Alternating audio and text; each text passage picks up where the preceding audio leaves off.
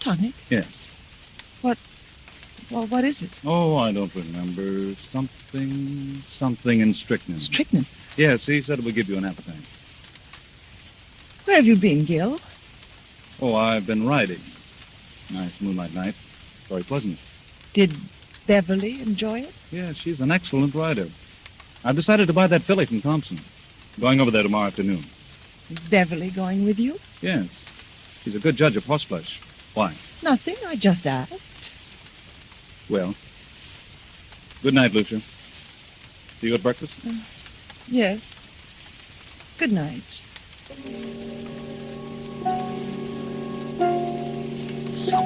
Something and strychnine. Something and strychnine.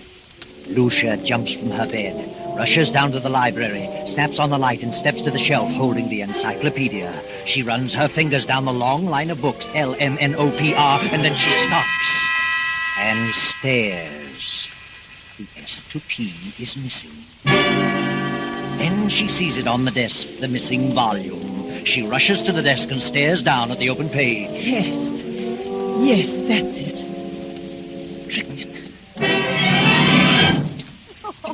I'll tell you what, Beverly. I'll leave the deal entirely up to you. Up to me? Oh, Gil, that's not fair. Why not? Well, suppose she turns out to be a lemon. I don't think she will, because you're going to have the job of training her. Oh, you certainly flatter me. Not in the least. Oh. Good morning, Lucia. I just realized what time it was. You'll be leaving in a few minutes. Yes, it's 9 this very minute. Step on it. More coffee, Beverly? No, thanks. How do you feel, Lucia? Better. Much better. You better eat something. No, I can't. At least some coffee. Yes, I'll have some coffee. I've got to run. See you later, Lucia. Yes, Gil. And I'll see you this afternoon at 2, Beverly. Yes, I'll meet you in town at 2. Oh, Gil, don't forget Lucia's medicine. No, I won't. Bye, Lucia. Are you meeting Gil in town, Beverly? Yes, he wants me to decide on that filly he's interested in. Where did you learn so much about horses? Oh, seems to be natural. Why don't you get interested in horses, Lucia? Why should I? What are you interested in? Well, I am interested in a few things. My husband in particular. You don't act interested in anything. Really? Well, if you'll take my advice, you'll snap out of this coma and get some pep. Does Gil like women with pep? No man cares about a woman who sits around and mopes. I think you're a hypochondriac. Do you? And you should do something. I intend to. I intend to do something about it. I'm glad to hear it. Get out and do things. Play games, golf, tennis, swim, and ride. Maybe this medicine will fix you up. You know all about it, do you? What is it? Oh, I don't know. It's a tonic, a builder-upper. I wish I could believe that. But at least you can try it. Won't hurt you. No? I wonder.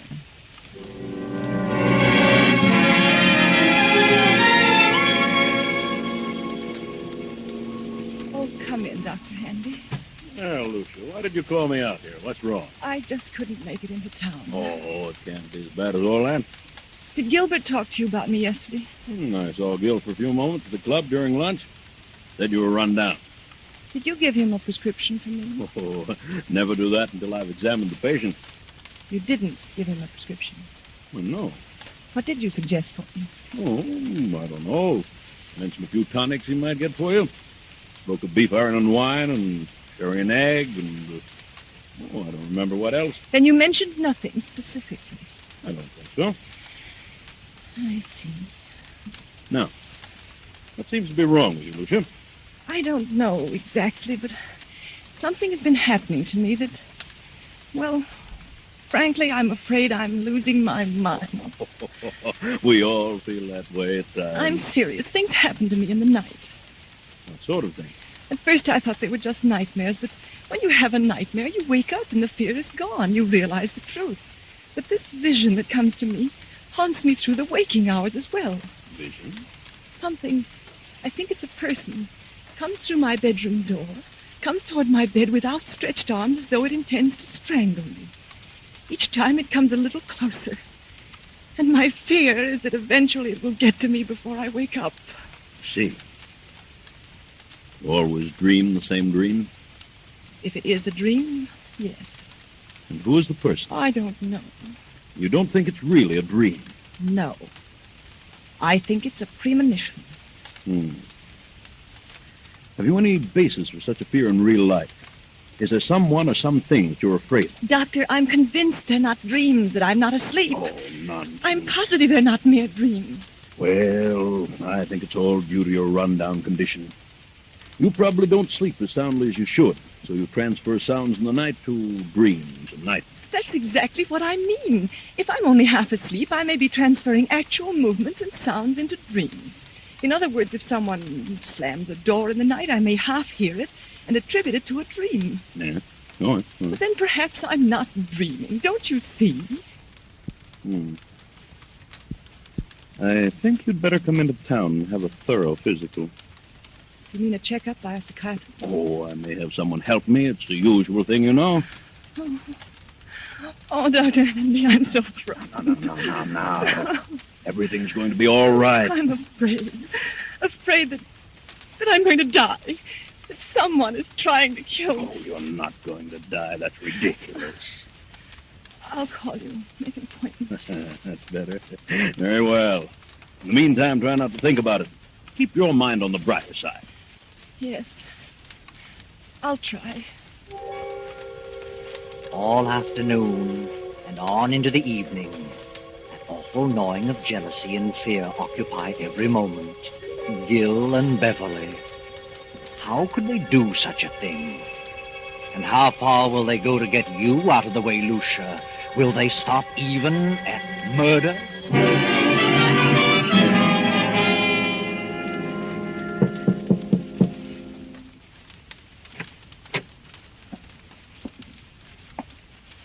Are you asleep, Lucia? No, I'm not asleep.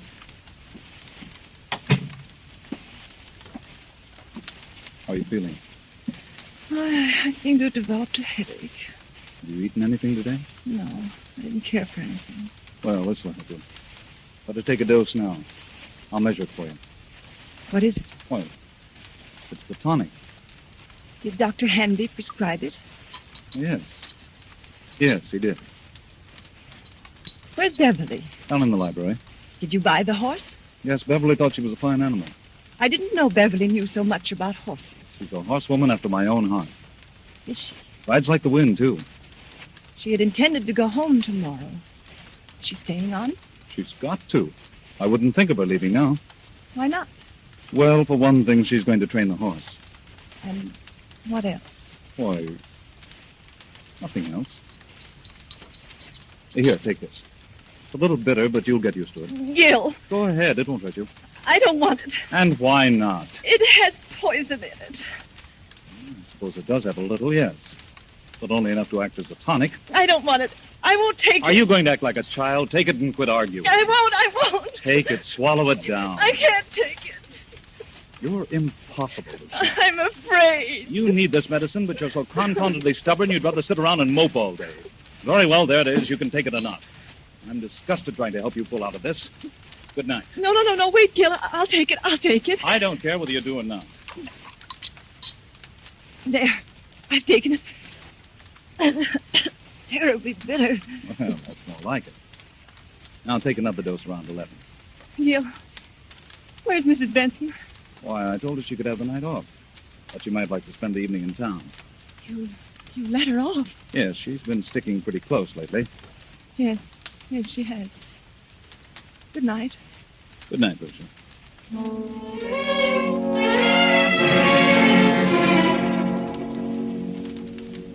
What's wrong, Gil? You look upset. I am. Lucia didn't want to take it. No? Why not? She's afraid of medicine. What are you going to do? She finally took a dose of it. But if I know her, she'll never take another drop. She's got to take it, Gil. You've got to figure out a way to make her take it. It can't be disguised. It's too bitter. Try something else. I'll try and coax her into it again. Isn't there something that tastes more pleasant, or something you could put in milk or orange juice? I don't know. But I'll find something. Of course you will. You've got to. She's... Wait a minute. There's someone listening outside the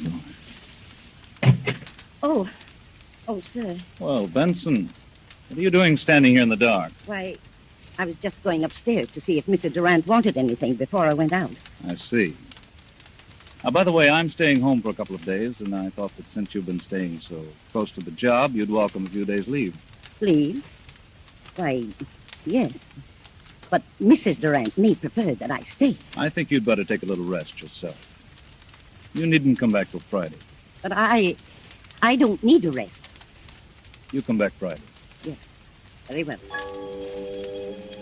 But that night, for once, the good Mrs. Benson disobeys orders. A few minutes before 12, she returns to the mansion. No lights are burning. So she makes her way quietly through the back entrance, slips up the stairs, and taps lightly on Lucia's bedroom door. Mrs. Durant? Mrs. Durant? Then she turns the knob, opens the door, and snaps on the light. Mrs. Durant, are you here? Then Benson steps quickly toward the bed. The bed is empty, but a horrible sight meets her eyes. Blood! Blood all over the bed. Oh.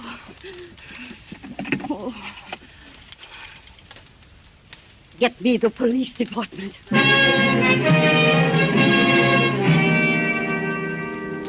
All right, Mrs. Benson. Now, just calm down and tell us what happened this evening.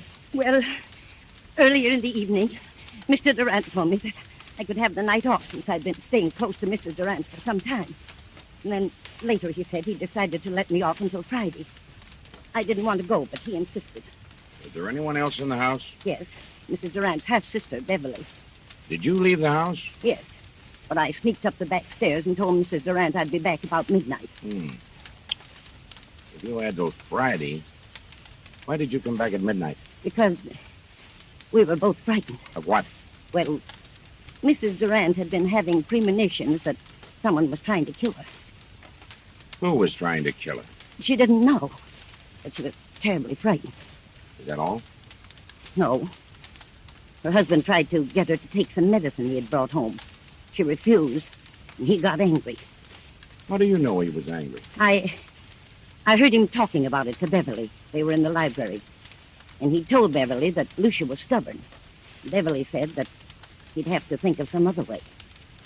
Did Mrs. Durant suspect her husband and Beverly of trying to do away with her? Yes. Yes, she did. She was convinced that Mr. Durant and Beverly were in love and wanted her out of the way. I see. Well, so you came back tonight because you anticipated that something was going to happen. Yes. House was dark, so I came up the back stairs, knocked on her door. When I got no answer, I came in, turned on the light, saw she was gone, and then I saw the bed all covered with blood.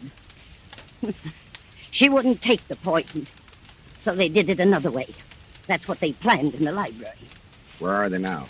Any idea? Well, they didn't expect me back tonight, so they're probably gone to dispose of the body, intending to come back here and clean the place up later. I see.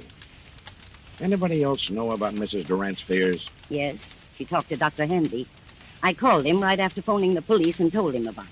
He knows. Dr. Hanby, Captain Blake. What in the world is the meaning of this? From all indications, Mrs. Durant has been murdered and the body disposed of. Doctor, I understand Mrs. Durant told you that she was afraid that something was going to happen to her, that she was going to die. Who told you that? Mrs. Benson here. I see. Well, she did call me in this morning. She'd been having strange dreams. Premonitions, she called them. I called them hallucinations. Who do you think it was? Well, she couldn't tell whether it was a man or a woman, but someone was always approaching her bed with outstretched arms, trying to choke her. Do you think it was more than a dream? She was a sort of hypochondriac. I asked her to come into town where I could give her a thorough examination. I didn't take her story too seriously, but this certainly puts a different slant on the entire picture. Yes. We haven't found the body, but I have men out looking now. We'll find it. Here's Mr. Durant and his sister-in-law. I found them about half-mile down the beach. Oh, how are you, Durant? What in the world goes on here? What's wrong, Doctor? Take a look at that bed. What happened? Lucia. Where is she? We thought you might enlighten us on that point. What do you mean? Where is she? Is Lucia dead? Oh, Gil, what? What happened? We think your wife has been murdered. Murdered? What are you doing here, Mrs. Benson? I thought you were gone till Friday. Why did you tell her to go into a party? Why, I thought she needed a rest. She'd been having long hours. Where is Lucia? Where have you and your sister-in-law been? Why, I slipped upstairs and saw Lucia was asleep, so we decided to take a little ride down the beach. It was still early. Mm-hmm. Didn't take anything with you? Certainly not. What do you mean by that? What would we take? I don't know, I just asked. Did you two try to get Lucia to take some medicine? No. Wait a minute, Beverly. That won't do anything. Yes, we did. Lucia was run down and needed a tonic. But she refused to take medicine. Why did she refuse? I don't know. Maybe she was afraid of being poisoned. Poisoned? Why should I want to poison her? Lucia was my wife. How long has your sister-in-law Beverly been here with you? Well, I don't know. Quite some time. Just a minute.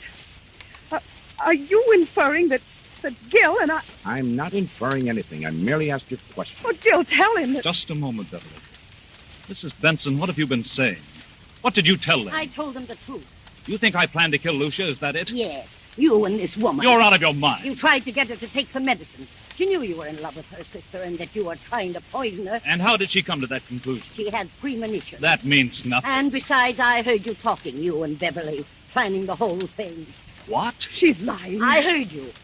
And when you realized Lucia wouldn't take the medicine, Beverly said you'd have to think of some other way. Some other way to what? To get rid of her. To kill her. There must be some... Dr. Hanby, you know better than this. Do you think I had a reason back of wanting to know about various medicines? Well, no, I didn't. Not at the time, but now... Now what? Well, sorry to say, it all adds up to something suspicious. Seems more than just coincidental. Do you think I killed Lucia? Look about you. Look at the room. What else am I to think? What was the tonic you tried to give your wife? It had strychnine in it. That right, Durant? Yes. It was one of the things Dr. Hanby mentioned. It was iron, quinine, and strychnine. Did you mention that, Doctor? Well, suppose I did. It's a commonly known tonic. Did you add anything else to it, Durant? Certainly not. How about it, Sergeant? What's the report? The bottle contained iron, quinine, and strychnine, and a heavy content of arsenic. Arsenic? But that isn't possible. I put nothing in it. Where would I get arsenic? It was in there just the same. Good heavens. Doctor, this isn't true. You know it isn't. I hate to say it, Gil. The evidence looks bad for you. Benson knows what this is all about. She's lying. She knows Gil wouldn't do such a thing. She's back of it all. Why? I don't know. But believe me, I'll find out if I have... That'll do. Under the circumstances, I think you'd all better come down to headquarters so we can keep you separated. Come on. And no more talking. After 48 hours of relentless grilling, endless questioning, Gil and Beverly are released on a writ of habeas corpus.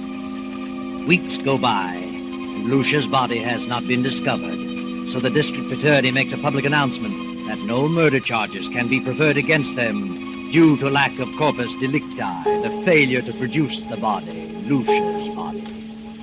Then one evening, Beverly and Gil talk in the library. Beverly, I want you to know how wonderful I think you've been. You stuck right beside me, never lost your nerve, and, well, you're one girl in a million. Oh, thanks, Gil, but it isn't over yet. They won't stop their search for Lucia's body, and if they find it, we haven't a chance. I know, but what can we do about it? Well, why couldn't we leave the country? Together? Not necessarily. They'd be sure to follow us. But we could go separately in different ways, and... And meet someplace later on? Is that what you mean? Yes. But I mean... It seems a bit mad. It would be equal to an out-and-out confession. Oh, but Gil, if they find Lucia's body, we haven't a chance. It's too strong against us. We could never come back, Beverly. What of it? I don't want Di killed. And I don't want anything to happen to you. Beverly, I don't know what to say. I'm frightened, Gil. I can't stay here with such horrible fear hanging over me. I'll go mad. If you don't go, then I will. I'll leave tonight. Please, Beverly, I need you more than ever now. Please don't go. Don't worry, Gilbert. She won't leave you. Good heavens, Lucia. I won't let her leave you. I'll see that you both go together and stay together for a long, long time. Lucia, what? Lucia. We thought you were dead. Disappointed, aren't you? Where have you been? What are you going to do with that gun? You thought I was dead. Well, I'm not. I'm live enough to pull this trigger. I've been hiding for weeks. And I've been behind those curtains for the last 20 minutes. I heard every word. Now I know you're in love with each other. Now I know you wanted to do away with me. In love? Beverly and I? From the day she came here. She took you away from me. I didn't. We never thought of such a thing. Never. Never entered our mind. Why lie about it? You've let your imagination run away with you, Lucia. You're insane. You think so? Well, if I am, it's your fault. Yours and Beverly's. You've driven me insane, both of you. I had a plan to get even with you, to make you pay for what you've done, but it failed. What plan? You see, I didn't know about the law of corpus delicti, but I do now. And this time there will be a body. 2 bodies. Yours and Beverly's. You're a suspicious-minded devil, Lucia. I planned to trap you on a murder charge. My murder. But it's going to be your murder now. You were convinced that Beverly and I were in love? Of course. I never needed a dream nor a premonition. I cut myself and smeared blood on the bed and disappeared. When I found they couldn't touch you without the corpus delicti, I came back to kill you. Lucia, you fool, you vicious-minded fool. I'm going to tell you something. And go ahead and shoot me if you will. Lucia, not until now, this very moment, has the thought of loving Beverly ever occurred to me. You never loved Beverly? No. But I can tell you this, Lucia. Now that I've seen you as you really are, I could never love you again, never. Gil! Wait, Beverly. But I was sure. I was convinced that you ever... You were sure only because your warped, jealous mind convinced you that there was something between us. You mean You've certainly made a sorry mess of your life, Lucia. Then all I've done is killed your love. Oh, Gil. Yes, Lucia. And you've no one to blame. No one but your own miserable self. Lucia! Don't, Lucia!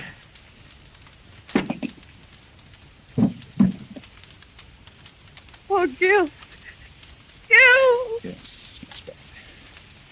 But it's probably the best thing for her. And for us.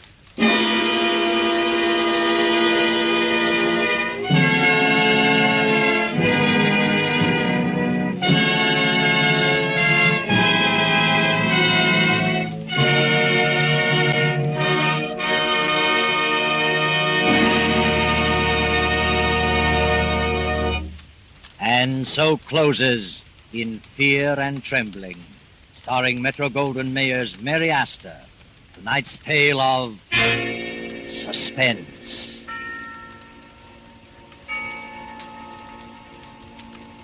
The broadcast originated in Columbia Square in Hollywood.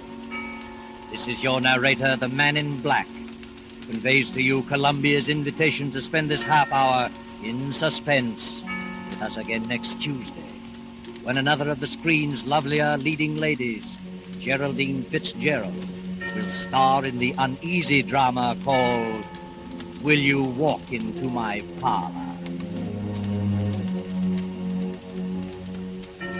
William Spear, the producer, Ed Bliss, the director, Bud Gluskin, the musical director, Lucian Morowick, the composer, and J. Donald Wilson, the author, collaborated on tonight's Suspense.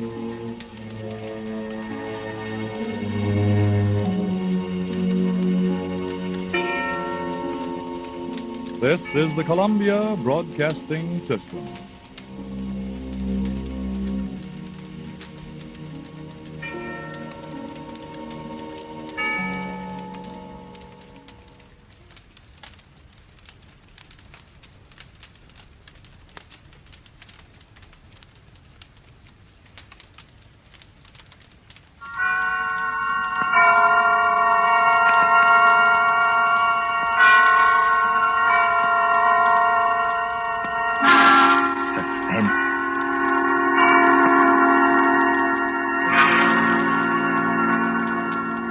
This is the Man in Black, here again to introduce Columbia's program, Suspense.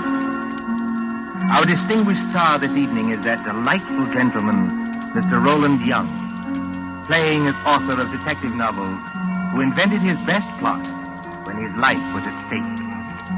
With Mr. Young to play his long-suffering secretary is Miss Peggy Conklin. A story by John Dixon Carr, in a somewhat lighter mood than is our habit, and called The Customers Like Murder, is tonight's tale of suspense. If you've been with us on these Tuesday nights, you will know that suspense is compounded of mystery and suspicion and dangerous adventure.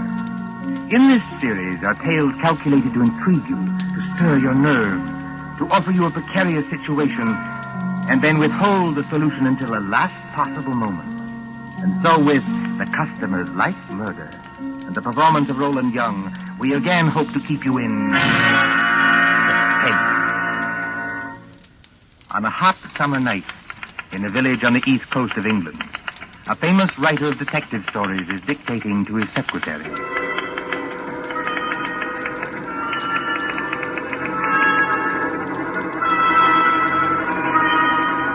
You have all heard of Mr. Gerald Hawkstone, celebrated author of Murder on the Woolsack, Aconite at the Admiralty, Who Shot the Prime Minister, and other thrillers which have held us past the midnight hour. You have followed the exploits of Pendleton King, diplomat detective. Gerald Hawkstone lives quietly at Deal, with his friend Dr. Roberts nearby, in case he should need medical knowledge. And his pretty, if somewhat pert Canadian secretary, Miss Patricia Phillips. Gerald Hawkstone would be a happy man, even in wartime, if it were not for... You got all that, Miss Phillips? Yes, Mr. Hawkstone. Good. New paragraph. Yes, Mr. Hawkstone. At the head of the great banqueting table, comma, the Lord Chief Justice staggered to his feet, full stop. His face was a ghastly whitish color, and his eyes had become glassy. Is he drunk, Mr. Hawkstone? No, Miss Phillips, the Lord Chief Justice is not drunk. Sounds pretty cockeyed to me. For your information, Miss Phillips, the Lord Chief Justice has just been poisoned with curare because he discovered the identity of the master criminal. Is that clear? Yes, Mr. Hawkstone. But I wish you wouldn't do it. Do what? Well, in the last 4 books, Mr. Hawkstone, you have shot the Prime Minister, killed the Lord Chancellor with an axe, poisoned the Home Secretary, and blown up the First Lord of the Admiralty. Why don't you stop picking on the poor government and murder somebody else for a change? The Lord Chancellor, Miss Phillips, was not murdered with an axe. No, Mr. Hawkstone? Definitely no. He was beamed with the Great Seal and found dead on the Woolsack. And there's another thing, Miss Phillips. Whether you talk like this because of a dense vacuum in what we will charitably call your mind... Really, Mr. Hawkstone? Or whether you are really making out what you might define as heart cracks, I don't know. But I don't want any more of it, do you hear? Just as you please, Mr. Hawkstone. Oh, Lord, where was I? His face was a ghastly whitish color, and his eyes had become glassy. Sounds like me. All right. A single choking cry escaped his lips, comma, and his body crumpled to the floor. Full stop. New paragraph. With one swift stride, Pendleton King had reached the fallen man. He can't have done that, Mr. Hawkstone. Who can't have done what? Pendleton King. What about him? Well, on the last page, you had him sitting at the foot of the table. So he can't get there in one stride. Unless you want him to sail across the room like a kangaroo. There are times, Miss Phillips, when I should like to poison you with curare and dance on your grave. I was only trying to help. All right, change it, strike it out. With hardly a second's delay, how's that? Comma. Pendleton King had reached the fallen man. Full stop. New paragraph. Quote. I feared it, comma. Close quote. He muttered. Full stop. Quote. Note the rigidity of the muscles. Exclamation point. Note the characteristic odor of curare, which... That won't do, Mr. Hawkstone. Why not? Curare hasn't got any odor. Now there, Miss Phillips, you've really gone too far. But I can't help that. It's true. If you will permit the small vanity, I am noted for the correctness of my medical knowledge. Who is murdering the Lord Chief Justice, you or I? You are. But you might murder him properly. Curare hasn't got any odor. I say it has. And I say it hasn't. Listen, Miss Phillips. I propose to settle this rather childish dispute by going next door and asking Dr. Roberts. Will that convince you? Curare hasn't got any odor. And anyway, the Lord Chief Justice wouldn't be mixed up in any such silliness as this. Silliness, eh? Yes, I said silliness. Read your evening paper. The Lord Chief Justice is sentencing some American gangster who got involved in a robbery over here. That's the sort of thing he really does. You're very fond of these gangster reports, aren't you? Yes, I am, because they're real. Real? Fa! Don't you say fa to me. Merely remarking, Miss Phillips, that with your usual ingenuity, you sidetracked the argument. I am going to see Dr. Roberts. That's not necessary, of course. My own knowledge of poisons is as great as that of any doctor. Dr. Fa. And finally, kindly don't say fa to me, either. When I return, Miss Phillips, I hope to find you in a better frame of mind. Please observe that I, at least, have been able to keep my temper. Excuse me. All right. Go on. See if I care.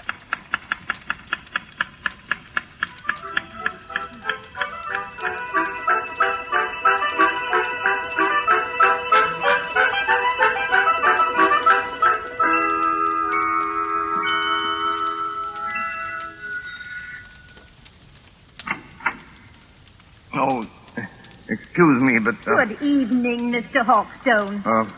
Good evening, Mrs. Roberts. May I come in? Of course. Mind the blackout curtain. My, isn't it hot and stuffy tonight? Rather close, yes. Is the doctor in? I'm afraid he isn't, Mr. Hawkstone, but I expect him back any minute. Oh, out on a call? No, I'm almost certain he isn't, because that's his medicine case and stethoscope there on the table. I think he's just gone up the road to get some tobacco. Do you mind if I wait? Not at all. But you will excuse me if I run along. I promised Mrs. Anderson I'd drop in there. It's her neuralgia again, and I'm terribly late already. Don't let me detain you, Mrs. Roberts. Go right ahead. I'm afraid you'll have to wait in George's consulting room. I've got most of the house dark so I could keep the windows open. You know which room it is? Yes, I could find it blindfolded. Oh, and I wonder if you take the medicine case and stethoscope and drop them in the consulting room. George is so careless. He lets them lie about anywhere. Medicine case? Stethoscope, yes. As a matter of fact, I've always wanted to hang one of these things around my neck like this. Look almost like a doctor, don't I? Good night, Mrs. Roberts. Good night, Mr. Hawkstone. See you later. Oh, so what I write is silliness, eh? And I don't know anything about poisons. And I call her Miss Phillips instead of Patricia. Ah, here we are. Now, where's that light switch? Good Lord. Come on in, Doc. Close the door. Who the deuce are you? You want to keep healthy, Doc? Just do what you're told. Come in and close the door. Is that by any chance a revolver you're pointing at me? Ain't no cigarette case. I'm warning you. Oh, I'm hanged. I've done it 1,000 times in stories, but I never thought... Don't drop that junk you're carrying either. You're going to need it, Doc, when you come along with me. Come along with you? Where? Just to see a guy, that's all. To see a... Oh, wait a minute. You don't think I'm the doctor? Now, look, Doc. I ain't got any time for gags, see? The boss says to bring you, so I bring you. There'll be a very sick man out there if you don't go. Yes, there'll be a very dead man out there if I do go. I tell you, old man, you're making a terrible mistake. Now, look, Doc. My name is Hawkstone. I live next door. I'm not a medical man, and I never... Somebody's coming. Philip. Now then, Dr. Hawkstone, just look here in the encyclopedia. So you ain't the doctor, huh? That's done it. Just a real old-fashioned kidder, ain't you? Now, you keep quiet, lady. You know it's good for you. I know you. I've seen your picture. You're Big Louie Miller. Pretty smart dame you sure got here, that's him. Doc. Listen, Mr. Hawkstone. Take it easy, Miss Lewis. Big Louie Miller and Slats Kelly. Slats Kelly is the gang leader. Well, we're supposed to be friends of this gangster who's on trial in London now. But I hadn't heard they were in England. No, lady. Neither is anybody else. Now we're for it. Who is this dame, Dr. Knight? No, she's my secretary. She doesn't know anything about this. She seems to know too much about it, if you ask me. Come on, lady. You're going with it. Going? Where? Just for a little ride, lady. Just for a little ride.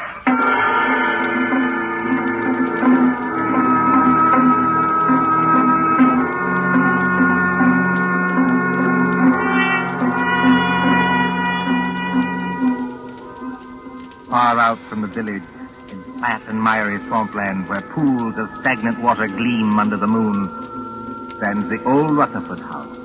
It is a desolate place, on the track of Field Marshal Goering's bombers when they crossed the coastline. But there are no searchlights here, and no guns. Only the heat on the glimmering marshes and the decaying, weather-boarded house as a motor car approaches.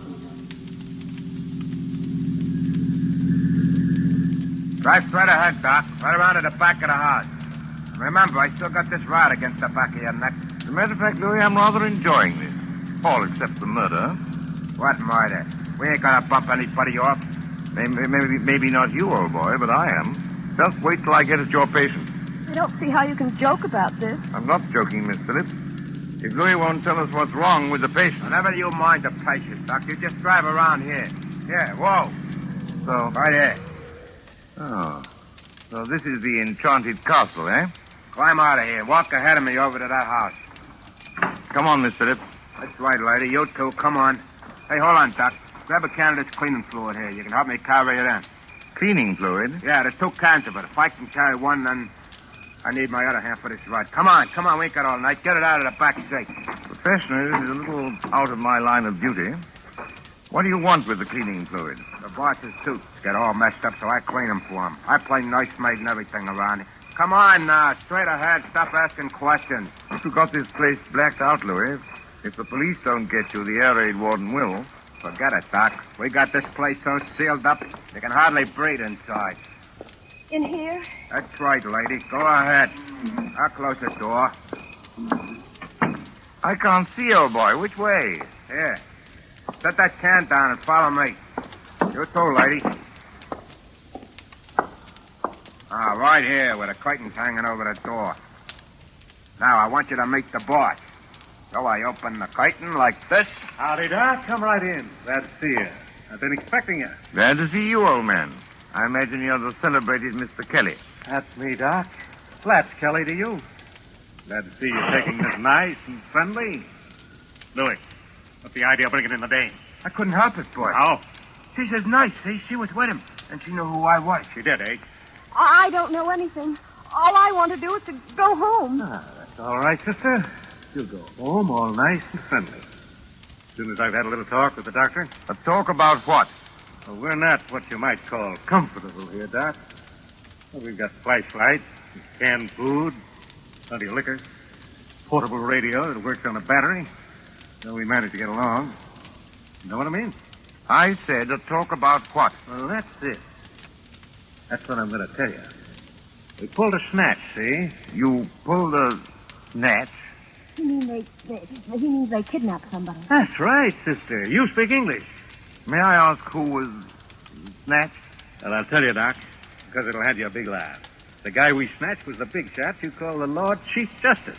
You snatched the Lord Chief Justice? We sure did, Doc, and his clerk, too. They're in the room right over there. Shut your trap, Louis. I didn't mean nothing, boss. I was only Did trying you hear me say shut your trap? Okay. But, look here, what was the idea behind this snatch? Well, I'll tell you, Doc. We got a pal, see? Well? Dominic Pirelli, his name is. He's up on a grand larceny rap, and Pirelli don't like grimy jails. He don't like him at all.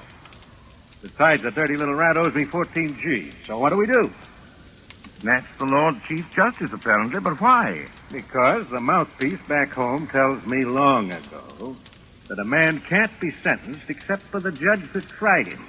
And the Lord Chief Justice is the judge who tried Dominic Pirelli, is that it? That's right, Doc. But it ain't the main thing. This Chief Justice is a pretty important guy, see? So, what do? We write to the cops and say, now look, we got the old bird in a place where you'll never find him, and if you want to keep things nice and friendly, just spring Dominic Pirelli. Spring him? Turn him loose. Sure. Spring Pirelli, and you'll get the old judge back in one piece. If you don't do it, you'll get him back with his head as full of holes as a Swiss cheese. And we're not kidding. This is horrible. I can't stand it. Take it easy, sister. Take it easy. You know, Slats, I admire you tremendously. You do, Doc. Why? Because you've invented a crazier idea than I ever did. Just what do you mean by that crack, Doc? You don't honestly think the government will make a bargain with you? I sort of think they will, Doc. I sort of think they will. But what if they don't? It'll be just too bad for a lot of people. You know what I mean? Why wouldn't I like to give that judge a going over? Louis got a sort of a grudge against the old guy, Doc. Well, wouldn't you have? Louis temperamental, see? He gets bored easily. So he says to the old guy and his clerk, he says, can you play poker? Just says, sure. So they play poker from 6 in the evening to 5 in the morning. What do you know? If the old judge don't win all Louis' dough. They rung in a cold deck on me. That's how they done it. They're a couple of crooks.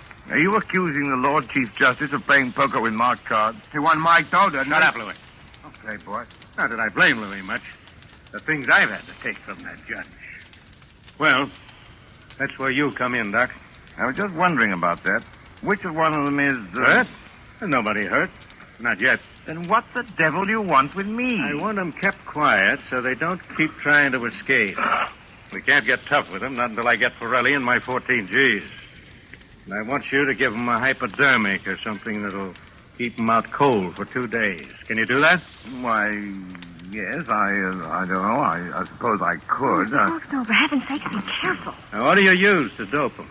Well, under the circumstances and considering all the factors involved, I think I should use morphine. Have you got any morphine in that black satchel?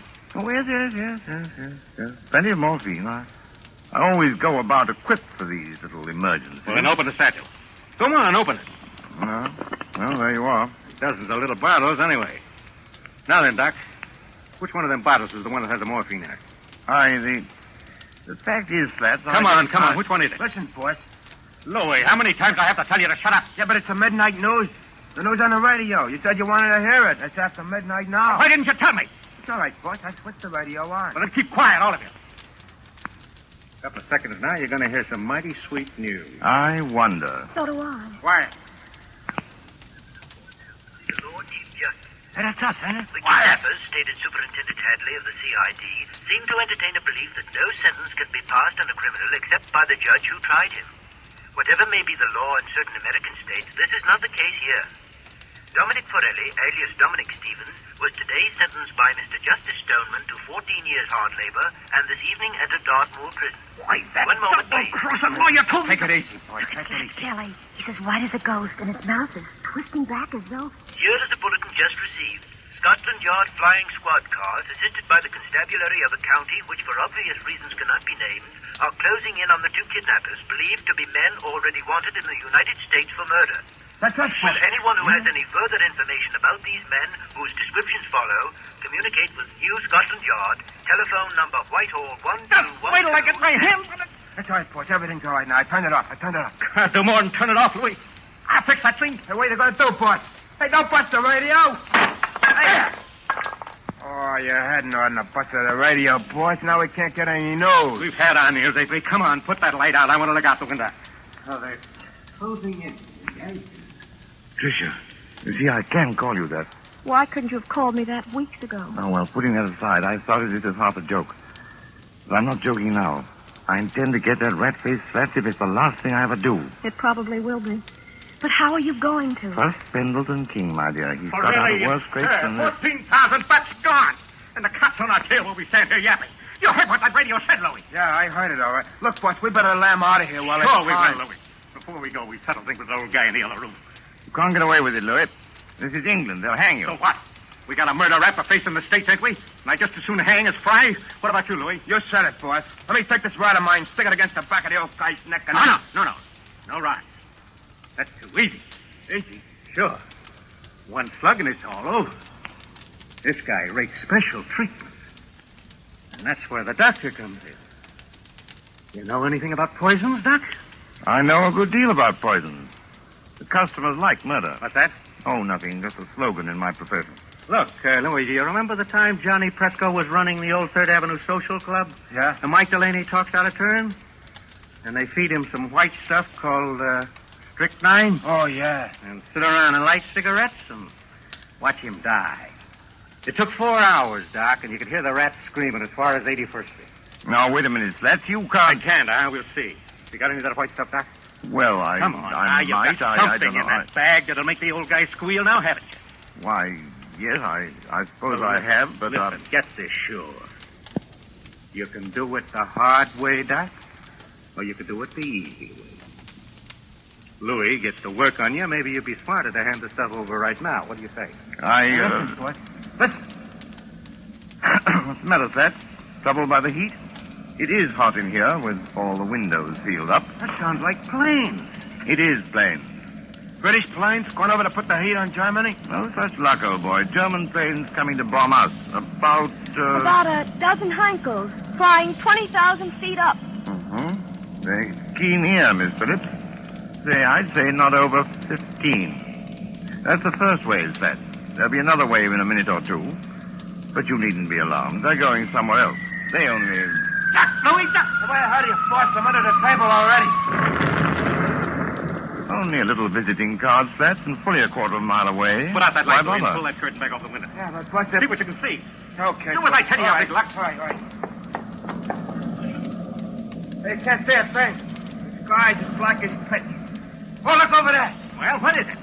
It's a light, boy. Funny kind of a white light. Up there over the trees. It's not very steady. It starts and then dims, and then it starts and dims. Only a basket of incendiary bombs, Louis. Incendiaries, eh? What is it, Jerry? You got an idea? Louie, this is just what we've been waiting for. Those Scotland Yard cars are going to get held up until we can settle things with those guys in the other room. Come along with me. Why don't you two lugs get smart? Jerry. What's that? You don't want to have your neck cracked on a rope, do you? Or burn in the electric chair back home? What are you getting at? Why not take advice from somebody who's been killing people in a professional way for 15 years? I'm not in the mood for gags, Doc, but keep on talking. This Lord Chief Justice and his clerk, what do they look like? Well, the judge is a little guy with a bald head like me. And the other one is a big guy with a punch-drunk pan like Louis. Why? I thought so. I've seen their photographs. When the next wave of planes comes over, and it will, why shouldn't an incendiary bomb hit this house? You mean you think it ain't too safe here? Be quiet, Louis. Go ahead, Doc. In other words, you leave the Lord Chief Justice and his clerk tied up in the other room. Then all you have to do is to set fire to the place. Justice cheated, Medlington gangsters die and blaze. Jerry Hawkstone, have you gone crazy? They may catch you eventually, yes. But it'll give you a few days' start. Hey, maybe you got something there, Doc. And it's got to look good. This house must go up like a piece of paper in a furnace, past any possibility of being put out. Yeah, and that's the catch. Why so? Well, this house is in the middle of a swamp, see? It's as damp as your own climate. You couldn't make it burn with a blowtorch. Oh, yes, you could. Aren't you forgetting the cleaning fluid? Cleaning fluid? In that other room, you've got 2 gallons of cleaning fluid. That's benzene, a derivative of petrol. Soak every inch of the floor of that room with it, every inch of it, mind, and the place will go up like tinder. Well, it's worth a try, Louis. Turn on your flashlight. Okay, boss. And, what about you two, Doc? Afterwards? We're accessories, aren't we? Are we likely to talk? Better put a couple of slugs in them, boss, and drop them on the road. What's 1 or 2 more bumps in a spot like this? Maybe you're right at that. Well, anyway, Doc, thanks for a swell idea. You heard what the doc said, Louis. Get going with that cleaning stuff. Both of you had better do it, I'm warning you. Oh, why? Hear that? Because there isn't much time. Here they come. You can't have a fire start after the last wave of planes has gone over. Well, maybe you got something there, too.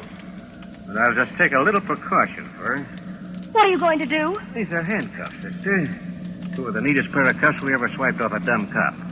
Now, I'll just lock your arms around the back of the chair, like this. And the doc's arms around the back of his chair, like this. And we'll get going. Come on, Louis, through the curtain. Okay, I'm coming, boss. Bye-bye, Mr. Hawkstone. On your lady front. Be seeing you in the funny papers. Or in the morgue.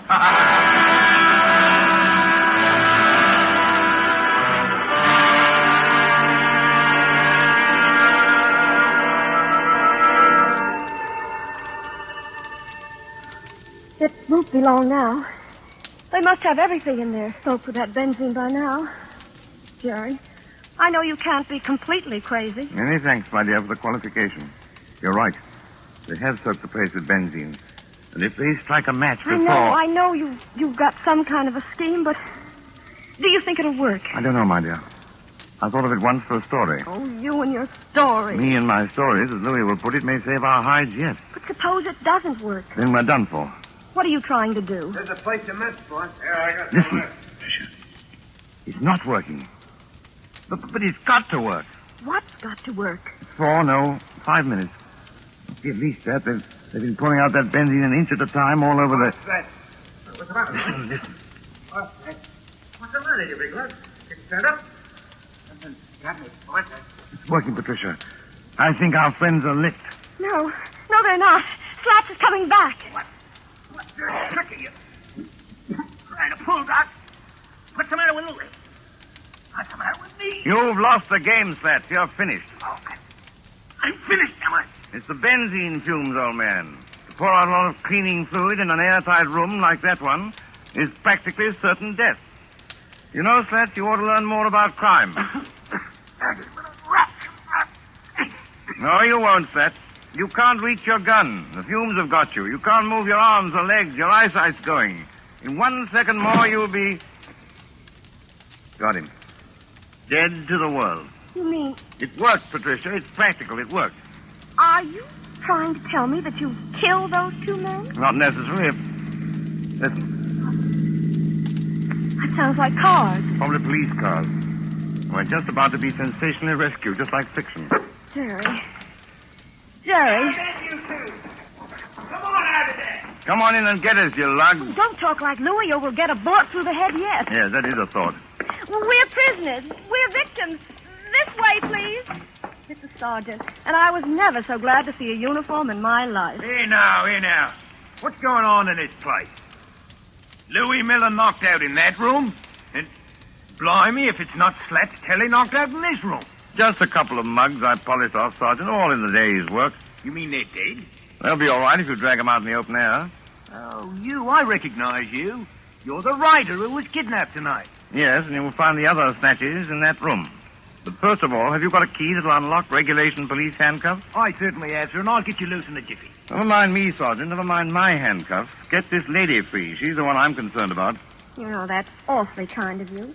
It's something practically chivalrous. Chivalry, my eye. There you are, young lady. Have you got your notebook and pencil in that handbag? You don't want me to take dictation now? The true artist, madam, takes no account of time or place. Are you ready? Yes, Mr. Hawkstone. Well, you admit now that my plot is practical. Yes, Mr. Hawkstone. Now then, The Income Tax Murder by Gerald Hawkstone, Chapter 1. But Mr. Hawkstone, Just as Big Ben was striking midnight, a hooded face looked into the window of the luxurious study occupied by the Chancellor of the Exchequer. Full stop. The hooded figure chuckled as it softly lowered inside the window a large tin of cleaning fluid. New paragraph. The Chancellor himself was hard at work devising a new scale of income tax. but Mr. Hawkstone, that's a completely different story. I thought you were going to murder the Lord Chief Justice. Haven't you any professional taste? How can I murder the Lord Chief Justice when I just saved his life?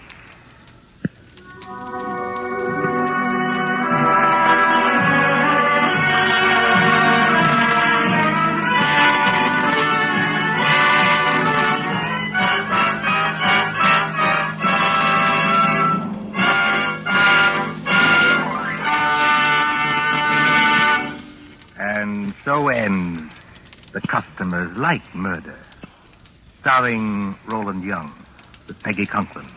Tonight's tale of suspense. This is your narrator, the man in black, who conveys to you Columbia's invitation to spend this half hour in suspense with us again next Tuesday, same time, when our story will be The Dead Sleep Lightly.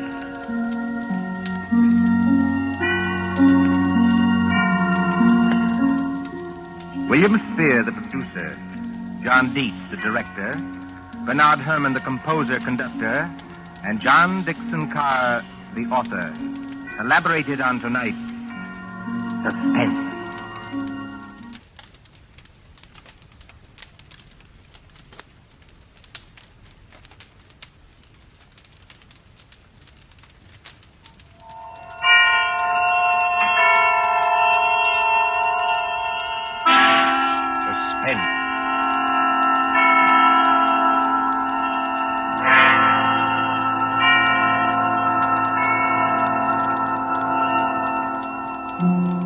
This is the Man in Black, here again to introduce Columbia's program, Suspense. Our stars this evening are three. The order of their appearance, they are Walter Hampton, one of the theater's proudest names for 2 generations, and Susan Hayward and Lee Bowman, 2 of Hollywood's brightest younger stars.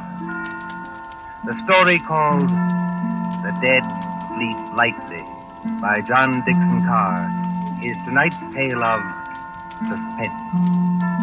If you've been with us on these Tuesday nights, you will know that suspense is compounded of mystery and suspicion and dangerous adventure. In this series are tales calculated to intrigue you, to stir your nerves, to offer you a precarious situation, and then withhold a solution until the last possible moment. And so, with The Dead Sleep Lightly, and with the performances of Walter Hamden, Susan Hayward, and Lee Bowman, we again hope to keep you in suspense. Ashes to ashes, and dust to dust. Meadowvale Cemetery, not far from New York. Meadowvale Cemetery, on a dim gray morning in early April, when rain forms a mist across leafless trees and white gravestones.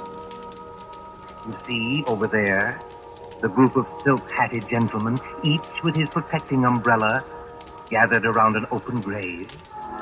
You see the clay soil freshly dug.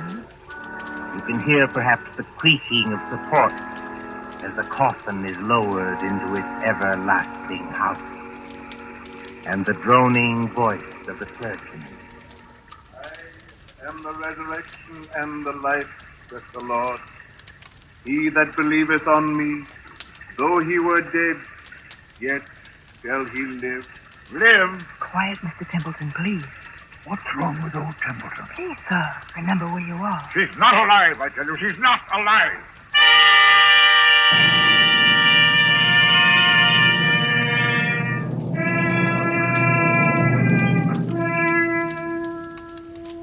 It might seem a long distance, that, from the Cosmopolite Club in Gramercy Park on the following evening, when that same well-fed man, as hard and unemotional as the diamond pin in his tie, hurries up the steps into the club and... Yes, Mr. Templeton? Tell me, Mr. Wilmot in the club, do you know? Yes, sir. Don't you see him? See him? Where? In the lounge over there, sir. Sitting by the fire. Yes, of course. I'm a little upset. You're a good fellow, Henry. I won't forget you. Thank you, sir. Excuse me, sir, but aren't you going to take off your hat and overcoat? Never mind my hat and coat. Just tell me one other thing. When I came into the club, was there anybody following me? Following you, Mr. Templeton? Yes, a woman. A woman with a long skirt and a heavy black veil.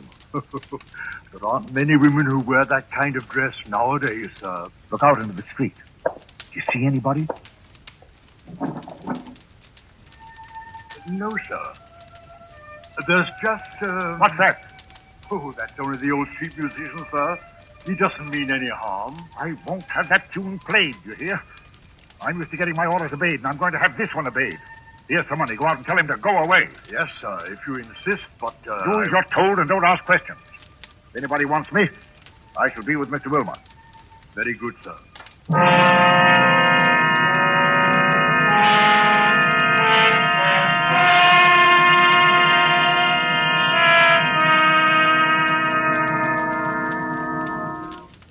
Good evening, Wilmot. Mind if I sit down for a minute? Oh, not at all. Pull up a chair. Want some coffee? No, thanks. I'll get down to brass tacks right away. Yes, you always do. I've noticed that. Well, I'm a pretty self-sufficient kind of a fellow, Wilmot. I made a name for myself, even if I do say it myself. But, well, the fact is, I need advice. A successful publisher asking advice from one of his own authors. That's something new, isn't it? Now, look here, Wilmot, I'm serious. All right, I take it back. What's on your mind? You've studied what we'll call the supernatural, haven't you? I've lectured and written books about it, yes. And did you ever meet a ghost? No, I can't say I ever did. Have you? It might only be my own imagination. Yes, that's what scares me. You get on in years, and your arteries harden, and you don't take enough exercise, and you think something ought to be done about your waistline, but you never bother. You see, Wilmot, I went to a funeral yesterday. You did? Whose funeral was it? The person who died has nothing to do with this. It was old Simpson of Harley and Sons. We thought it was only decent to make up a party and go to the funeral. I took my secretary along, a girl named Molly Carroll. I'm leaving for Washington tomorrow. Besides, I'm moving house. So there was a lot of work to do. What I couldn't stand was that infernal cemetery in the rain.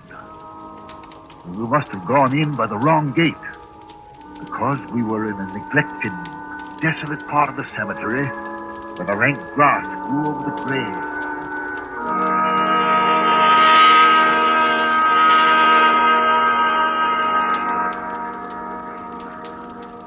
You'll oblige me, Miss Carroll, if you first find out the proper directions of our places.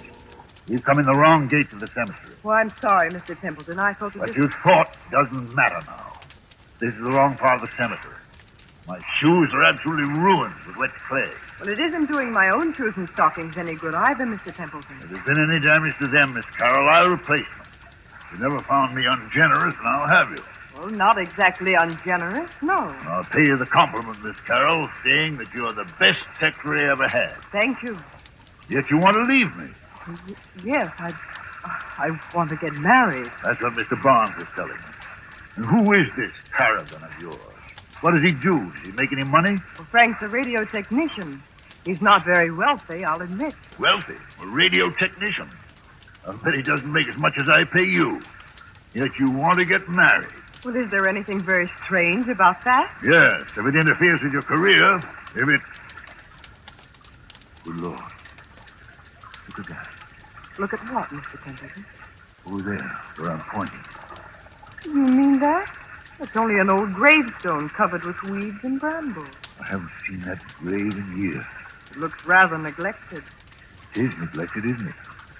Will you go closer, please, and read the inscription? Mr. Templeton, Do as I tell you, please. it says... Let's see if I can get some of these weeds aside. It says... Sacred to the memory of Mary Ellen Cleaver, born September 5th, 1892, departed this life March 25th, 1919. Thou shouldst still be adored as this moment thou art. Let thy loveliness fade as it will. If you lower that umbrella, Mr. Templeton, you'll get soaking wet. Sentimental trash. But she always liked it. She always liked it? Mary Ellen Cleaver. Did you know her? Very well indeed. She was my wife. Your wife? But I never knew you were married. Neither does anybody else. Where's my flask of brandy? What have I done with it? It's in your hip pocket, Mr. Templeton, but do you think that's very wise? You've already had more than enough. Whatever I do is wise, Miss Carroll. Well, we were married very young. She was a nice little thing. I was fond of her, yes. But she couldn't have helped me. I'm not a snob, but she wasn't in my class. No style, you know, no manners, no education. Indeed. Could I have introduced her to the friends I was making? No. Wouldn't have been kind to her. She didn't even want to go to the places where I was invited. She'd sit at home and say, what was it like? Did you have a nice time? What was Mrs. So-and-so wearing? And she loved me. I'll put that to her credit. But... You left her? I thought it was the kindest thing to do, yes. She went away. Then I heard she'd had... Had what? Nothing, doesn't matter. Well, there was a war on. I attended the peace conference in Europe. Never even knew she was dead until I heard some friends had buried her. I always promised to call her up.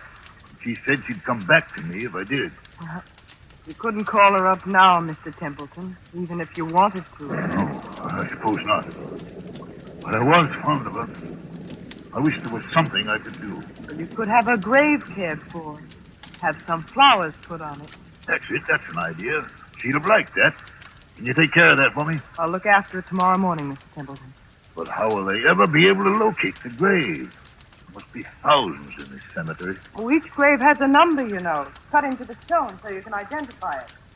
This is number 1212. 1212. Sounds like a telephone number, doesn't it? Yes, doesn't it? Meadowvale 1212. Poor girl. I was fond of her. Please, Mr. Templeton, come along and please, no more brandy. You've got a funeral to attend.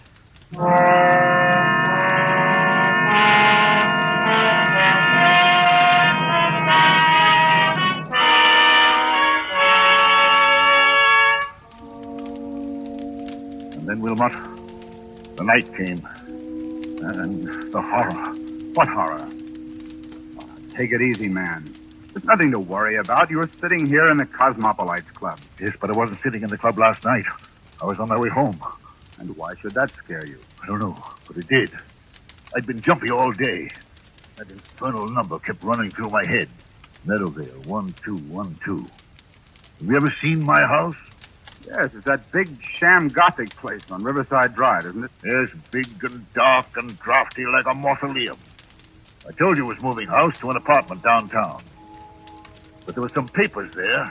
I had to get out of the safe in the library to take with me to Washington tomorrow. I knew the servants would be gone, of course. But I hoped Mrs. Bloom, that's my housekeeper, would still be there. Then, when I went up the park, about 6:30... Meadowvale, 1212.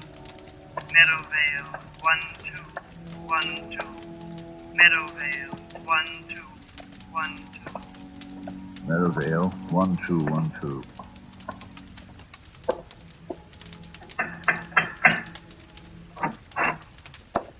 Mr. Templeton, this is a surprise. Sorry to trouble you, Mrs. Bloom. I seem to have mislaid my key. The other could have sworn I had it on the key ring this morning. It's no trouble, Mr. Templeton. Only, I hope you're not planning to spend the night here. No, I'm going to a hotel. Why do you ask?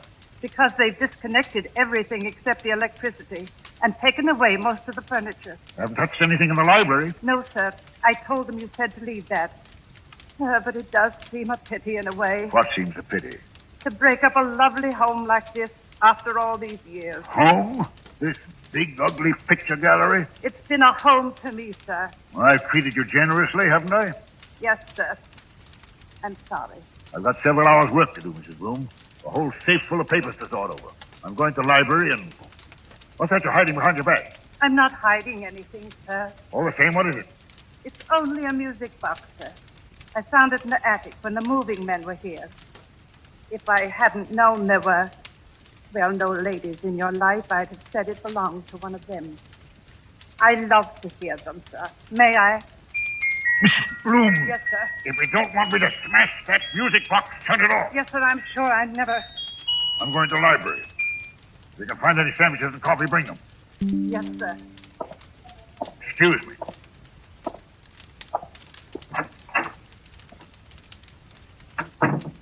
Same old library. Same old claw-footed desk. There's the Venetian mirror she bought for you. Look at yourself in the mirror, Templeton. Admit you can't face it. Admit you can't work here tonight. Admit you've got to have lights and music and... That's it. Go out for dinner. Telephone Wilmot. If they left the phone... Oh, yes. Good. Here it is. Hello, hello. Yes, sir. Number, please.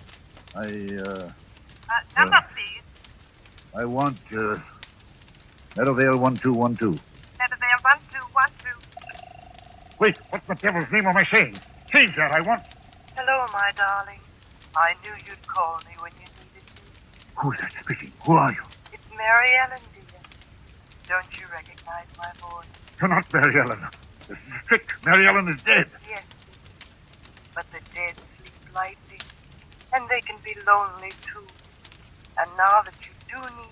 I don't need you. I don't need anybody. I'm coming back to join you, dear. It's not easy, but I'll be there by the time the clock strikes 7. I'll wear a veil, because I don't look very pretty. I won't have this. I won't listen to you. I won't... Goodbye, my dear. Remember, when the clock strikes 7... Mrs. Bloom, Mrs. Bloom!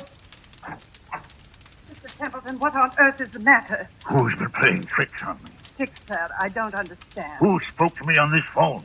But, sir, nobody could have spoken to you on that phone. Nobody could have. What are you talking about? That phone's disconnected, sir. Disconnected? Yes, sir. The man came here this afternoon and took that little metal box off the wall and rolled all the wires up and put everything on the desk there. Said he'd be back tomorrow to take it away. Mrs. Bloom, that's impossible. Look for yourself, sir. You're standing in the middle of the room holding that phone, and the wires don't lead anywhere. That's true. So you couldn't very well have talked to anybody on the phone that wasn't connected? Now, could you? I tell you, I got the operator. I heard it ring. I talked to someone else. Oh?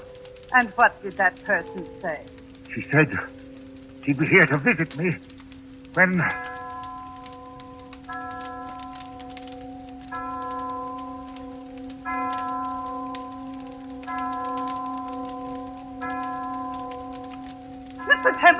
the mat.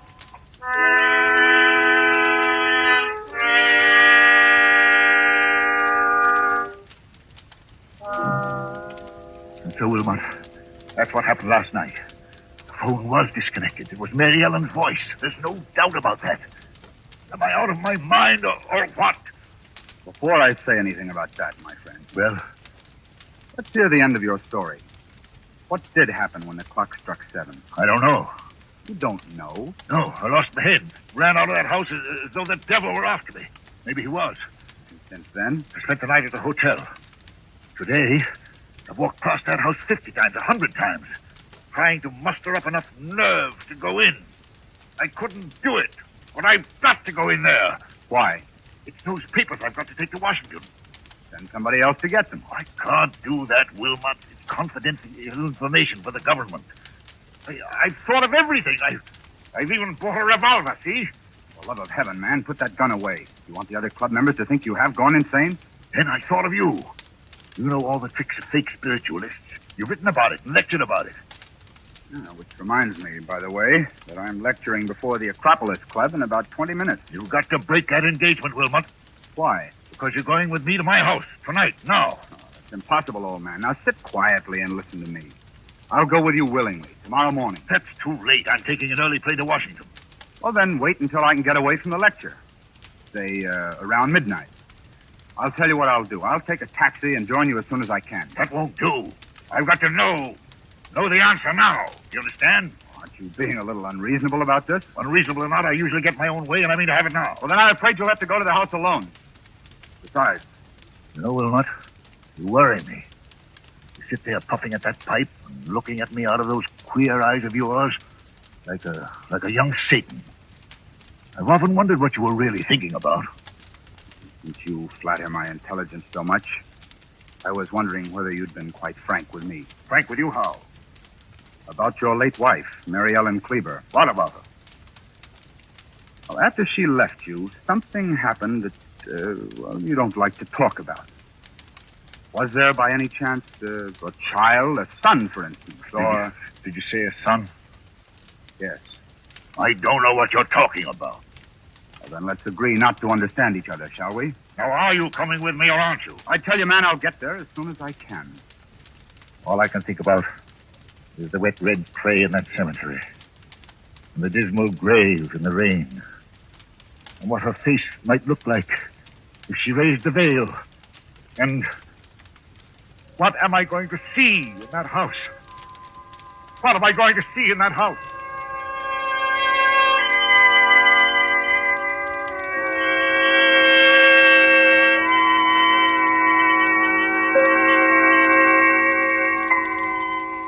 So the clock chimes, the hours dwindle, and the traffic roar of the city sinks to a low growl behind twinkling lights. It is midnight, when a taxi moves along a certain street towards a certain house out of a bygone age. Lightless, black against the stars, surrounded by iron railings and with a path bordered by fir trees leading to the front door.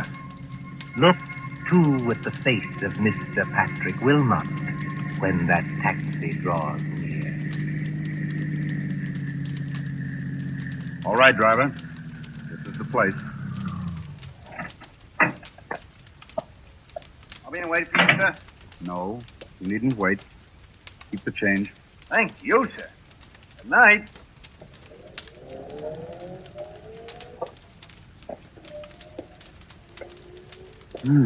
So the front gate is open. And he did go in. And I beg your pardon. I didn't mean to bump into you. Mr. Wilmot. You know who I am. Oh, yes. I've seen you several times at our office. I'm Molly Carroll, Mr. Templeton's secretary. What are you doing here? Well, it's Mr. Templeton. What about him? Well, that's what I want to know. I was out with Frank, that's my fiancé, and when I got home, the girl I room with said that Mr. Templeton had been phoning all evening. She said he sounded drunk or something. He wanted somebody to go with him to this house. Evidently, I wasn't the only person he applied to. Shall we go in? Yes, but the whole house is dark. Suppose he isn't there. He's there, all right. You don't know men like Bert Templeton. But I'll push the gate wider. Now, straight up the walk to the front door. I've got a flashlight. what are we going to find? Something rather unpleasant, I'd better warn you. How do you know? I have my ways of knowing, Miss Carroll. Oh, look. What is it? That French window to the left of the front door. Yes. It's partly open. Well, there's nothing in that, necessarily. Templeton said he'd lost his key. He might have had to open a window. Oh, that's true, but... So you see it, too, do you? See what? There's a footprint across the sill of that French window. A footprint made in wet clay. It's like the clay of the cemetery. Yeah, so I should imagine. Will you go in first, or shall I? Into that dark room, I will not. Well, then stay here, please, until I get some lights on. No, wait. I'll go. Let me take your arm. All right, be careful now. Yes, I thought so. This room is the library. And there are more footprints of somebody or something walking in. They lead. Who's there? Who's there? It's only me, sir. Mrs. Bloom, the housekeeper. Then what's the idea of standing in a dark room in the middle of the night with what sounds like... It's only a music box, sir. I left it behind along with some other things and came back to get them. I've got my own key. I thought I heard a noise in here. But why aren't there any lights? The electricity's cut off, sir. It was cut off today. I see. Templeton is here, or was here. He must have had some kind of light. If I turn this flashlight on the desk, maybe... Be quiet, Miss Carroll. What is it, sir? I'm as blind as a bat without my glasses. Mr. Templeton. He's lying on the floor beside the desk. Oh, he isn't... No, he isn't dead. His face is the color of putty. I think he's had some kind of stroke. We'd better not take any chances. Mrs. Bloom, Yes, sir. get outside to the nearest telephone and call for an ambulance. Tell him it's an emergency case. You're Mr. Wilmot, aren't you?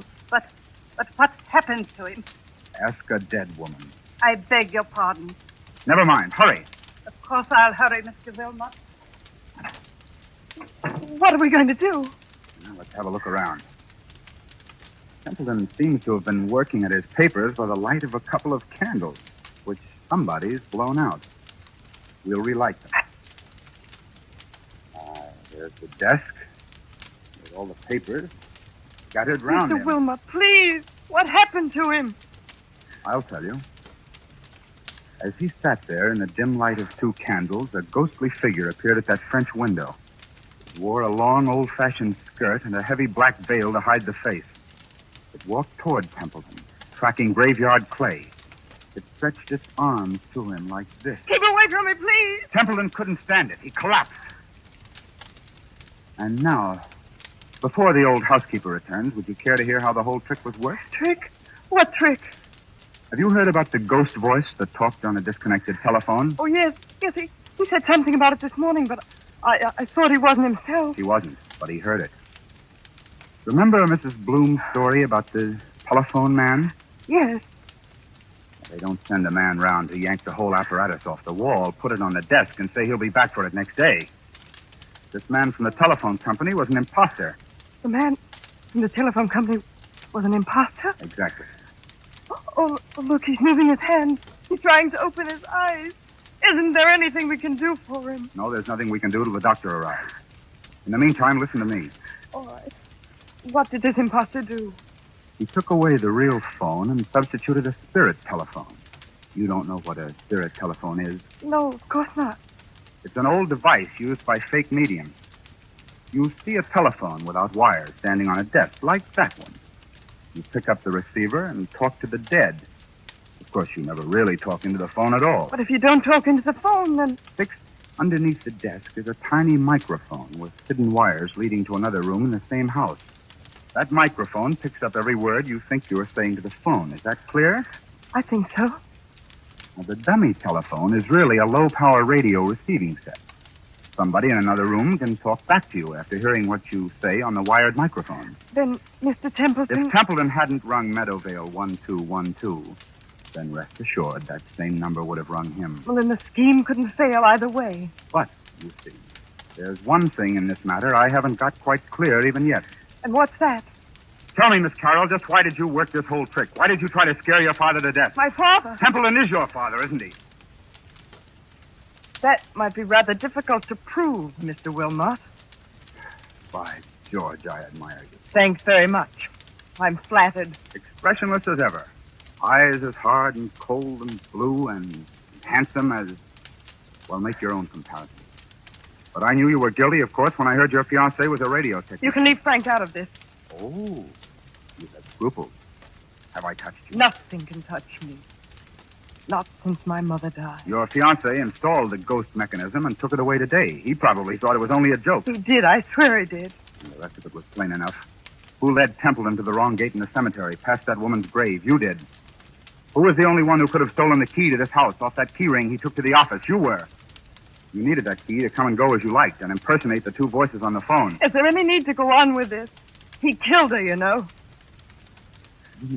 Templeton killed your mother? Oh, not with a knife or a bullet or poison. All he did was break her heart. And that's no offense in law. Steady now. Well, I've done what I wanted to do. I've torn his whole rotten life to pieces. And there he is, gasping for breath on the floor. And I'm glad. Oh, God, forgive me. He is my father. Does he know you're his daughter? No, of course not.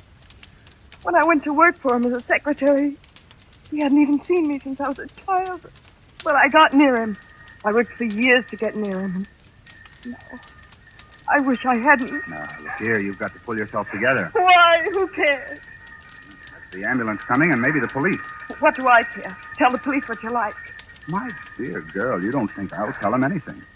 I'm merely an onlooker, an amateur Satan who doesn't believe in ghost voices. Mary Ellen. What's that?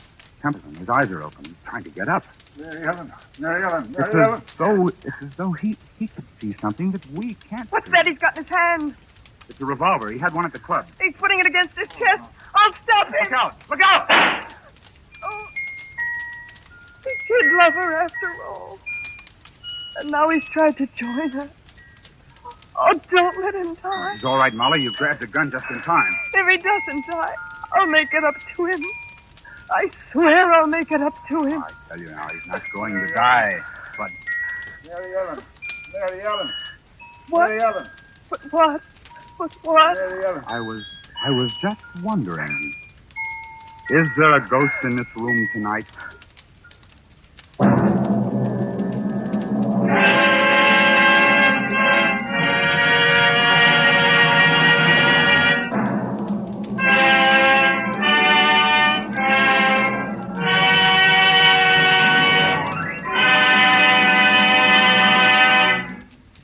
And so closes The Dead Sleep Lightly, starring Walter Hampden, Susan Hayward, and Lee Bowman. Tonight's tale of suspense. This is your narrator, the man in black, who conveys to you Columbia's invitation to spend this half hour in suspense with us again next Tuesday. Miss Hayward appeared through the courtesy of Paramount Pictures, and Mr. Bowman appeared through the courtesy of Metro-Goldwyn-Mayer Studios. William Spear, the producer, John Dietz, the director, Bernard Herrmann, the composer-conductor, and John Dixon Carr, the author, collaborated on tonight's Suspense.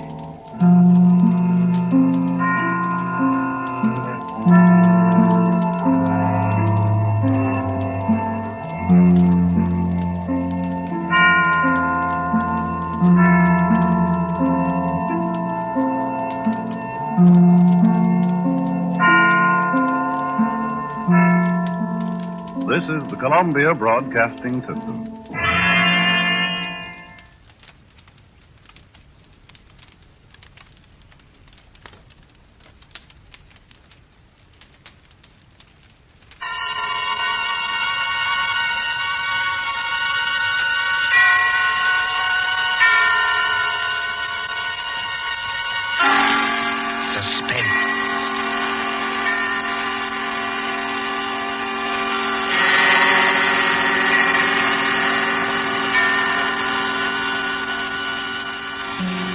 This is the Man in Black, Here again to introduce Columbia's program, Suspense. Our distinguished star this evening is the stage and screen favorite, Mr. Paul Lucas, whose performances in The Lady Vanishes and in the stage production The Watch on the Rhine you will recall with pleasure. Tonight's tale of suspense is a story by John Dixon Carr, Fire, Burn, and Cauldron Bubble. If you've been with us on these Tuesday nights, you will know that suspense is compounded of mystery and suspicion and dangerous adventure. In this series are tales calculated to intrigue you, to stir your nerves, to offer you a precarious situation and then withhold the solution until the last possible moment.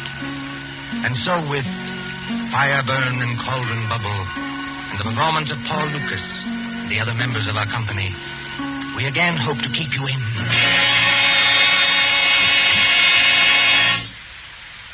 Drury Lane Theatre presents the distinguished American actor Myron Willard in Shakespeare's Macbeth, with magic effects especially designed by Ludwig von Arnheim.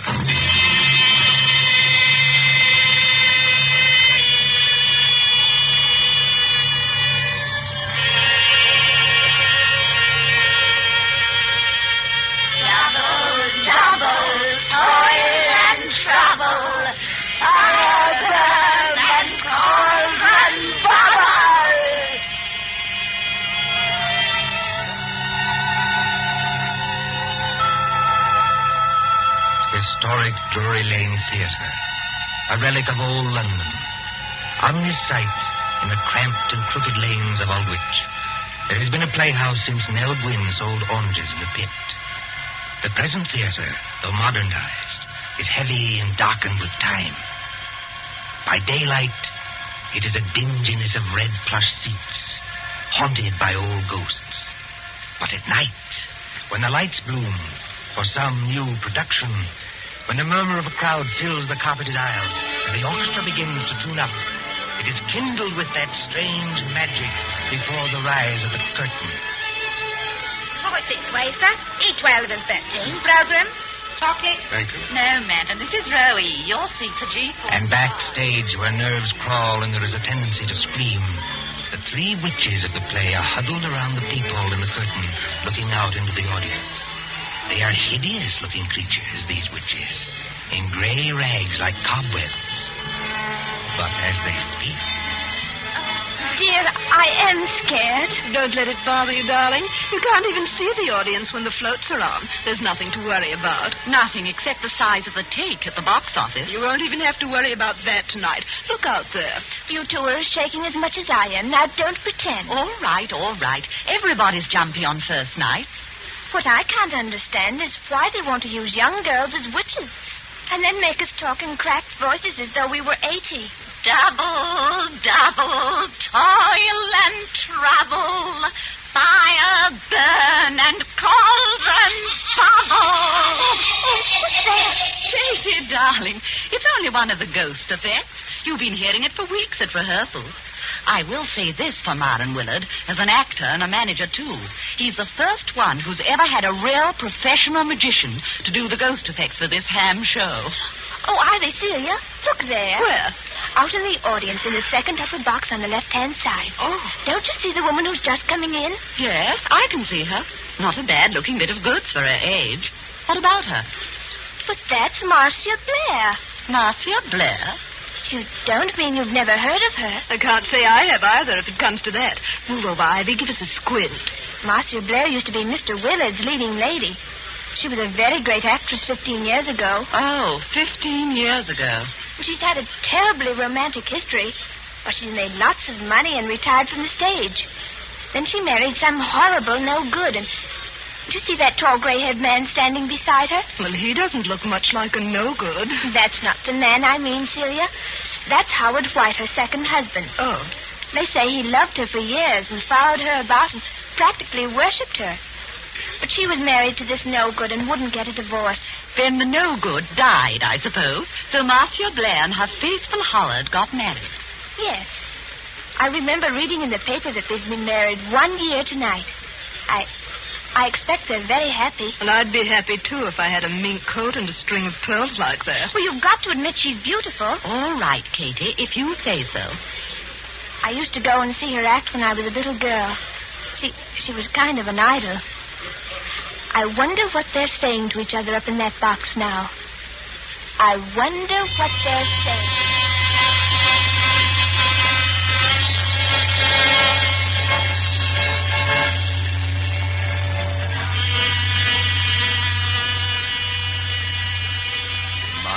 Dear, I wish you wouldn't be so uneasy.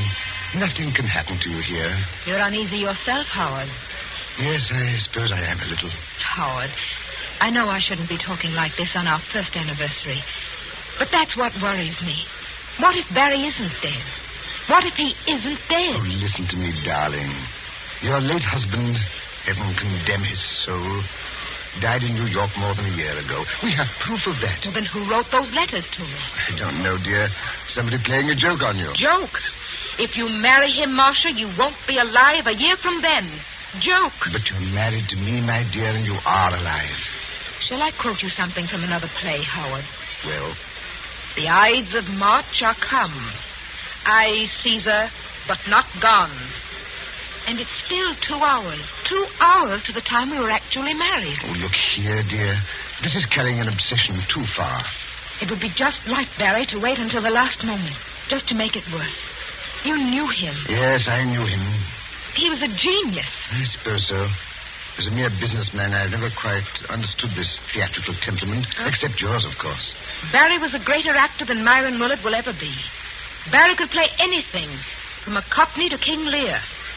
His skill at makeup wasn't merely good. It was terrifying. Oh, Howard, I am frightened. Suppose he's managed to get close to us tonight, and yet we can't see him. Well, the music started, Marcia. I shall have to go. Must you go, Howard? Really? If I break this appointment with Ferndale, dear, the deal will be called off. And since I haven't got too much backing anyway, All right, dear. I understand. Go ahead. Unless you wanted to come with me. And Miss Myron's opening tonight? Oh, I couldn't do that. I tell you, you'll be perfectly safe here, dear. Of course, Howard. I know that. You're in full view of 3,000 people. Nobody could attack you. The only door to this box is guarded. Outside that door will be Miss Fenton, who's devoted to you, and the chauffeur who's even more devoted to you. What could happen, dear? Nothing, of course. And I'd prefer to be alone anyway. Yes, I rather guessed that. that. Oh, please, dear. It's just that I can't endure anybody being with me when I'm watching a great play. But that doesn't include you, darling. Then, if you'll accept these, madam, in honor of our first anniversary... Oh, Howard! Well, they're lovely. Of course I'll accept them. And here's a program. Got everything else you need? Yes. Yes, I think so. I just opened the door to the passage to make sure our watchdogs are on guard. Yes, they're out there, all right. Good night, Marcia. See you in an hour or two. Good night, Howard. And good luck. Miss Fenton, Bradley. Yes, Mr. White. Yes, sir. Anything wrong? Miss Fenton, you've been my wife's companion secretary for 5 or 6 years. Yes, Mr. White, and I've loved every minute of it. And you, Bradley, you haven't been my chauffeur for quite so long, but they tell me you're an ex-wrestler. That's right, sir. Champion of the Shoreditch Athletic Club. And in my prime, though I says it as shouldn't, as good a man as ever climbed through the ropes. Now, you know your instructions, Bradley. You trust me, sir. Nobody gets into this here box tonight unless it's over my dead body. Nothing must happen, do you understand? Nothing. Please, you're as white as paper. As for you, Miss Fenton, I'm afraid it's a little awkward. I know I ought to ask you to go in and join Marcia, but... Oh, you needn't apologize, Mr. White. I know she doesn't want company. She'll be leaning forward with her elbows on the box rail, just as she always does. She isn't merely watching a play. She's acting, Lady Macbeth. Every line, every gesture. And I don't mean to disturb her. You won't leave this door, either of you. You trust me, sir. If... Oh, no. Well, anything wrong, Bradley? There's a very rummy-looking cove coming along the passage, sir, wearing a big black cloak with a red lining. Oh, that man, Bradley.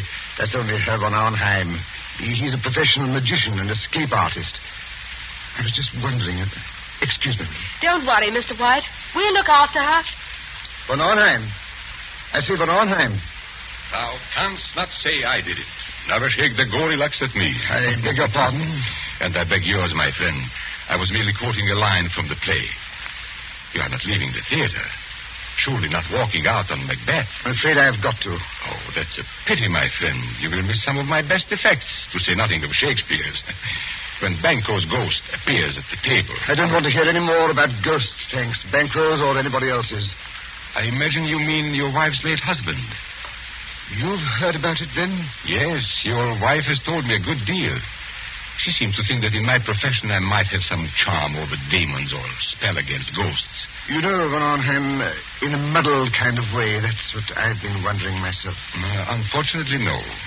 I am all too human. But your problem interests me, and I confess it worries me. Worries you? What about me? As I understand it, her first husband was a half-mad American actor who later went completely mad and died in New York. His, what's the word I want? Or obsession? That's it, obsession. His obsession was Marcia Blair's eyes. Yes, always her eyes. They seemed to hypnotize him. It is not new, you know. You'll find the same motive, the eyes of a beautiful woman, all through the works of Edgar Allan Poe. Then, as I understand it, after this man's death, she began to receive a series of letters. Foul letters. Apparently written by him, and threatening her with some rather horrible form of death if she married you. I tell you, Barry Lake is dead. He can't get up out of his coffin. Oh, getting out of coffins, my friend, is not so difficult. I have done it myself. Oh, please stop joking, Van Arnhem. You don't happen to be dead. True. There is that small difference. Is your wife here in the theater tonight? Yes. She wouldn't have come here except that it's Marion Willard's first night. We haven't seen Marion, either of us, in years. She's back there in box D. So I hear. I was hoping that you might invite me to share the box. Look here, old man. I don't want to seem inhospitable, but... she doesn't want company? Well, that's about it. Well, then walk back a little distance with me, this way, so that we can see the stage from the back of the dress circle. Now, the orchestra has stopped, and they'll ring up in a moment. There. Look at it. Look at what? The stage, man. The lights have gone out. All except dim yellow footlights shining on the curtain. The last cough, the last murmur, the last rustle of program dies away in one vast, breathing hush. The curtain goes up. Let go of my arm, Van Arnhem. I've got to leave. Now, what are the stage directions?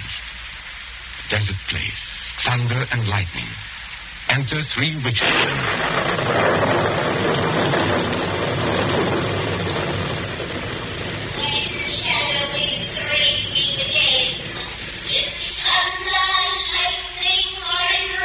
When, indeed, I wonder. I beg your pardon, Van Arnhem. Do you speak? No, it was nothing.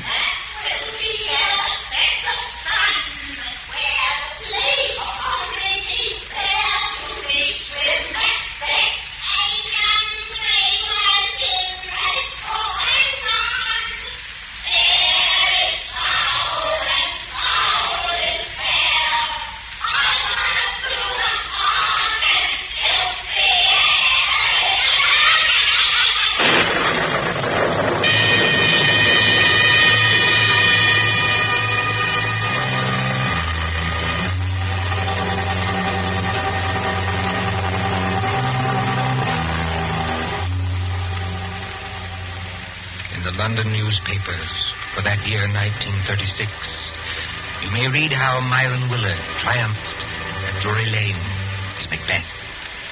But tonight, as the clock ticks on, there is another drama in the dimly lighted corridor outside Box D. There sits Miss Louise Fenton, Marcia Blair's companion secretary. Beside her, burly and broken-nosed, is big Jim Bradley, the ex-wrestler. And when more than half an hour has passed... There's the applause, Jim. That was for the end of the first act. Yes, I hear it. Nothing's happened. And take my word for it, nothing's going to happen. Oh, she's such a likable person, Jim. And I think one of our greatest Shakespearean actresses. I don't much care for this Shakespeare business, miss. You give me a good movie with gangsters in it. It's my style. Oh, you don't understand, Jim. I've seen her as Juliet, as Rosalind, as Portia, in our own drawing room without any props. I've heard her as Lady Macbeth, too. You should see her eyes. Her eyes, miss? Yes, you should see her eyes when she delivers that speech. The raven himself is hoarse that croaks the fatal entrance. Hey, miss, look there. What is it? That foreign-looking cove in the black cape. Coming along the passage now. Easy. I beg your pardon. You are Miss Louise Fenton, aren't you? Yes, my name is Fenton. What is it? I am looking for Arnheim, a friend of Mr. White's. And I must see Marcia Blair at once. No, you don't, Governor. You're not going in there. Why not? Because nobody goes in there. Not if it was the king himself. That's orders. Now listen to me, both of you. When the lights went on, I happened to be looking at Box D from the other side of the theater. And I think there is something wrong. But there can't be anything wrong. Jim Bradley and I have been sitting here the whole time. Except, of course... Except when? Well, except when I went in there for a few seconds. You went in there, Miss Fenton? May I ask when that was? Well, it was after Mr. White had gone and just before the play started. I went in to ask if she wanted anything. She said she didn't, so I came out again. And Bradley's been with me all the time, except when he went to get a drink of water up the corridor. That's as true as gospel, Captain. One moment and listen to me. Marcia Blair is leaning forward across the railing of the box. Oh, but that's nothing, Herr von Arnheim. That's the way she always is.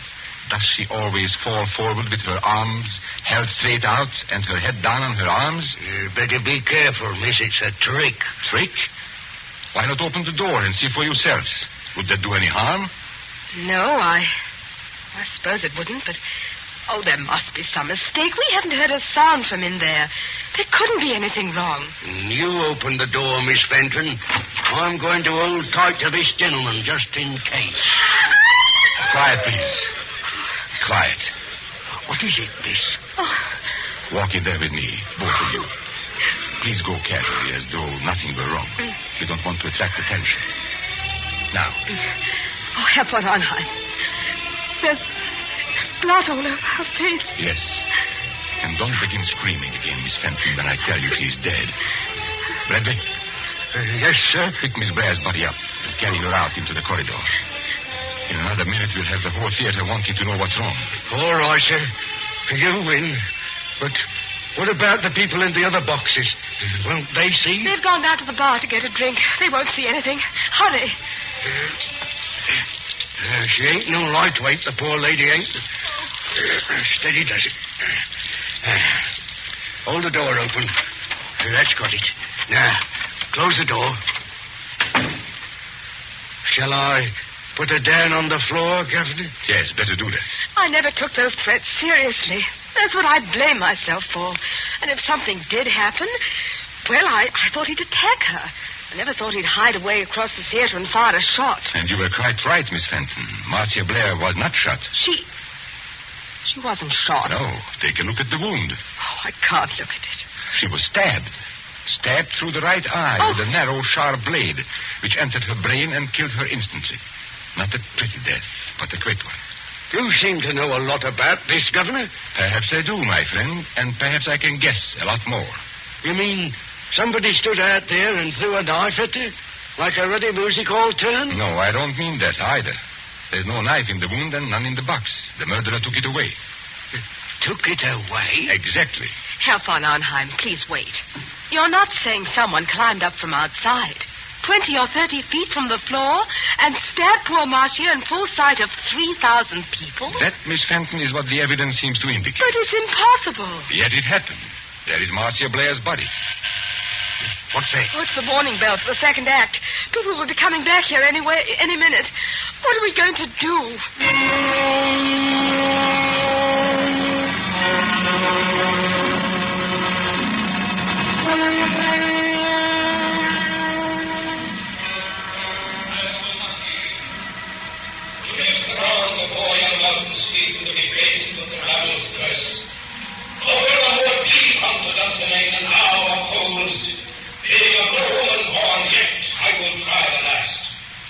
Before my body, I throw my warlike shield.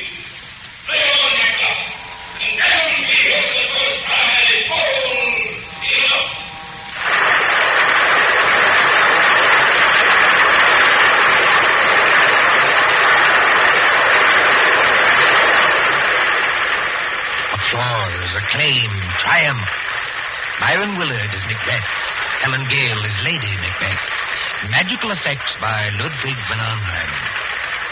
Very few persons knew that there is a dead woman in the theater. But at the end of the play, it is a different story.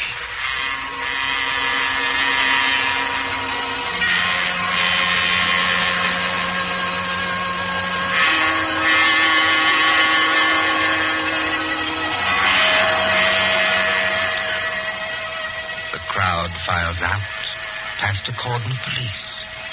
The lights are extinguished. The great theater is dark and mumbling with echoes. See the stage now. Only the battens or overhead lights pour down a pale blaze on two men who stand grotesquely against the background of Dunsinane Castle. One of these men is Howard White, very near collapse. The other is Myron Willard himself, still wearing his makeup, still wearing helmet and chain mail. And when Willard speaks... Howard! Howard White! Confounded man, can't you hear what I'm saying? Excuse me, madam. This is almost finished. Well, not that I'm blaming you, old man. Thank you, madam. It's traditional, you know, that Macbeth's an unlucky play. But up to the very end, I thought I'd never done better. 11 curtain calls. No, 12. How did you like my tomorrow and tomorrow speech? I'm sorry, madam. I'm afraid I didn't hear it. Yes, poor old Marcia. She'd have hated to die like that. Marcia was proud of her eyes. Always nearsighted as an owl, but too vain to wear glasses. There's Van Arnheim looking at us from under the castle archway. Van Arnheim!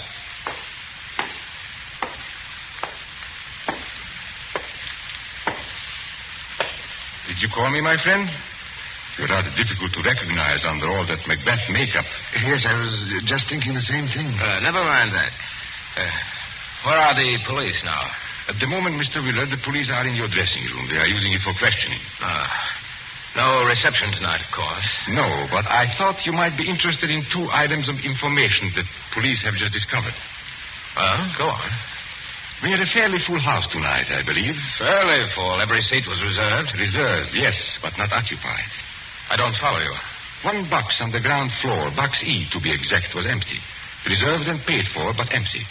And box E, oddly enough, was just underneath the one occupied by Marcia Blair. Well, all the same, I still don't see quite what you're... Now, our next item of information comes from an usher. An outside our seat in the stores, very close to that empty box, was occupied by a very curious stranger who arrived late in the dark and slipped out again by a nearby exit a few minutes afterwards. Just 1 moment, Van Arnheim.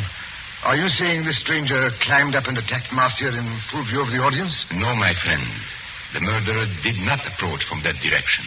Then he must have reached Marcia through the door, guarded by Bradley and Miss Fenton? No, not from that direction either. Confound it, man. It must have been one way or the other. Not necessarily. Tell me, Howard, don't you think I've got enough troubles already without this nightmare on top of it? Herr von Arnheim. Herr von Arnheim. You must take it easy, Miss Fenton. You must not excite yourself. Have the police been Yes. Look, you've got to help me. They won't believe me. They won't believe the young lady, sir, and that's a fact. I've tried to help her all I can, but there's things I can swear to and things I can't. You see, I did go into that box. Oh, just for a couple of seconds, I admit it. But no other person went in or could have got in. So they say, or at least they're hinting that I killed her. But I swear I never touched her. Who was questioning you, Miss Fenton?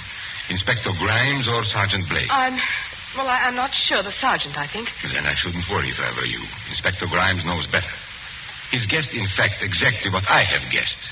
You seem on rather familiar terms with the police, my friend. I am Mr. Willard.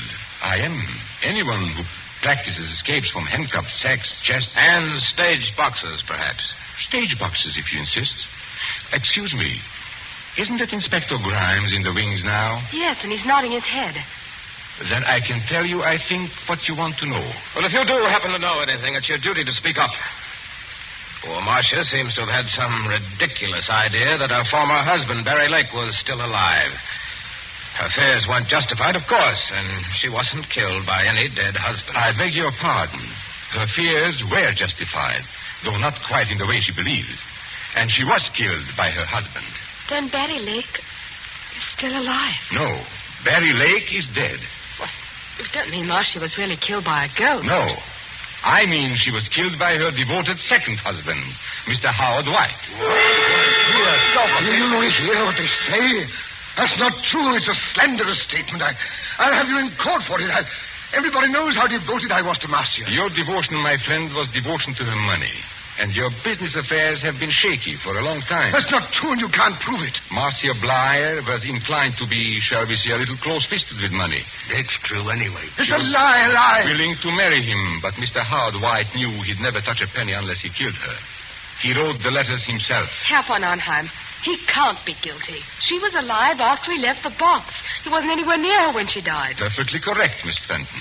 He wasn't there, and yet he killed her. Exactly. But you and Bradley can supply the clue that will hang him. Me, sir? I don't know nothing. No, I don't either. I think you do if you'll put your mind to it.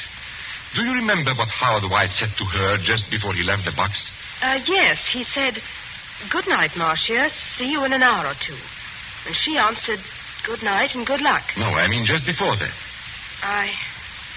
There wasn't anything. You see, it's a slanderous statement without any proof. It's an insult to my position on the stock exchange. Wait. I do remember something rather queer. Think, Miss Fenton, think.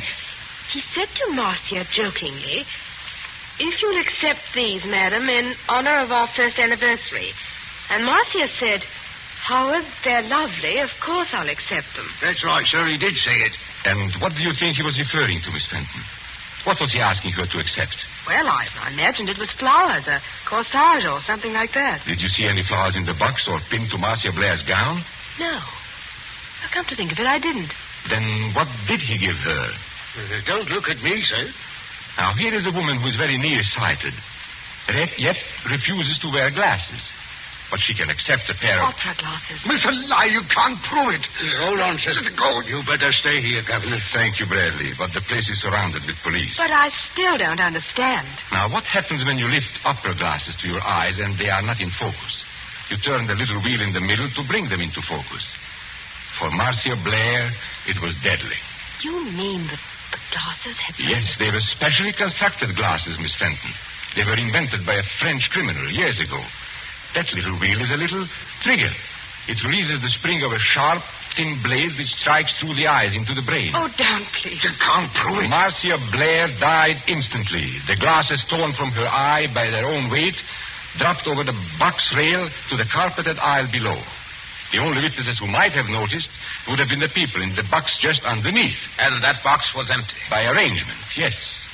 Even if anybody did see them fall, Howard White was prepared to remove the evidence instantly. You haven't forgotten the curious stranger. Curious stranger? I mean the man who slipped in after it was dark, took an aisle seat just under the box, and slipped out again a few minutes later. It's a pack of lies from start to finish. You can't prove a word of it. I beg your pardon, my friend. Didn't you see Inspector Grimes not to me a moment ago? Well... You are going to hang, my friend, for one of the neatest and cruelest crimes in my experience. The police have just found those opera glasses with a neat set of fingerprints in the side pocket of your motor car.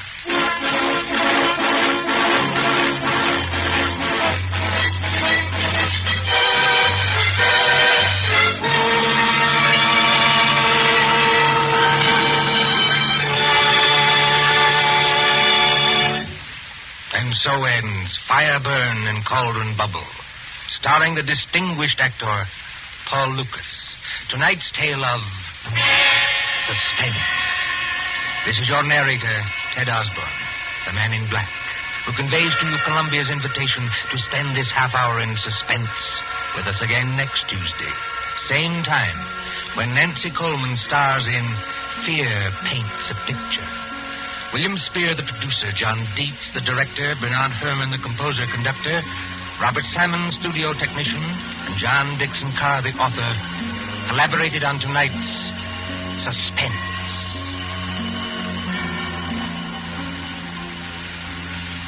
This is the Columbia Broadcasting System.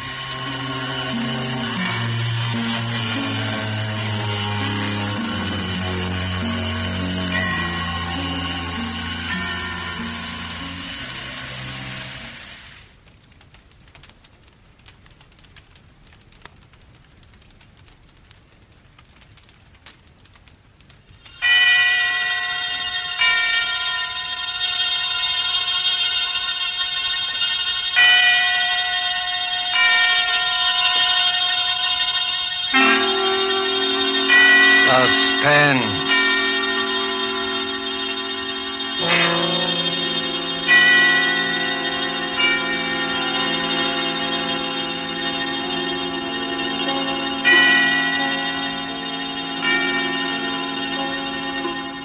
This is the Man in Black, here again to introduce Columbia's program, Suspense. Our leading lady tonight is Miss Nancy Coleman, one of Hollywood's most powerful and resourceful young stars, whose performances you may have admired in King's Row, the current Warner Brothers picture Edge of Darkness, and other noted films. The story called Fear Paints a Picture is tonight's tale of suspense. If you've been with us on these Tuesday nights, you will know that suspense is compounded of mystery and suspicion and dangerous adventure. In this series are tales calculated to intrigue you, to stir your nerves, to offer you a precarious situation, and then withhold the solution until the last possible moment. And so it is with Fear Paints a Picture and Miss Nancy Coleman's performance, we again hope to keep you in suspense.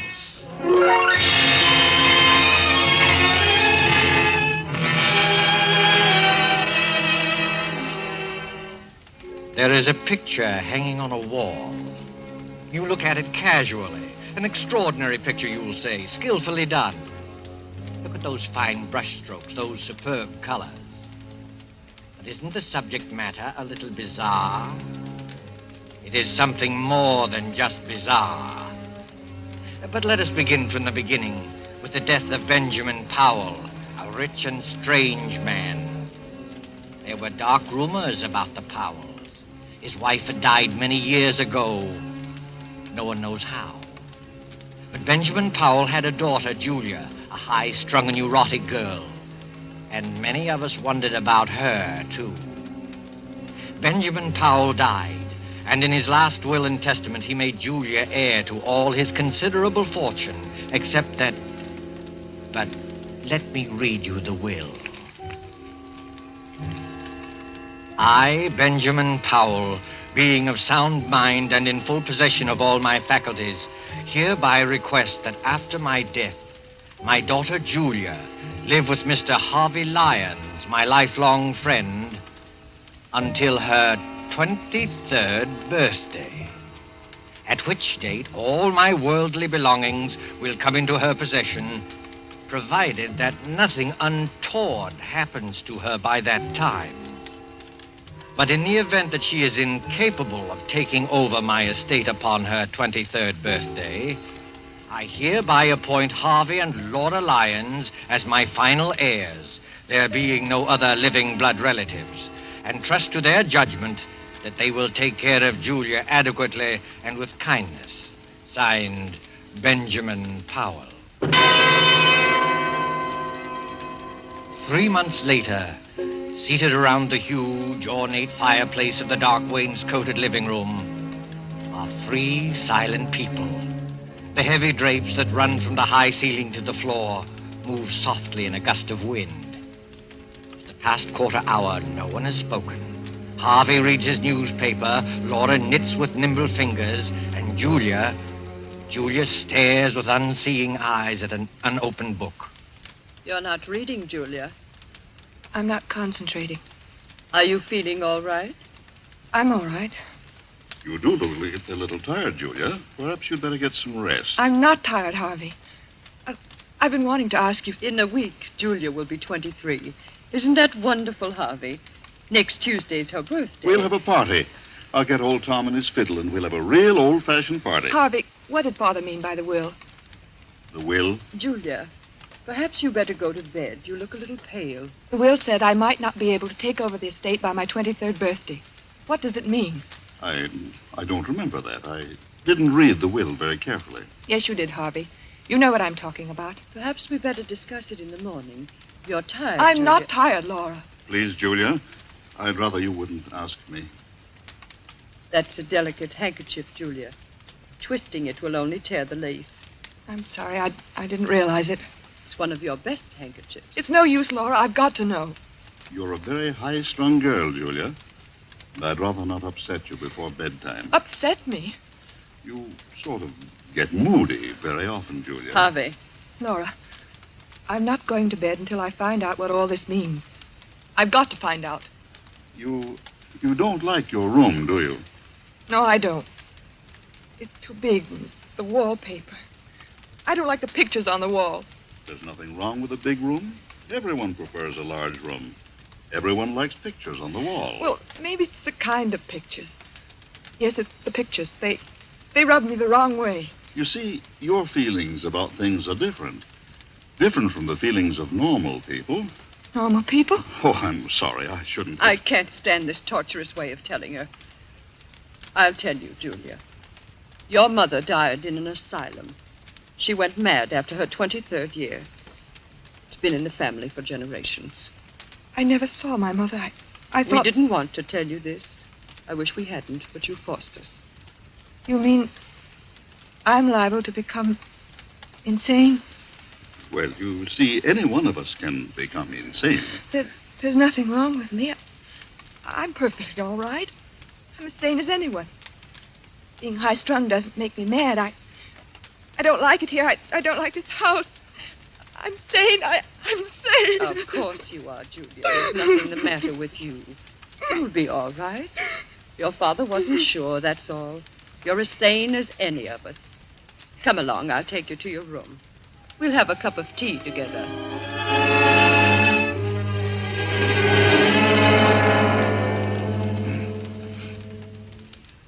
How is she, Laura?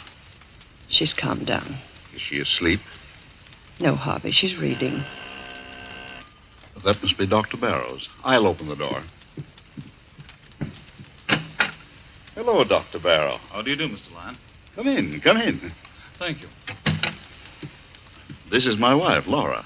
How do you do? I'm glad to meet you, Doctor. Let me take your things. The maid will have your room ready in a few minutes. That's very good of you. Here, sit down and make yourself comfortable. Thank you. Well, how's Julia? She's been very moody lately. Very moody. She seems so unhappy. I've tried to draw her out, but I haven't been much good at it. Is she still grieving over her father's death?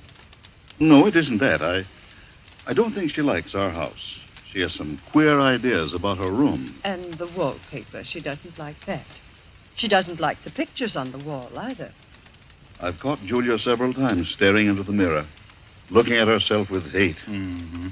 I've heard her talking to herself very often. That's nothing. All of us talk to ourselves once in a while. I don't know, Doctor. I don't think she's very stable. There are things that go on in her mind that she won't talk about. All of us keep things to ourselves, things we never talk about. Mr. Powell described Julia's case to me just before he died. I've had occasion to observe her just once. Oh, you knew Mr. Powell, did you? Oh, yes, for quite a number of years. I treated his wife. Poor Mrs. Powell. She went mad. Started somewhat the same way as Julia. Oh, I wouldn't make that comparison. So far, there's no basis for any such theory. Well, then, let's say that Julia has strong dislikes. Took a hate to the pictures in her room. Pictures,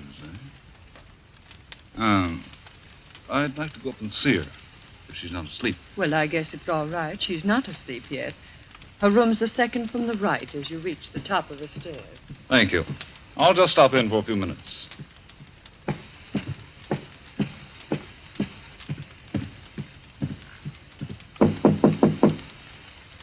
Come in. Hello, Julia. You remember me, don't you? No, not exactly. I'm Dr. Barrow, a friend of your father. I treated your mother. My mother? No, don't be alarmed. I'm staying with your guardians for a few weeks. Do you mind if I come in for a few minutes? No. Well, this is a fine room, Julia. A very comfortable one. I don't like it. It's too big, makes me uncomfortable. Nonsense. You're just imaginative. You think someone might be hiding in here while you're asleep. Is that it? It isn't that. Don't you like that picture, Julia? What picture? The one you're staring at. I wasn't staring at it. I just... Just looking at it, eh? Looks like a fine painting. I don't like it. I'm going to have it removed. You can if you like, Julia, but I don't think you should. It's an unpleasant picture. Gives me nightmares. Look at it. That frightful-looking man about to come through the doorway, and the unsuspecting girl sitting in a chair with her back towards him. He's not frightful-looking at all.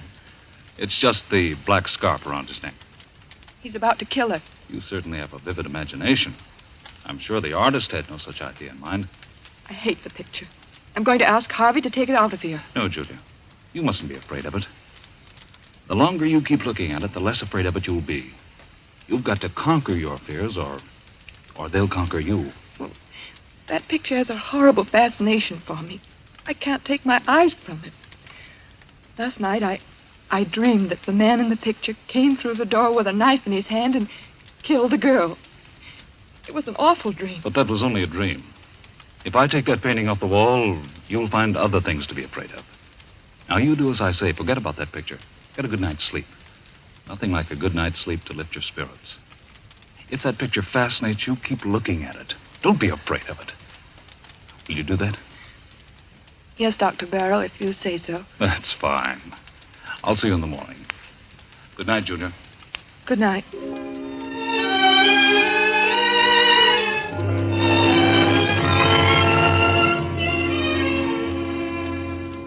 In this big rambling house of Harvey Lyons, midnight came and went. One by one the lights went out, and soon the whole house was blackened by the cover of night. Not a single light gleamed from any window, the ominous rumble of an approaching thunderstorm. In Julia's room, the large room with its many pictures, she was dreaming again of the man in the picture. The figure with the flowing black scarf is alive, and his hands grow longer and longer. Julia tosses in her sleep, as if trying to avoid him, trying not to look at him.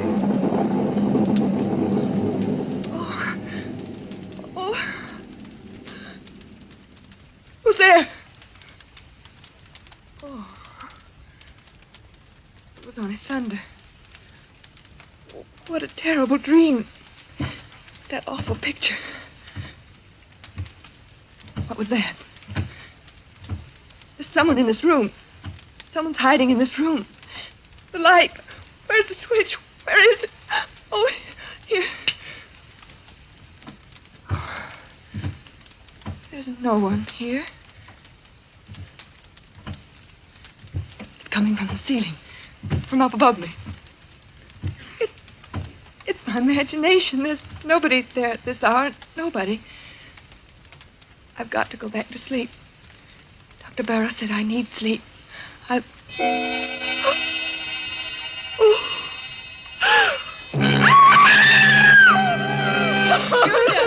Julia, what's happened? What are you doing out here in the hallway? Pull yourself together, Julia. That man. What man? The man in the picture. He's moved. What do you mean? The picture. The man at the door. He's not at the door. He's inside the room. You must have been dreaming. Of course, dear. It was only a dream. I heard a scream and Julia, what's happened to you? She says she saw a man in one of the paintings move. Oh, I see. He did move. I saw it. He's not outside the door anymore. He's inside. You dreamed that, Julia. That's what I said. It wasn't a dream. Thunder wakened me. I woke up and heard footsteps coming from the ceiling. I thought it was my imagination, and then I looked at the picture. The picture I told you I didn't like, Doctor. The man was inside the room. That's hardly possible, Julia. Figures in pictures can't move. Of course not. It was just a bad dream. No, it's true. I saw it. Come along, Julia. We'll all take a look at the picture. No, I don't want to go back into the room. No. There's nothing to be afraid of. Come on, Julia. Don't be frightened. You've got to fight off these delusions. Here, give me your hand. Come along.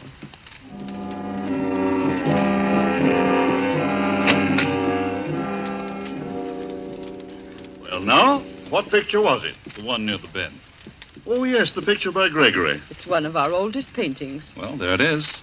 It's the same as I saw it a few hours ago. Look at it, Julia. I can't believe it. The man with the black scarf is still outside the door. And he'll stay there until that picture crumbles to dust. I could have sworn I saw him inside the room approaching the girl. Dreams can be very vivid. And there are no footsteps coming from the storeroom. I must be out of my mind. I could have sworn. It's nothing at all, Julia. All of us occasionally have vivid, realistic dreams. Once I dreamed I was being chased by a herd of elephants. It was so real I heard the thundering footsteps even after I woke up. It was so... Delusions can be very real and horrifying. You do believe, don't you, Julia, that it was only a nightmare? Yes, I think so. If Julia wants to, I'll take the picture out of her room. I don't think it's wise. You have to fight these unreasonable fears. That's true, Julia. Never give in to them. Well, I'll go crazy if I keep looking at that picture. It might be the other way around, Julia. If you run away from it, the mental disease prevalent in your family will take firm hold in you. You will get worse and worse, as Dr. Barrow says, until you be afraid of your own shadow. You'll be afraid of everything, of everyone you meet, afraid to be alone, afraid to be with people, afraid of yourself, afraid of your own clutching fingers. No, don't tell me anymore. Please, Mr. Lyons, there's no need for this kind of talk. Julia, look at the picture. It's nothing but some paint on a canvas with a frame around it. There's nothing about it that can harm you. And the danger lies in yourself. You've got to keep staring at it as often as you can by candlelight or in the dark until you've learned to laugh at it. It won't be easy. I'll try. That's fine. I knew you had courage. I'll get you a sedative so that you'll be able to sleep. I'll be all right in the morning. I'm sorry I became hysterical. And I'm sure you won't let yourself go anymore. I promise. You're sure you're not afraid now? No, I'll be all right. I'm sure I'll be all right.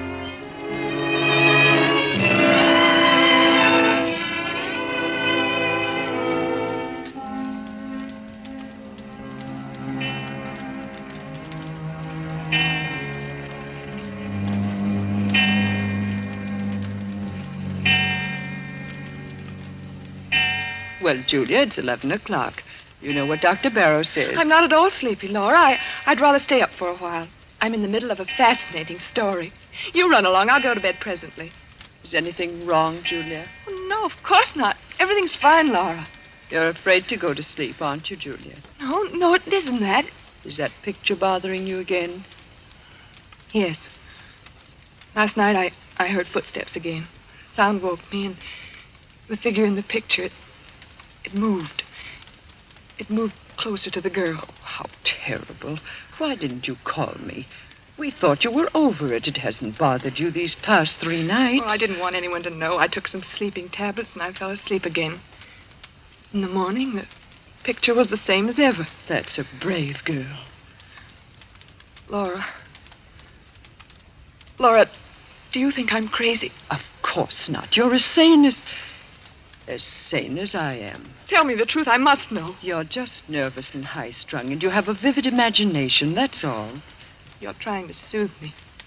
Why didn't you tell the doctor that you thought the picture moved? I was ashamed. You shouldn't be ashamed. Dr. Barrow is here to help you get well. I don't think you are. Oh, that must be Harvey and Dr. Barrow now. Hello, Laura. I've arranged to have old Tom at his fiddle here tomorrow night for Julia's birthday, and I've invited the Grovers. They'll be delighted to come. That is, if Julia's feeling well. Julia, you should be in bed. It's after 11. She's afraid to go to sleep. Please, Laura. It's the footsteps in the picture again, isn't it? Yes, Doctor, it moved again. At least I thought it moved, but I went back to sleep. Well, that's an improvement. At least you didn't get hysterical and try to run away like the last time. You were all right for a few nights. It's come back. There isn't much I can do for you, Julia, except to tell you to go to sleep. Fight off these delusions. You've got to do that. Come, Julia, I'll go with you to your room. Well, perhaps you can sleep in my room tonight, Laura. Just tonight. I'll feel a lot more comfortable tomorrow night. I'll be able to face it alone much better. No, Julia, that would be an admission of defeat. All right, if you think it's best. Good night. Good night, Julia. Well, keep up your courage.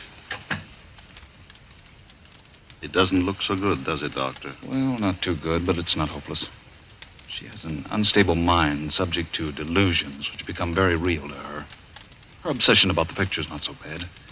We all suffer occasionally from optical illusions, but hearing footsteps coming from the storeroom above her is... Storeroom? How did you know there's a storeroom above her? Your wife told me. Oh, of course. Well, that storeroom hasn't been opened in years. I guess there's no point in investigating it, is there? I don't think so. Those footsteps, like the moving figure in the painting, are all in her mind. Her mother behaved just like that before she went mad, didn't she? Well, there's some similarity. You haven't been to the storeroom recently, have you? No, I just mentioned to you that it hasn't been opened in years. Oh, yes, so you did. Forgive me for not listening more closely.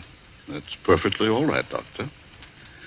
Well, I just hope that Julia will be well for her birthday party tomorrow. Oh, I had no idea she was having a birthday. How old will Julia be? She'll be 23. Well, I must remember to get her a gift. Oh. Well, I guess I'll go to bed. So will I. I'll see you in the morning.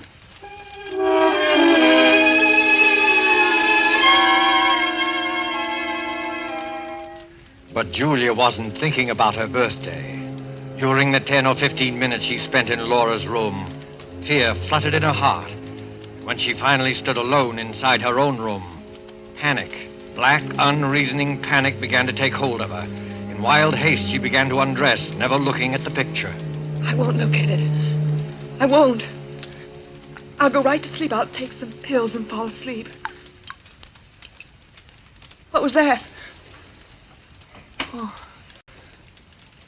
It was nothing. Nothing at all. All I have to do is keep from looking at the picture. I won't look at it. It can't do me any harm if I don't see it. I mustn't even think of it. I'll think about the trip I made to South America. It was a wonderful trip. The sunset. What was that? Footsteps. Those footsteps again. I mustn't hear it. I mustn't hear it. It was a wonderful trip. The Blue Caribbean. Rio's a beautiful city. Sugarloaf Mountain, the music, the dancing. Those footsteps. It's not footsteps. It's just my heart beating. I'll close my eyes. I'll sleep. Sleep. Why can't I sleep? Oh, Lord, let me sleep. I don't want to look at the picture. I won't. I know what I'll see. He'll be closer to her. Maybe he'll have killed her. I mustn't open my eyes. I mustn't. I won't.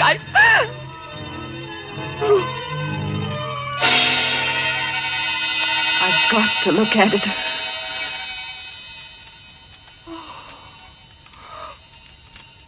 He's moved. He's close to the girl. I'm not dreaming. It's real. Girl? It's me. That girl is me. Me. I can't stand it. I can't. Laura! Laura! Oh, Laura, let me in. Julia. Oh, you poor girl. Here, sit down. Now stop crying and tell me all about it. Tell me in detail. Don't be ashamed. Get it out of you. It'll do you good to talk. It's the same thing again and again. I tried not to look at the picture. I tried so very hard, but it was hopeless. I had to. The figure with a black scarf was inside the room. A knife in his hand, very close to the girl. But this time the girl had turned around and it was my face. My face. Did you hear any footsteps? Yes. I heard them as soon as I got into the room. You think it's very real, don't you, Julia? Despite the fact that everyone says it's a delusion. It's very real to me. I must be really insane. I'm going crazy. Don't say that. It's no use. I'm not getting any better. It's getting worse and worse. Don't give up. You mustn't. Come along. I'll go to your room with you. I'll stay there until you fall asleep. Unless you want to stay here. Oh, I don't know. I don't know what to do. Will you stay with me, Laura? Yes, Julia. Come, let's go back.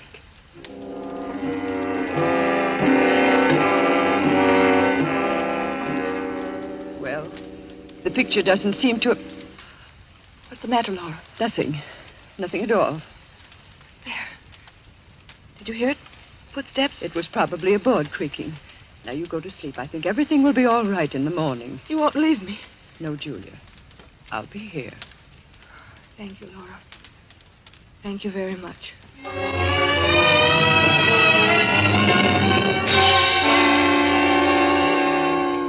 Laura stayed in Julia's room until she was sure that she was fast asleep.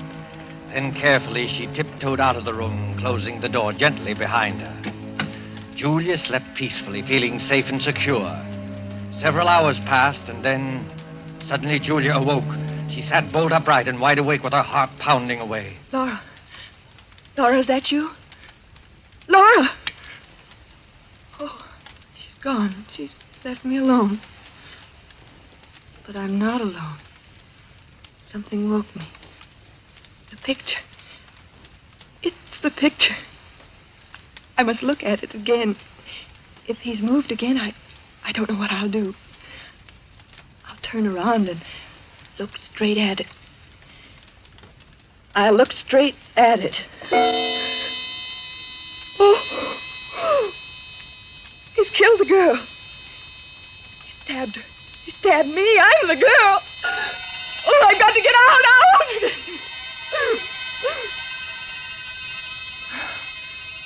It's no use. I've lost everything. My reason, my sanity. I can't fight it anymore. I can't fight against you and the black scarf. And now you're here. I can touch you. I can feel you. It's real this time. What do you want me to do? No. I won't run away. I won't scream. Do I want to spend the rest of my life in an asylum like my mother? No, I don't. I don't. You're pointing at the window. You want me to open the window? Yes. I'll open it. You say it will be best for everybody if I jump. Yes. It's the only way out. The only way. I'll do it. I'll do it now, but without thinking. It will only take a moment. Julia! Julia! Stop! Laura! We came just in time. I've got her out. Is she safe? I'm safe. You can come out from behind that chair, my friend. Friend? Come out or I'll shoot. I don't understand. My head's going around in a circle. I can explain everything. I was merely Dr. observing Julia. Barrow. The procedure was a little unusual. I'll do the explaining, Dr. Barrow. You tried to drive Julia crazy. Tried to drive me crazy. That's right. He tried to do it with the picture. You're all making a serious mistake. Mistake? Look at the picture. The figure is inside the room stabbing the girl. No, it wasn't your imagination, Julia. He painted several pictures, each one of them with the figure close to the girl. He used the storeroom upstairs. That's why you heard footsteps. I got suspicious when I found a black scarf in his room. And when I looked at the picture a little while ago, it was full of dust. I dusted it off myself a few hours before. Yes, and Dr. Barrow seemed to know there was a storeroom above you. I couldn't understand how he knew that since it had been closed for years. But why? Why should he want to drive me crazy? Because he's not Dr. Barrow. He's Ralph Powell, your cousin, who disappeared many years ago. Everyone thought he was dead. After I got suspicious, Harvey and I went up to the storeroom and found a lot of pictures he's been painting. This scoundrel is a very talented artist. He's been changing the pictures on the wall. His plan was to drive you insane and then contest the will, since he's your nearest blood relative. Oh, horrible, and I really thought he... I had no intention of killing Julia. I swear I didn't. I just wanted to frighten her. Almost jumped out of the window. I might have been dead. Right now, lying dead outside. Don't think about it, Julia. It's all over now. You're all right. I'm not insane. Of course not, Julia. Why, I almost forgot. It's already Tuesday. Happy birthday, Julia. How does it feel to be 23 years old? It feels wonderful.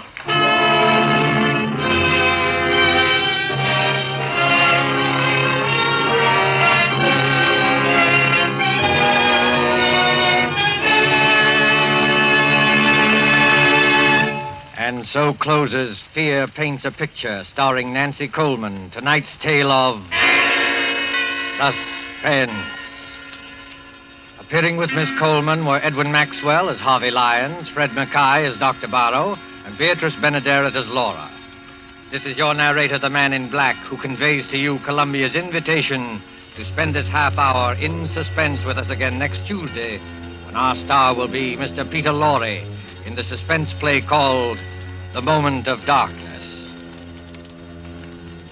William Spear, the producer, Ted Bliss, the director, Lucien Morawick, the composer, Lat Gluskin, the musical director, and Sigmund Miller, the author, collaborated on tonight's Suspense. This is the Columbia Broadcasting System.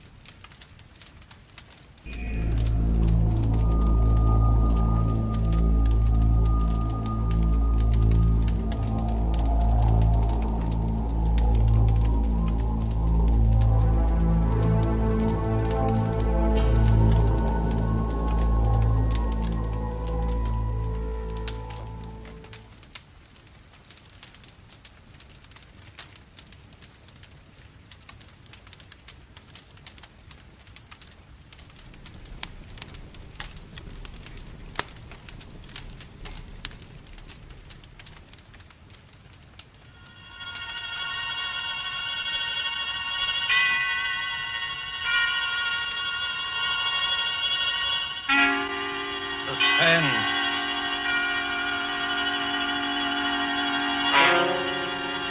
This is the Man in Black, here again to introduce Columbia's program, Suspense. In our starring Hollywood cast this evening is Mr. Peter Lorre, who appears as a mysterious gentleman called George Ravel. Miss Wendy Berry plays our worried heroine, Marjorie. Mr. George Zuko is the lawyer, Alex Stevens. The story called The Moment of Darkness is tonight's tale of suspense. If you have been with us on these Tuesday nights, you will know that suspense is compounded of mystery and suspicion and dangerous adventure. In this series are tales calculated to intrigue you, stir your nerves, to offer you a precarious situation and then withhold a solution until the last possible moment. And so, with The Moment of Darkness, and with the performances of Peter Lorre, Wendy Berry, George Zuko, and our other players, we again hope to keep you in suspense.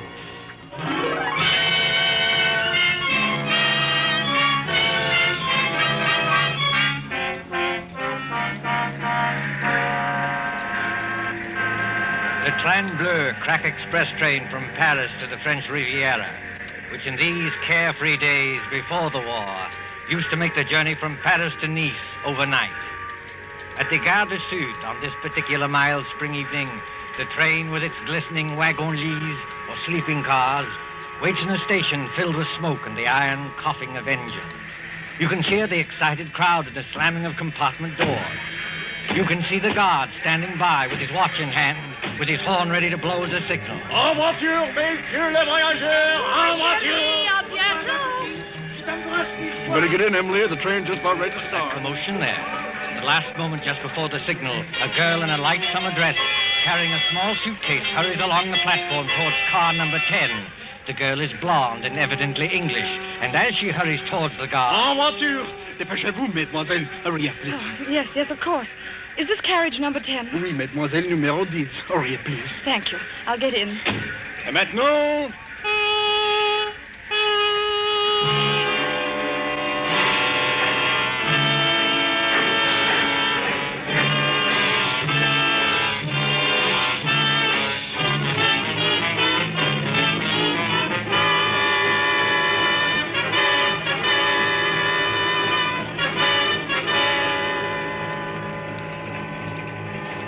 Corridor must be at least a mile long. Car 10. Compartment number 6. Compartment number 6. Compartment... Oh, here it is. Yes, come in. Mr. Stevens, Oh, I beg your pardon. That's quite all right. Won't you come in?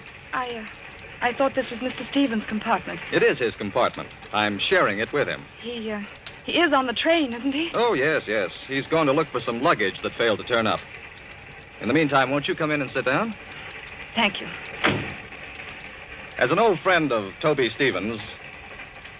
Why do you smile? Nothing. It's just odd to hear a dignified man like Mr. Stevens called Toby. That's all. Well, it suits him. As an old friend of his anyway, may I introduce myself? I'm Ken Blake, on vacation from the American consulate in London. How do you do? My name is Gray, Marjorie Gray.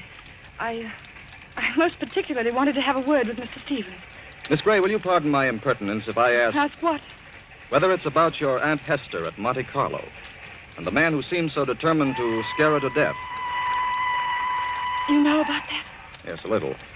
After all, that's why Toby's left his law practice and come all the way from London. He said... Mr. Stevens. Marjorie. Great Scott, what are you doing here? I came up from Monte Carlo, especially to see you. I thought I'd find you in Paris, but when I got to your hotel, they told me you'd gone. Cook said they'd reserved a compartment on this train for you. So, well, here I am. But why?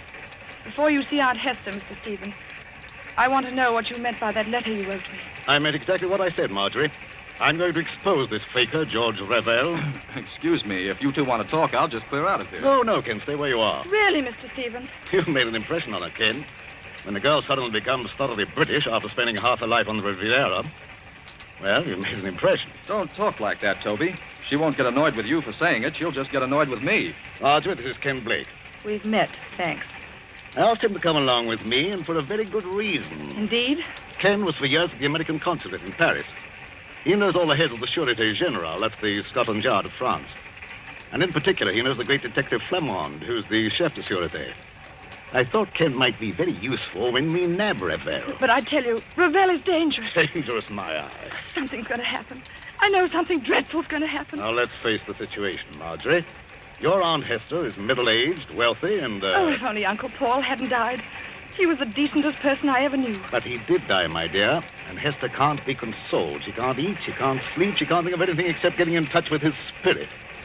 Along comes this faker Revel to give seances. I wonder if he is a faker. You're not falling for this Tommy rot, surely? Really, Mr. Blake?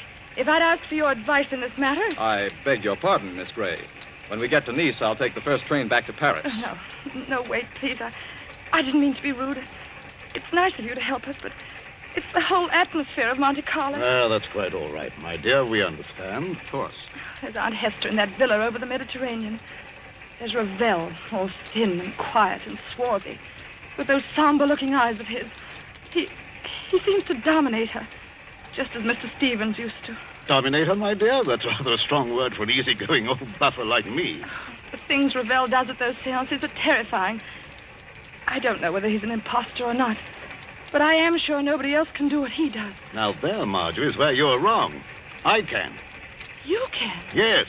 I promise to duplicate in front of your aunt every single trick Revel ever performed. Oh, but that's impossible. Is it? Wait and see. I'll put it up to Mr. Blake. It isn't merely that Revel is tied up, tied hand and foot in a chair, while these horrible things are going on. I know there are people who can get out of ropes and back into them again. But Revel lets you take one precaution that shows there can't be any trickery. Oh? And what is that precaution? Just before the lights go out, he takes a piece of white paper. Well? He puts one under each foot.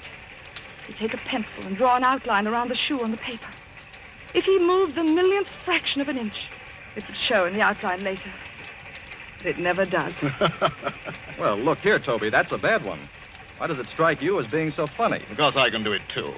Just give me a moment of darkness, that's all. You mean he gets out of his shoes or something like that? No, he could hardly get out of his shoes and back into them without disturbing the outline. Then he doesn't leave his chair after all. On the contrary, he can be all over the room. Well, how in Satan's name does he do it? My dear fellow, there's nothing simple.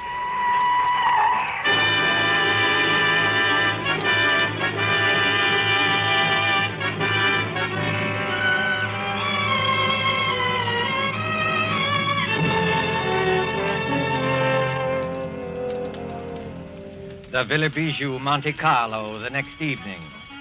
On the lighted terrace, that white villa, overlooking the olive groves and the sea, 3 people are seated at their ease, enjoying the night air. Below glitters the town, a white palm garden.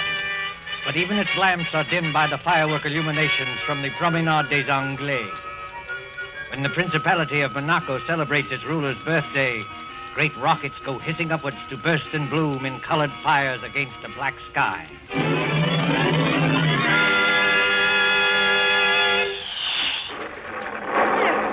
I don't like those fireworks. The noise upsets me. I wish they'd stop. Never mind the fireworks, Hester. You've heard my proposition. Give me an answer. Oh, what's more, you spill broth on your jacket at dinner. You're the clumsiest eater I ever saw. Here. Let me take a handkerchief to it. Please, Aunt Hester, won't you answer Mr. Stevens? Why don't you two let me alone, both of you? We're only trying to help you. Don't you believe that? Oh, yes, I believe it, but I'm happy. I talked with my husband twice last week. Now, look here, Hester. This has got to stop. Why? Ravel's a fraud, and I can prove it. If Monsieur Ravel is a fraud, what is he gained by this? Has he not asked for money? I don't know, has he? No, not a penny. You haven't changed your will by any chance. People do queer things sometimes that even their solicitors don't know about. Oh, no, dear, I haven't changed my will. When I die, Marjorie inherits everything. I am a lonely woman. I'm getting old. I haven't got much to look forward to. Now, why don't you go your way and let me go mine? Suppose Ravel is a fraud. Just suppose it. Well, all right, have your way. You wouldn't like to think you'd been deliberately tricked and imposed on now, would you? No, of Now course listen, not. Hester. If I prove to you these so-called miracles were really tricks that I can do myself. Oh, don't be ridiculous, Alex Stevens. I offer to prove that here and now. Would that shake your faith a little? Yes, I suppose it would. But how did you become so clever all of a sudden? How did you become so gullible all of a sudden? You used to scoff at this sort of thing. You used to be gay and lively and go to the casino. Well, that was before Paul died. You're shivering, Marjorie. If you feel cold, put on a wrap. I'm not cold. It's only... Only what? Got a kind of presentiment that there's something dreadful hanging over us. I can't tell what direction it's taking or who's in danger. But I'm sure it's going to burst. Just as sure as I...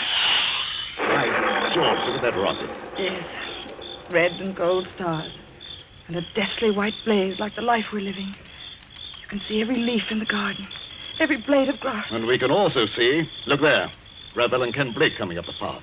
This Ken Blake, Mr. Stevens.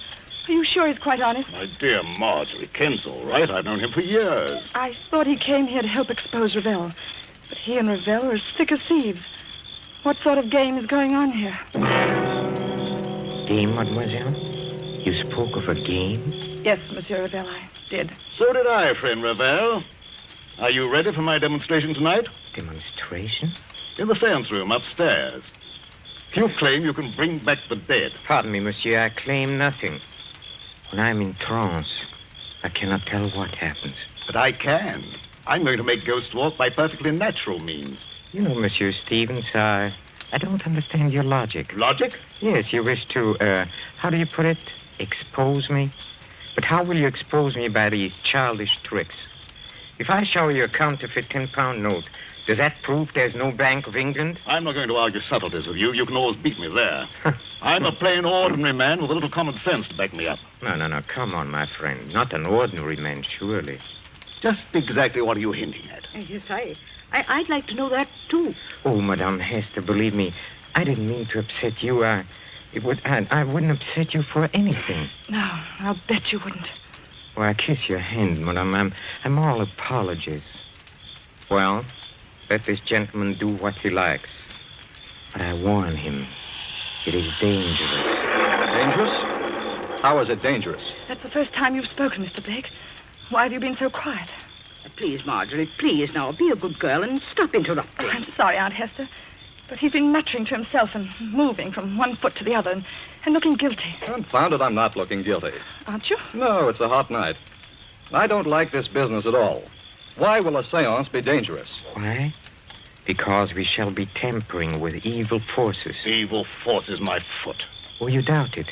Yes. This brave Monsieur Stevens is challenging the unseen world. He's mocking at forces he does not understand. Believe me, monsieur, they are not mocked without danger. I'll risk that, thanks.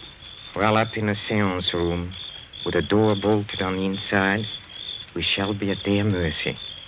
The evil forces, the elementals, will wax and grow strong. They can take us in their grip, as I take this walking stick and... You've got strong hands, Monsieur Ravel. The hands of evil spirits are stronger, much stronger. I'm afraid. I wonder if we ought to do this. I've been wondering the same thing. What does your aunt say? Well, I don't know what to say. I'm so confused. And I want to break down and cry. But I suppose we'd better do it, or Alex Stevens will never let me hear the end of it. For the last time, monsieur, Will you be warned of danger? No. Very well. Oh, Madame Hester. Yes, Monsieur Ravel. Do you believe that I'm an impostor? No, dear, of course not, but... But in your heart, you are not yet convinced. Well, I don't know. I'm not such a fool as some people seem to think. But if something did happen, something to show there are living forces beyond this world, it would convince you utterly? Oh, yes, I suppose it would. Then, shall we allow Monsieur Stevens to go on with his demonstration? I have a feeling we shouldn't do this. Oh, I'm afraid.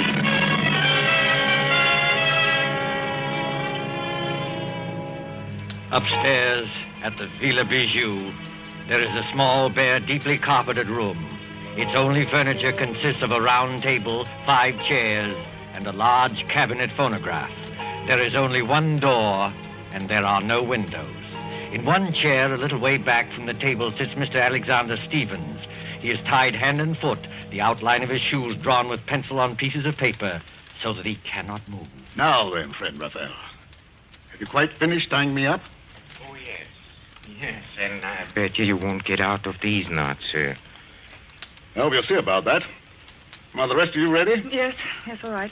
Oh, dear, I wish I'd put some smelling salts in my handbag. Well, what do you want us to do now? We'll have conditions exactly as they are for Mr. Ravel. I'll sit in this chair back from the table. You 4 sit round the table, clasping hands to form a circle. All right, let's get on with it. Ken, will you start the gramophone? I believe it's customary, Mr. Ravel, to have hymns played at the beginning of the seance to establish the proper frame of mind. Yes, monsieur, that's true. You fool. What did you say? Oh, nothing, monsieur. Please continue. Start the gramophone, Ken. When you've done that, turn out the lights on that switch by the door. Then join the circle. Clasp each other's hands tightly and don't let go unless... Unless what? Well, unless something gets me. Be careful, monsieur. Go on, please. Start the gramophone. All right, here goes.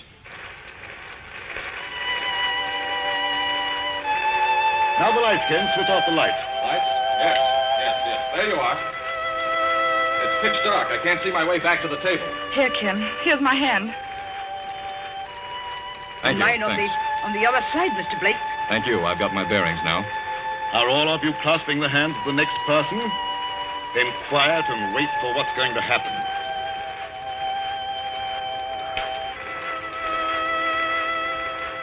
Ken, look. Look where? Over there, where Mr. Stevens is sitting. What about it? There's a luminous spot in the dark, about the size of a shilling. It's... Shh. Quiet, please.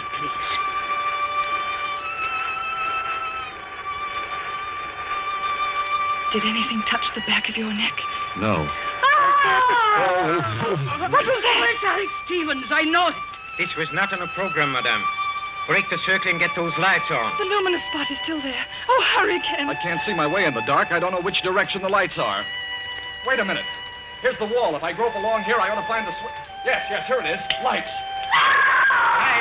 Quiet. Silence, mademoiselle, if you please. What's wrong with Mr. Stevens? What's that sticking out of his chest? The handle of a dagger. And a good deal of blood has soaked through his coat, too. Oh, Monsieur Blake, will you turn off this gramophone? Yes, certainly. But you're not saying that Toby Stevens is dead? I'm afraid he is, my friend. That's a direct heart wound. Perhaps 10 seconds of intense agony, and then the end. Or is the door still bolted from the inside? Yes. Then we are all alone, here, the 4 of us. This rash gentleman, one imagines, did not kill himself. He's too well tied up. I know who killed him. Mr. George Ravel. You did, with luminous paint. I killed him, mademoiselle? With luminous paint? I mean, that was part of the trick. You tied him up. You were the only one who touched him. And? What is that, mademoiselle? Luminous paint doesn't show up in the light. You smeared a little of it on his coat. That showed you exactly where to strike in the dark. I commend your good sense, madame. But there are 2 excellent reasons why I had nothing to do with this. The first reason I must keep to myself, but the second reason can easily be proved. Well, what is it? Well, up to the time that man screamed, You yourself were holding my right hand, and Madame Hester was holding my left hand. Did either of you let go at any time? No. No, that is, I didn't. What about you, Aunt Hester? No, Marjorie, dear, I didn't let go either. He never moved. Hold on. Wait a minute. Well, monsieur, speak up.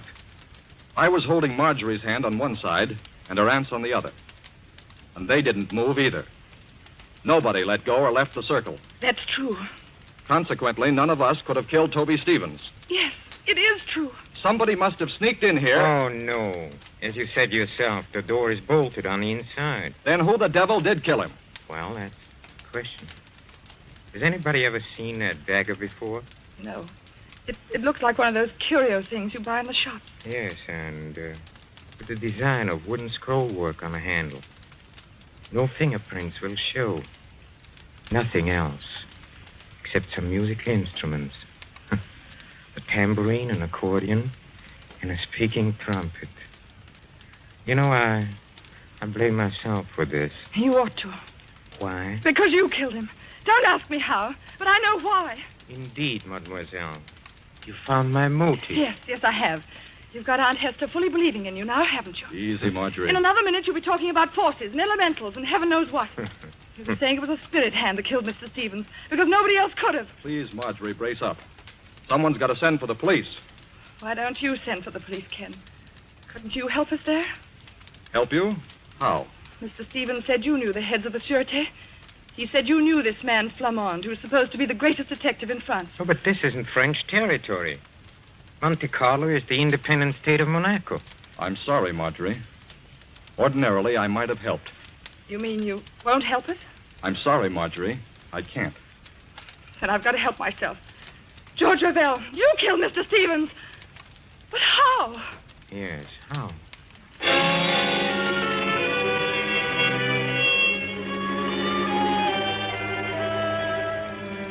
24 hours later, 24 hours of blind puzzling.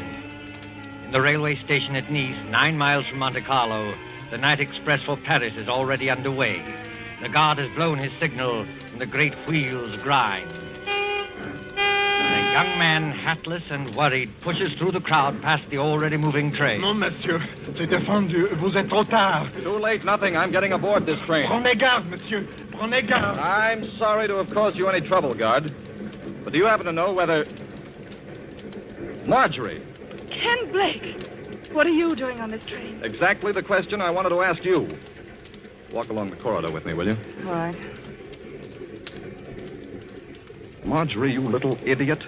What's the idea of running away? If it's any of your business, Mr. Blake, I'm not running away. I'm merely going to Paris. You were told to stay in Monte Carlo. Don't you know you can land in jail for this? They'll put you in jail, too, won't they? Yes, I suppose so. But what's the idea of going to Paris? First of all, I had to get Aunt Hester away from that man, Ravel. She really thinks he can call up ghosts now. Is your aunt on this train? Yes, in that compartment there. Second, I'm going to Paris for some real help. I'm going to the Sûreté. I'm going to see this man, Flamand. You won't find Flamand in Paris, Marjorie. And you'll certainly never get him to arrest Georges Ravel. Oh? And why not? Because, my dear idiot, Georges Ravel is Flamand. What are you saying? The man who calls himself Ravel is really Flamand, the head of the whole French Detective Bureau. He made me promise not to tell anybody. Oh, then that's why you've been looking so guilty for 2 days. Yes, I tried to tip you off today, but the police were with us all the time. So he is a fake spiritual medium. Mr. Stevens was right about that. And I still say I'm right about the other thing. Whoever he is, Ravel killed Mr. Stevens. But how and why? Oh, I don't know. This alleged detective. Did he tell you why he was masquerading as a medium in Monte Carlo? No. All I know is that we're in one sweet mess. We've left town without permission. They'll probably stop the train and send us back in a patrol wagon. Oh, no, my friend. That won't be at all necessary. Ravel! Yes, mademoiselle. Ravel or Flamand. Well, since you know me as Ravel, call me that. You knew that I was on this train? Oh, naturally. Look here, old man. I kept quiet about you because you swore it was a matter of life and death. But will you answer a couple of questions now? Oh, with pleasure. Why did you pose as a medium? Because the Monacan government employed me to trap a murderer. So I had to work, how do you say, undercover. All right. Why was Toby Stevens killed? Stevens was killed because he was a blackmailer. A blackmailer? Yes, mademoiselle. Does that surprise you? Yes. Oh, yes, of course. Very much. I tried to warn Stevens, but the fool wouldn't listen. And then, well, I wasn't quick enough. Stevens was murdered, of course, by one of us four in the seance room. Well, that's impossible. Impossible? Oh, no. The trick was baffling because of its simplicity. I'm sure you killed him. One moment, mademoiselle. Let me show you what I mean by trick baffling because it is so simple. Take, for example, the pencil outline drawn on a paper around the medium shoes. Did Stevens tell you how I did that? No. On this train 2 nights ago, he started to tell us, but... Then he just stopped in the middle of it and left. You see, the medium leaves his chair. Well, he makes tambourines rattle and ghost forms appear. Yet the pencil outline is not disturbed. Now, how does he manage it? Well, how does he manage it? Well, quite easily. He returns to his chair. He turns over the 2 pieces of paper. He takes another pencil and draws an outline of his shoes on the reverse side of the paper. You look at it. And imagine it's the same outline we drew. Precisely. So easily are people misled. And it was the same way with a murder. But there couldn't have been any trick about the murder. None of us left the circle. We were all clasping hands when we heard that scream. Don't you agree? Oh, yes, I agree. I can't stand this any longer. When we heard Mr. Stevens utter that horrible scream... What makes you think it was Stevens who uttered that scream? I beg your pardon. What makes you think it was Stevens who screamed? Well, wasn't it? Oh, you assumed it, yes. Well, we all assumed it. But up to that time, Stevens wasn't even hurt. Wasn't hurt? You see, the source of sound cannot be located in the dark. It was the murderer who uttered that appalling cry. In a few seconds of darkness, before the lights went on, the killer simply leaned across and drove that dagger into Stevens' chest. And you prove that? Yes. If Stevens had been hit at the time of the scream, blood would have blotted out the spot of luminous paint. Yet, Marjorie Gray saw the paint shining after the scream. That's true, Marjorie. I heard you say so. You put the luminous paint there, Ravel. You were the only person who touched him. Oh, no. There was one other person who touched him. Who was it? Another person, in full sight of you, said Stevens had spilled broth on his coat and swabbed at his chest with a handkerchief. You mean? I mean, of course, the real murderer. Your Aunt Hester. Yes, Marjorie. Your Aunt Hester. Aunt Hester! Keep back, all of you. Oh, so you managed to find the revolver? Marjorie, I poisoned your Uncle Paul. I poisoned my husband, and Alex Stevens knew it. You can't get away, madame. Keep away from that door. I never believed in spiritualism. I let myself be influenced by a medium because Alex Stevens would try to stop it. He was getting money out of me. He wanted no other influence. Don't open that door, madame. But I am opening it. Oh, Aunt Hester, don't! I told you I wasn't as fool as I looked. I had the knife in my hand. Stop her, Ken! Stop her! Well, mademoiselle, she has committed many crimes, but now she has paid for them all.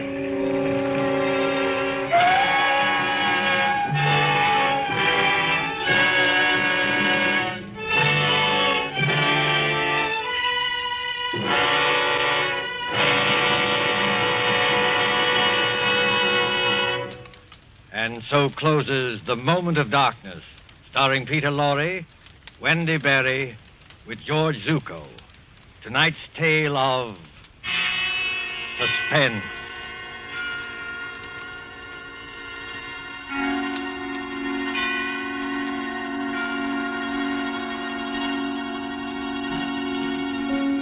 This is your narrator, the Man in Black, who conveys to you Columbia's invitation to spend this half hour in suspense with us again next Tuesday, when Agnes Moorehead and Ray Collins will star in a study in terror titled The Diary of Sophronia Winters. The producer of these broadcasts is William Spear, who with Ted Bliss, the director, Wilbur Hatch, and Lucian Morowick, conductor and composer, and John Dixon Carr, the author, collaborated on tonight's Suspense.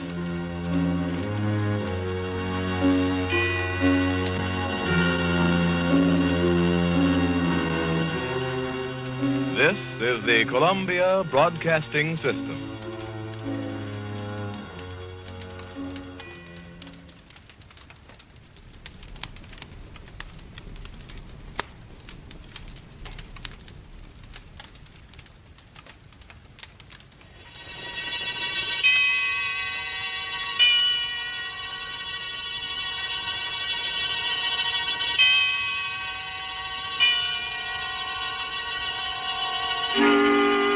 Suspense.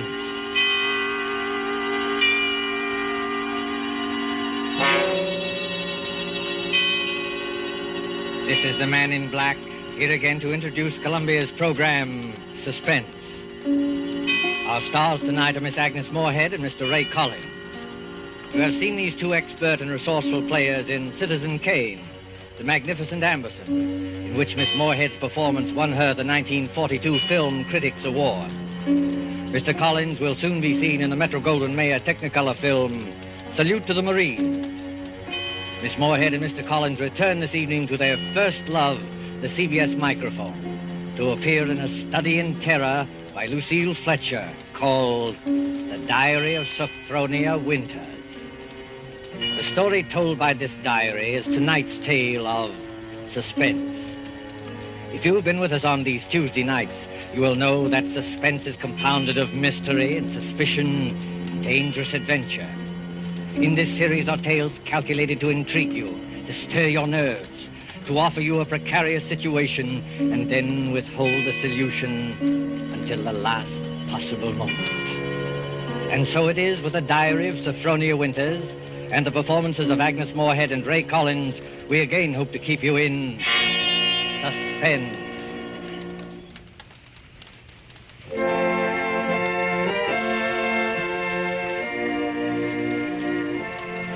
February 1st, St. Petersburg, Florida. I, Sophronia Winters, have hereby begun this diary because on this date I feel for the first time that I've begun to live. Diaries are no good unless one has thrilling experiences. For 40 years, I've never had what could really be called a thrilling experience. But Papa's death has changed everything. Here I am in beautiful St. Petersburg with everything to start life anew, money in my purse, 2 suitcases full of new clothes, and a gorgeous new permanent wave. And Florida is really the land of romance. It doesn't matter whether you're 17 or 70. There are parties and dances and bingo games and flirtations for all. My landlady, in fact, tells me that people often become engaged and even married to perfect strangers overnight. I'm still shy, of course, but just the same, it's such fun and so thrilling to think one's fate may be just around the corner.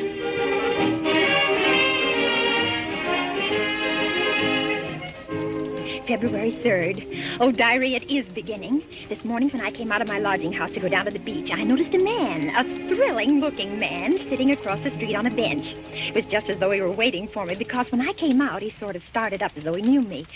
Of course, I didn't speak first, but I knew the minute I started down the street that he was following me. Well, I got to the beach and sat down with my magazines, and suddenly there he was, strolling toward me with a broad smile. Well, sitting out here all by your lonesome? Oh, yes, I am. Didn't I see you last night over at the Starfish Tea Room? The Starfish Tea Room? Mm-hmm. Oh, yes, I was there yesterday. But it was so crowded, I'm afraid I don't recall. Mighty nice cuisine they've got over there. Mind if I sit down beside you? Oh, not at all. Oh, just a minute. Sit on this magazine. The beach is so sandy. Oh, sand doesn't bother me. I'm from Maine, you know. We get plenty of sand up there. Do you? You've been down here at St. Pete long? Oh, just 3 days. 3 days? That's a long time. It's a wonder I didn't spot you before. Oh, Mr. Johnson's the name, Hiram Johnson. Oh. I come from Green Harbor, Maine. Run a big hotel up there summers. Oh. Well, that's my whole history in a nutshell. My name's Sophronia. Sophronia Winters. Sophronia? Uh-huh. Well, you know, that's quite a coincidence. My sister-in-law's name was Sophronia. Oh? Sophronia Johnson. You ever heard of her? She looked quite a bit like you, too. Sophronia Johnson?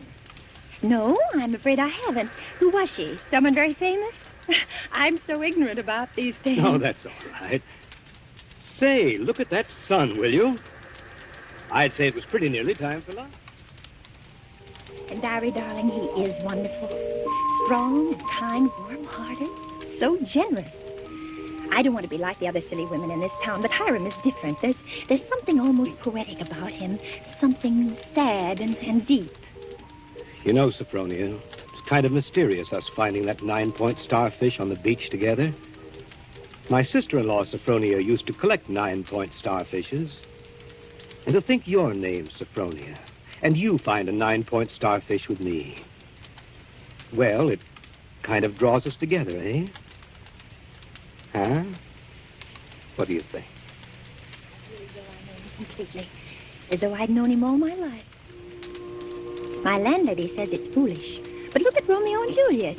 Weren't they foolish?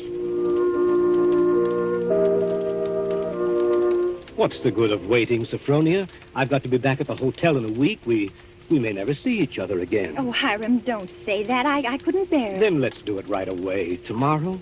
There's a parson out on Coral Avenue who'll do the job for us. We can take a nice moonlight drive out to the alligator farm afterward, have a nice shore dinner, then climb on board the Orange Blossom tomorrow night for Maine. Oh. Just think of Maine. The big dark pine woods, the sand, the bay.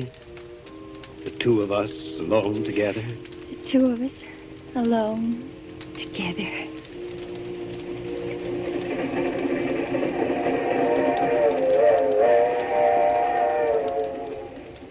February 7th, on board the Orange Blossom. I was married in a wedding dress of Alice blue moire with a frill of white organdy at the collar and wrist and a rhinestone belt buckle. Hiram sent me talisman roses. I'm pressing one precious flower between the pages of this diary for luck.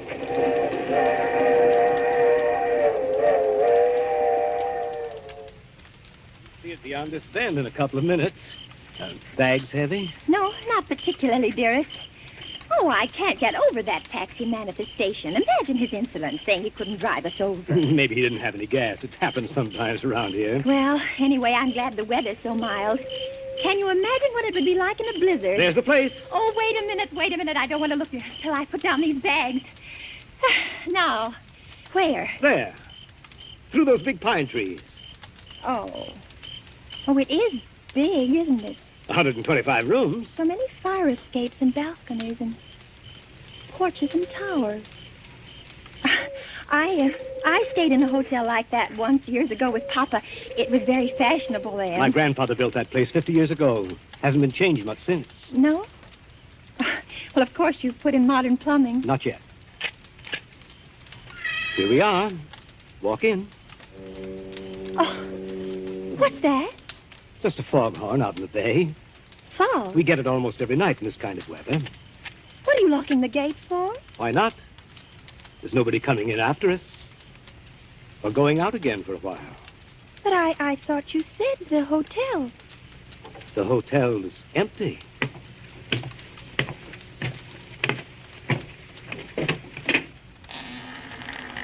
Hiram. What is it now? Hiram, darling, I know it sounds silly, but let's not go in there tonight. Let's wait until morning. Why? Oh, just because it's so dark and empty. There's not a light in the whole place, and no one's expecting us. What do we eat? Where will we sleep? Let's stay in the village just for tonight. I've got things to eat and a place to sleep. Come on. Oh, my arm. Hiram! Hiram! If you remember my telling you down in Florida about my sister-in-law, Sophronia, well, that's her over there on the wall. Take a look at her. Hiram, you hurt me. Oh, well, this glass is very dusty. She must have died many years ago. But her face is sweet, very sweet. And her eyes, there's something very sad and wistful about her eyes. She was a murderess. She was hanged in Portland 25 years ago for the murder of my brother Ephraim, here in the lobby of this hotel. She murdered him in cold blood with an axe. That fire axe hanging over there on the wall. Hiram. It was a summer day. There were guests sitting out on the front porch in the rockers. It was just after lunch. My brother Ephraim was sitting at the desk counting his loose change. My mother was crocheting in that old wicker rocking chair. Sophronia came downstairs, humming a hymn. Oh, don't, Hiram. Please don't tell me any more. Why not? Well, it makes me nervous to hear it like this in this big shadowy lobby. And your eyes, Hiram. Your eyes. Hiram, you're acting so strange. Hiram, what's the matter with you, dear? I know it was a terrible tragedy, but it happened 25 years ago. Don't touch me, Sophronia. Don't touch you. Do you remember what I said to you in Florida? What did you say? Well, you said a million sweet and wonderful things to me, Hiram. I said you resembled my dead sister-in-law. Look at her again. Look at her closely. Sophronia. But why? Oh, no, I can't. It's too horrible. I can't look at her face with any pleasure now, knowing she was a murderess. You're afraid to look at it? No, I'm not afraid. Hiram, please, my arm. Oh, very well. Hello. Now, stand there quietly, like that. Take off your glasses. That's all I wanted to see. That's all I wanted to see.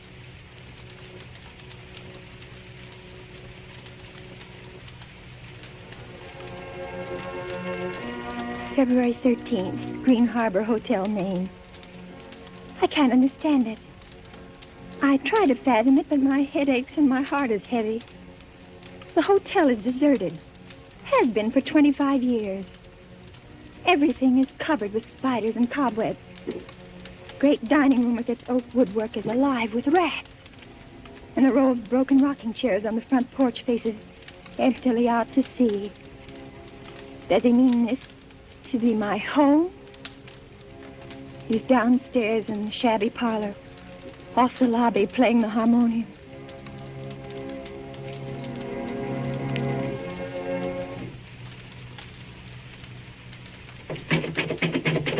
Sophronia. Yes? Yes, Hiram? Sleeping? No, dear. Why is your door locked? Come out. I want to show you around the place. It's all right, dear. I've seen it. I've seen just about everything. No, you haven't. You haven't seen the grounds at all. The grounds? But, Hiram, it's after midnight. I want to show you where my sister-in-law, Sophronia, is buried. Well, not tonight, dear. Please, it's so late, and I have a headache. Open the door, Sophronia. I want you to come now. No, I shan't. Oh, go away. Let me alone. I won't. I won't. No use carrying on like that. You see, I have pass keys to all the doors.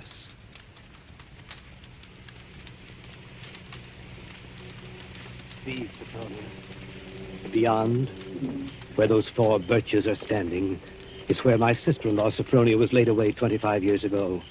It was the biggest funeral in the neighborhood. Folks crowded outside the gate with the dozens trying to get a look, but we wouldn't let them.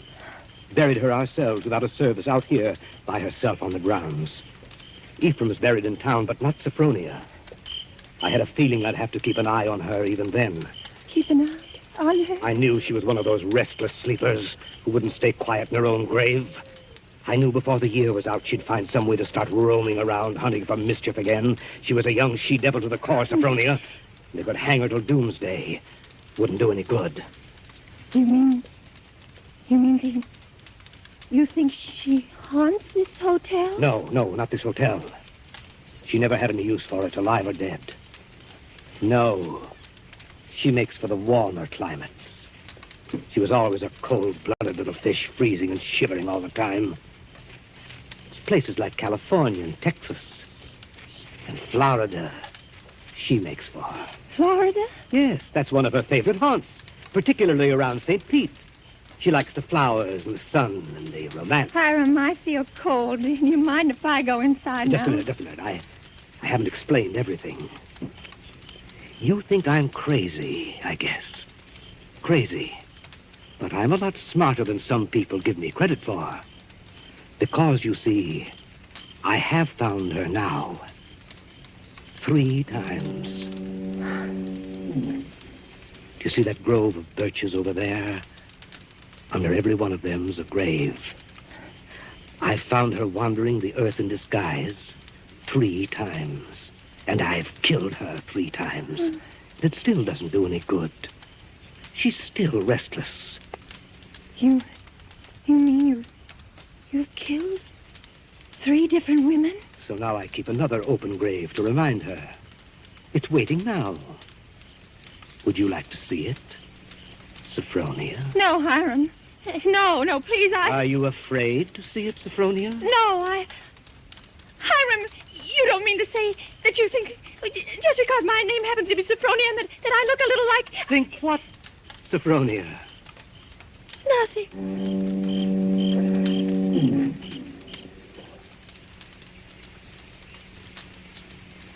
February 14th. My mind is made up. I made a terrible mistake, and I must get away from this place. I must get away from Hiram as quickly as I can. It should be easy. There's no fog today. If I can only escape from the hotel, I can run and hide in the pine woods. No.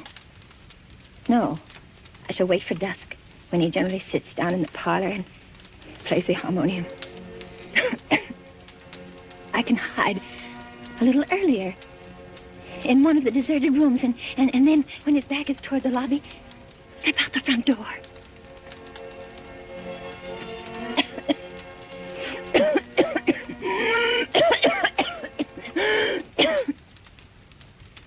Sophronia? Sophronia? Sophronia! Oh, there you are. What's the matter? Anything wrong? No, Hiram. You didn't want anything outside, did you? Because if you do, you'll have to ask me to get it for you. You see, I always keep the front door locked. Yes, Hiram? Yes, the back door, too. And all the doors leading out into the porches and fire escapes. And a good many of the windows that make one feel safe from thieves and peeping Toms. Oh, you've got a cold. That's too bad. Yes. I must have caught it last night. Outdoors. The damp. You ought to be in bed. A good bed. The only good bed in the house is in my sister-in-law, Sophronia's old room. No, Hiram.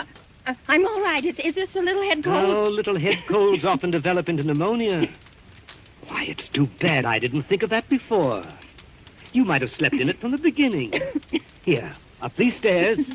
What? What's the matter? Are you so weak? No. No, I'm all right.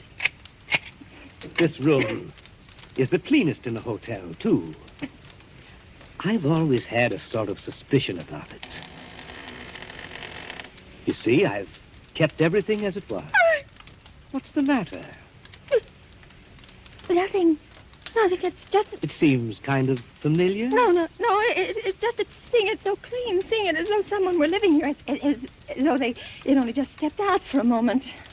It's as she left it that afternoon when she walked down to murder my brother. You see her needlework on the table with the needle sticking in it? And her hymn book still open? She was very fond of singing hymns, Sophronia was. Had a nice voice, too. I used to accompany her. I'll turn down the bed for you. Then you can get undressed while I go and make you some hot tea. No, I don't want any. Here's the closet. You can put on one of Sophronia's dressing gowns.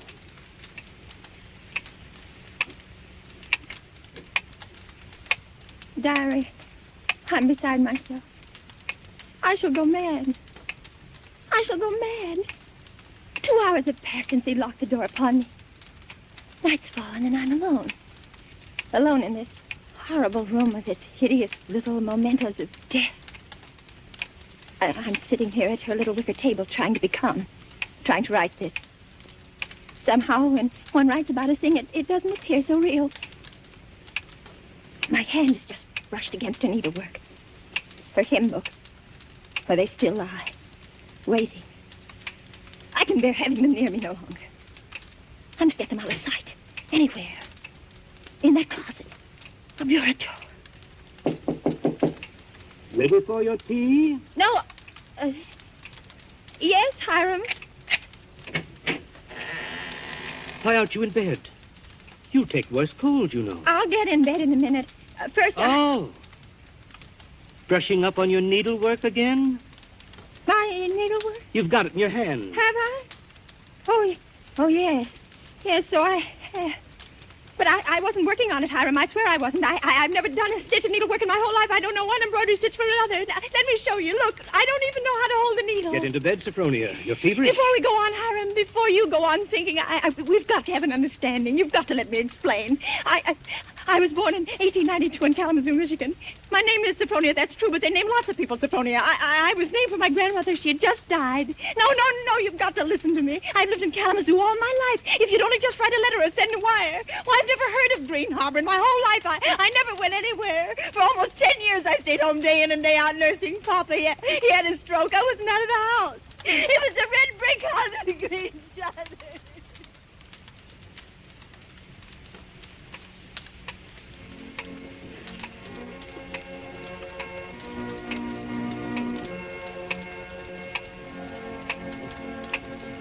February 15th. Now I live only from moment to moment, listening to each creak upon the stairs. I've been in bed all day. It's night now. The foghorn has begun to blow again.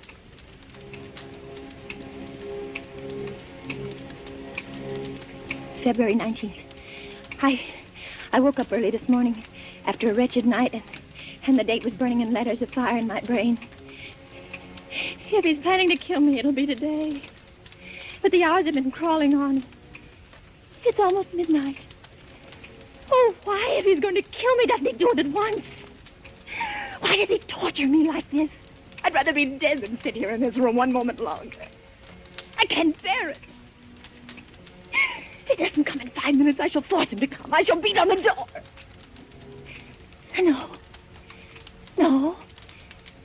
Rather let me sit quiet praying that he doesn't come. Oh, I want to live. I want to live.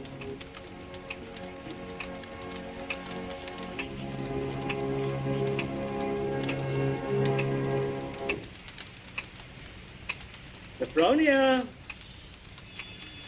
It's come. Sophronia! Come downstairs.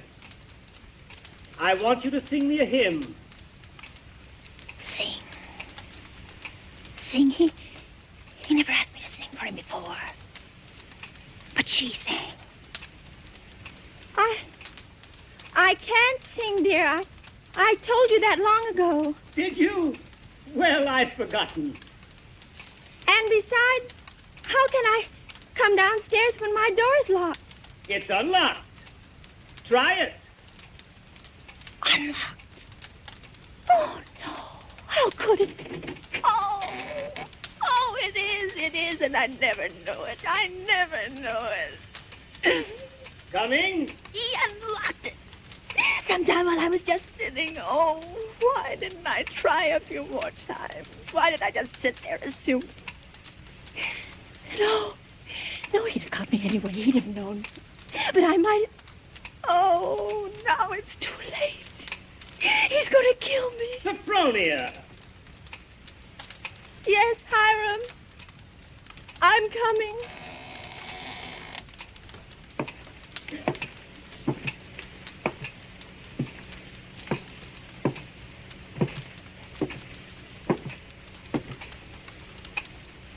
Hiram, where are you? In here. In the parlor. What are you doing there, Hiram? Waiting to hear you sing. You're at the harmonium? Yes. All right. I'll sing. I haven't sung in years, but I might as well. I'll sing for you out here in the hall.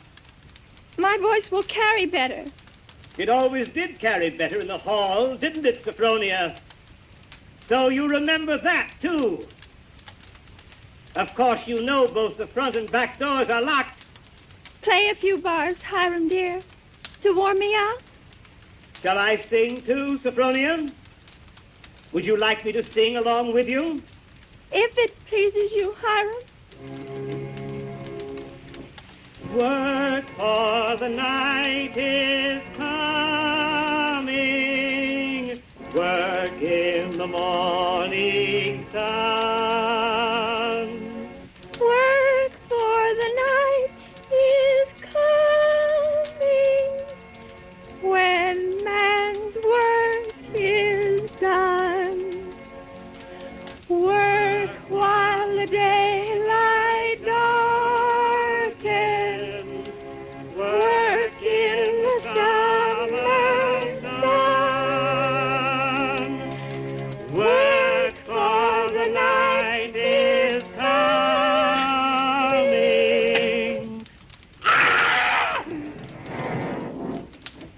When man's work is done.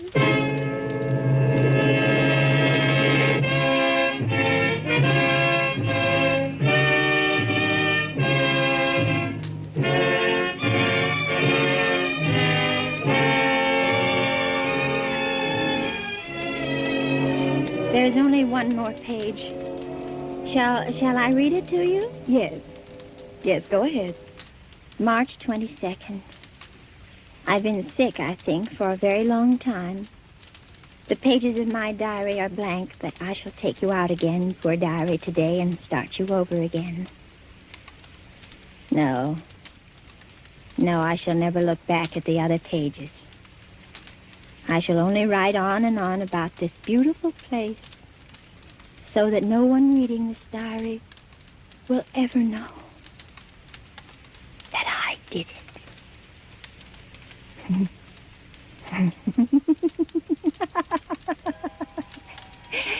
But I did do it, diary. I was smarter than he. When I opened that door at the head of the stairs and heard the music, when I saw the fire axe still hanging on the wall. Oh, I was so cautious. So terribly cautious. I tiptoed like a little mouse, even as I sang the hymn into that room where he was playing. But I was clever, so much cleverer than he. I kept on singing. And now I'm free. Free as a bird. I'm free and he shall never catch me now, not this time or ever again, because he's dead. Isn't he, Nurse? Nurse, isn't my dear brother-in-law, Hiram, really dead? Yes, miss, he's dead. And now I'll thank you to hand me that diary. The doctor doesn't approve of the patient's writing anything.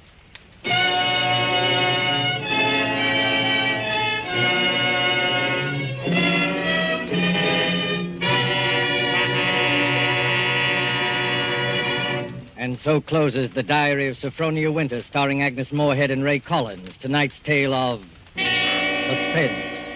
This is your narrator, the Man in Black, who conveys to you Columbia's invitation to spend this half hour in suspense with us again next Tuesday, when Richard Dix, Gail Page, and Montague Love star in Death Flies Blind.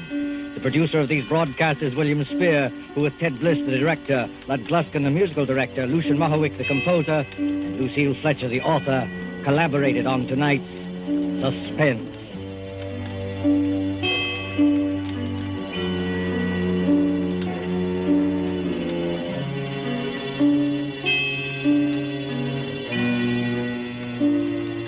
This is the Columbia Broadcasting System.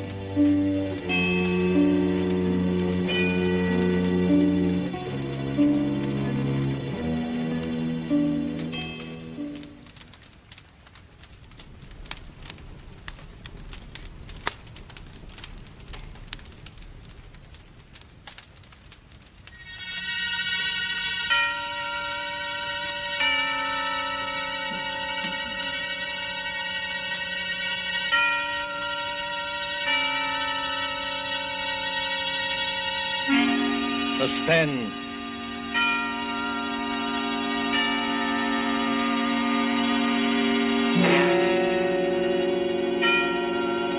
This is the Man in Black, Here again to introduce Columbia's program, Suspense. Heading our starring Hollywood cast this evening is Mr. Richard Dix, who appears as a United States naval officer who found himself in a remarkable predicament on what should have been an uneventful flight from New York to Philadelphia. As fellow passengers aboard the airliner are Miss Gail Page as a girl named Monica and Mr. Montague Love, who plays that aged and domineering millionaire Silas Naylor. A story by John Dixon Carr called Death Flies Blind is tonight's tale of suspense. If you have been with us on these Tuesday nights, you will know that suspense is compounded of mystery and suspicion, dangerous adventure. In this series are tales calculated to intrigue you, to stir your nerves, to offer you a precarious situation and then withhold the solution until the last possible moment. And so it is with Death Flies Blind and the performances of Richard Dix, Gail Page, Montague Love, and our other players, we again hope to keep you in suspense.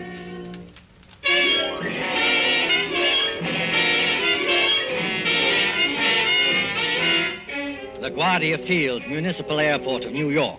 LaGuardia Field, vast behind its white buildings. On a gray spring afternoon when rain splashes across the runways, dims the sky, and spatters on the wings of a great silver-painted airliner waiting beyond. Already as the limousine bus from the New York terminus slowly draws up to the waiting shed, you can hear the loudspeaker. 72, New York to Los Angeles. The big limousine bus, besides its driver, contains only two persons. One is a tall young man in United States naval uniform, with the stripes of a lieutenant commander around his sleeve. The other is a tall and dark-haired girl, her face a little frightened in the blue. Flight 72, New York to Los Angeles. Plane ready to take off at gate number 6. Have your tickets ready, please. Fred, that can't mean us. Now, take it easy, Monica. We're not too late.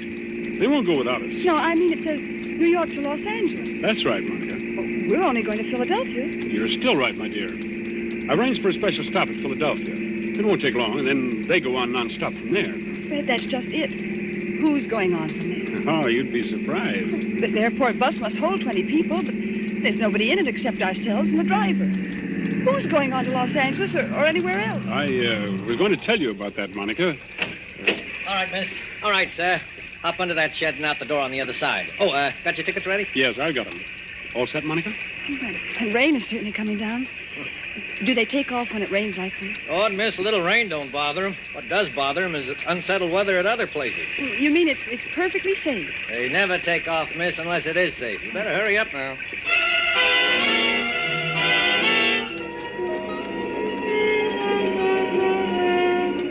There's the plane, Monica. Shall we run for it? Fred, I'd rather not run if you don't mind. Aren't getting nervous, are you? No. I know it's stupid of me.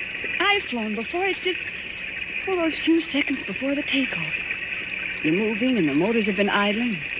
All of a sudden they start to roar. The plane races ahead and the roar gets louder and suddenly you think, am I ever going to get down alive? Now look here, my dear. Oh, I'm sorry, Fred. There's nothing to worry about, you know. Of course not. I'll be good.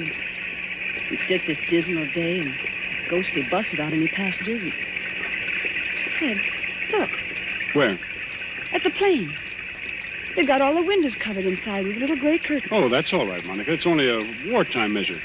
Wartime measure? Yes.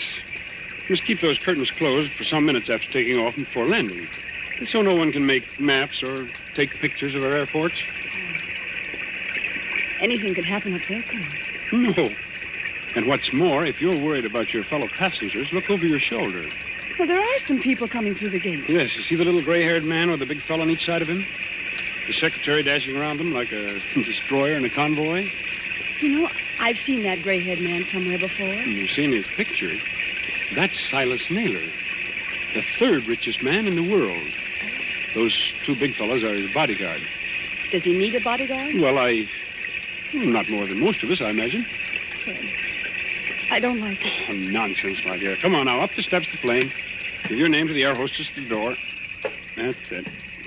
Good afternoon, miss. May I have your name, please? I'm Monica Vale. You're the air hostess? That's right, Miss Vale. Take any seat you like. And you, sir? Onslow, Lieutenant Commander Fred Onslow. Oh, yes, Commander. We've had instructions about you. Happy to have you with us, even if it's only as far as Philadelphia. Thank you. May I take your overcoat or your briefcase? Only the overcoat, please. I'll keep the briefcase. Friend, look there. What is it now? That man you called Mr. Naylor's secretary. Light-haired man, rather good-looking. He's sprinting towards this plane as fast as he can run. Well, you'd better be careful on that slippery surface. He certainly has. Look out, man. Look out, man. Watch your step. Look out. Well, are you all right? Here, let me help you up. I'm all right, thanks. Perfectly all right. Air hostess. Yes, sir. My name is Michael Shepard. I'm Mr. Naylor's secretary, and I think there must be some mistake here. Mistake, sir? Yes. When Mr. Naylor travels, he's in the habit of booking every seat in the plane to ensure privacy. Yet we seem to have 2 extra passengers. Well, I'm afraid that's my fault, Mr. Shepard. Indeed, sir. Then would you and the young lady be good enough to take some later plane? I'm sorry. I'm afraid I can't do that. No, and why not? Maybe I ought to explain, Mr. Shepard, that Commander Onslow had last-minute orders to join his ship. He and Miss Vale have priority as far as Philadelphia. Philadelphia. Must we stop there? Only for a few minutes, Mr. Shepard. This is outrageous. Mr. Naylor is traveling, in a sense, on government business. Well, so am I, old man. The Navy often does. That doesn't alter the principle of the thing. I don't want to seem ungracious, you understand. Mr. Naylor is always glad to help our brave soldiers and sailors. For the love of Mike. Now, choir will now sing hymn number 242. Now the gorgeous But this time you've gone too far. I shall appeal to Mr. Naylor himself. Mr. Naylor? Mr. Naylor? Yes, Mr. Shepard, I can hear you. What is it? This naval officer, sir, and the young lady. Oh, I know, Shepard, I know. Isn't the plane big enough for all of us? I was only following your orders, Mr. Naylor. You asked for privacy. All right, Shepard. What I'm asking for now is less noise. The lieutenant commander in the Navy, eh? That's right, Mr. Naylor. Off on another fishing trip, I suppose. That's just exactly right, sir. Ever have dyspepsia? No, never. Well, I have. 20,000 a year I pay doctors. And what do they give me? This stump. I'm not surprised you got priority, Commander, but I am a little surprised about the girl. She's my fiancée. Mr. Naylor, Miss Vale. Meet the rest of my family. These 2 bruisers here, including the one with the mouth organ, are my bodyguard, Mr. Cohen. I'm pleased to meet you, Commander. How do you do? This is Mr. O'Reilly. Glad to know you, Commander. How are things going? Hey, Cohen, don't you ever get tired of playing that mouth organ? Stand away from the door. They want to close it. Will everyone please take your seats and fasten the seatbelts? Are we ready to take off? Yes, in just a moment. Shepard. O'Reilly. Cohen. Come along to the front of the plane. Yes, sir. Oh, we'll sit in the back here, won't we, Fred? Yes, of course. Fred, is anything wrong? No, of course not. Why, what could be wrong? Then you'd better sit down. We're starting to move. That's good advice, Commander Onslow. But I must ask you, Miss Vale, not to touch the curtain on the window. How soon before we can open the curtain? As soon as we're well away from New York. You see that illuminated sign, no smoking, fasten seatbelts? Yes. What about it? When the lights in the sign go out, you can open the curtain. And smoke as much as you like. Now, if you'll excuse me. Certainly. You needn't try to fool me, Fred Onslow. I saw you. You saw what? I saw you pick up that scrap of paper one of those men dropped. Why, that wasn't anything, Monica. May I see the paper? No. Why not? Well, because I'd rather you didn't see it, that's all. There is something wrong, isn't there? Look, Monica, let me repeat over and over, what could be wrong? Why, there's Silas Naylor, an internationally famous figure, with a group of trusted attendants. Here's an ACA plane as safe and dependable as the old gray mare. All the same, All the same what? I wish I hadn't brought you along. I wish there was some kind of an emergency cord, like a train, so that you could stop this plane whenever you have. We're on our way.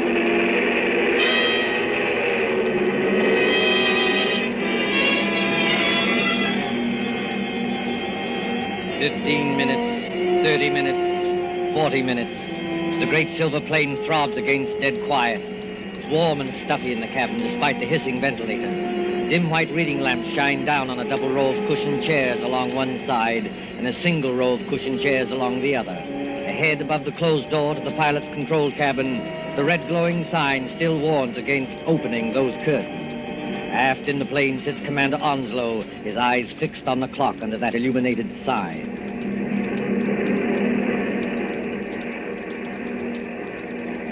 Monica. It's not exactly all right. Fred, why do you say that? Because we should have been in Philadelphia 5 minutes ago. At least we should have been circling over the field. And we're not? No. But we're still 10 or 12,000 feet up if the pressure on my eardrums count for anything. And traveling like a bat out of Hades. Weather's delaying us, I guess, huh? Maybe it is. Awfully bumpy, isn't it? Yes, a little. Makes you gasp for breath and your stomach turns. That was a bad one. Not getting airsick, are you? I don't think so. I wish I had some of that chewing gum they give you. I'll ring for the air hostess. She'll bring you some. I did ring the bell, Fred, and there's no answer. Oh, she's busy in the pantry back there, that's all. She didn't hear you. Here, I'll get you some gum. No, wait, I'll go. Sure you're all right? I want a powder my nose anyway. Besides, you're going to have company. Our Mr. Shepherd is weaving along this aisle as though he didn't like air pockets either. Well, thank the Lord one of that party's awake up there. I thought they were all dead. Don't say that. Say what? Dead. A spooky plane with everything so quiet and dead itself. Remember how the pilot walked through a while ago and looked around and walked right back to the control cabin again? No, I didn't notice him. Oh, that's what I mean. It was like a ghost. I'll be right back. Say, Commander Onslow. Yes, Mr. Shepherd? Mind if I sit down? Not at all. Go ahead. Fact is, Commander, I want to apologize. Oh, that's all right. Forget it. I'm not such an ill-mannered guy as I must have sounded. It's no joke, you know, taking care of the chief. I've got to go ahead like a cyclone, so that everything would be quiet when he gets there. And it's a great responsibility, too. I can imagine. I go on these long trips. There's the chief, half asleep, and O'Reilly reading detective magazines and Cohen with his mouth organ. Doesn't that mouth organ bother the old boy? No, he likes it. Especially when Cohen plays the old square dances. Chief's a great man in his way. I was just wondering about that. Wondering what? Is it true? Stop me if I'm talking out of turn. Go ahead. We can trust the Navy. Is it true he's offered to design and build, at his own expense, a fleet of underwater cargo boats, submersible freighters, up to 5,000 or 6,000 tons, that'll do away with the submarine menace altogether? Where did you hear that? Oh, just rumor. Is it true? Yes, it's true enough.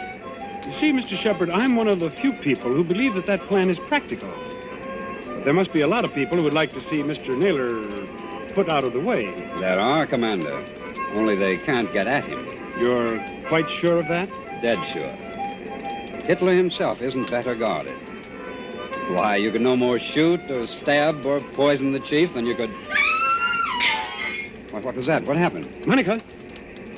Is anything wrong back there? Well, it's all right, sir. It's only a noise in the pantry. We'll see to it. Monica, pull yourself together. What's wrong? It's that air hostess, Miss Lee. Well, what about her? She's lying back in the pantry among the broken dishes with her head all over blood. Somebody beat her over the head and left her there to die. Somebody? Yes. But nobody's gone back to the pantry. Nobody's gone past us Except the pilot or co-pilot of this plane, remember? Excuse me, Mr. Shepherd. I'm going to open the curtains on that window. Do you think it's wise, Commander? We were told not to. No, we were told a lot of things. I'll just take the responsibility of... Good Lord! There, Monica. Mr. Naylor! Yes, son? What's up? Draw the curtain on your window and take a look down. If O'Reilly and Cohen have got guns, they better keep them handy. Is that so now? Why? Because we're not flying west. We're over the Atlantic Ocean now and headed straight out to sea.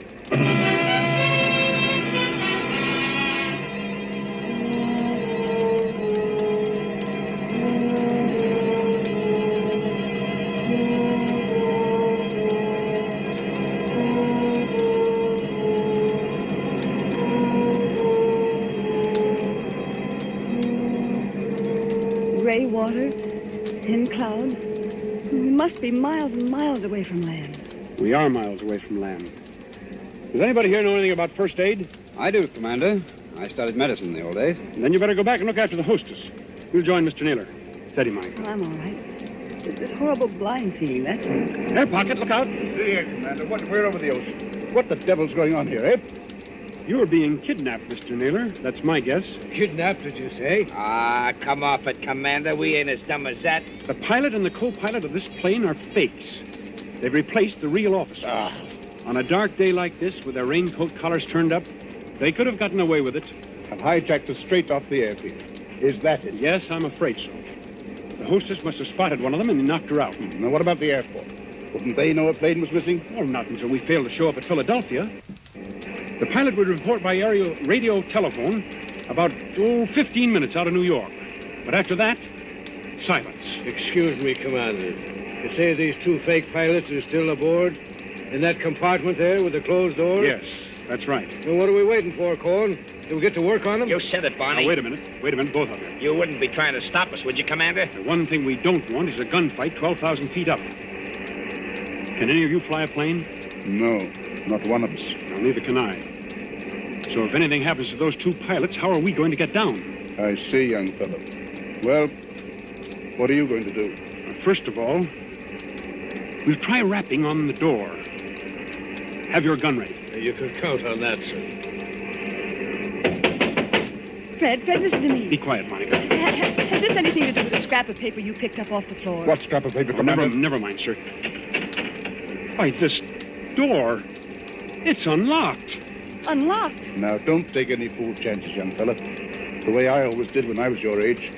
Stand to one side when you open that door. Let Cohen and O'Reilly take care of it. Good Lord. Well, the control cabin is empty. There's nobody at the controls. You mean we're flying without a pilot? Yes. See that stick move back and forth? As though a ghost had hold of it? Those crooks do. They set the automatic controls. It's a gyroscope attachment that keeps her steady. And then they must have bailed out. And what's going to happen to us? Well, you see, Monica, the fact is... Go on, Fred. Tell me the truth. I'll know if you don't. Well, we'll go on until our gas runs out or until a storm hits us. Then we'll dive into the sea. It's as good a way of killing Mr. Naylor as any. I see, son. Have we got any chance at all? Frankly, I don't know. Wait till I get a look inside of that control cabin. Holy Mother, that's done.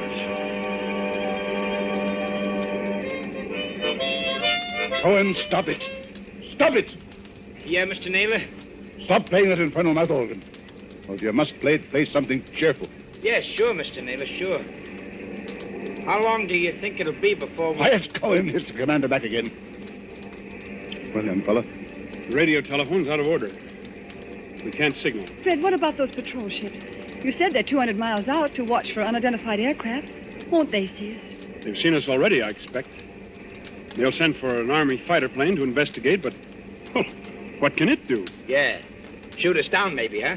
That's fine. If only somebody could fly the plane. Well, nobody can, Skipper, so think of something else. See, Mr. Naylor, I was wrong. Wrong, son? About what? One of your party, and I can guess which one, dropped a torn piece of paper. There was a line of writing on it, probably the end of some instructions. Well?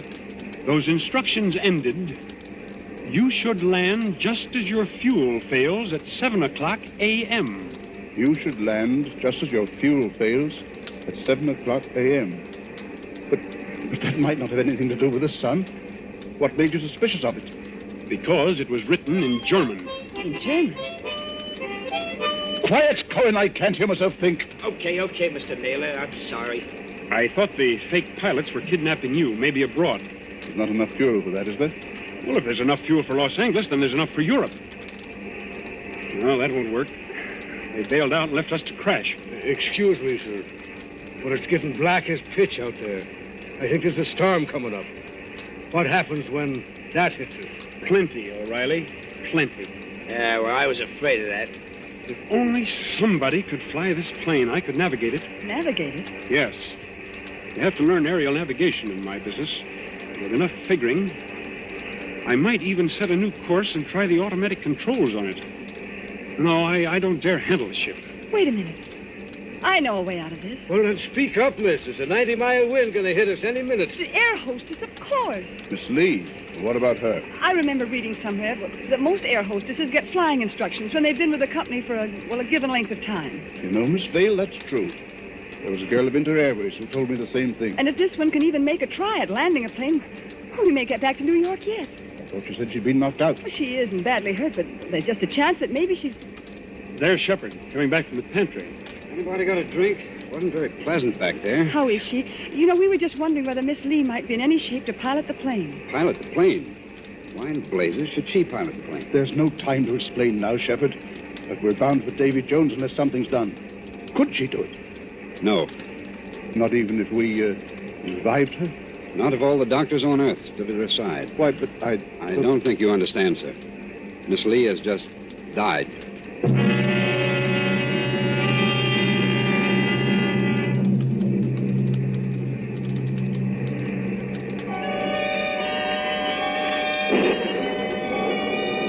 Thin singing of wind above the clouds, then storm with a white eye of lightning at the windows. Losing height, gaining it again, blown off her blind course, flung partway back again, always racing forward on a flight to nowhere. Late afternoon, evening, night, the steady throbbing of motors like a pulse beat inside the head. Towards morning, the storm dies away. In that dim cabin, there is exhaustion of nerves. The hands of the clock stand at 1:45 in the morning.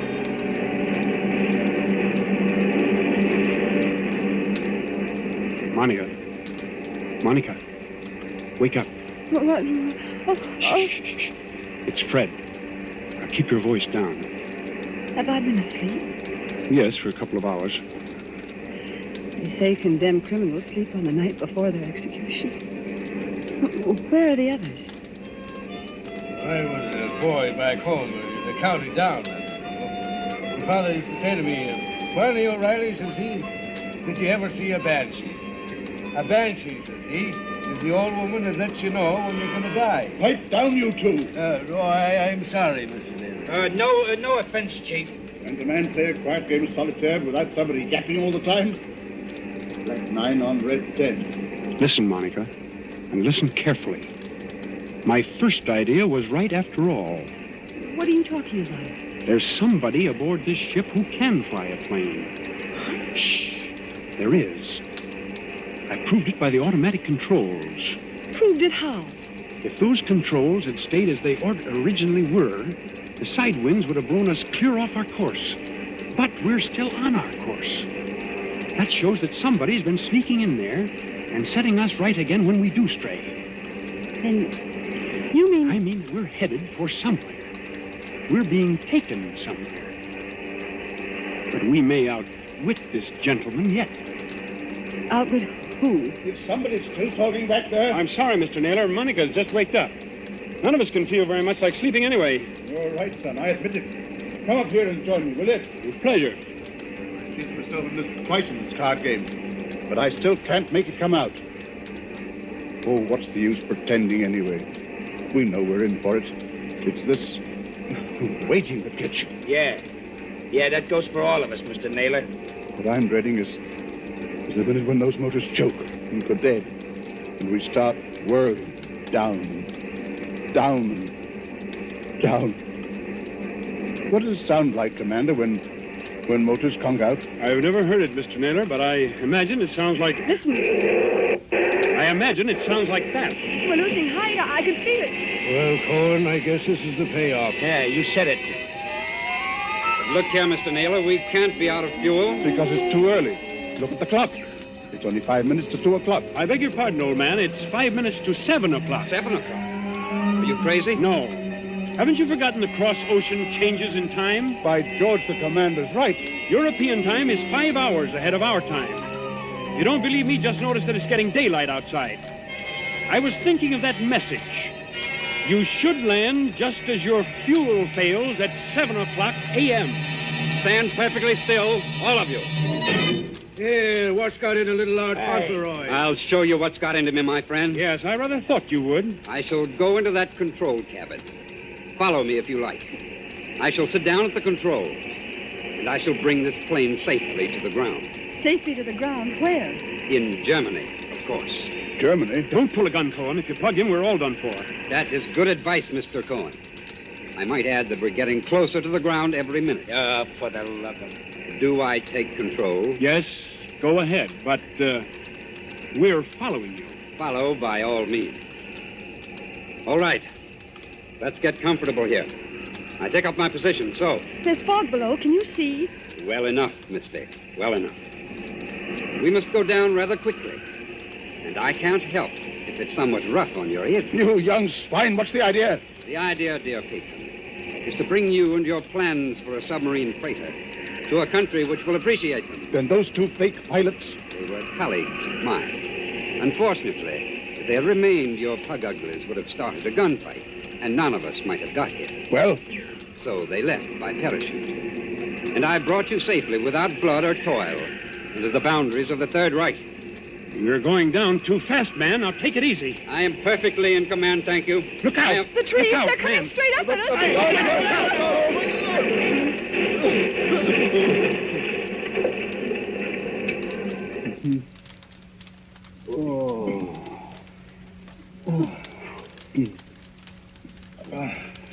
Are you all right, Monica? Are you all right? Yes. Oh, only a bit shaken up. We're all okay here, Skipper. Shall I give this guy the works now before they come to get us? No, don't shoot. Let him alone. That also is good advice. And now, my friends, my mission is ended. I stand up on the pilot's chair. I throw open this glass hatch. And to all Germany, to all the world, I cry. Dies ist das gestohlene Flugzeug im Begriff zu landen auf Feld Nummer 21. Heil Hitler! Well, strike me blind if it ain't another one. Yes, first Rudolph S. and now this bloke. What do you suppose they want over there? English. Why are you speaking English? Why, Cocky? It's an even habit we've got in this country. This isn't England. Oh, yes, it is. Better climb out of here and with your hands up. But it can't be. I followed the course laid down on those instruments. Unfortunately, old man, I altered our course last night. Keep back, Shepard, or you may get a bullet in the head yet. Your instructions were all right, but they didn't tell you about the 5 hours difference in time. When we got to the right navigation point, I let the fuel out of the tanks and made you think we were landing in Germany. You know, there's nothing like having a good Nazi for a taxi driver, is there?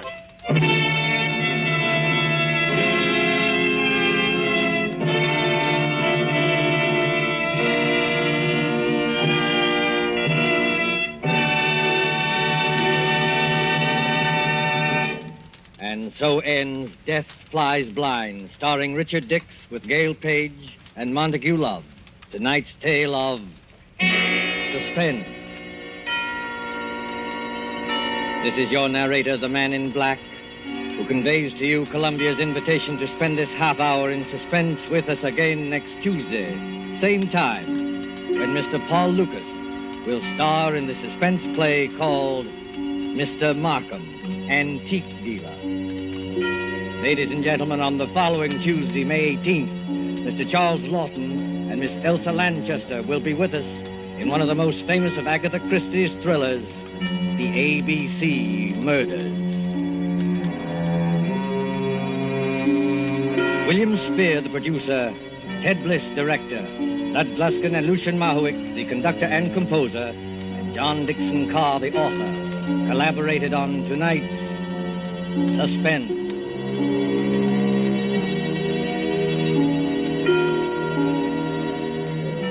This is the Columbia Broadcasting System.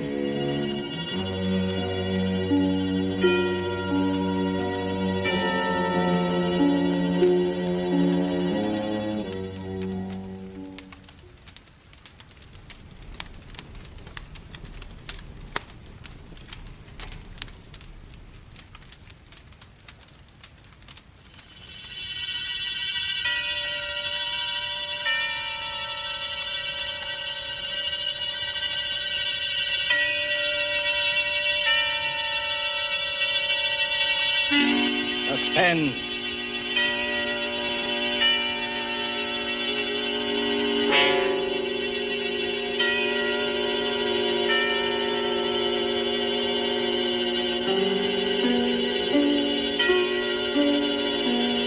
This is the man in black, here again to introduce Columbia's program, Suspense. Heading our starring Hollywood cast this evening is Mr. Paul Lucas, and with him are Miss Heather Angel and Mr. Bramwell Fletcher. Story by John Dixon Carr, dealing with strange, very strange happenings in a London curio shop, and called Mr. Markham, Antique Dealer, is tonight's tale of suspense. If you've been with us on these Tuesday nights, you will know that suspense is compounded of mystery and suspicion and dangerous adventure. In this series are tales calculated to intrigue you, stir your nerves, to offer you a precarious situation, and then withhold the solution till the last possible moment. And so, with the performances of Heather Angel, Bramwell Fletcher, Paul Lucas as Mr. Markham, antique dealer, we again hope to keep you in suspense.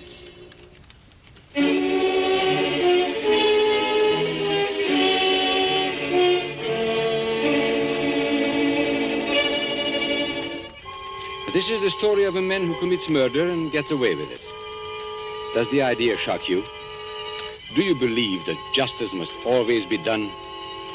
But let's be honest with ourselves. You and I needn't be cynics to know that justice is very seldom done. Innocence flinches. Guilt is childlike and bland. Innocence is imposed upon. Guilt can encompass all things, even a successful murder. And I know this because I was the murderer, you say? Oh, no. Inquire at Scotland Yard. I was the victim. In Bond Street, not far from Piccadilly, there used to be an establishment, which in a less fashionable part of town would have been called a shop. On the windows, in letters as discreet as a visiting card, were the words, Charles Markham, antique dealer. Such a delightful fellow, Markham. Such a character. 30 years ago, yes, as long as that, this antique shop was a dingy place, despite deep carpets and crystal chandeliers. It rustled with the ticking of 100 clocks. It was shadowed by damascened armor and the loom of tall tapestries. And late one summer night, when the shutters were long closed on those windows, a four-wheeler drew up before the door in the gas-lit street.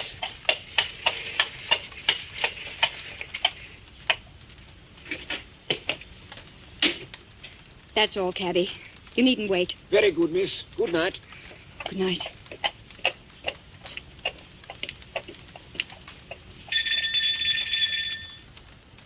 He must be here. He must be. I won't go back to that place. I'll kill myself first. Oh, look here, old man. You needn't be... Oh, I beg your pardon. And I beg yours. I'm not the person you were expecting, am I? No, madam. As a matter of fact, I was expecting a police officer. A police officer? Oh, merely an old friend who often drops in for a talk and a drink. You are Mr. Markham, aren't you? Yes, my name is Markham. Can I be of any service to you?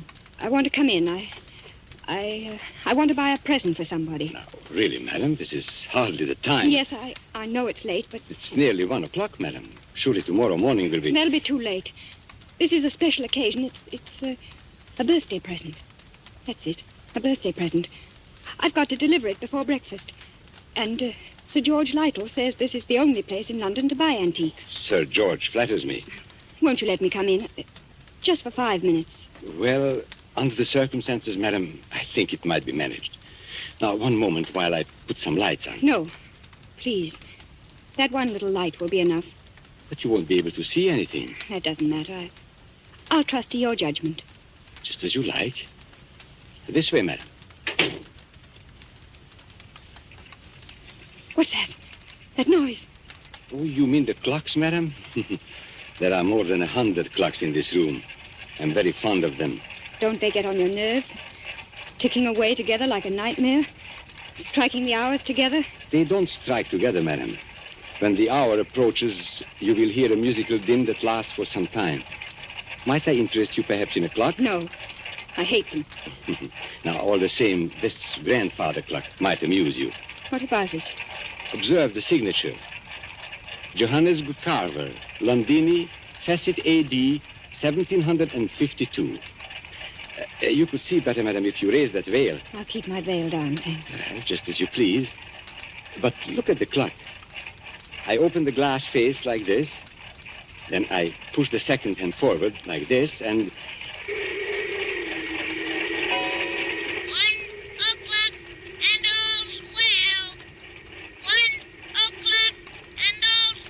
What was that voice? Only the clock, madam, nothing more.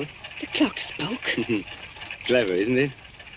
A device of old John Carver, anticipating Mr. Edison's gramophone by more than 100 years. Oh, but you don't like clocks. No, May I ask whether the present is for a lady or a gentleman? it's for a man.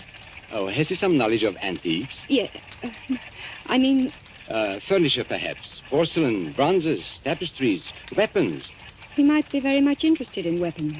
Then Yes. I imagine his name is Mr. Ronald Gilbert.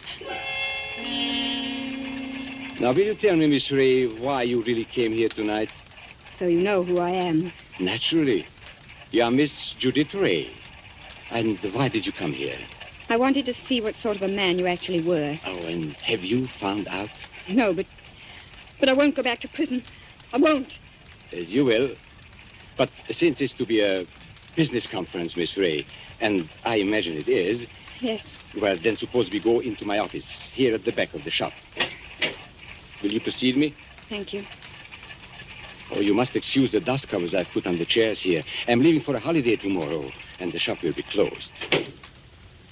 When I return next week, Miss Ray, I shall expect the amount requested. In cash, of course. But I can't raise 2,000 pounds. You ought to know that. Your fiancé could raise the money, I imagine. Ron? Do you think I'd have Ron know where I've been? Or what I've been? It's better than having his father learn it, surely. Now, sit down, Miss Ray. I'd rather stand, thank you. Now, that's a very foolish gesture, but the ladies will do it. They think it gives them dignity and shows the disdain of the poor blackmailer. You see, I make no bones about it. I am a blackmailer. You seem rather proud of yourself. Why not? I am the one person in England, perhaps in the world, who has made it a large-scale business. Congratulations. And what is all lifeblood but blackmail? The child says, if you don't give me that, I'll scream. The grown woman says, if you go on behaving like this, I will leave you. Your sex, Miss Ray, are blackmailers from the cradle. You know, Charles Markham, I wonder... Yes? I wonder if anybody's ever hurt you very much. Hurt me? What do you mean? When you talk about the world and people in general, your face goes white under the eyes. You pick up that letter opener from the desk. Not a letter opener, please, Miss Ray. A Medici dagger. 16th century work. It isn't the money that really interests you. I don't understand. You hate the world. You just want to torture people, but you think you've been tortured. Isn't that so? This is a very sharp dagger, Miss Ray. If I throw it down on the desk, it sticks. Like that. Isn't it so, Charles Markham? My motives, Miss Ray, aren't in question. I wonder... Whereas your motives are. Now, let me see. 10 years ago, in 1903, a certain girl called Letty Wilson, your real name, I believe, fell in love with a rather contemptible underworld character named Arthur Aker. Please. No humiliation was too great for her. She worked for him, lied for him, stole for him. I was only 18. I didn't know what I was Now, doing. this girl, for a very shabby theft, was sentenced to 3 years hard labor at Holloway Prison. 5 months later, she escapes from prison and disappears. All these years afterwards, she appears in the West End as Miss Judith Ray, fashionable milliner. Haven't I made up for it? Haven't I? No. For one mistake. After 10 years. The way of the world, my dear. I didn't create it. And I'm forgetting the best part of the comedy. This paragon of virtue next falls in love with Mr. Ronald Gilbert, son of Major General Sir Edmund Gilbert. Such a respectable family, too. Stop it, please. Then, shall we say 2,000 pounds? Suppose I did raise the money. I don't know how, but suppose I did raise it. Well, What guarantee would I have that you wouldn't ask for still more money? I probably shall ask for more money, Miss Ray. But that's my privilege as a blackmailer. Then I'm never going to be free of you. Is that it? Well, frankly, that's it. Unless I kill you, of course. What if I did kill you? People have threatened it before, but they haven't meant it. Maybe I mean it. Well, we can easily test you out. There's a sharp knife stuck in the desk in front of you. I'm going to get up and deliberately turn my back on you. Like this. Be careful, Charles Markham. As a student of human nature, I'm curious. How much will you risk to keep this secret? Have you the courage to kill and risk hanging? Yes, I think I have. What was that? Now, aren't you glad you held back at the last moment, Miss Ray? I said, what was that? That, my dear, was the front doorbell. Probably my friend, Inspector Ross, from Wigmore Street Police Station. Come in, old man. Come on in. Make yourself comfortable. I'll be with you in a moment. You wanted me to attack you, didn't you? No, I was merely curious. And in any case, Miss Ray, it would be useless to kill me. Useless? Why? Because I shouldn't die. Don't talk rot. Oh, it's quite true. A man in my position must take certain precautions. If you killed me, I should be back to haunt you within half an hour. And I don't happen to be joking. Come in. Now, look here, Markham. Good Lord, Judy. Ron! Mr. Ronald Gilbert, as I live. Ron! What are you doing here? He hasn't got anything against you, has he? Speak up, Mr. Gilbert. Have I?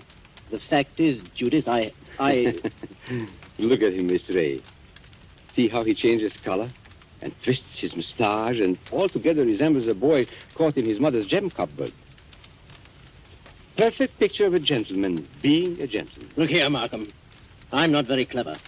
You can always make a fool of me when you start talking, so let's stop talking. I've brought the money. What money? Oh, merely my fee for keeping quiet about you. So you went to Ron, too. You told him about it. Naturally. If possible, always sell your wares in 2 markets. How much money? Never mind, Judith. I hoped I could do this without your knowing. How much money? 3,000. It's all I could raise. Has he told you who I am and what I've been? Look here, Judith. Who the devil cares who you are or what you've been? I happen to be in love with you. Never mind. Let's get out of here. Ron, it's no good.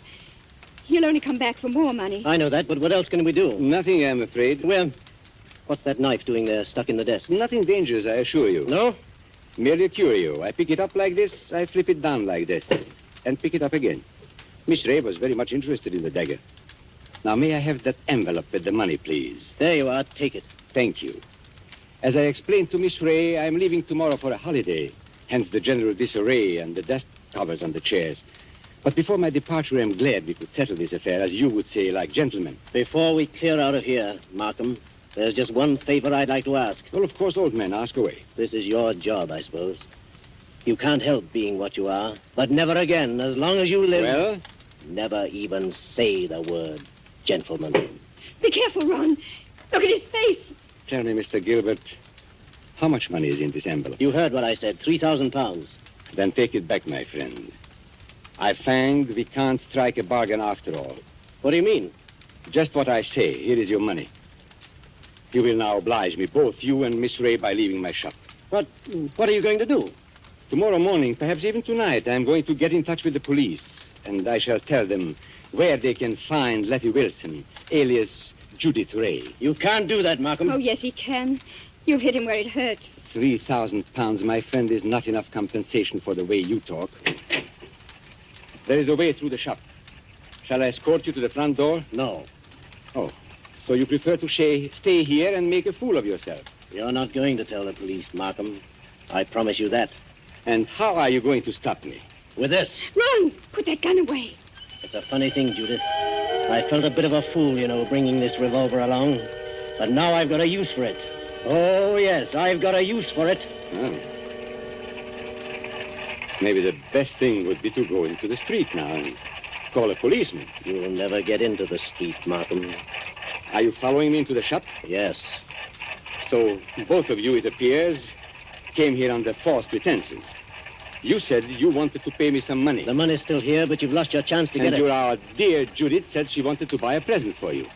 I showed her this grandfather clock here, this talking clock. Don't go a step beyond that clock, Markham. I warn you. Nonsense, old man. You wouldn't dare shoot. Wouldn't I? No, and I'll call your bluff. 1 step. 2 steps. I know you'll hold silly pride, my friend. You wouldn't risk it. No, you wouldn't. What's happening to me? Don't try and grab onto the clock, Markham. It won't save you. You wouldn't risk your life. You wouldn't risk your family position. You wouldn't.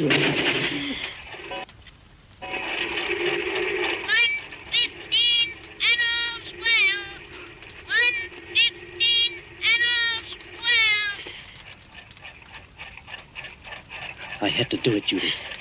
Don't you see? I had to do it. Did you? Is he? Oh, yes. Yes, he's done for. I tell you, I had to do it. Shh. Keep your voice down. Why? That shot sounded like the crack of doom. I wonder if anybody in the street heard it. You mean the police? Yes, Ron. What in heaven's name are we going to do? Steady, steady. We'll find a way out. Maybe he's not dead, Ron. Go and look at him. He's dead, all right. Please, Ron. Go and look at him. Well? Shot through the heart. The bullet went clean through him and smashed the face of the grandfather clock. That's all I can see in this dim light. This isn't happening to us.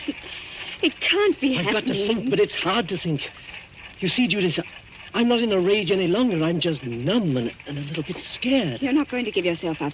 And have this whole thing made public? Not likely. Wait a minute. There may be a way out. What way? He said he was going for a holiday, remember? Well, suppose he did. That gives us time.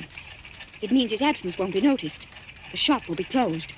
Nobody will come here for days. And certainly nobody will come here tonight. And... What's that? The police officer.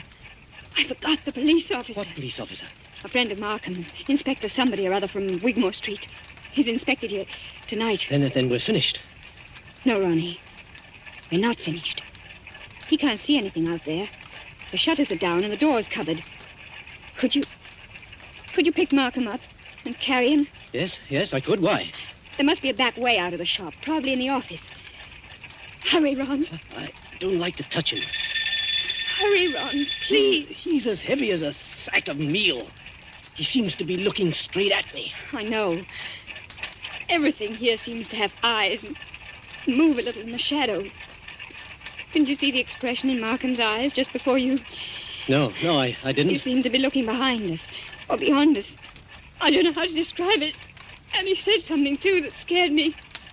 He said he couldn't die. He said... Close the door, quick. This police officer, Judith, he can't get into the shop, can he? Of course he can. The front door isn't locked. That's true. What's wrong with me, Judith? I came in there that way myself. And there's no time to lock the front door now. Our only hope is through the back way. I thought I'd seen a back door and... Ah, there it is. Just a minute. Right. I've killed a man. That means I'm a murderer. A fraction of a second. One tick of a clock in there. And you change from an ordinary happy person into what I... Well, Judith, well? I'm sorry, Ron. The door's locked. Isn't there a key? No. Maybe in his pockets on a key ring. There isn't time, Ron. I think I heard the front door open.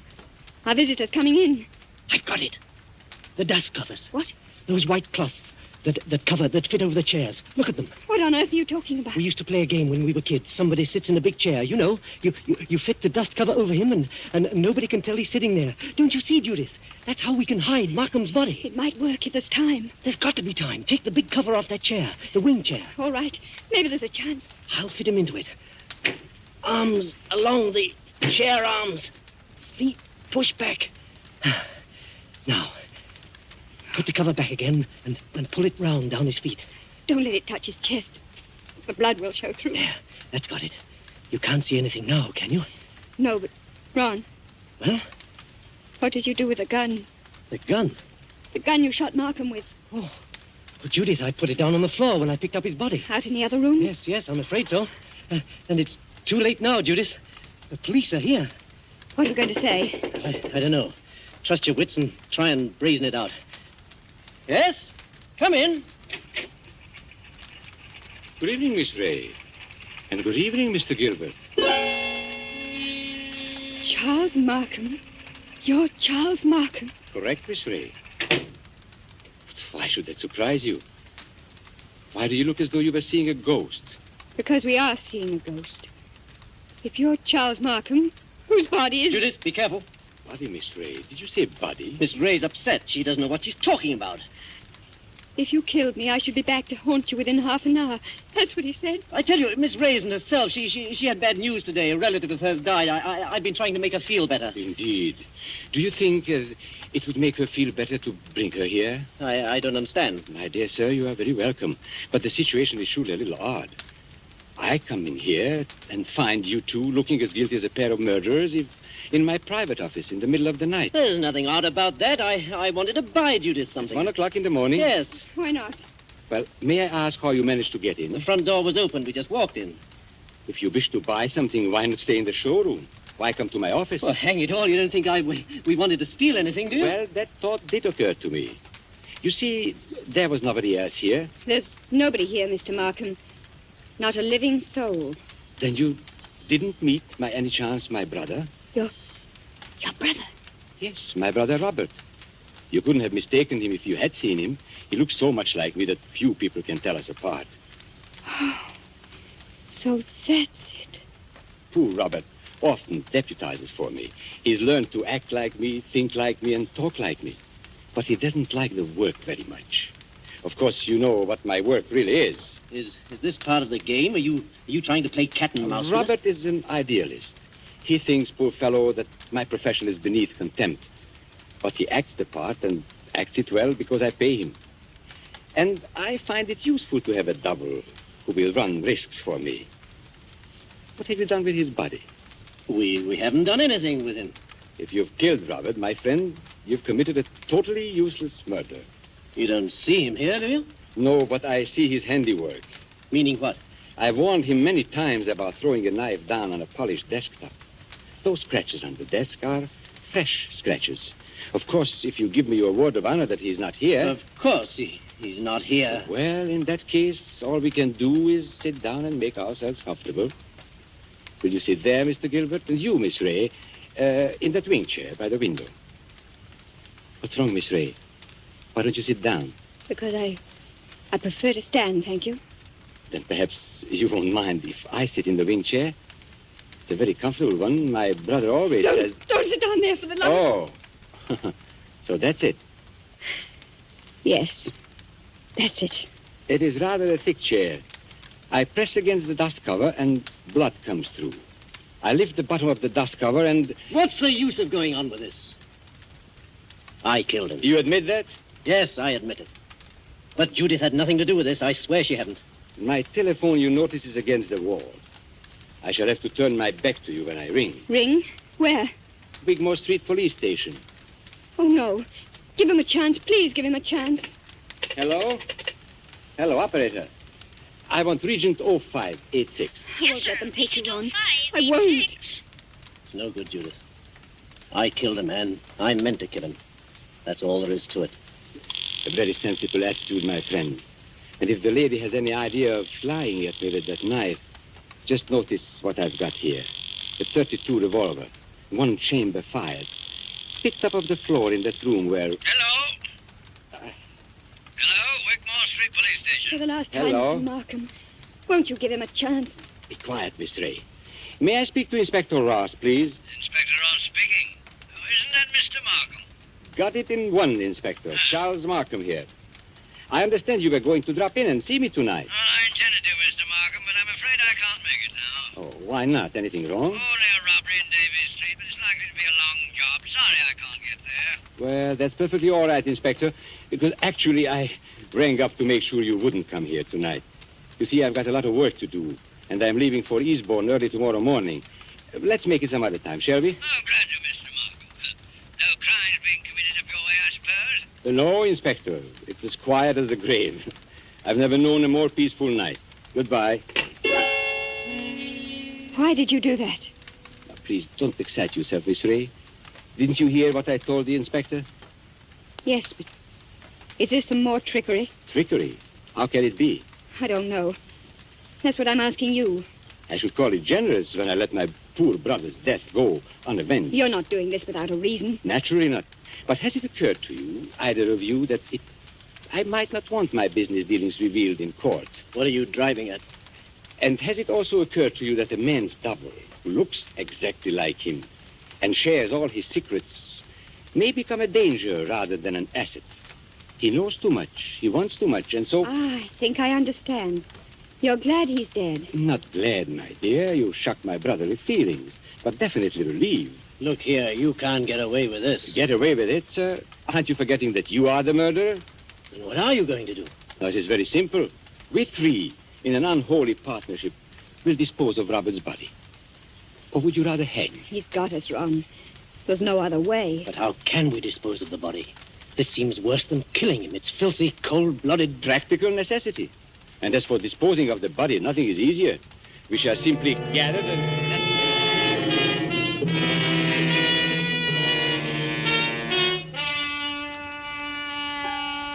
And so, as I said before, this is the story of a man who commits murder and gets away with it. Now, Ronald Gilbert looks back across the years and is still firmly convinced of his own guilt. But of course, Gilbert never shot anybody. I was the man who committed the murder. Don't you remember? The bullet that killed my brother is supposed to have passed through his body and smashed the face of the grandfather clock. But that's an impossibility. The face of a grandfather clock is much higher than the heart of a man. You see, 2 shots were fired at the very same instant. Gilbert missed and smashed the clock face.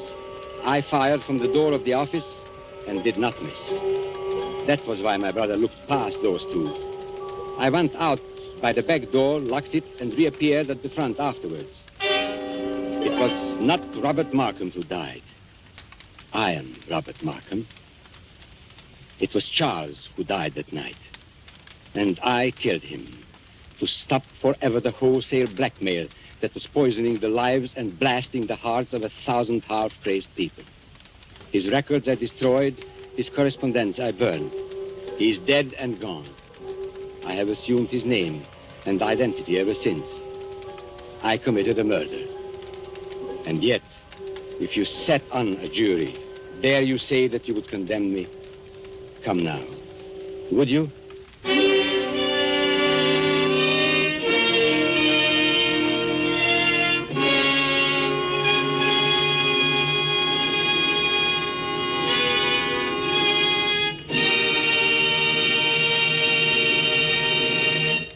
And so closes Mr. Markham, Antique Dealer, starring Paul Lucas with Heather Angel and Bramwell Fletcher. Tonight's tale of suspense. This is your narrator, the man in black, who conveys to you Columbia's invitation to spend this half hour in suspense with us again next Tuesday, when we will have the pleasure of bringing you Mr. Charles Lawton and Miss Elsa Lanchester, who will star in one of the most famous and suspenseful of Agatha Christie's thrillers, The ABC Murders. The producer of these broadcasts is William Spear, with Ted Bliss, the director, Lud Gluskin and Lucian Morowick, conductor and composer, and John Dixon Carr, the author, collaborated on tonight's Suspense. This is the Columbia Broadcasting System.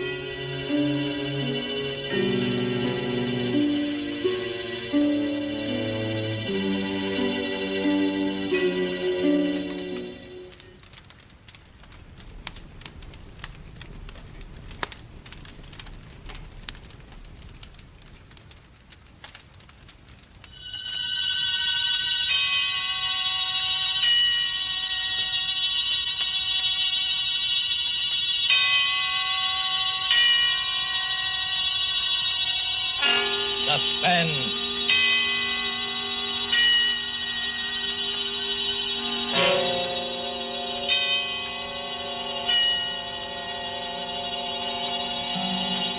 This is the man in black, here again to introduce Columbia's program, Suspense. Our distinguished stars tonight are 2 of the world's acknowledged masters of the art of suspense. They are Mr. Charles Lawton and Miss Elsa Lanchester. Mr. Lawton, who will soon be seen in the Metro-Goldwyn-Mayer picture, The Man from Down Under, is here to play a remarkable character created by England's noted thriller author, Agatha Christie. A mild-mannered character whose initials were ABC, and about whom revolved a series of savage murders, all neatly and alphabetically arranged. ABC was stamped upon all his belongings, those being his rightful initials.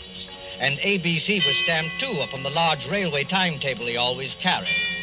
But there was nothing so odd about that detail, since no traveler in the British Isles would dream of planning a journey without consulting this famous railway schedule, the ABC. And so, with the ABC Murders by Agatha Christie, written for radio by Robert Tallman and William Spear, and with the performance of Charles Lawton, we again hope to keep you in suspense.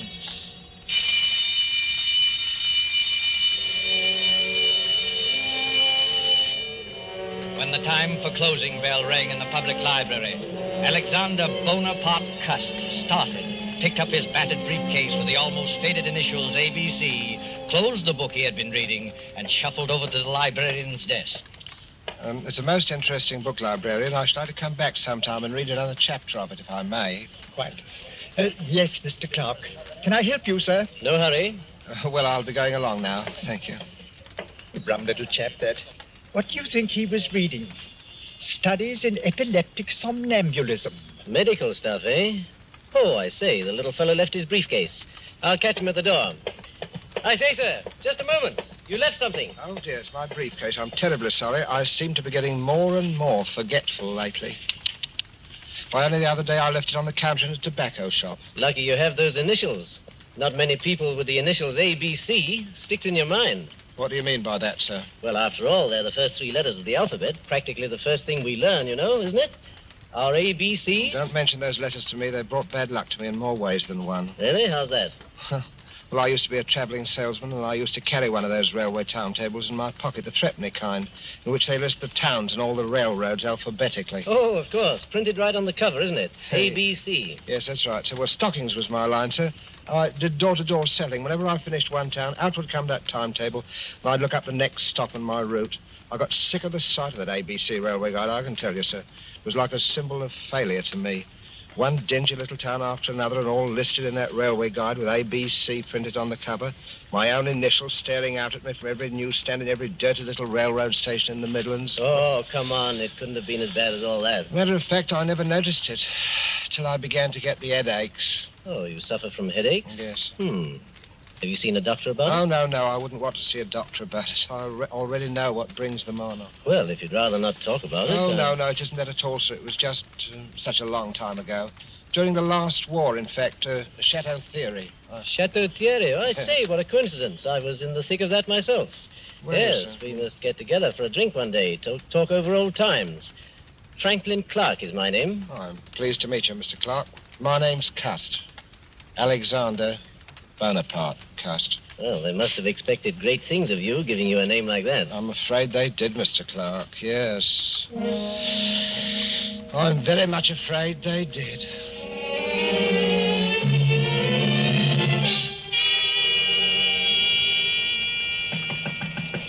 Mr. Cast.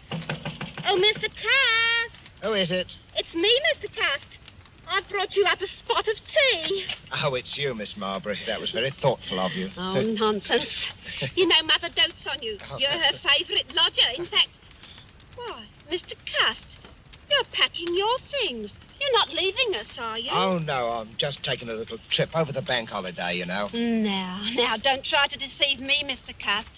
You're embarrassed about owing us, aren't you? No. You needn't be, Mr. Cast. Really, you needn't. Oh, you are a nice girl, Miss Marbury. You really are a nice girl. As a matter of fact, I'm not going just for the bank holiday. I've something rather important, some very important matters to take care of. You know, it's very possible that my mother didn't have me christened Alexander Bonaparte Cast for nothing. Oh, have you got a position, Mr. Cast? Well... What is it? Well... Oh, come, Mr. Cast. You can tell me, can't you? Well, Miss Lily, I can tell you this much. I shall be travelling quite a lot. In fact, where did I leave that ABC railroad guide? Oh, yes, here it is. First stop, Andover. Andover? That's not very far. No, but I must be getting on if I don't want to miss that train. Now, let me see. Have I got everything? There's my spectacles and my overcoat, my typewriter, my walking stick. Did I ever tell you the history of this walking stick, Miss Marbury? It's a Scottish piece, very old. It's always used as antique. You know, they used to kill people with these back in the days of the old clan wars in Scotland. I wonder how many heads this one has bashed in. Oh, Mr. Cast. Oh, please, what a terrible way to talk. Yes, I'm sorry, Miss Marbury. I am a little bit surprised at myself talking like that. It must be my new job.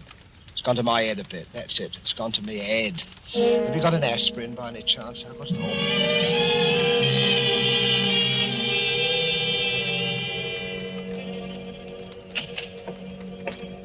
Yes, gentlemen. What'll it be? Packet of goldflakes for me. Yes, sir. And the other gentleman? 3 Havanas, the shilling cigars. Havanas? You gentlemen must be up from London. That's right. Is that your name on the window of this shop? That's right, sir. Olivia Asher.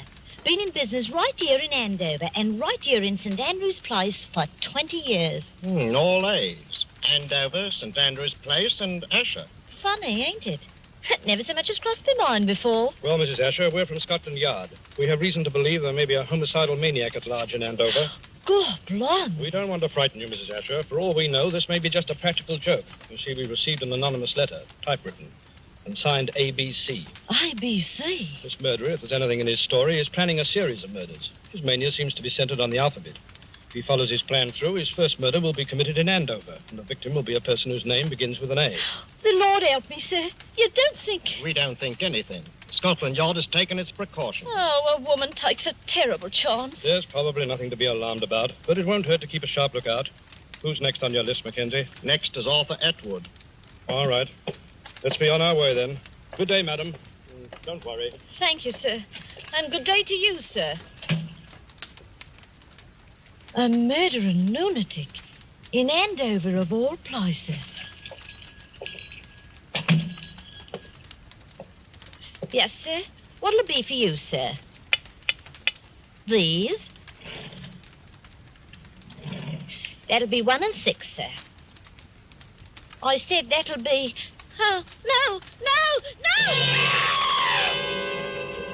Quick floppy newspaper, sensation, homicidal maniac in Andover, alphabet murderer destroyed next at Bexhill, latest on ABC. Oh, boy, let me have one of those. Oh, yes, sir. News or Standard, sir? Both. Here you are. Oh, thank you, sir. 6:30 newspaper, sensation.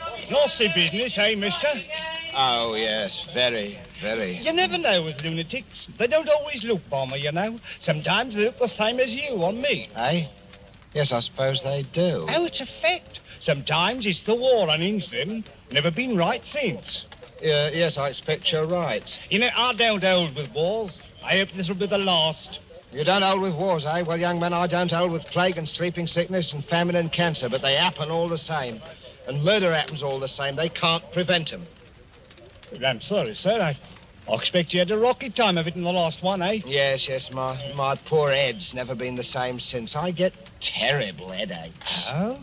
Well, I'm sorry about that, sir. Sometimes I hardly know what I'm doing. You don't say. I forget things. You know, for instance, I could have sworn I had an ABC railway guide in my pocket an hour ago. Do you know they found one of them ABC railway guides on the poor tobacconist lady that he murdered?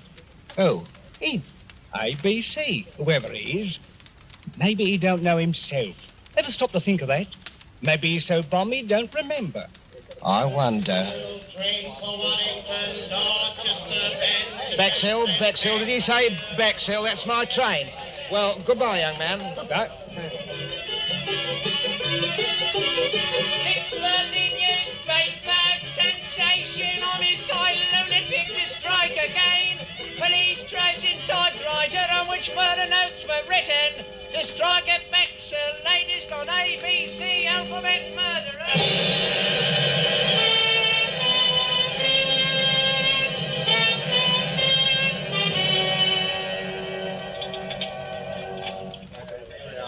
Your order, sir? Well, I don't think I'll have the ham. I had ham for breakfast. Yes, I think I'll have the mutton pie. 1 mutton pie. Yes, sir. What's the matter with you? You're trembling, young woman. Is something wrong? Oh, sir, if you only knew. I have to walk home tonight, after they close up here. And there ain't hardly a light in Benson Terrace where I live. Benson Terrace in Bexhill? Yes, sir. You're afraid of the ABC murderer, aren't you? He follows the alphabet, don't he? That was the way he done in Andover. Aye. And does your name begin with a B? Barnard's my name. Mary Barnard. Oh, dear me, Miss Barnard. Well, I don't like to appear forward. Well, anyway, I'm old enough to be your father. Would it make you feel easier if I saw you home tonight? Oh, you don't know, sir. You just don't know what it would mean. Oh, well, what time do they close up here? 9 o'clock. All right, I'll wait outside for you. At 9 o'clock? All right.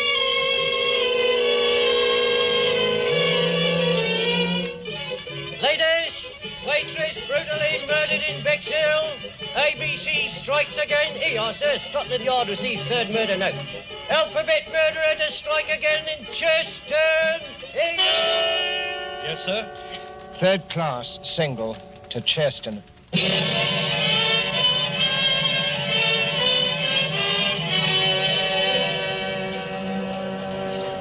Give me a pint of half and half, please. Yes, sir. There you are, sir.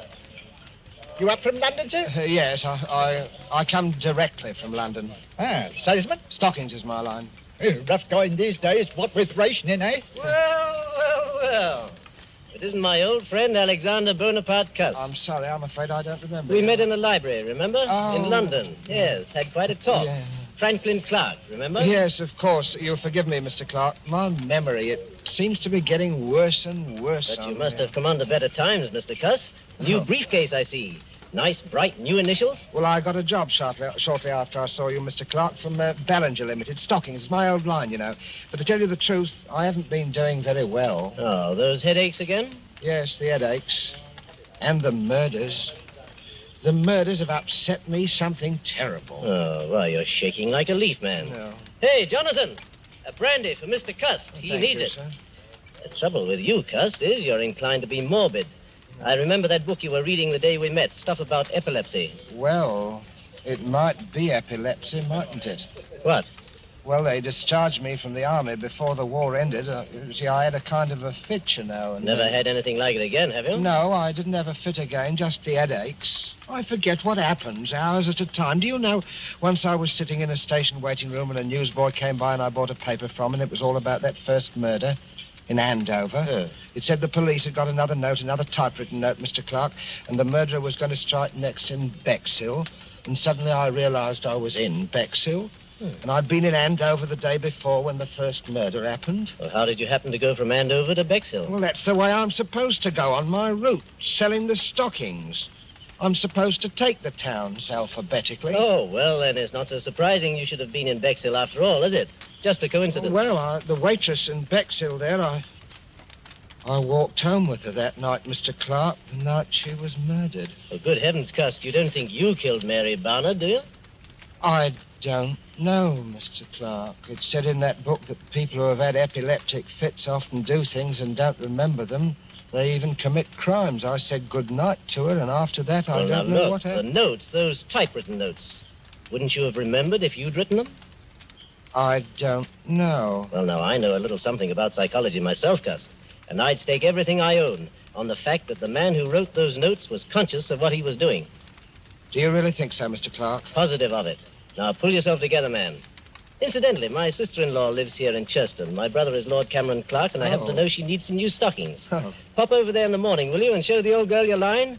Here's the address. Might cheer you up to make a good sale. I'm sure it would, Mr. Clark. I'm sure it would. Well, good night, Mr. Clark, and thank you again for all your kindness. Good I'm night. sure, sir. Good night. Oh, wait a minute. You've forgotten something again. Oh, dear me, that's my typewriter. I shall certainly need that. Oh? Well, it's to type up my report to the Home Office in case I should make that sale tomorrow. Oh, of course. Oh, yes. By the way, Cuss, better watch out. Somebody in Churston is going to be murdered tomorrow. Aye. Old ABC is up to the letter C, you know, and your name is Cuss. Oh, I say, good heavens. Mine is Clark.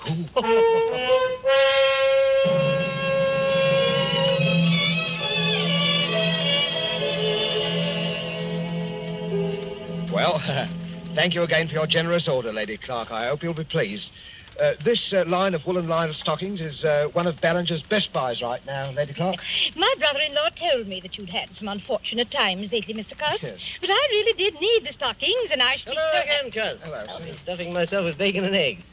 Make a sale, old boy? Oh, yes, Mr. Clark. Thank you very much. Good. Louise is filthy with money, and her ladyship's legs are in constant need of recovering. Oh, I wouldn't say that. Yes, really. She wanted the stockings. Well, thank you very much, my lady. I hope I shall have the privilege of serving you again next year. Goodbye, Mr. Cuss, and good luck. Cheerio, Cuss. Such a nice little man, Franklin. He's a bit off his nut, I'm afraid. Last night he tried to convince me that he was the ABC murderer. His initials, you know. He has minor lapses of memory. That little man a murderer? Oh, really, Franklin? Good Lord, what was that? One of the maids. Where's that girl? What's going on? In the master's bedroom, milady. You better go with her, Mr. Franklin. Brothers, whatever are you doing here? Oh, my lady, the master, Lord Clark, is being murdered. Stabbed with a knife. He's all over blood. Murder? Oh. Good heavens. Why, look there on the floor. A railway guide, an ABC. Take me out of here, Franklin. Oh, Louise, I'm sorry you had to see this. Oh, Cameron. My poor Cameron. Who never made an enemy in his life. The man who did this was a maniac. And I'm afraid I know who he is. He always carried a walking stick with a heavy carved handle. That's how the other murders were committed, with a heavy stick. But he wasn't carrying his stick today. Must have grabbed a knife up there somewhere to kill Cameron with. But when? Were you with him every minute? Well, I went upstairs to get my checkbook. It took me a little while to find it. That gave Cust his opening. Oh, to think that all that time. Oh, no. No, I'll never forgive myself, No, Franklin. none of that now, Louise. The important thing now is to stop him before he can commit another murder. But what are you going to do, Franklin? I'm going to the police and see if they'll let me help. Let's have a look at this ABC railway guide he left beside Fort Cameron. Look here. All checked. See there? Andover, Bexhill, Churston. Each with a check mark after it. No. Oh, where's the next one? Ah, see? See, London. He's through with ABC, he's gone home, and I'm going after him.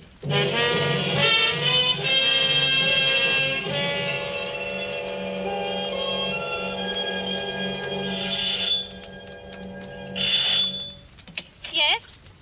Well, Mr. Cust, come in. Whatever kept you away so long? Miss Lily, I've got to talk to you, alone. Oh, well, I'll go up with you. I want to show you the new curtains I put up in your room anyway. Oh, you are a nice girl, Miss Lily, really, you are Yeah, a nice let me girl. carry one of these, Mr. Cust, the typewriter. No, I'll carry my own thing, thank you. Oh, Mr. Cust, you're trembling. Oh, dear, you do look a fright. Look, I'm going to straight and get you a hot foot bath. No, not now, please, not now, Miss Lily. There's no time for it. What is it, Mr. Cust? Close the door and lock it. Are you in some trouble, Mr. Cust? I'm in terrible trouble, Miss Lily. I want you to hear the story first from me. You're the only one who has ever been my friend. Oh, I've had a lonely life, Miss Lily. Oh, poor Mr. Cust. Poor Mr. Cust. That's what they always say about me. Poor Mr. Cust. I thought you were different. Oh, don't take on so, Mr. Cust. It was only a manner of speaking. You don't need to worry. I'm all right now. I never get two spells in one day. Spells? Cust, I don't understand. What You heard of the ABC murders? Shocking affairs. But, Mr. Cust, why are Miss you Lily, saying the police will be here at any minute. Please let me finish. I don't want you to think harshly of me, Miss Lily. I didn't plan it ahead. My instructions told me where to go. Some people can't help what they do. There are diseases. Epilepsy, for instance. You do things you don't remember. You commit crimes. And I'm like that. Oh, Mr. Cust, I can't believe it. When I was a child, Miss Lily, they used to badger me about my name. My mother worshipped strength. She named me after the strongest people she knew about in history. Alexander and Bonaparte. But nobody ever called me by those names. They called me ABC. ABC. I used to dream I was boiling in a kettle of alphabet soup. I was a terrible disappointment to my mother. Mr. Cust, you're unsettled and tired. You've got to hear me out, Miss Lily. Oh, Now listen to me, Miss Lily. I could have been a hero once in the army in the last war. I was happy. I could have made something of myself. Then I started getting the headache. You must hear me out, Miss Lily. I started forgetting things after they discharged me from the army. Sup, they called it. I used to have dreams. I was a great ruler. The destiny of men was in my hands. I had the power over them of life and death. Let me go. Oh, please let me go. First, there was Andover, that tobacconist. I can't even remember what she looked like. Then there was Bexhill.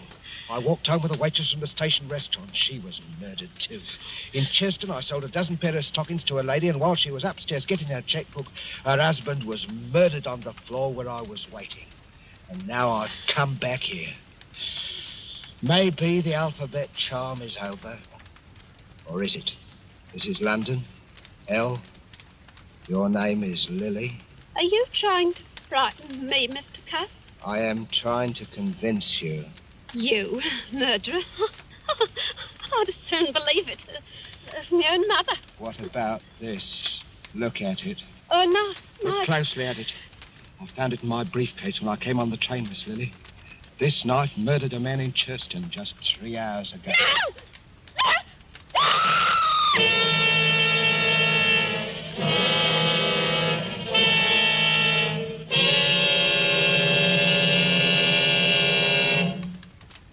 Oh, now, there, Miss Marbury, don't take on so. He's all handcuffed pretty as you please in the next room.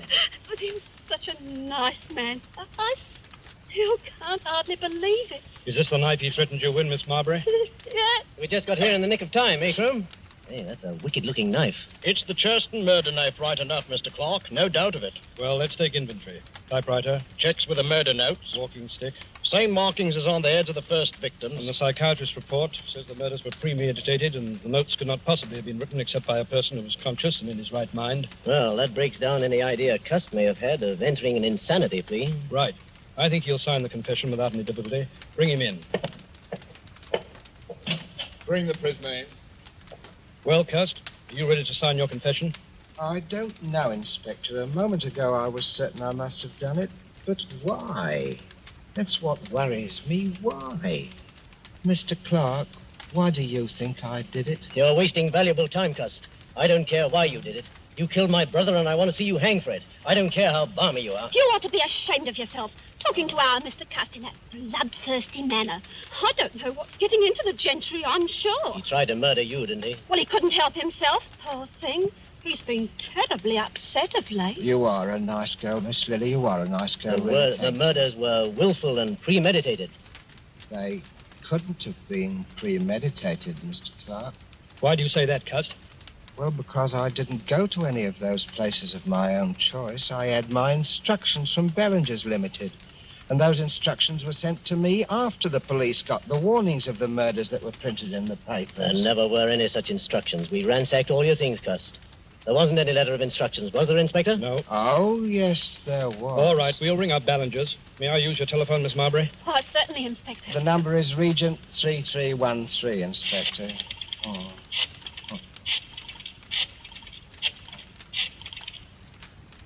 Ballinger's, are you there? Put me on to personnel. Oh, Mac, start packing those exhibits, will you? All right. Crome speaking, Scotland Yard. But what day did you employ a commercial traveler named Alexander Bonaparte Cust? No, Cust. A.B. Cust. Initials A.B.C. Yes, yes. Never employed by you. You're absolutely certain? Did you send a man to Andover or Bexhill last week? Not on your route. Thank you. That's all I wanted to know.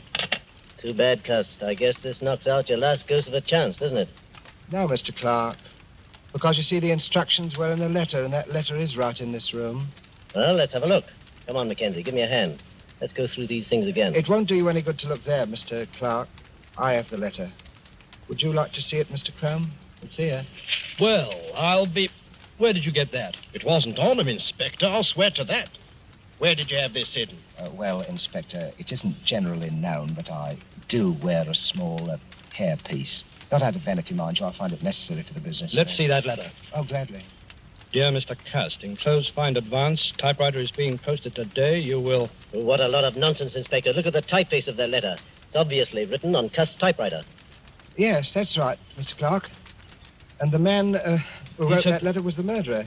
Cool as you like, he sent the typewriter to me and instructions on one of Ballinger's letterheads and the money and everything else. What kind of stunt are you trying to pull here, Cust? No stunt. It's just that when you made that telephone call, Inspector, and Ballinger said I'd never worked for them, I knew that the typewriter must have been sent to me by the murderer. And the more I thought about it, the more it seemed to me that the murderer must be Mr. Clark. What? Why, this is too utterly fantastic, Inspector. Really, The murderer would have to know something about me. Something I'd never confided to anyone but to Mr. Clark about my headaches. I'd been reading a book in the public library, Inspector, a book on epilepsy, and it seemed to me that what I suffered during the last war might have been epilepsy. And it was on my mind, see? It said that epileptics might commit crimes and not remember them under certain conditions. Without that to go on, the murderer couldn't possibly have pinned the crime on me. That works two ways, Cust. You might have told me that story deliberately, just so you could cook up this story now. Well, I couldn't cook up your fingerprints, Mr. Clark. And I'll wager anything, your fingerprints are on that letter. Oh, come now, really. Well, that's easily settled. We can do it right here. Won't take a moment. Take a set of Mr. Clark's fingerprints, Mackenzie. You examine the prints in the letter meantime. Right, Inspector. Just press your fingers down firmly on this ink pad, Mr. Clark. What is it, Mr. Clark? It's quite simple, really. Yes, it's so simple it isn't even necessary. I'm afraid this is necessary, Mr. Clark. Only a matter of routine, you know. But I tell you it isn't necessary because Cust is right. I am the murderer. You? But wait, then... You killed your brother, Cameron Clark, so that you would inherit the estate? Yes, exactly. But the others, the A and B murders in Andover and Bexhill and... I committed them, all of them. Yes, but... Come now, gentlemen, surely you'll give me credit for thinking this thing through. If only my brother, Lord Clark, had been murdered, I, being the only heir, would have had a lot of explaining to do. So I invented my own little crime wave to make it appear as though he were just one of the victims of a homicidal maniac. And I must say, it almost came off, thanks to the the unknowing cooperation of Mr. Cust here. Thank you just the same, Mr. Cust. You're very welcome. Oh, Mr. Cuss, I knew you couldn't be a murderer, not really. Oh, you are a nice girl, Miss Lily. Really, you are About a those nice girl. headaches, Mr. Cuss, why don't you go to an oculist? Those headaches, maybe you just need a new pair of glasses. I think I'll do that, Miss Lily. Good. Do you really think? Of course, I'll wager that's what's been the trouble with me all along. You know, you need someone to take care of you. Oh, I do, Miss Lily. I do, really. If only you... Oh, but no, you couldn't ever think... What, Mr. Cuss? Well, I mean, Miss Lily, I was just thinking it'd be really too much to ask anyone. Mrs. Alexander Bonaparte Cust. But when we're married, please don't wear that toupee. It's very conspicuous. You are a nice girl, Miss Lily. Really, you are. I do hope people won't call you Mrs. ABC.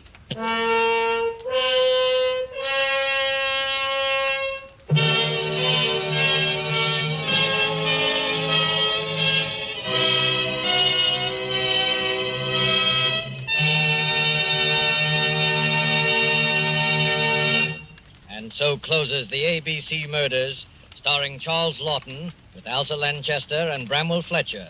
Tonight's tale of suspense.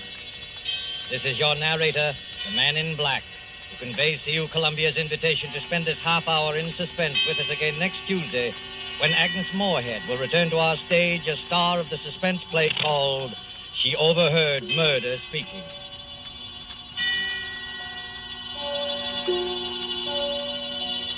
Producer of these broadcasts is William Spear, who with Ted Bliss, the director, Lud Gluskin and Lucian Mahowick, conductor and composer, and Robert Tolman, the radio author, collaborated on tonight's Suspense.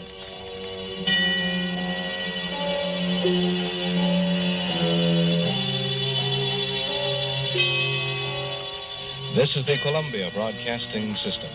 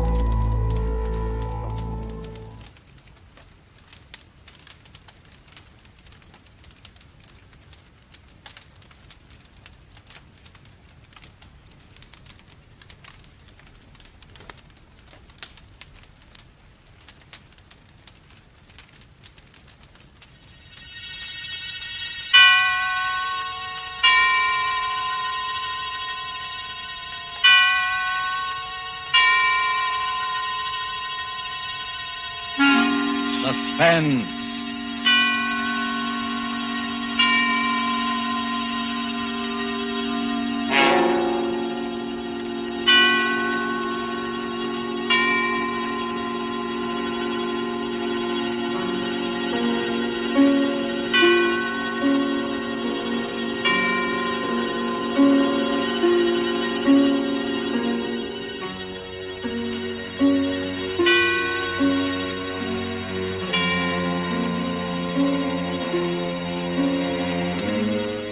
This is the Man in Black, here again to introduce Columbia's program, Suspense.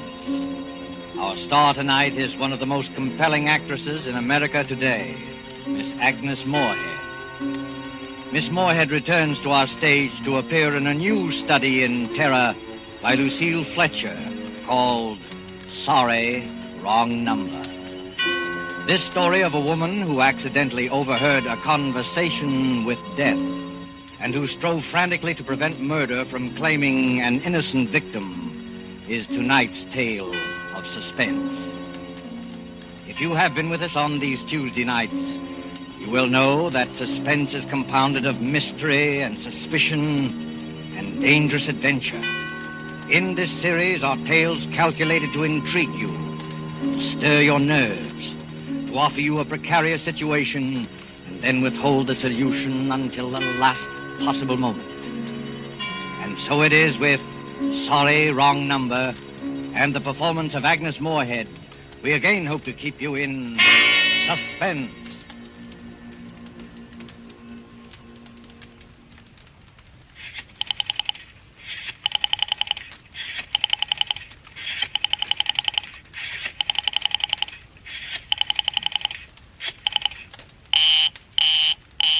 Oh, dear.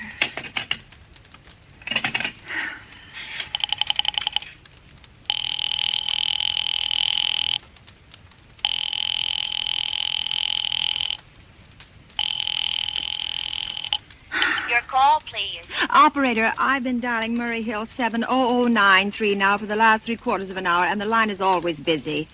I don't see how it could be busy that long. Will you try it for me, please? I'll be glad to try that number for you. One moment, please. I don't see how it could be busy all this time. It's my husband's office. He's working late tonight, and I'm all alone here in the house. My health is very poor, and I've been feeling so nervous all day. Ringing Murray Hill 70093.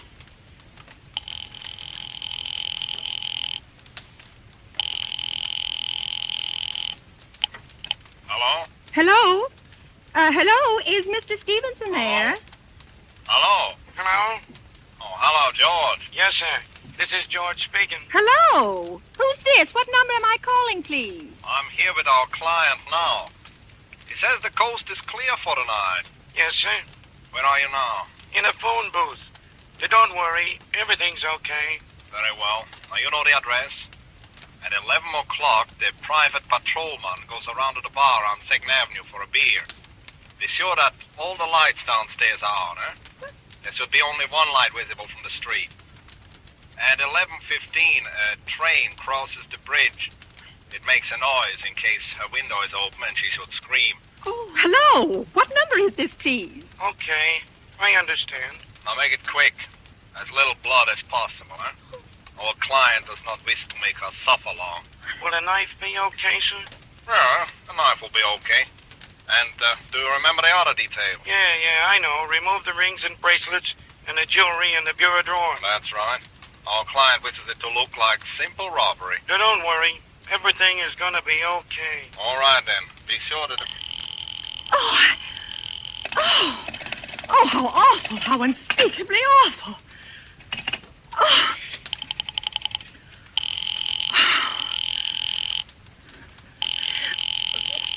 Your call, please. Operator, I've just been cut off. I'm sorry. What number were you calling? Why, it was supposed to be Murray Hill 70093, but it wasn't. Some wires must have got crossed. I was cut into a wrong number, and I've just heard the most dreadful thing. Something about a murder. And, operator, you'll simply have to retrace that call at once. I beg your pardon. May I help you? Oh, I know it was a wrong number, and I had no business listening, but these two men, they were cold-blooded fiends, and they were going to murder somebody, some poor innocent woman who was all alone in a house near a bridge, and we've got to stop them. We've got to. What number were you calling, please? Well, that doesn't matter. This was a wrong number, and you dialed it for me, and we've got to find out what it was immediately. What number did you call? Oh, why are you so stupid? What time is it? Do you mean to tell me you can't find out what that number was just now? I'll connect you with the chief operator. Oh, I think it's perfectly shameful. Now, look, it was obviously a case of some little slip of the finger. I told you to try Murray Hill 70093 for me. You dialed it, but your finger must have slipped, and I was connected with some other number. And I could hear them, but they couldn't hear me. Now, I simply fail to see why you couldn't make that same mistake again on purpose, why you couldn't try to dial Murray Hill 70093 in the same sort of careless way. Murray Hill 70093. I will try to get it for you. Thank you.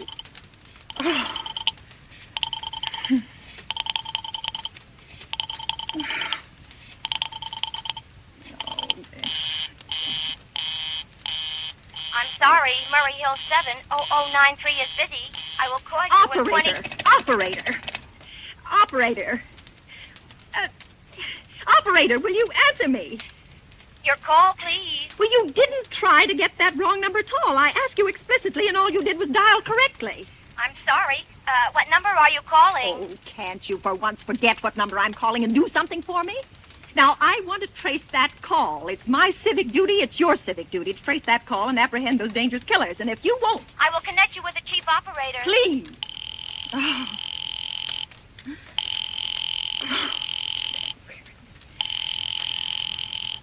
Answer. This is the chief operator. Oh, chief operator, I want you to trace a call, a telephone call immediately.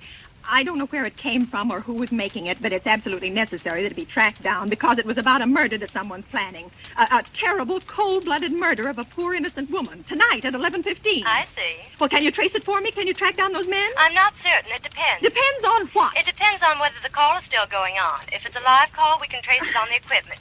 If it's been disconnected, we can't. Disconnect? If the parties have stopped talking to each other. Oh, but of course they must have stopped talking to each other by now. That was at least 5 minutes ago, and they didn't sound like the type who would make a long call.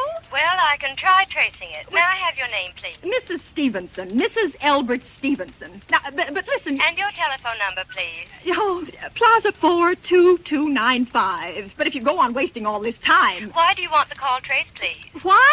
Well... Oh, no reason. No reason.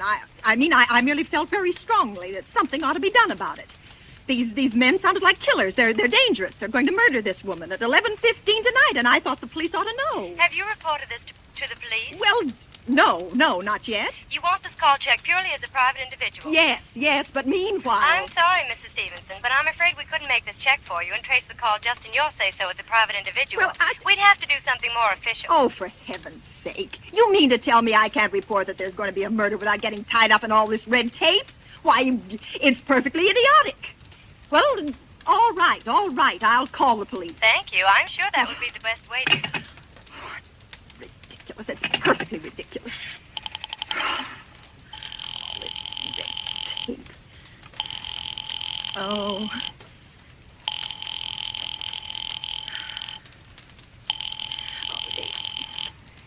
Your call, please. The police department. Get me the police department, please. Thank you. Bringing the police department. Okay.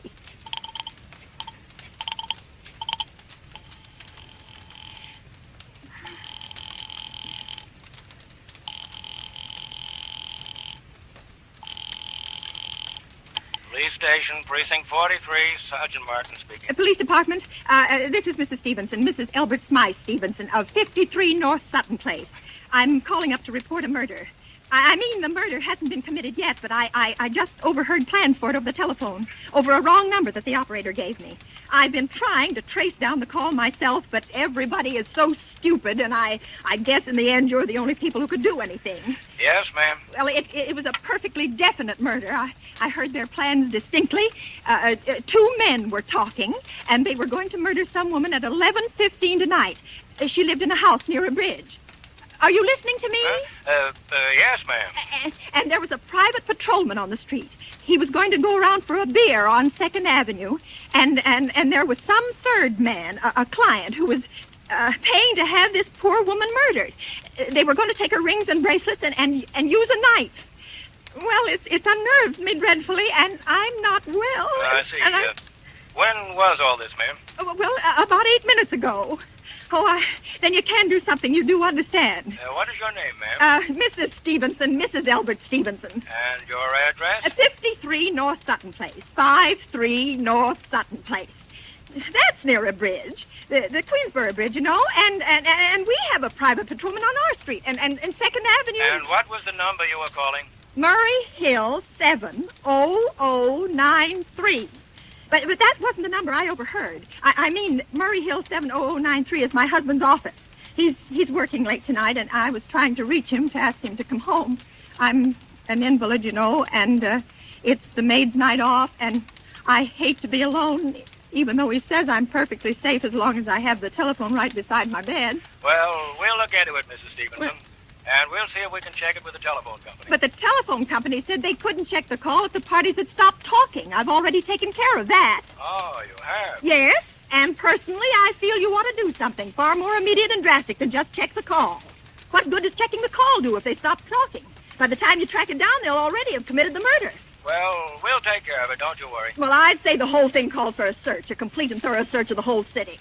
Now, I'm very near the bridge, and I'm not far from 2nd Avenue, and I know I'd feel a lot better if you sent around a radio car to this neighborhood at once. And what makes you think the murder's going to be committed in your neighborhood, ma'am? Well, I don't know. Only the coincidence is so horrible.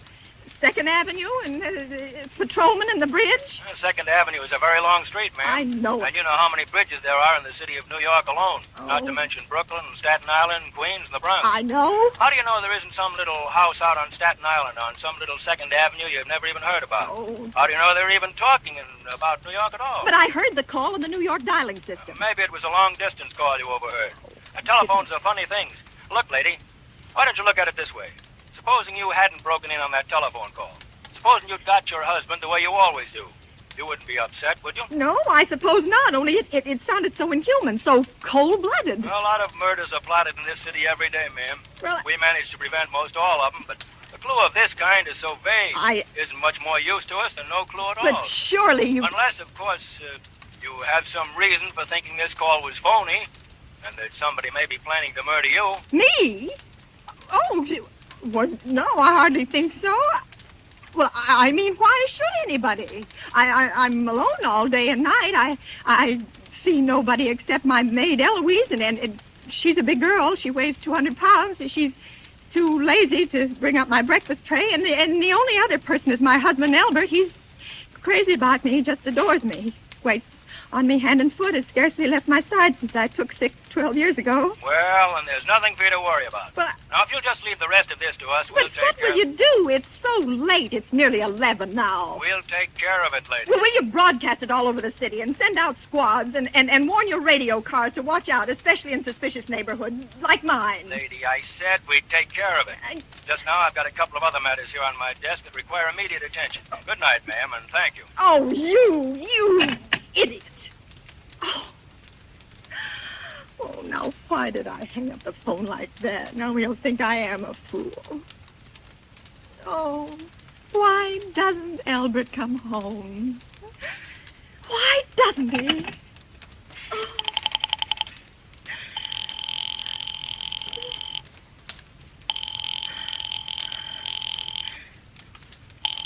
Oh. Your call, please. Operator, for heaven's sake, will you ring that Murray Hill 70093 number again? I can't think what's keeping him so long. I will try it for you. Well, try. Oh. So nervous. Why does it take so long? I'm sorry. Murray Hill 70093 is busy. I will call you. I can hear it. You don't have to tell me. I know it's busy. Oh, if I could only get out of this bed for a little while. If I could get a breath of fresh air, or just lean out of the window, or see the street. Hello, Albert? Hello? Hello? Hello? Oh, what's the matter with this phone? Hello? Hello? Hello? Oh, for heaven's sake, who is this? Hello? Oh, please try it. Oh.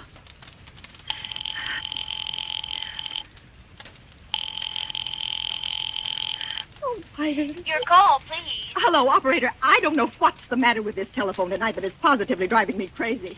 I've never seen such inefficient, miserable service. Now, look. I'm an invalid, and I'm very nervous, and I'm not supposed to be annoyed. But if this keeps on much longer... What seems to be the trouble, please? Well, everything's wrong. I haven't had one bit of satisfaction out of one call I've made this evening. The whole world could be murdered for all you people care. And now my phone keeps ringing and ringing and ringing and ringing and ringing every 5 seconds or so. And when I pick it up, there's no one there. I'm sorry. If you will hang up, I will test it for you. I don't want you to test it for me. I want you to put that call through, whatever it is, at once. I'm afraid I cannot do that. You can't, and why? Why, may I ask? The dial system is automatic. Oh. If someone is trying to dial your number, there is no way to check whether the call is coming through the system or not. Unless the person who is trying to reach you complains to his particular operator. Well, of all this stupid... And meanwhile, I've got to sit here in my bed suffering every time that phone rings, imagining everything. I will try to check the trouble for you. Check it. That's all anybody can do. Oh, what's the use of talking to you? You're stupid. I'll fix her. Of all the impudence. Oh, how dare she speak to me like that? How dare she speak to me like that? Oh. She answered.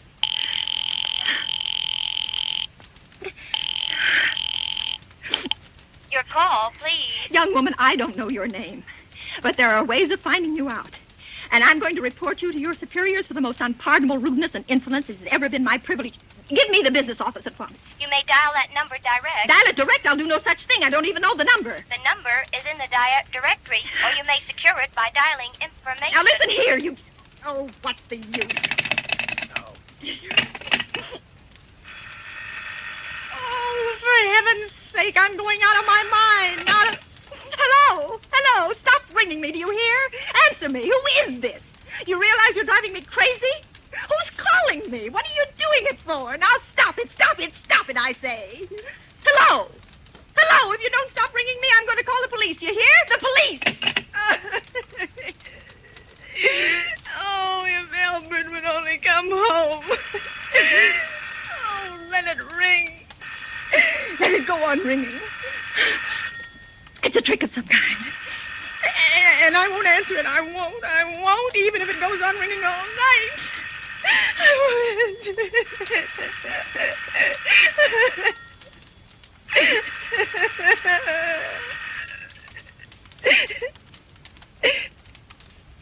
Now what's the matter? Why do they stop ringing all of a sudden? What time is it? Oh, where did I put that clock? 5 to 11. Oh, they've decided something. They're sure I'm home. They heard my voice answer them just now. That's why they've been ringing me. Why no one has answered me.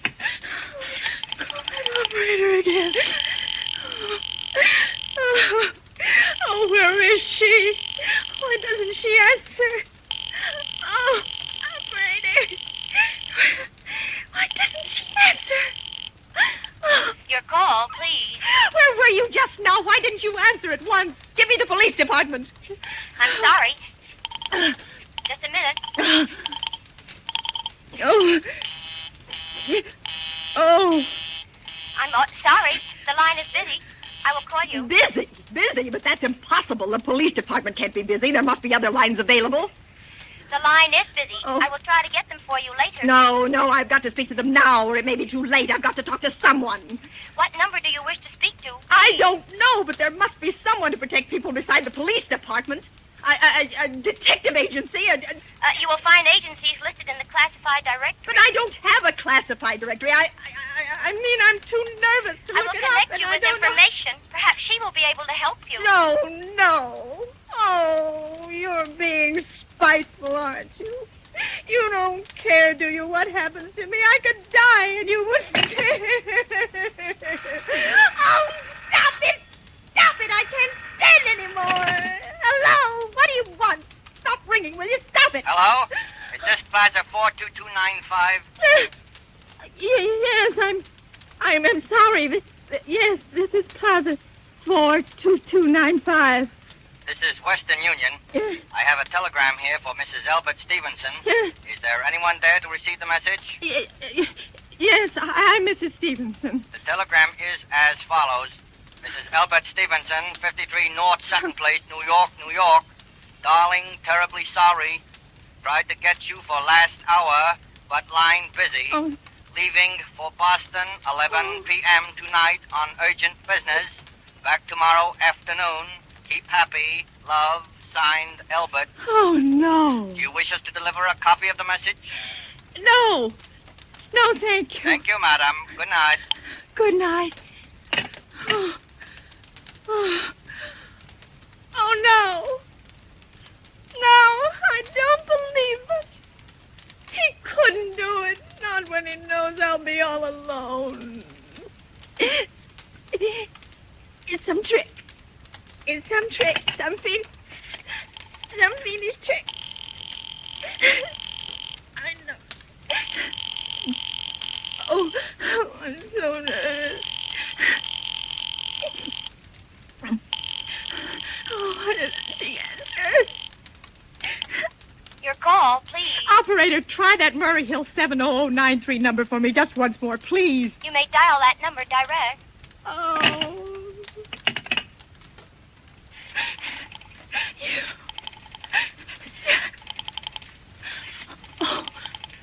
Oh. 9, 3.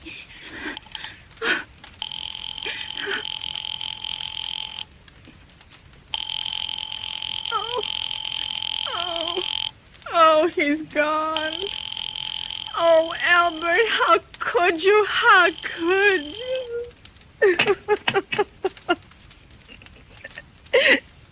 Oh, I can't be alone tonight. I can't. If I'm alone one more second, I'll go mad. I don't care what he says or what the expense is. I'm a sick woman. I'm entitled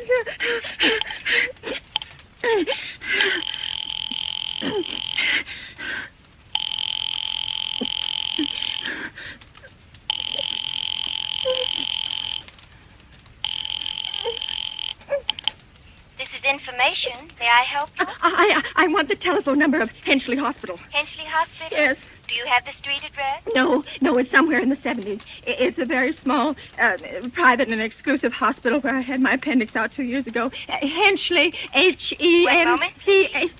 Well, will you please hurry and please, what is the time? You may find out the time by dialing Meridian 71212. Oh, for heaven's sake, I've no time to be dialing. The number of Hensley Hospital is Butterfield 70105. Butterfield 70105.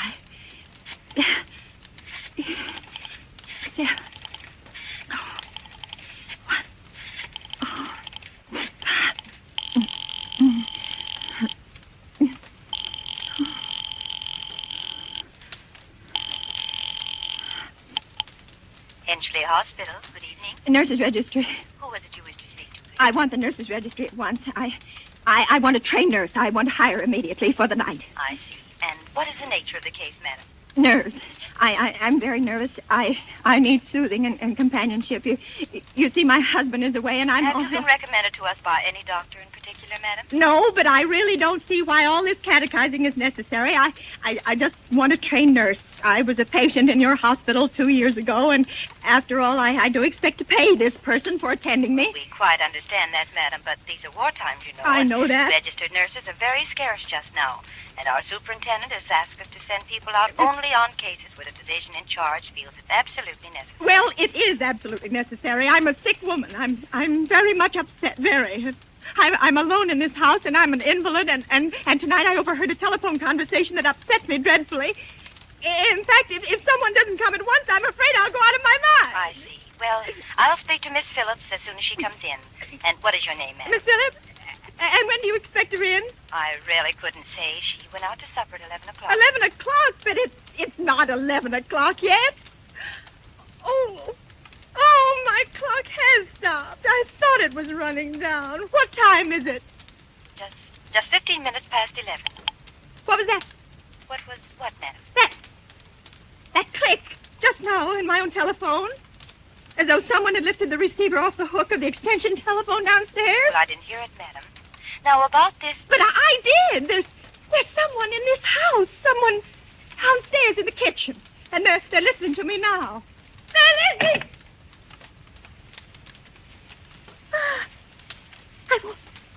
I won't pick it up. I won't let them hear me. I won't let them hear me.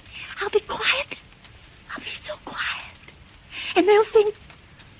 Oh, but if I don't call someone now, while they're still down there, maybe there'll be no time. Oh, I've got to... Somebody's got to help me. Your call, please. Operator. I'm in desperate trouble. I'm sorry, I cannot hear you. Please speak louder. I don't dare. There's someone listening. Can you hear me now? I'm sorry. Oh, but you've got to hear me. Oh, please, you've got to help me. There's someone in this house. Someone who's going to murder me. And you've got to get in touch with... Oh, there it is. There it is. Did you hear it? He's put it down. He's put down the extension phone. He's coming up. He's coming upstairs. Okay, give me the police department. The police department. Oh, give me the police department. One moment, please. I will connect you. I can hear him. Oh, I can hear him. He's coming nearer. Oh, I know it. Hurry! Hurry! Hurry, please!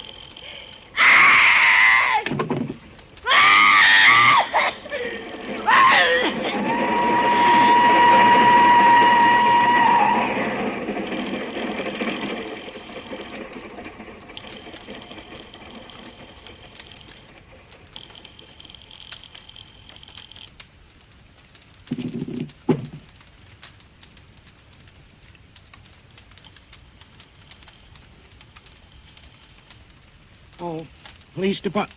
Oh, I'm sorry. Must have got the wrong number. Precinct 43, Sergeant Martin speaking. Police Department, Martin speaking. Police Department, Martin speaking. Oh, police department? Police Department. I'm sorry, must have got the wrong number. Don't worry. Everything's okay.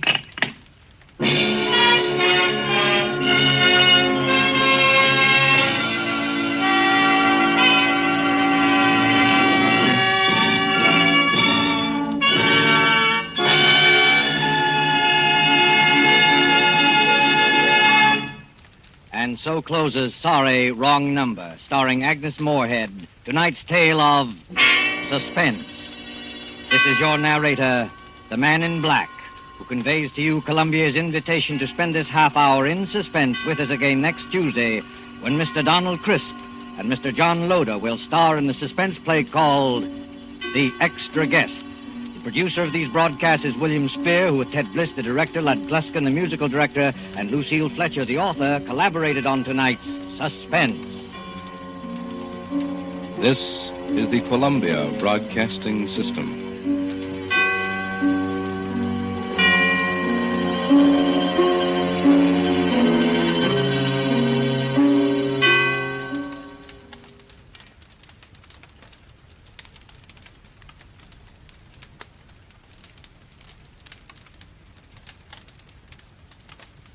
In just a moment, CBS will present its weekly program of the world's outstanding thrillers, Suspense.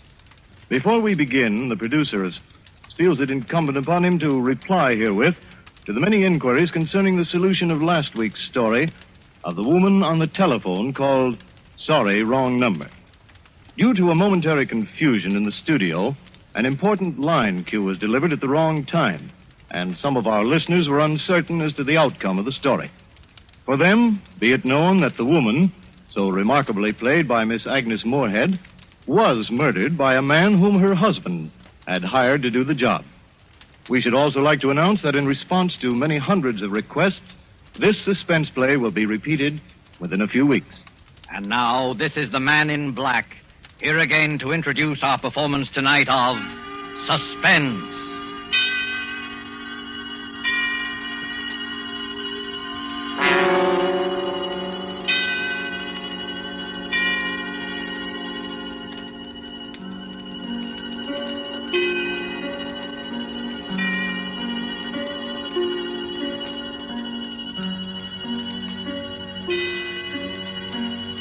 Our stars this evening are two distinguished gentlemen from the Hollywood sound stages, Mr. Donald Crisp and Mr. John Loder. Mr. Crisp and Mr. Loder are here to enact for us a strange and startling drama in which they, in the interest of justice, made use of an unusual method to wring a confession of guilt from a criminal. The story is by Rupert Croft Cook and is called Banquo's Chair. And so with Banquo's Chair and the performances of Donald Crisp as Sir William Brent And John Loder as Arthur Grange, Sir William's friend who relates the story to us. We again hope to keep you in suspense.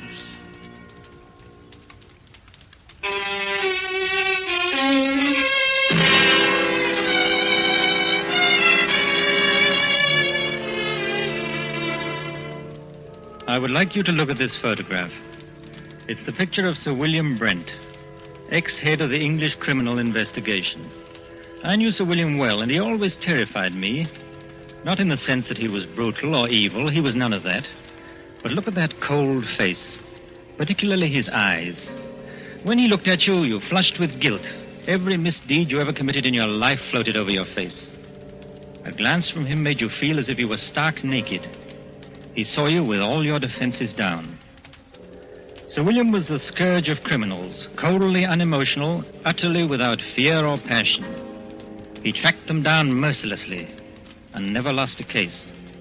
There was no feeling in him, no pity, no hate, nothing but terrifying, cold intelligence. And he was deadly to everyone he went after. I'm going to tell you about his last case. A case that, well, even recalling it sends real shudders through me. I swear it's true. I saw it with my own eyes. I wish I never had. I witnessed it in all its dreadful details. One night at the club, about 11 o'clock, a boy came up to me. Telegram for you, sir. I ripped open the envelope and read the telegram. Dear Arthur, will you come and dine with me at Turret House, Sydenham on Thursday? There will be several guests, and I think I can promise you an unforgettable evening. It was signed by Sir William Brent. I was annoyed. I don't like to receive telegrams so late in the evening, when Sir William could easily have phoned, unless he didn't want to go into details with me. I decided to phone him.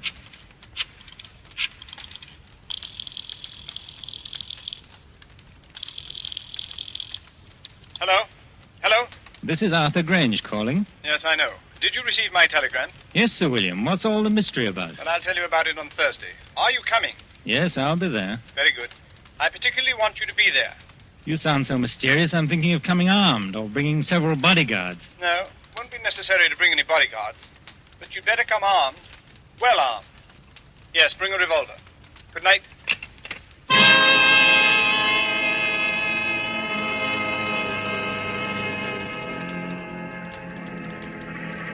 Early Thursday evening, I made my way to Turret House. A windy November rain slashed at the streets. Turret House is a huge red brick, unpleasantly somber mansion, an ugly product of Queen Victoria's time. There it squatted, back of the road, almost hidden to view by several dripping pine trees. The neighborhood had known better days.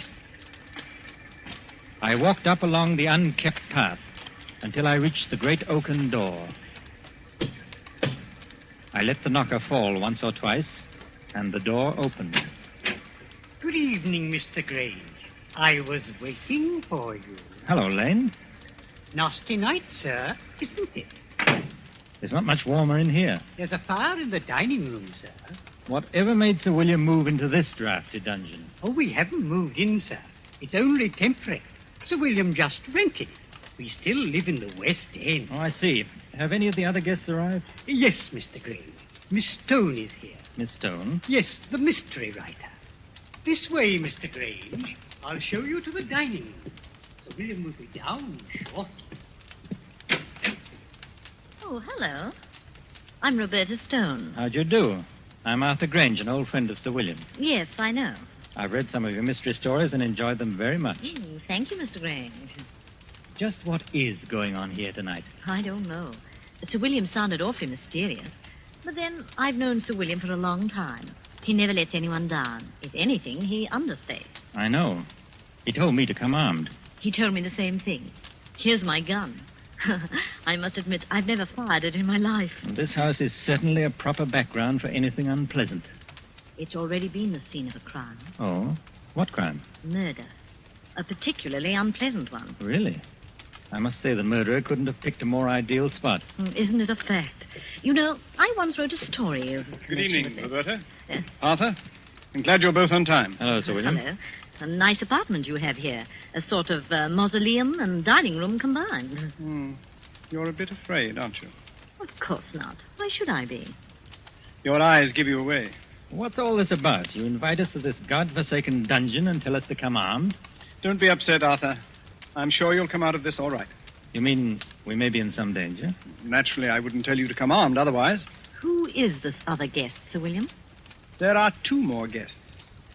But first we'll have a drink, and then I'll tell you both all about it. Lane. Yes, Sir William? Will you serve the drinks? Yes, sir. Now, I'll tell you what's going to happen tonight. This house, Turret House, was the scene of the Sydenham murder. A very famous case. Yes, I know about it. That's right. No offense, old man, but wasn't it the only case you never solved? You're wrong, Arthur. I solved the Sydenham case, but I couldn't bring the criminal to justice because of insufficient evidence. You mean you knew who the murderer was? Oh, yes, of course. It was the nephew. The police knew it, too. Then why in the world didn't you bring the case to a conclusion? Because the nephew had an absolute and unimpeachable alibi. To have arrested him would have meant waste of time and money and a release in the end. Besides, according to English law, a man discharged can never be arrested again on the same murder charge. Well, this is all very fascinating. Has it anything to do with our being here tonight? Yes, Roberta, it has. In a short while, the nephew, John Bedford, will be here to dine with us. And, oh yes, the victim, Miss Ferguson. What? Well, wait. You mean Miss Ferguson wasn't actually murdered? Miss Ferguson is quite dead. Has been dead these 2 years. You mean you're going to have the body of Miss Ferguson here at dinner? Oh, this is a little too much. If you'll excuse me, I'll dine elsewhere tonight. Not so fast, Roberta. Perhaps you'd better wait until you hear the rest of the story. This promises to be a very gay dinner. Oh, yes. Now, as you both know, I've never lost a case, except the Sydenham murder, which will be finished tonight. Now, I'm an egotist. I don't believe there's a criminal in all England that can outwit me. As a matter of fact, I've resigned from the criminal investigation for the sole reason of trapping Mr. John Bedford. It's hard to believe. Well, I told you I was an egotist. No criminal has beaten me yet, and no one ever will. You have an awful lot of patience. Infinite patience. I devoted 2 years to this case, and now that my moment of triumph has arrived, I wanted to have some witnesses. A writer who will record the event, and an admirer who will applaud with awe the trickiness of my scheme. Well, if it's as gruesome as I think it is, I won't be here to watch it. Oh, yes, you will. Horror has a way of fascinating and hypnotizing people. Besides, Arthur, you'd be ashamed to run out now. I'll stay, of course. So will I. Good. Now, before I tell you my scheme, let me first acquaint you with the details of the murder. Exactly 2 years ago tonight, old Miss Ferguson.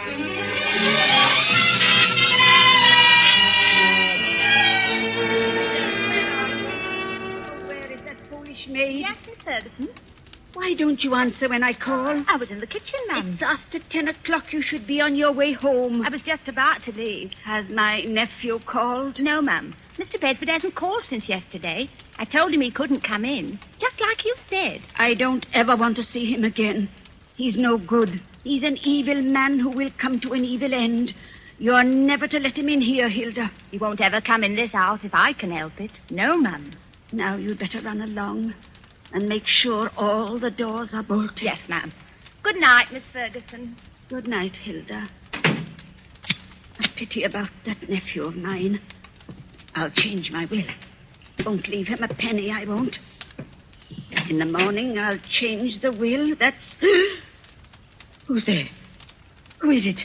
I, Aunt Martha, your own affectionate nephew. What are you doing in my house? You're not at all pleased to see me. Your only living relative, too. I'd like you to leave at once or call the police, I've called. I'd rather not, Auntie. I want to have a talk with you. You don't want to talk to me. All you want is money. Yes, Auntie, I do want money. And lots of it. You've got all the money you'll ever get out of me. You won't even get a penny after I die. I'll see to that. Perhaps you'll appreciate the value of money after you've worked for it. You know, Auntie... You're wearing gloves. What are you up to? I've made up my mind. What are you doing? Keep away. You're an old woman. All that money's no good for. You can never use it. I'm young, and money means life to me. A rich and gay life. You're old, and you're going to die soon anyway. No, it can't be. You're not going to do that. Yes, Auntie, I am. You don't want to live anywhere. You're lonely, you're sick, and you're old. I'm going to do you a favor. Nobody can hear you now. I'm your heir. Your only heir, Auntie. You're next of kin. The estate is going to be mine. All of it.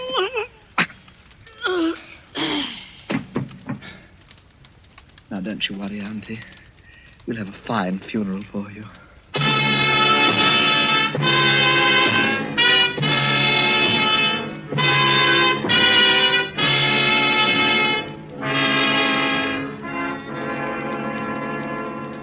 That's pretty much the way old Miss Ferguson was murdered. Oh, how ghastly. Hilda found the body the next morning. I immediately went to work on the case. All the evidence pointed to John Bedford. Everyone believed he committed the crime.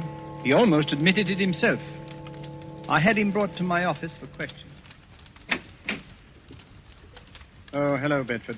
Come in. Thank you, sir. How'd you do, Sir William? Cigarette? Oh, thank you. Well, how does it feel to kill your own aunt? May I have a light, please? Yes, of course. Thank you. I wouldn't know, Sir William. You see, I never killed anyone. Have you? I have, Mr. Bedford. And I've sent quite a few to the gallows. Yes, so I understand. What was your relationship to Miss Ferguson? She was my aunt. Don't be flippant. Flippancy only proves your guilt. Well, to tell you the truth, sir, my aunt didn't like me. She thought I was a spendthrift and a useless parasite, and she was quite right. Would you mind telling me where you were the night your aunt was murdered? Oh, not at all. In jail. I had drunk a little too much and gotten into a bit of a tiff with someone, that's all. Have you ever been arrested for drunkenness before? Never, Sir William. This was my first offense. It's quite an alibi. Quite a fact. It would hardly be possible for me to be in jail and kill my aunt at the same time, you know. Unless, of course, my aunt came into my cell and allowed me to murder her, after which she walked back to Turret House as a ghost, dragging her body behind her. According to my reports, Mr. Bedford, you drink very little. No one who knows you has ever seen you drunk before. You probably got drunk in joyful anticipation of murdering your aunt. As a thoroughgoing criminal investigator, don't you think you ought to check my story? I already have. You've done a very skillful job. Too bad you couldn't use your talents for something constructive. Oh, why don't you arrest me, Sir William? No, Mr. Bedford. I have time. Plenty of time. Well, you'd better work fast. By the time you get around to me, I'll have spent all of my aunt's beautiful money. It's not the money we're after. It's you. Your beautiful life. Good day, Mr. Bedford.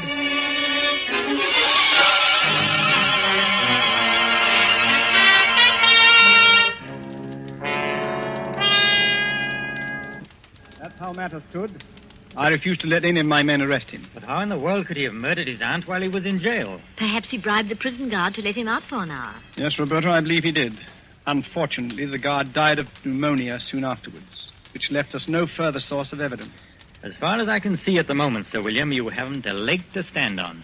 You're quite right, Arthur, I haven't.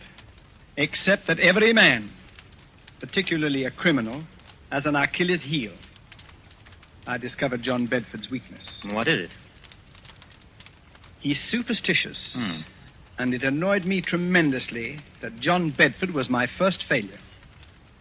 Here was a clever, calloused criminal who laughed at me. No one had ever done that before. Bedford knew I could do him no harm, and he made the most of it. Carefully and patiently, I thought it over. I looked upon Bedford as you would look on a Chinese puzzle.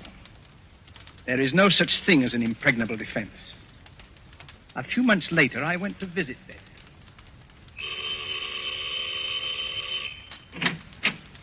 Well, Sir William Brent. What a surprise. Won't you come in, please? Thank you, Mr. Bedford. Well, I'm honored to have the great Sir William Brent pay me a visit. You're not after any more clues, I hope. It gets rather tedious, you know. No, not at all. I know when I'm licked. Well, I don't want to appear smug, sir, but everyone has his Waterloo. Would you have a drink? No, thanks. I suppose you're curious about why I came here. Well, I'd hardly imagine it was a friendly visit. On the contrary, it is. You see, I admire brilliant people, no matter what they're calling. Oh, you're very flattering, Sir William. I've resigned from the criminal investigation. I'm a private citizen now. Yes, I've heard about that. Most people misunderstand me. It wasn't my love for justice that made me pursue my profession with such tenacity and... Success? With the sole exception of your case, of course. It was a game of skill to me. My wits against all comers. I lost in your case. But then we've all got to lose sometime, haven't we? I don't believe you, Sir William. You're still out to get me. Well, there isn't much of a chance, is there? I'm afraid not, Sir William. I've kept out of trouble so far. Knock wood. That's an odd habit for a man like you. Knocking on wood. You're not superstitious, are you? Huh? Of course not. Just a habit since I was a child. I see. Well, now to the reason for my visit. I noticed in the papers that you're looking for a tenant for Turret House. Oh, yes, I am. I'd like to rent it. Well, the scene of the crime, huh? Well, of course, why not? There's no harm in it. As a matter of fact, I'll let you have it very cheaply.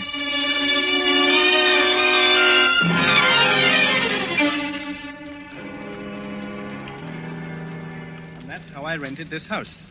The house where the murder was committed. Well, what's your plan? It had better be a good one. Mr. Bedford sounds like a hard customer. Yes, it's a strange plan, but an effective one. I saw Bedford frequently.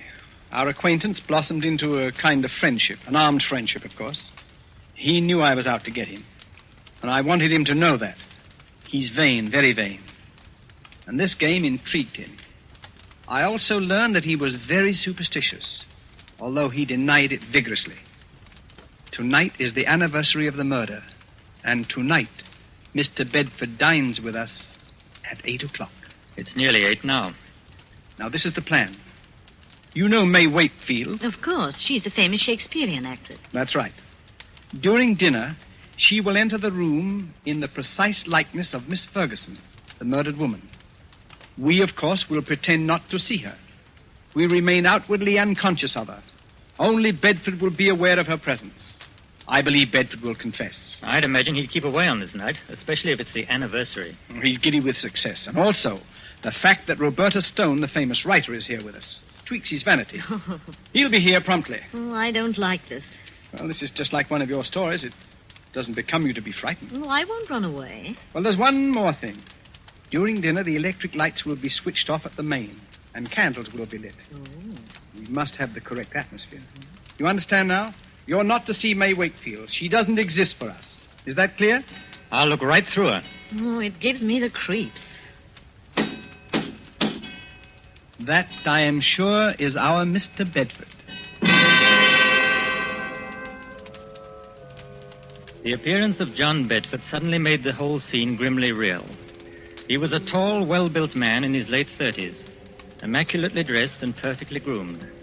At first sight, his face seemed pleasant enough, but on closer scrutiny, his gray eyes were hard and cold. He looked us over, all of us, with arrogance and superiority. I heartily wished I was elsewhere. This was one scene I had no desire to witness. After the introductions were over, we sat down to dinner. Is it still nasty outside, Mr. Bedford? Yes, and getting worse. Looks like we're in for a few days of this. Too bad. I was going to do some riding tomorrow.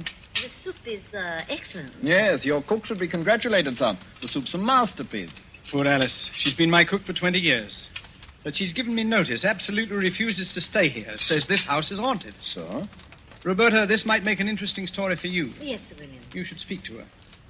Alice swears that she has seen the figure of an elderly lady with finger marks on her throat walking about this house.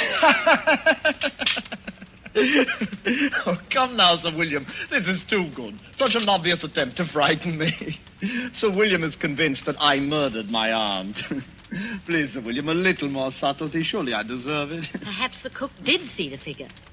As you very well know, Mr. Bedford, I don't believe in ghosts, and I'm sure my cook never saw this elderly figure. It's all in her mind. Well, I'm afraid your little attempt didn't work, sir, but I must admire your graceful admittance of its failure. Yes, I suppose I'd better give up, shouldn't I? Oh, no, never give up. If at first you don't succeed, you know. Do you live very far from here, Mr. Bedford? Thank you, Miss Stone, but there's no need to change the topic. I hope you find this game as amusing as I do. I'm sorry, Mr. Bedford, but this isn't my idea of pleasant dinner conversation. Oh, we'll talk of pleasant things. I saw a very exciting play last night. Excuse me a moment. It's really fearfully hot in here. Do you mind if we get a little air, please? Oh, I'm sorry. It is rather warm.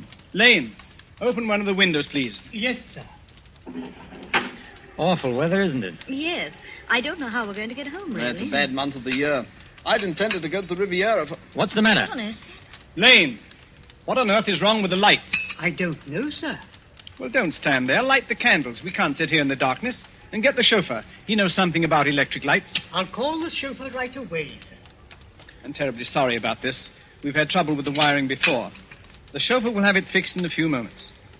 Now, let's get on with our dinner. If this is one of your tricks, Sir William, Oh, have some more wine, Mr. Bedford. It was a tense and terrible moment. I looked at Roberta. She was pale and frightened. Bedford, for all his poise, was uneasy. He didn't know whether Sir William was planning anything or whether this was really an accident. My heart was pounding away, and my palms were moist with perspiration. Only Sir William appeared cool. There was not a trace of emotion in his face. Oh, Mr. Bedford, you were saying about visiting the Riviera. It's quite a change from England at this time of year. Well, I suppose I'll make the trip next month when I... What's the matter, Mr. Bedford? Nothing at all. I wish we could have some light. Rather difficult to see. Yes, I'm terribly sorry this had to happen just at dinner. Have a little more wine, Mr. Bedford. Yes, thank you. The figure of a woman had entered the room. She had come in silently, like a ghost. We all saw her, but not one of us moved or made a sign of recognition. In the dim candlelight, she looked ghostly and unreal. Bedford looked at all of us to see if we also had seen the figure, but we ate our dinner grimly. He looked again, then shook his head and gulped more wine. Don't any of you see anything? See what, Mr. Bedford? This is another one of your tricks. Can't any of you see her?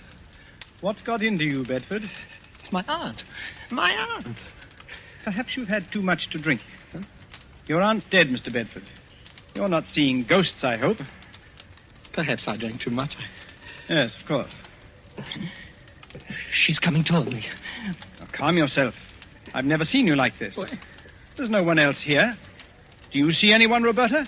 No, Sir William. I don't either. I'm leaving. I can't make you out, Bedford.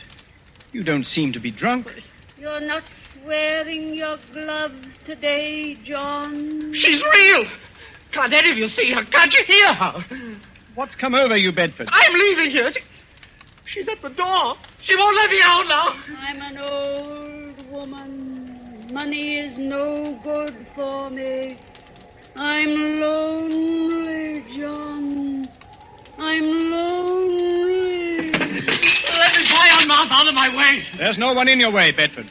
Come, sit down. Get away from that door. I'll murder you again. You hear me on mouth, I'll murder you again. You old witch, I'll murder you again.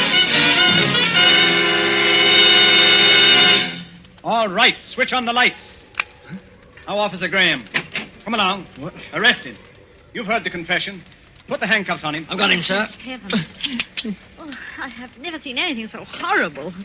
Well, Bedford, it seems that I've finally caught up with you. I'll kill her again. I'll kill her again. That wasn't your aunt. It was May Wakefield, the actress. I'll kill her again. I'll kill her again. Take him away, Graham. He's in a state of shock. Well, shall we continue with our dinner? I hope you're fully satisfied, Sir William. Quite. It's been a long job, but it has ended as I knew it would. I'm most grateful to you both for your help. I thought it was a pretty grim affair. Oh, your methods repel me. But I suppose you know your job. May Wakefield certainly knew hers. That was the finest piece of acting I've ever seen. Her makeup was incredibly good. We must congratulate her. She's probably gone to her room. Lane. Yes, sir. Please call Miss Wakefield. Miss Wakefield, sir? Yes, the lady who's been assisting us this evening. Well, I looked for her, sir. Yes, tell her to come down and join us. We have a fine dinner waiting for her. Excuse me, sir. But this telegram came a little while ago. I didn't want to disturb you during dinner. Oh, yes, let me have it.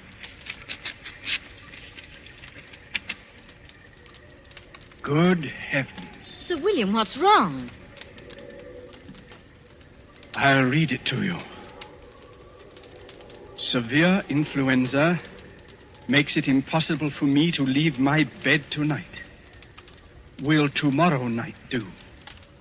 Signed, May Wakefield.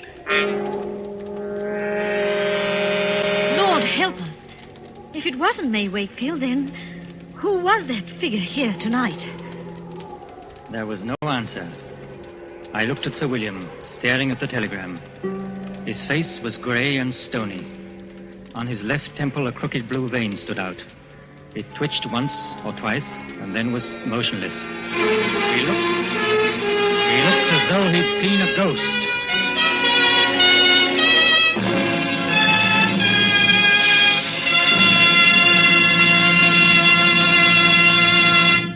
And so closes Banquo's Chair, starring Donald Crisp and John Loder. Tonight's tale of suspense. Now you may want to make a note of a change of time in these programs. Beginning next Tuesday, Suspense will be heard a half hour later, or 10 to 10:30 Eastern War Time.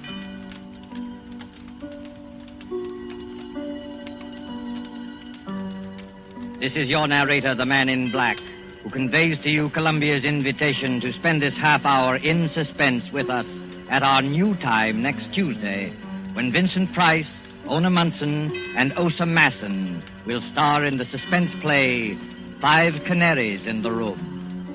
The producer of these broadcasts is William Spear, with Ted Bliss, the director, Lud Gluskin, and Lucien Morawick, conductor and composer, and Sigmund Miller, the radio author, collaborated on tonight's Suspense.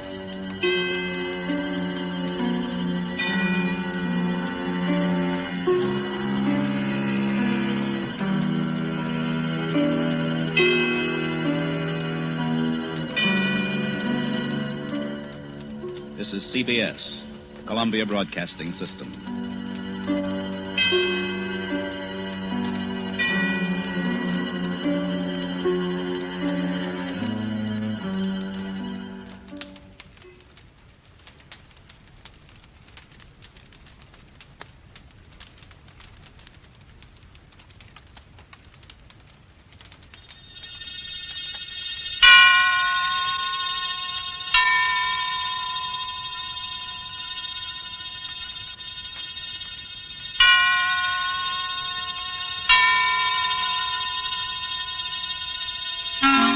Suspense.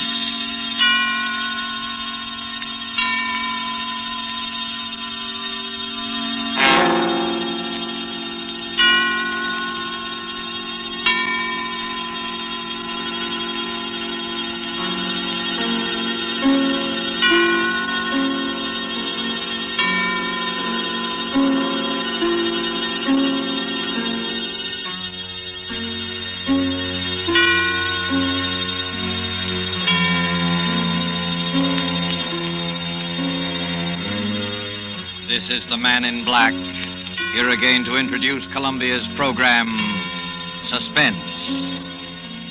If you have been with us on these Tuesday nights, you will know that suspense is compounded of mystery and suspicion and dangerous adventure. In this series are tales calculated to intrigue you, to stir your nerves, to offer you a precarious situation, and then withhold the solution until the last possible moment.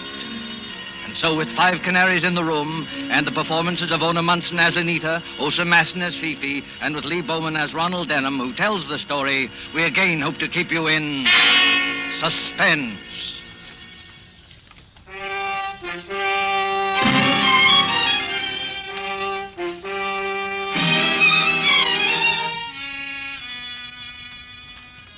The trouble was, you see, that the whole apartment vanished. It's true. The flat disappeared straight out of that apartment house, and the dead man disappeared with it. No, I'm not crazy. And in spite of what they said, I hadn't taken too many drinks. You see, I was getting married to Anita in another 2 weeks, and Jimmy Westlake gave a bachelor party for me. Well, hang it, it's a situation that might have happened to you. The party was at the old Cap and Bells Club on Lower Fifth Avenue, and it wasn't a brawl. Jimmy Westlake was in the chair, I admit. But nothing could have been more quiet, more dignified. Oh, mademoiselle from Armitage, parlez-vous. Mademoiselle from Armitage, parlez-vous. Oh, mademoiselle from Armitage. Quiet, you fellas! Quiet! Pipe down, can't you? Wait a minute. The chairman wants to say Gentlemen, this is a solemn occasion. If those dopes over there will kindly get away from the piano and sit down at the table, I have another toast to propose. Excuse me, Mr. Westlake. Excuse me, please, sir. Yes, Uncle Cato, what is it? Excuse me, Mr. Westlake, but you ain't gonna bust the glasses on this toast, is you? And why shouldn't we bust the glasses, Uncle Cato? Why shouldn't we bust the glasses? Oh, but Mr. Westlake, if you keep on busting the glasses, there ain't gonna be no glasses left. Well, in that sad eventuality, Uncle Cato, we will simply start busting the plates. Isn't that fair enough, boys? Bust every goblet in the so-and-so place. Oh, we'll bust every goblet in the so-and-so place. Oh, look, Jimmy, don't you think you'd better tone the gang down a little? Be quiet, Ron. You're only the groom. Yeah, I know, Jimmy, but... Gentlemen, I regret to tell you this, but the protesting voice you just heard was that of our guest of honor, Ronald Denham. Now, we all know Ron, and we all like him. But I am sorry to say he is not himself. Where now is the terror of nightclubs, the chorus girl's friend? I say it to his face, he is sober. But we like him just the same. Friends, guests, and bachelors, I give you the groom.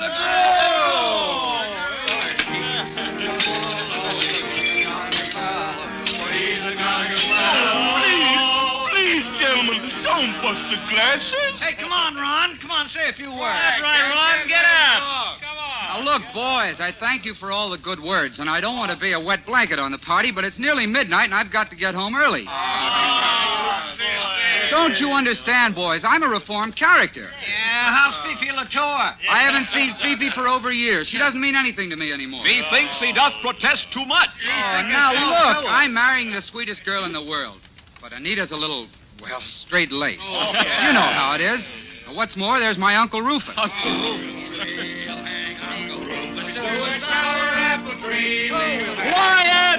Quiet!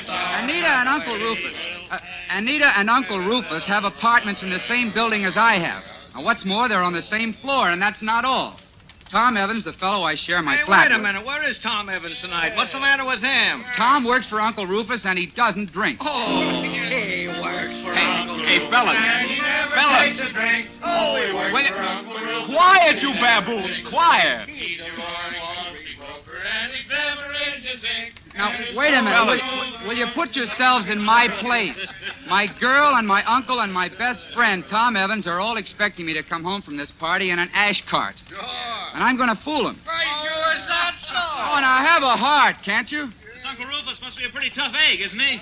Oh, he's all right, but after his first $1 million, it went to his head. Has he got any human weaknesses? Yes, he keeps canaries. Oh, no, not the kind of canaries you're thinking. I mean the kind that go tweet-tweet in cages. Oh, what's the use? What do you say, gentlemen? Shall we allow this pure in heart to wend his way home? He's got a drink for the bride, though. That's right, Ron. Can you, as a chivalrous gentleman, refuse to drink to the bride? You can't, and you know you can't. Uncle Cato. Yes, sir, Mr. Westlake. Get a beer mug from the sideboard there. Fill it with champagne. Oh, now, wait a minute, Jim. One more drink won't hurt you, Shirley. Just one little drink. Well, no, I suppose not. Fill it up, Uncle Cato. All right, I'll have one more drink, just in honor of the occasion. But that's all, do you understand? That's absolutely all.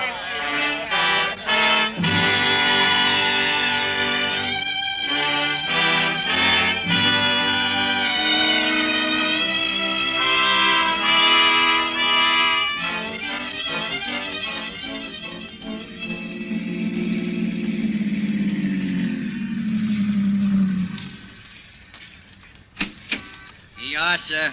098 Park Avenue. Hey, mister. Come on, wake up.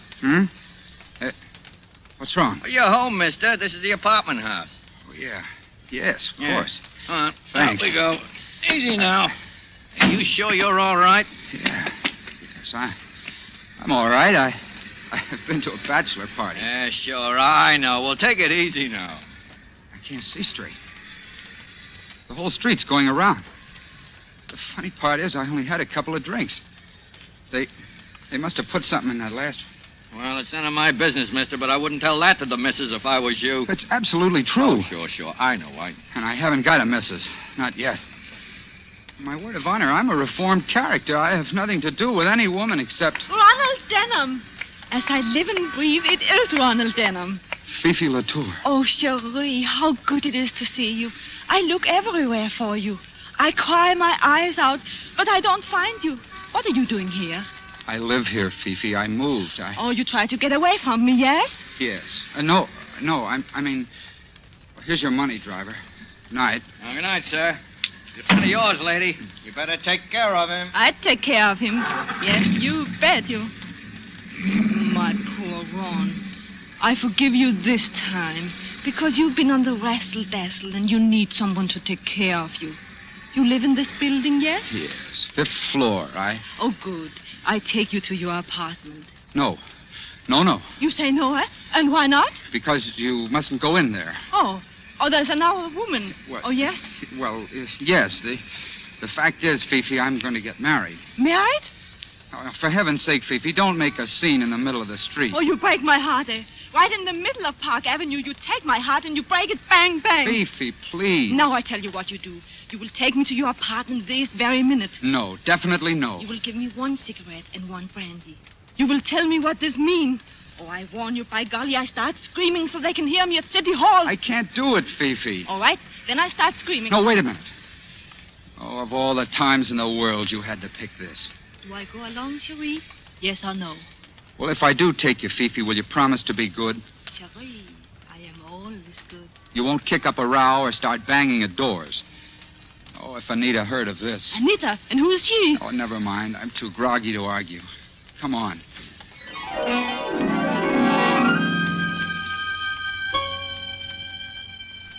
I remember going into that building.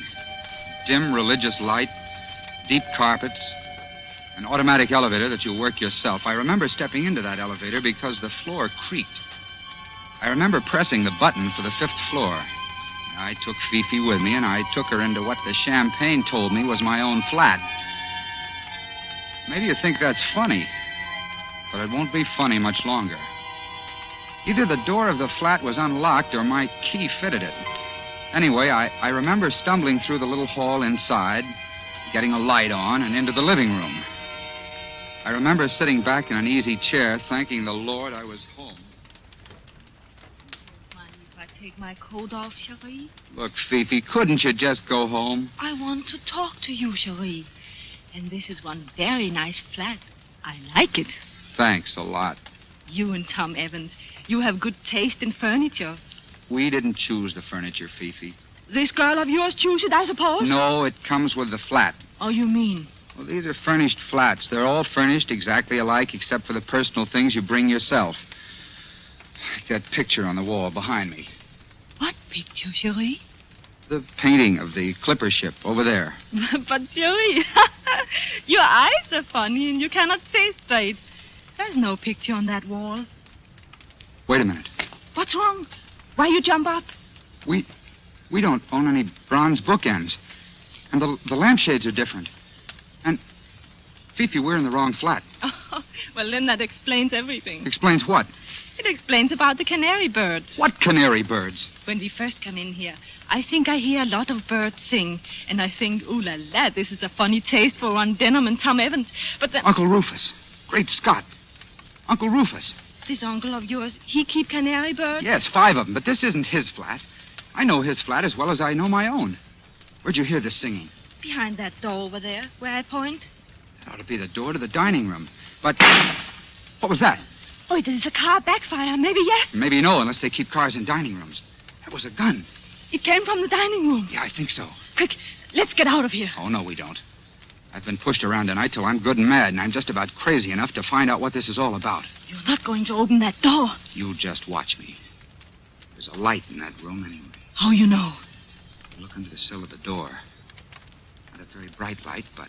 Ron, don't do it. Stand back now while I get the door open. Dining room.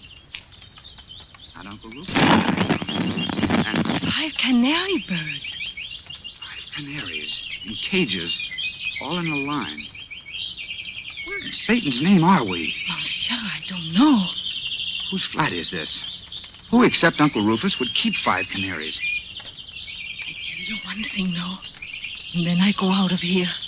Well? There's somebody watching us. Where? That swing door to the kitchen is partly open. But don't look. How the devil can I see it if I don't look? There's somebody standing behind it. I see the light shine on his eye. Quiet, Fifi. Hello there. Hello there. The door moved a little more. He's pushing it. Oh, excuse me, sir. We didn't mean to barge in here. We're not burglars or anything like that. We got into the wrong flat, that's all. I want to apologize if we... Straight out through the door on his face. What's the matter with him? Why don't he move? I've got an idea, Fifi. It's because he's dead.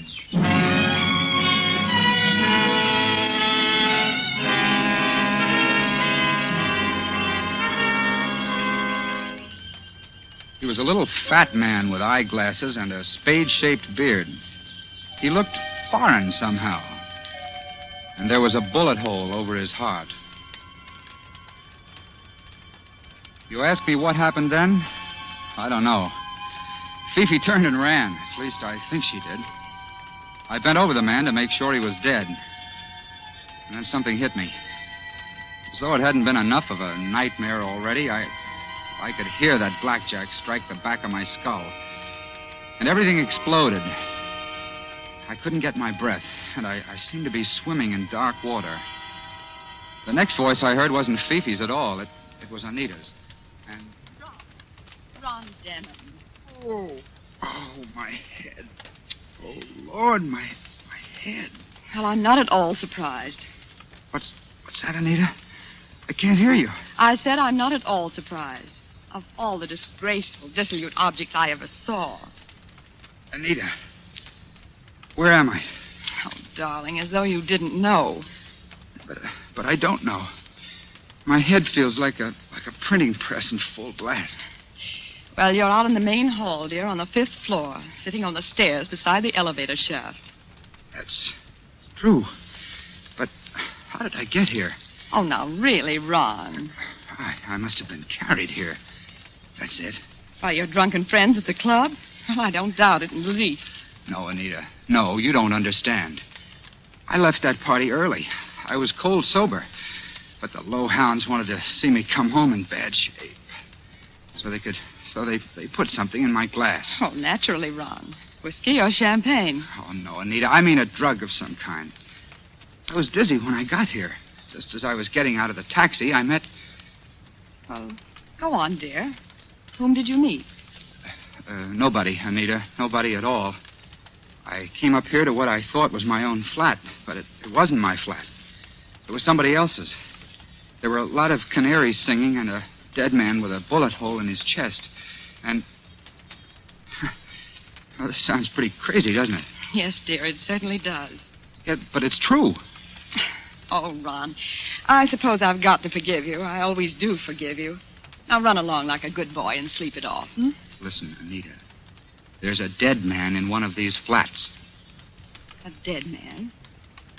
In which flat? Well, that's just it. I don't know. You're not saying it's on this floor? Yes, I definitely remember pressing the button for the 5th floor. Suppose you listen to me, dear. Now, don't make faces and rumple your hair. Just listen. There are only 2 other apartments on this floor. One is your uncle's. It wasn't his. I'll swear to that. Well, and the other is mine. You don't think I'm hiding a dead man? No, it wasn't your flat either. Well, then where is it, darling?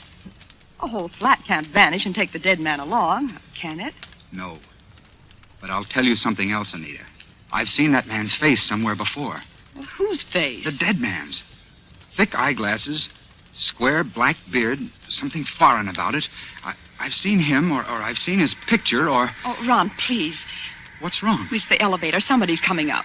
Oh, please don't let people see you. Your hat's smashed in and your tie's untied, and you look like nothing on earth. Well, look here, Anita. If it comes to that, what are you doing out in the hall in negligee and pajamas? Well, I wanted to make sure you got home safely. Ron, the elevator, it's Tom Evans and your Uncle Rufus. All right, I can take it. But your uncle can't. Now, don't say anything to him about this dead man. Promise me. Hold on, I've got it. Pierre Duroc. Who? Pierre Duroc. That's the dead man's name. He... Furthermore, Evans, that in this year of 1938, the prospect of a European war is so remote as not to be worth serious consideration. Excuse me, sir, but isn't that a little strong? Now, don't argue with me, Evans. No, sir. You may tell my secretary to... Look here. What's this? Well, now look, Uncle Rufus. Oh, I can't stand any more of this. I'm fed up. Well, I don't blame you, my dear. Has this nephew of mine been annoying you again? Oh, no, of course not, but please don't pay any attention to him. He's drunk. For the last time, I am not drunk. I just want to ask Uncle Rufus, before I go completely nuts, whether he hasn't heard of Pierre Duroc. What's that, Ronald? What'd you say? Pierre Duroc, the French millionaire. Well, what about him? He's the man who always deals in cash on the line. Spot cash, even if it's $1 million. I saw his picture in the paper. He's in New York to put through a business deal with you, isn't he? Oh, indeed, Ronald. Well, you show a commendable interest in my affairs. That's what you want me to do, isn't it? Well, I believe Duroc does want to buy some property I own, but he hasn't approached me and I haven't approached him. It's a bad business. Why have you developed this sudden interest in Duroc? Because he's dead. Dead? Somebody shot him in a room full of canaries and then slugged me over the head. Do you believe me, Evans? If your uncle will excuse me, old man, I don't see any reason not to believe you. Where's the body? Well, that's the trouble. Ron claims he found it in a flat that doesn't exist. Listen. What's that? Sounded like somebody running upstairs in the devil of a hurry. Well, maybe it's the dead man. As a matter of fact, it's the night porter. He's the one who can tell us. Tell us what? Well, maybe I did get off at a different floor, but that flat's got to be somewhere in this building. Pearson? Oh, just a minute. Pearson! I'm very sorry, sir. I can't stop now. Please stand aside. I got to go upstairs and get the manager. Why, Pearson? Is anything wrong? Well, Mr. Evans. Speak up, man. Is anything wrong? It's the police, sir. We found a dead man in the palm garden downstairs. Now do you believe me? You will oblige me, all of you, if you remain quiet and allow me to deal with this. What does this man look like, Pearson? He's a foreign-looking gentleman, sir. I never saw him before. He doesn't live in the building. Well, then how did he get to the palm garden? Well, sir, that's what we don't know. He certainly wasn't there when I looked in half an hour ago. But I went back to the palm garden just by chance, and there he was in a wicker chair with the singing birds in cages all around him. Birds again? Oh, be quiet, Ronald. He'd been shot, sir. The police think he was brought down in the service elevator from somewhere upstairs. Why do they think that? Because they found a revolver in that elevator and a little paper band of the kind that goes around banknotes. If they could tell where the dead man came from... You can tell us where he came from. Huh? I can, sir. Yes, you've been in most of the flats in this building, haven't you? I've been inside all of them, sir. Why? Well, would you recognize any given flat if I described it? Oh, well, yes, sir, certainly, but... Well, then, for the love of Mike, think. Who lives in a flat with 5 canary cages in the dining room? Ronald, are you out of your mind? In case you don't happen to remember, you're describing my place. No, it was like your place, but it wasn't at all the same. Oriental prints on the walls. In the living room, bronze bookends and bronze lamps. Dragon patterns on the lampshades. There was a queer kind of clock on the mantelpiece, shaped like a figure of Father Time. And what's the matter with you, Pearson? Nothing, sir. But you're sure you saw all that? Yes, of course I'm sure. Why not? Because, I'm sorry, sir, but you couldn't have seen it. What do you mean I couldn't have seen it? I did see it. Who lives in the blasted place? Nobody. Well, you mean the flat's vacant? No, sir. I mean, there's no such flat in the whole building.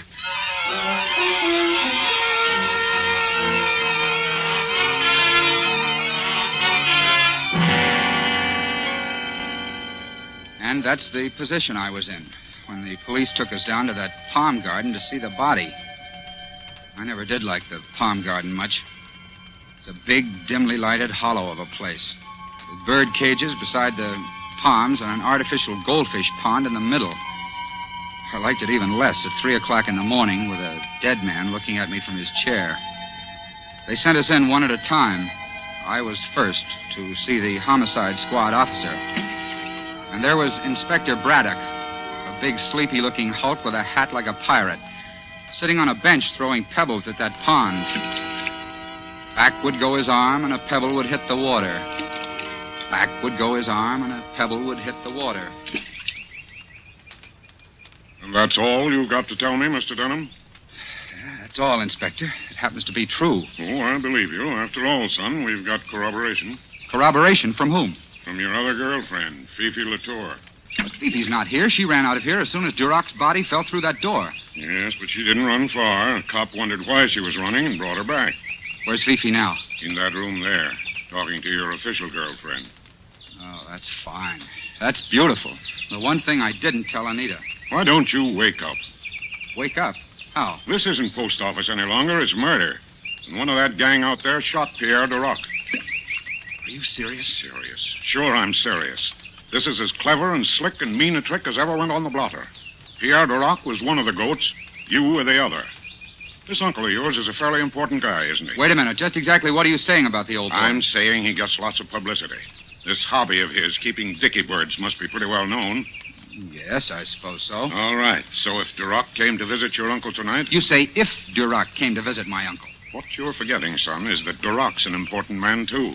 He's a visiting foreigner, capital letters, and the department's got to keep an eye on him. Duroc did go to visit your uncle tonight, and he was carrying $20,000 in cash. What are you intimating? Murder. Inspector Braddock. Yes, Sergeant? That crowd out there is raising Cain, especially the old man and the French gal. Shall I let him in? Yeah, you can let him in now. No, more than an hour. Sitting in an anteroom without even hearing why we're here. I tell you, Evans is intolerable. It's all right, sir. They probably know what they're doing. You think so, my friend? But I still don't know why I'm here. How very interesting, Miss Latour. Such extreme absent-mindedness. Or perhaps Ron could tell you why you're here. Oh, listen, Anita, I can explain everything. Can you explain the disappearing apartment? Well, that's better. I'd like, if you don't mind, to have a little quiet here. Now, which one of you is Mr. Rufus Denham? I am Rufus Denham, sir. Rufus Denham of Denham and Company. Can there be any doubt whatever about that? No, but I thought I'd ask. I was just telling your nephew, Mr. Denham, that Pierre Duroc came here tonight to see you. To see me, Inspector? That's right. I can only characterize that statement, sir, as a flat and downright lie. I've never met that man. I didn't say you met him. I said he came here to see you. Duroc wanted to buy some property from you, didn't he? Well, I suppose he did. And Duroc always paid spot cash, didn't he? Yes, I believe so. Just one more question. I imagine you've got a secretary. Yes, naturally I've got a secretary. Miss Helen Gardner. What about her? Somebody, posing as your secretary, telephoned Duroc at the Metropolis Hotel and spoke to him in very good French. Well, Inspector, don't stop there. Go on. This person, pretending to represent Rufus Denham, asked Duroc to come here with the money and said they could settle the deal immediately. Don't you see the trick now? Don't you see Duroc was lured into a dummy apartment? A dummy apartment? What does this man mean? I'll tell you. All the flats are furnished exactly alike except for personal things. Pictures, books, lampshades, ornaments. Is that correct? Yes, of course it is. The murderer didn't dare use Rufus Denham's real flat. But the murderer could always decorate an imitation flat, so that Pierre Duroc would be deceived when he saw... 5 canary birds. That's it, son. But what was the idea? A very neat swindle. Look at Duroc's body now. Oh, I can't look at it. Look at his thick glasses. Well, the man was half blind. This so-called secretary, disguised, would meet Duroc in an imitation flat. Duroc would hand over the money and get forged title deeds in return. When Duroc had gone, the flat could be put right again and no evidence left. But, something went wrong, That's right. Something went wrong. Duroc suspected. And had to be killed. Right again. Inspector Braddock, who is the murderer? Can't you guess? Green Gnome. I think I know how it all happened. Do you, Miss Latour? Oh, it's very smart of you. This poor Ronald of mine, he is at a bachelor party. They do not think that he will be home until daylight. But he get reformed and come home early. He blunders straight into that flat in time to interrupt. In time to interrupt a murder, yes. Afterwards, when you were supposed to run away... But I did run away. Sure, Miss Latour, I'm admitting you did. Then why do you look at me as though I didn't? Afterwards, as I was saying, the murderer had to hit Ronald Denham over the head and drag him out in the hall. Duroc's body was brought down here along with the canary cages that had been borrowed from here, and the dummy flat was set right again. Just one moment, Inspector Braddock. I'm not disputing anything you say, but... Well, sir, what's on your mind? The murderer. What about the murderer? Well, all this. Wouldn't it have been much too heavy a job for a woman? Who said the murderer was a woman? Well, didn't you? I don't think I did. I said the murderer was somebody who planned a swindle. And you still don't see it, any of you, because you can't find the dummy flat. Well, no, and I can't find it myself. That's one question you've got to answer here and now. Where in Satan's name did I go? Whose flat was I in? Your own. My own? Naturally. If you'd been cold sober, you might have made a mistake. But your instinct brought you home to your own flat. And the only possible murderer is the man who shares that flat with you. The man who thought you'd be away until daylight. The man who knows enough about Dunham's business affairs to plan this swindle against Duroc. Look out, Inspector Braddock. Grab him, Sergeant.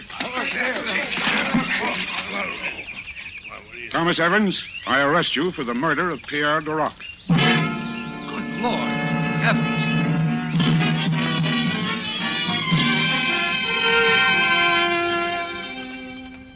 Well, that's about all there is to the story.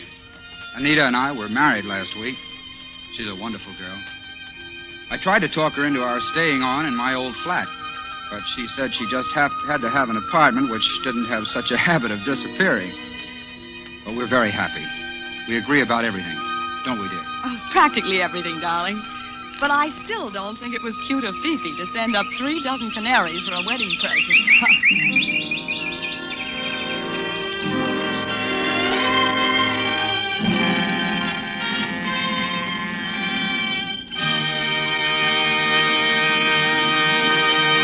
And so closes 5 Canaries in the Room, starring Ona Munson, Lee Bowman, and Osa Masson. Tonight's tale of suspense. This is your narrator, the Man in Black, who conveys to you Columbia's invitation to spend this half hour in suspense with us again next Tuesday, when our suspense play will be Last Night by Cornell Woolrich, and will star more of your Hollywood favorites. The producer of these broadcasts is William Spear, who with Ted Bliss, the director, Lud Gluskin and Lucian Marwick, conductor and composer, and John Dixon Carr, the author, collaborated on tonight's Suspense. This is CBS, the Columbia Broadcasting System.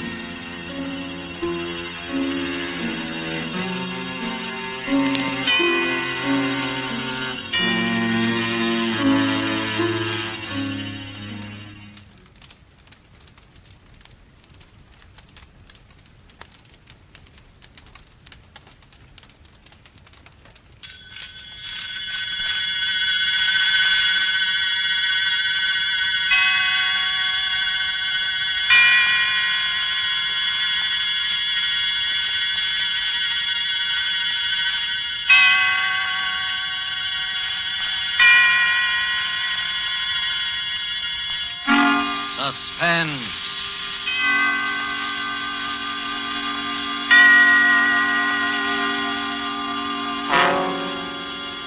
This is the Man in Black, here again to introduce Columbia's program, Suspense.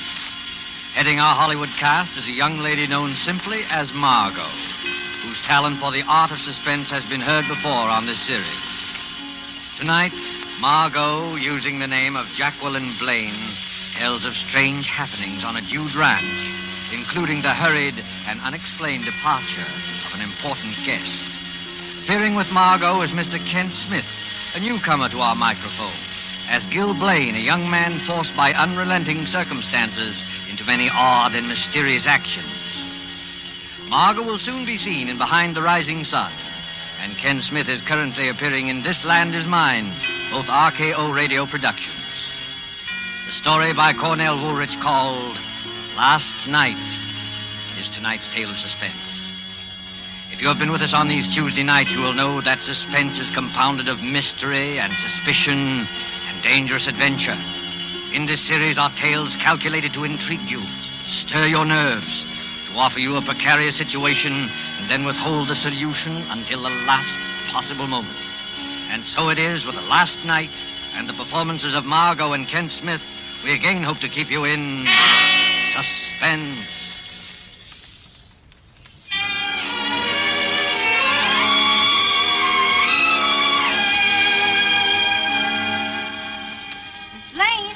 Miss Lane, it's late. Ain't you figuring on getting up at all? Huh? Oh, yes. Oh. I'll be down in a minute, Leona. Go away now. I lay there looking up at the ceiling. Strange, I hadn't slept well last night. All night I had tossed and turned. Worry. That's what it was. Worry. The weekend was over, and Gil and I hadn't raised the $2,500. We were right back where we started from, stuck here in the Hudson Valley with our dude ranch that wasn't paying expenses, and the debts piling up like new snow. That was Gil in the shower. I lay still and listened to the hiss of the water. Poor Gil. It had been a tough weekend for him, trying to be nice to Mr. Burroughs, neglecting the other guests, to play up to him, flattering him, agreeing with everything he said.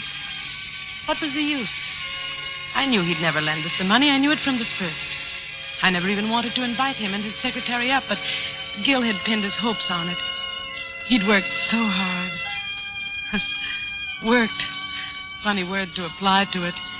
Maybe if Gil had done some real work now and then, instead... Morning, Jackie. Morning. Well, how did you make out? How did you make out with Mr. Burroughs? Gil, I'm talking to you. Is he still here? Who? Mr. Burroughs. Oh, no, he left. Well, I'm glad I didn't have to say goodbye to him. I got pretty tired of being nice to him, didn't you? Yeah, Took the 8 o'clock train? 8 o'clock. He took the milk train. The milk train? How do you know? Well, I drove him to the station. That's how I know. Well, what were you doing up at that hour? Well, I hadn't come to bed yet, that's all. But what got into him? The milk train, why, that hits here about 4:30 in the morning, doesn't it? About?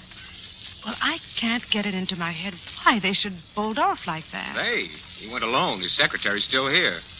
You mean he left without Marsh? Yeah, Marsh was up in his room sleeping at the time.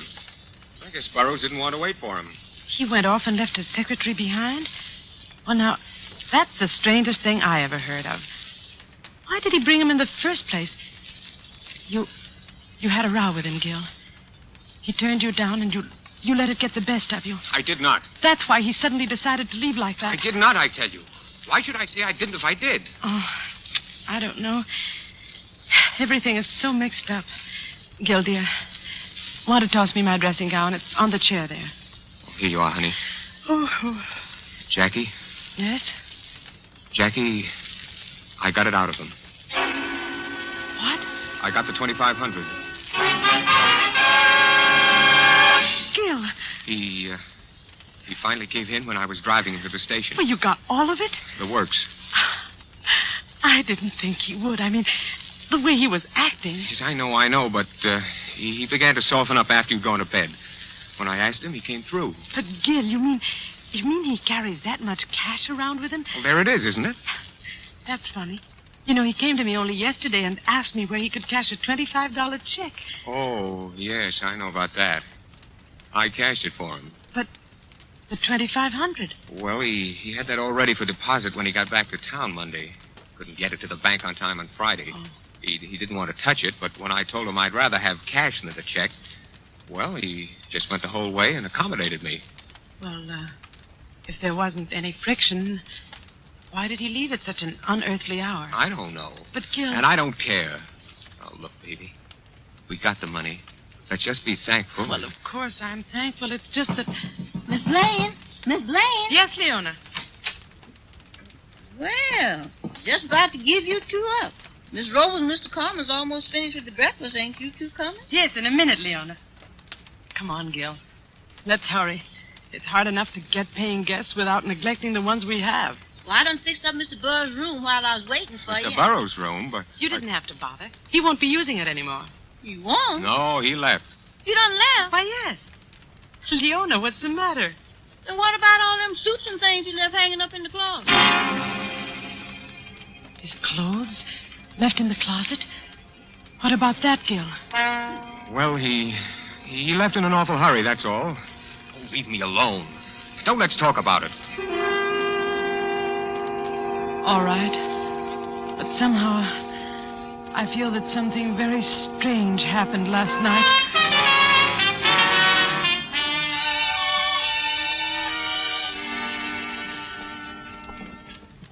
That's what happened, Mr. Nichols. I told him I wouldn't take any more stuff from him. Next time he tries it, it'll be too bad. For him. Here comes Gil and Jackie. Yeah. Have some more eggs, Carmen? Oh, hello, Gil. Oh, hello, Jackie. Gil. What do you do so chummy about? Why, we were just talking of Mr. Burroughs. Mr. Burroughs? Why, yes. Mr. Carmen had an appointment to play golf with him today. Golf? Yeah, yes, fine player, fine player. Oh, by the way, where is he? I haven't seen him all morning. He's not here. Not here? Well, what do you mean? He's left. He left? Yes, can't a guy leave if he wants to? Sure, Well, for one, I'm glad. He was an old goat. He's mad because he made a pass at him. Well, you didn't like him too well either, Carmen. You see, Carmen had a run-in with him back in the days of bootleg gin. Oh. Well, let's not talk about it. Gil's right. Mr. Burroughs is gone. Let's forget it. What's this? Oh, Mr. Marsh. What did you say about Mr. Burroughs leaving? Do we have to go through this again? Gil, please. Mr. Burroughs left on an early train. Oh, you're joking. No, I'm not. But I don't understand. Well, you're his secretary. You ought to know what he's going to do. That's right, Gil. I should know. That's why it's so strange. He told me we definitely were going to stay until this afternoon. Well, he changed his mind. Lane's right. Oh, yes, and she's here. Just a minute. Miss Lane. Miss Lane, telephone. Coming. What's that for?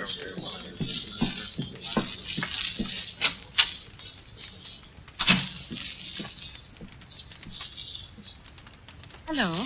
Mrs. Blaine? Yes? This is Mrs. Burroughs. Oh, how do you do? We were awfully sorry you couldn't come out with Mr. Burroughs for the weekend. I'm sure you'd have I think it enjoyed was most inconsiderate of Homer not to let me know he was staying over an additional day. And you can tell him so for me. I think the least he could have done was phone me or send a wire. Mrs. Burroughs. I don't doubt he finds it attractive up there. Mrs. Burroughs, wait a minute. He isn't here anymore. He did leave early this morning. Early this morning? What do you mean? Well, he took an early train.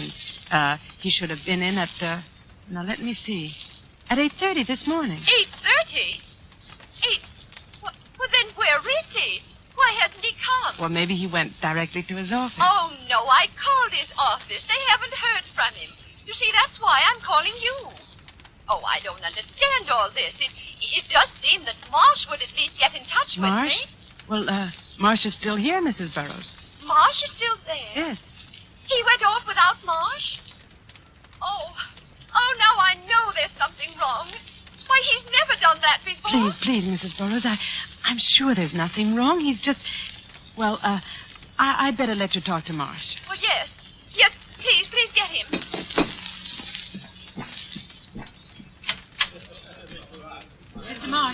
Mr. Marsh, Mrs. Burroughs is on the phone. She wants to talk to you.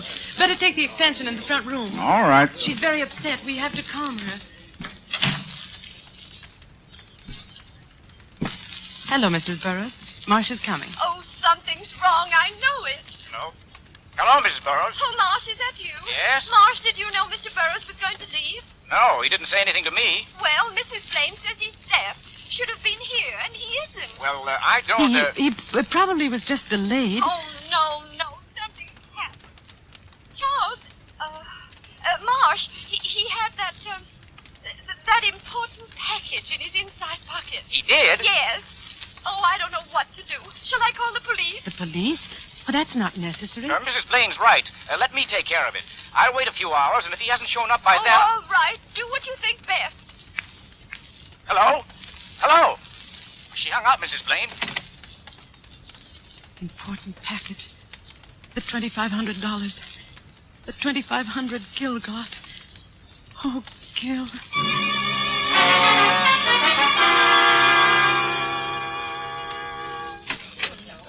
That was Mrs. Burroughs. She was awfully upset. Well, Burroughs didn't show up. She wants me to call the police. The police? Oh, now, wait a minute. You don't have to call the police. Well, why shouldn't I call the police? After all, Mr. Burroughs is missing. Oh, he may show up yet. Certainly, he may show up yet. Carmen's right. You don't have to call the police now. And why don't you want the police? Well, why... There's something strange here, all right. Why didn't Mr. Burroughs say a word to me about leaving? Well, you were asleep. I guess you didn't want to waken you. Oh, I've never known him to be considerate in my life. I suppose he knew what he was doing. I'm not so sure. What do you mean? Well, if he knew what he was doing, why did he leave his return ticket on the dresser? A strange silence fell over the entire group. Marsh was suspicious. Soon he would call the police. And I had a strong feeling that Gil knew more about this than he let on. After breakfast, the group broke up, and I stayed to help Leona clear the table, and I saw Gil and Carmen walk out on the porch together. Cigarette, Gil? Yeah, thanks. Here. Fine morning. Listen, you didn't ask me out here to speak about the weather. No. No, I didn't. I want the money you owe me. Yeah, that's what I thought. It was due long ago. With the interest, it adds up to $2,500. I can't pay you now. Why not? You said you'd pay it today. Well, it's not that I haven't got it. It's what? Well, everything's so mixed up now. You know. You mean Burroughs' disappearance? Look, give me another 24 hours. I'd like to, Gil, but... Gil. Here comes Jackie. All right, 24 hours and no more. I'm sorry if I'm interrupting something important. Oh, no. We were just talking about the weather. It is lovely, isn't it? Yeah. Well, I better get up to the golf course. Oh, say, Gil, could you lend me the car to drive up? It's pretty far, and I'll do plenty of walking when I get there. Well, as a matter of fact, Carmen, I'm going to use it myself. Oh. Well, in that case, I'd better start walking. So long. Goodbye. He was after the money, wasn't he? Yeah, but I didn't give it to him. Why not? Mr. Burroughs gave it to you, and we do owe it to Carmen. Can't you leave me alone for a minute? Say, you two, why the frown? Hello, Miss Robles. I don't want to interrupt a private fight, so I'll state my business quickly. How about lending me the car, Gil? I want to drive I'm sorry, Miss Robles, but I need it. I'm driving into town, and right now.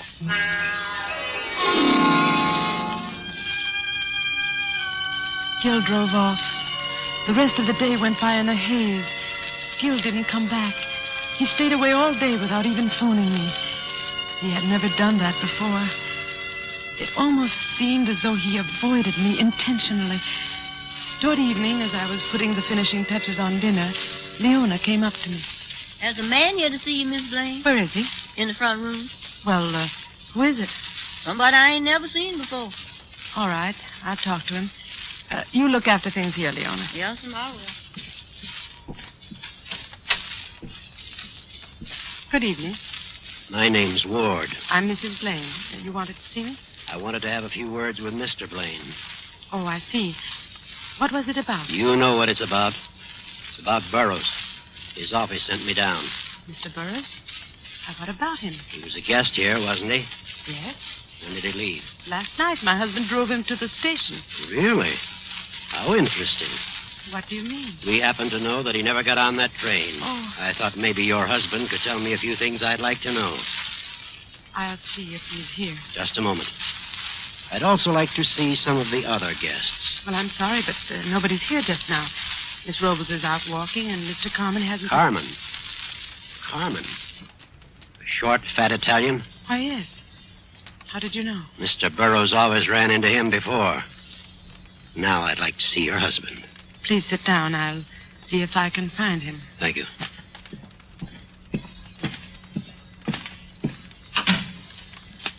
Leona. Yes, Miss Blaine? Has Mr. Gill come back yet? Oh, no, ma'am. I ain't seen him since he drove off this morning. I see. Well, tell the gentleman to wait. I'm going out on the veranda.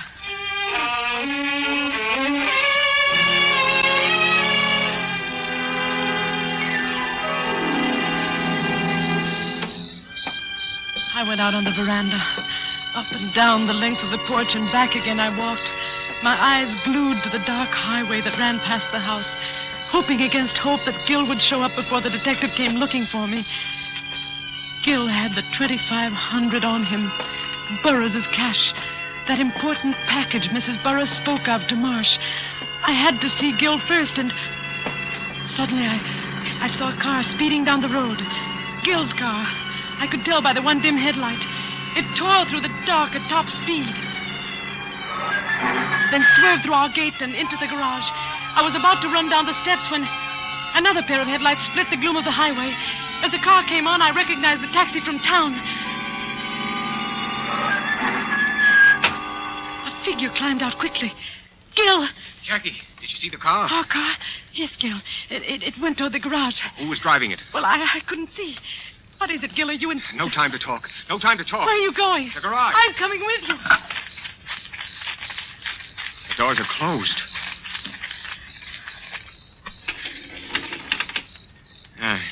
There. Nobody here. Anyone in the car? No. Whoever it was beat it. Oh. I'd like to know who it was. Gil, I don't understand what this is all about. Well, frankly, I don't either. I was parked in front of the store in town. I came out and saw somebody hop in my car and drive off like mad. That's odd. I don't know what he was after, but I don't think he got it. I chased the car all the way here in the taxi. I saw it coming down the road. I thought it was you. Well, let's go back to the house.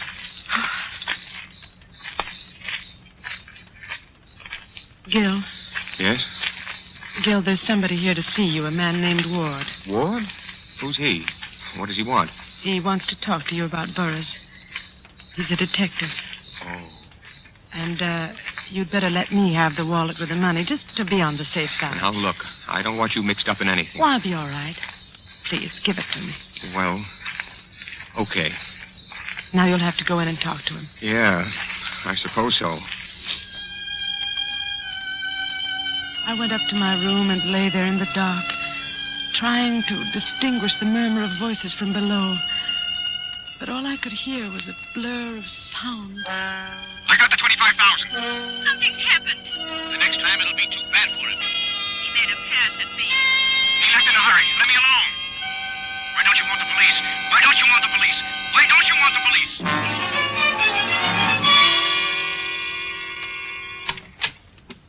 Jackie?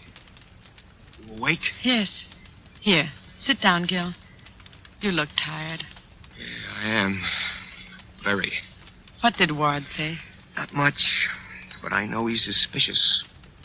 He's going to stay tonight. Oh. Well, let's get to bed. I'm tired.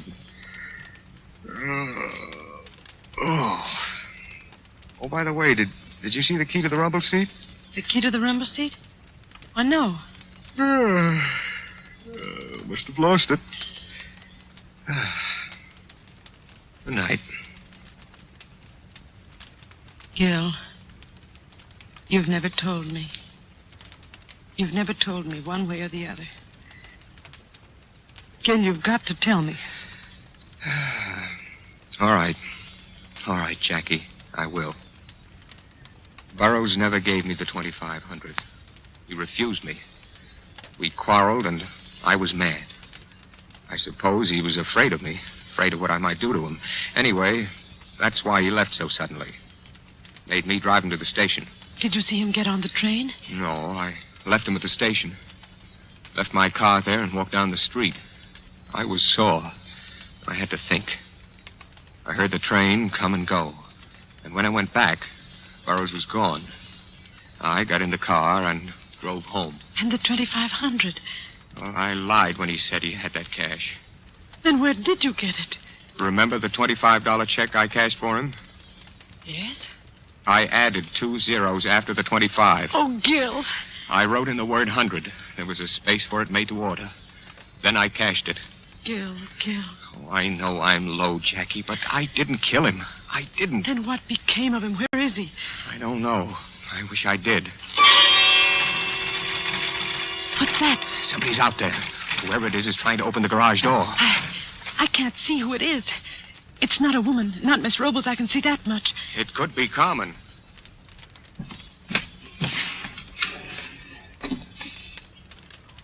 What are you doing in that drawer? Just getting this gun. Now, quiet. No, Gil. Give me that gun. You can't shoot anybody in the dark like that. Please, Jackie. I'm going to turn on the lights. Don't, Jackie. Yes, Gil. Oh, he's running away. Gone. Who was it? I couldn't see. Could you? No, Gil. Well, now it just means waiting until the next time. Oh, Jackie, what am I going to do? I don't know, dear, but we'll get out of it somehow. How? I'm all mixed up. There's one clear thing. Somebody is awfully interested in that car.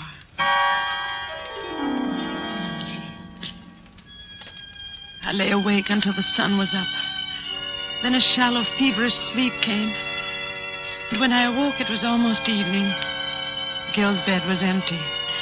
There were the indistinct sounds of life in the house below. I rose, and as my mind cleared, my words of the night before broke through the edges of my consciousness. There's one clear thing. Somebody is awfully interested in that car. I dressed slowly.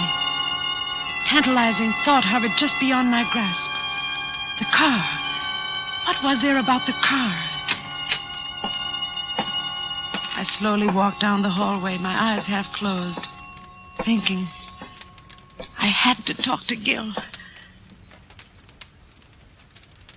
Leona? Yes, sir? Where's Mr. Gill? Well, he done went to town with Mr. Ward. He went with Ward? Yes, sir, right after breakfast. Mr. Carmen gave him a lift down and... Carmen? Yes, sir, but Mr. Gill, he done left you this note. Oh, let me see it. Jackie, I've gone downtown with Ward. I'm going to tell him about the check. That whatever happens will have to happen. No, Gil. No, Gil, no. Jacqueline! Leon, I've got to stop him. I'm going to drive to town.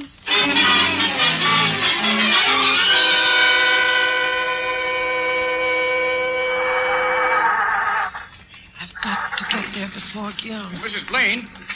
Blaine, where are you going? I'm going to town, Mr. Marsh. Well, may I come along? Well, I suppose so. Hurry up and get in.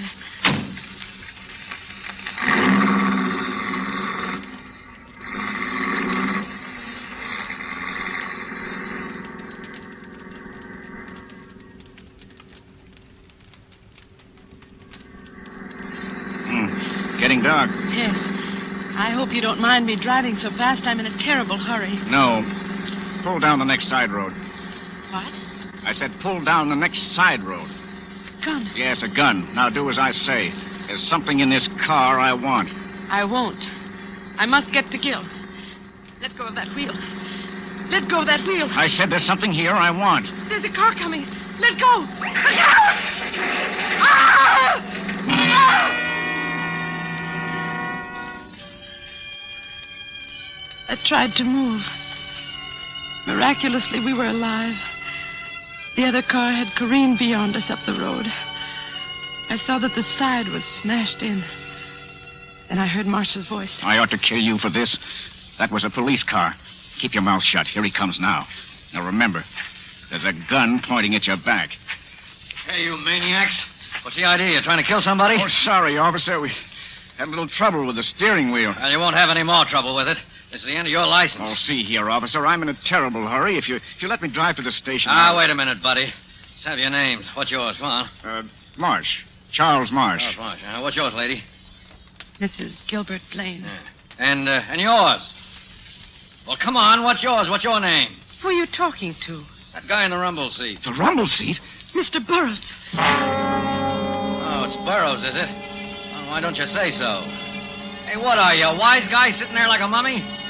Come on, answer me, will you? Hey, wait a minute. This guy's dead. You did this. The rumble seat flew open when we crashed. Officer, he's got a gun. He murdered that man. I'm warning you. Keep back or I'll... Oh! That takes care of him. You're all right now, sister. Yes. I'm all right now.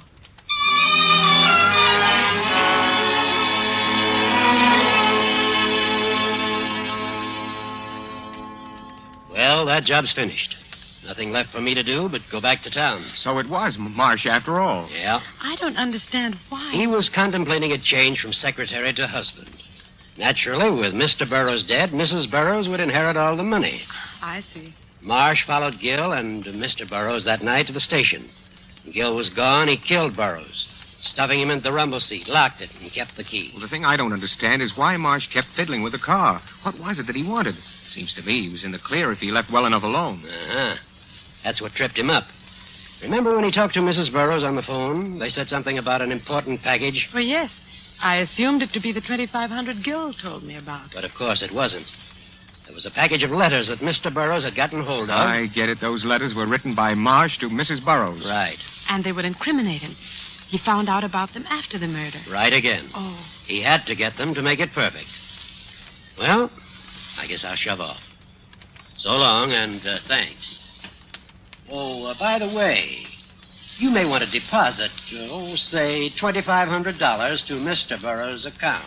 Yeah, I see what you mean. Thanks. Goodbye. Bye. Jackie? Yes? Our debts, there's still $2,500 that have to come from somewhere. Mm-hmm. We went a long way around to get right back where we started from. We come through all that trouble and end up broke. Yes, darling. That's the way it ends.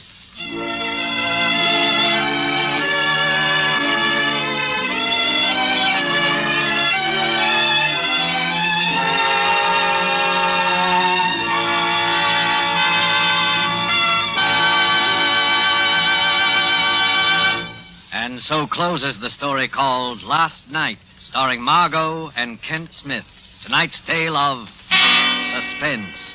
This is your narrator, the Man in Black, who conveys to you Columbia's invitation to spend this half hour in suspense with us again next Tuesday, when John Sutton and George Zucco will star in the suspense play by John Dixon Carr called The Man Without a Body. The producer of these broadcasts is William Spear, who with Ted Bliss, the director, Lud Gluskin, and Lucien Mahawick, conductor and composer, and Cornell Woolrich, the author, collaborated on tonight's Suspense. This is CBS, the Columbia Broadcasting System.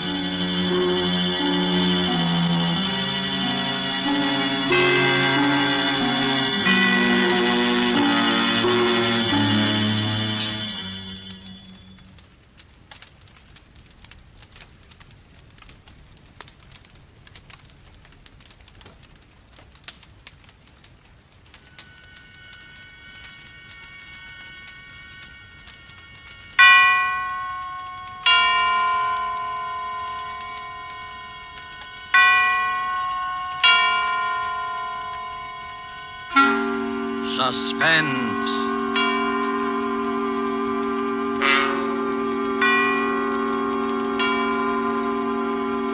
This is the Man in Black, here again to introduce Columbia's program, Suspense.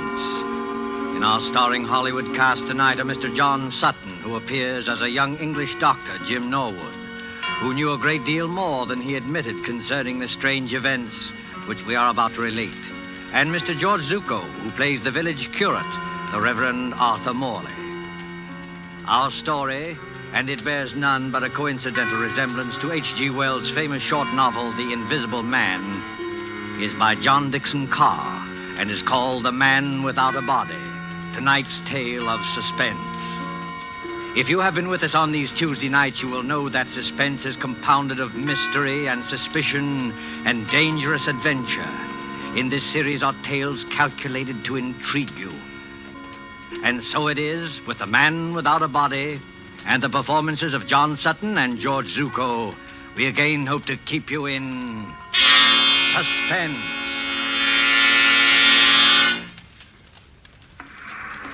A lonely beach of low white sand hills edged by the surf of the North Sea. And back from the beach, drowsing as it has drowsed for 10 centuries, lies the village of Aldbridge in Suffolk.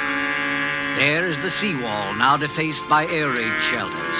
And there are the rolling grain fields, the thatched white cottages, the spire of St. Luke's Church above the oak trees. Ancient and bell-haunted, lost among hedgerows, this village could never cause consternation in London newspaper offices. And yet, on that warm night nearly 4 years ago... This time it's really happened. A man without a body, completely invisible. Copy, boy. Copy, boy. Look at this dispatch. Reign of terror in Suffolk Village. Has another of H.G. Wells' romances come true? An invisible man? I can't believe it. What's the matter with that village? They all gone scatty? Mr. George Wellman, builder, states that as he was returning home along the main road from Bury St. Edmunds... He distinctly saw a man's hat, without any head under it, moving towards him about 6 feet above the ground. Oh, George must have be full of beer.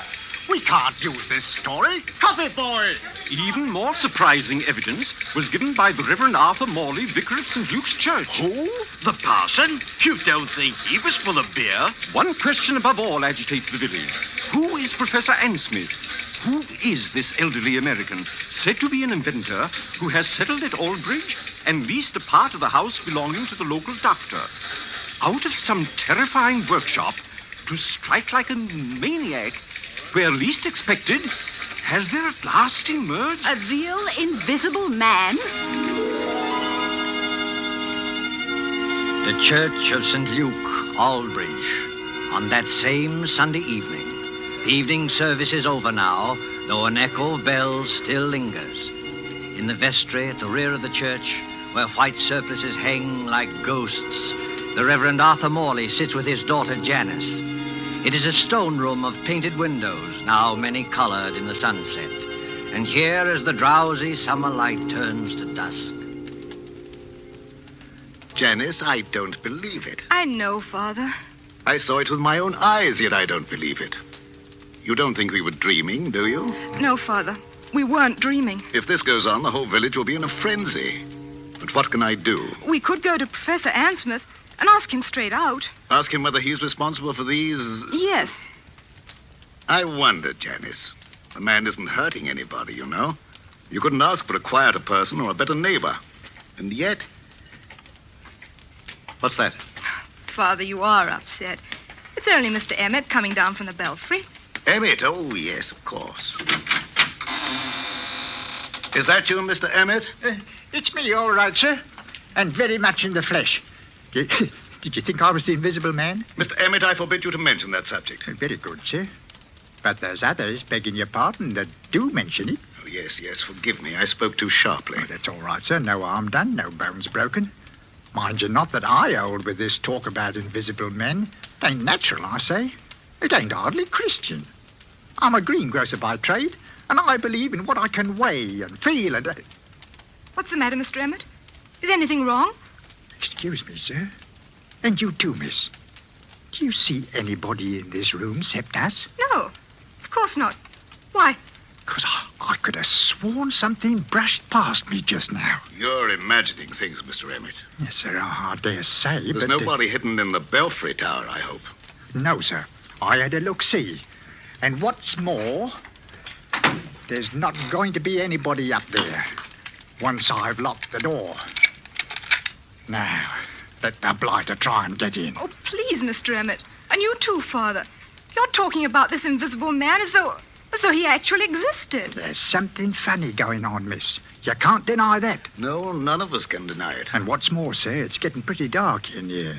Hadn't you and Miss Janice better get along to the vicarage while I lock up? No, we can't go just yet, Mr. Emmett. We're expecting Dr. Norwood. Dr. Jim Norwood, sir? What does he say about all this? Oh, you might ask him yourself, Mr. Emmett. I think that's probably him now. Come in. The vestry door's not locked. Oh, hello, Padre. Hello, Janice. I'm sorry I'm late. Oh, hello, Jim. You seem a good deal out of breath. I am out of breath, Janice, because there's blue blazes to pay down in the village. Not more trouble. Yes, I'm afraid so. They're holding a mass meeting at the Coach and Horses, and they're ready to murder Professor Ansmith. If this invisible man cuts any more capers, we may see a real old-fashioned lynching in an English village. Now, look here, my boy. This has got to stop. I know that, Padre, but how are we going to stop it? Sit down there, Jim, across the table from me. Yes, sir. First of all, what do you know about this Professor Ansmith? Nothing, sir. Nothing at all. But you rent part of your house to him. Oh, my dear Padre, that house is twice as big as I can possibly manage. I was only too glad to get a tenant. He gave you references, I imagine? Yes, but I didn't bother to check him. He's a quiet old boy. Pays his rent on the dot. Never does anything except read and go for long walks. Are you quite sure of that, Jim? The village has war nerves, that's all.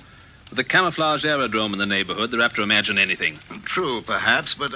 That talk about dynamos humming in the old boy's room and blue lights flashing is rubbish out of a sensational film. They imagine the whole thing. Finally, this crazy story about an invisible man playing the gramophone. Why, It's not a crazy story, Jim. Janice and I saw it happen. You what? Last night, about 9:30, Janice and I were out for a walk in the lane that runs past your house. On the way, we met Willie Kendrick, and he joined us. Well, sir? Listen, Jim. On that side of the house, there's a little square room with 2 windows and no furniture except a round table and a couple of chairs. Do you know the one we mean? Yes, of course. Professor Ansmith uses it. What about the room? It wasn't quite blackout time. The windows were up, the curtains weren't drawn, and the room was brightly lighted. On the table stood an old-fashioned gramophone with a horn and a crank handle. Beside it lay a pair of white cotton gloves, like gardener's gloves. The gramophone was playing away for dear life, but there was nobody in the room. Janice thought that was a bit odd, a gramophone going full tilt with nobody there, and called my attention to it. Just then, the gramophone started to run down.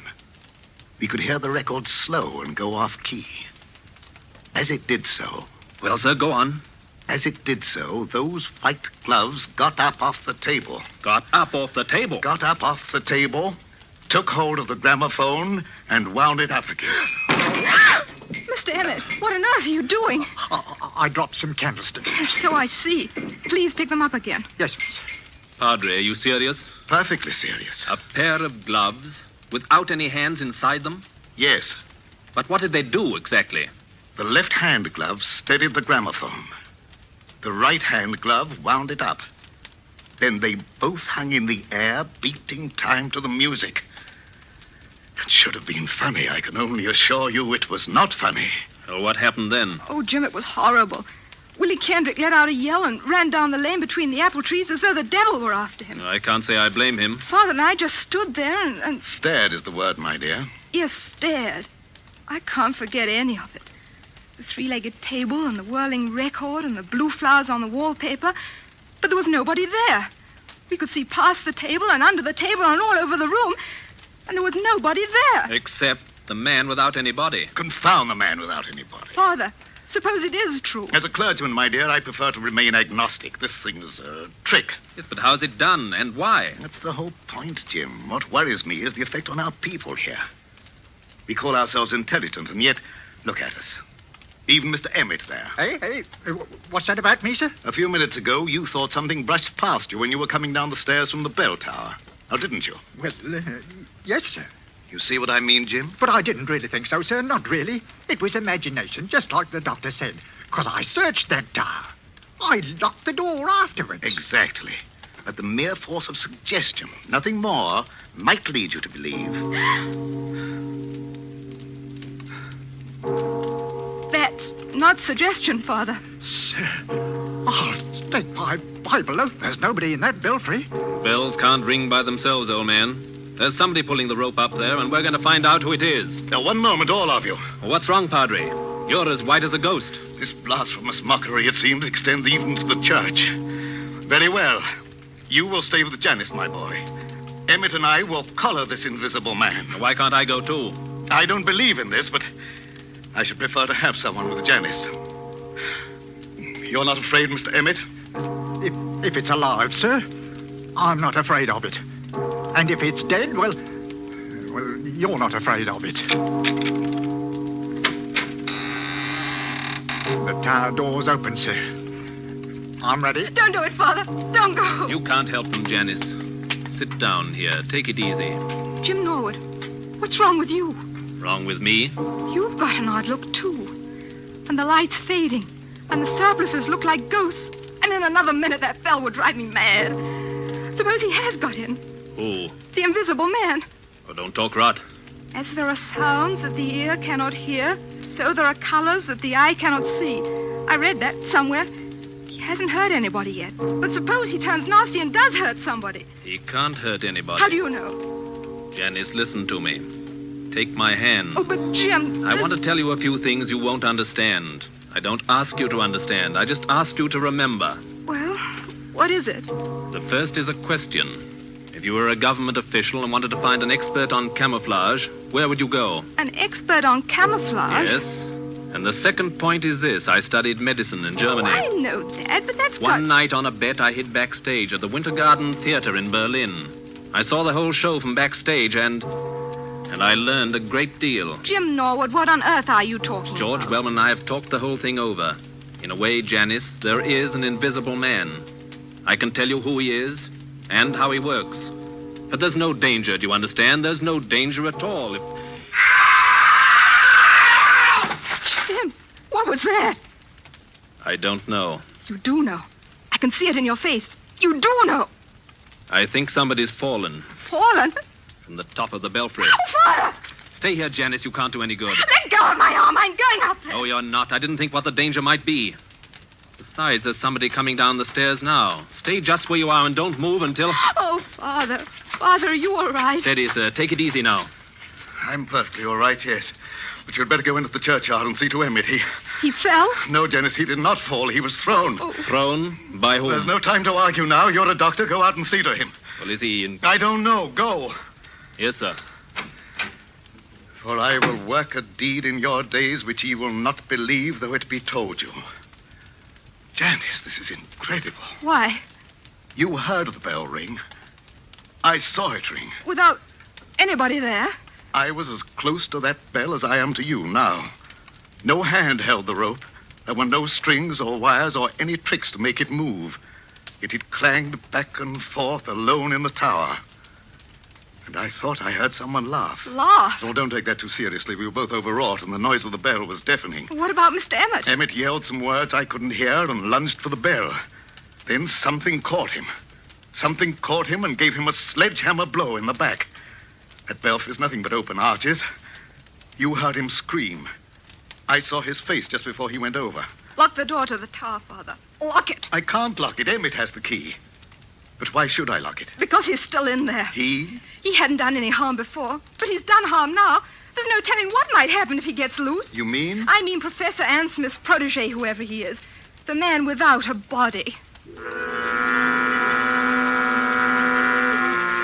Under the red sunset, some quarter of a mile away, a grass-carpeted lane winds between rows of apple trees.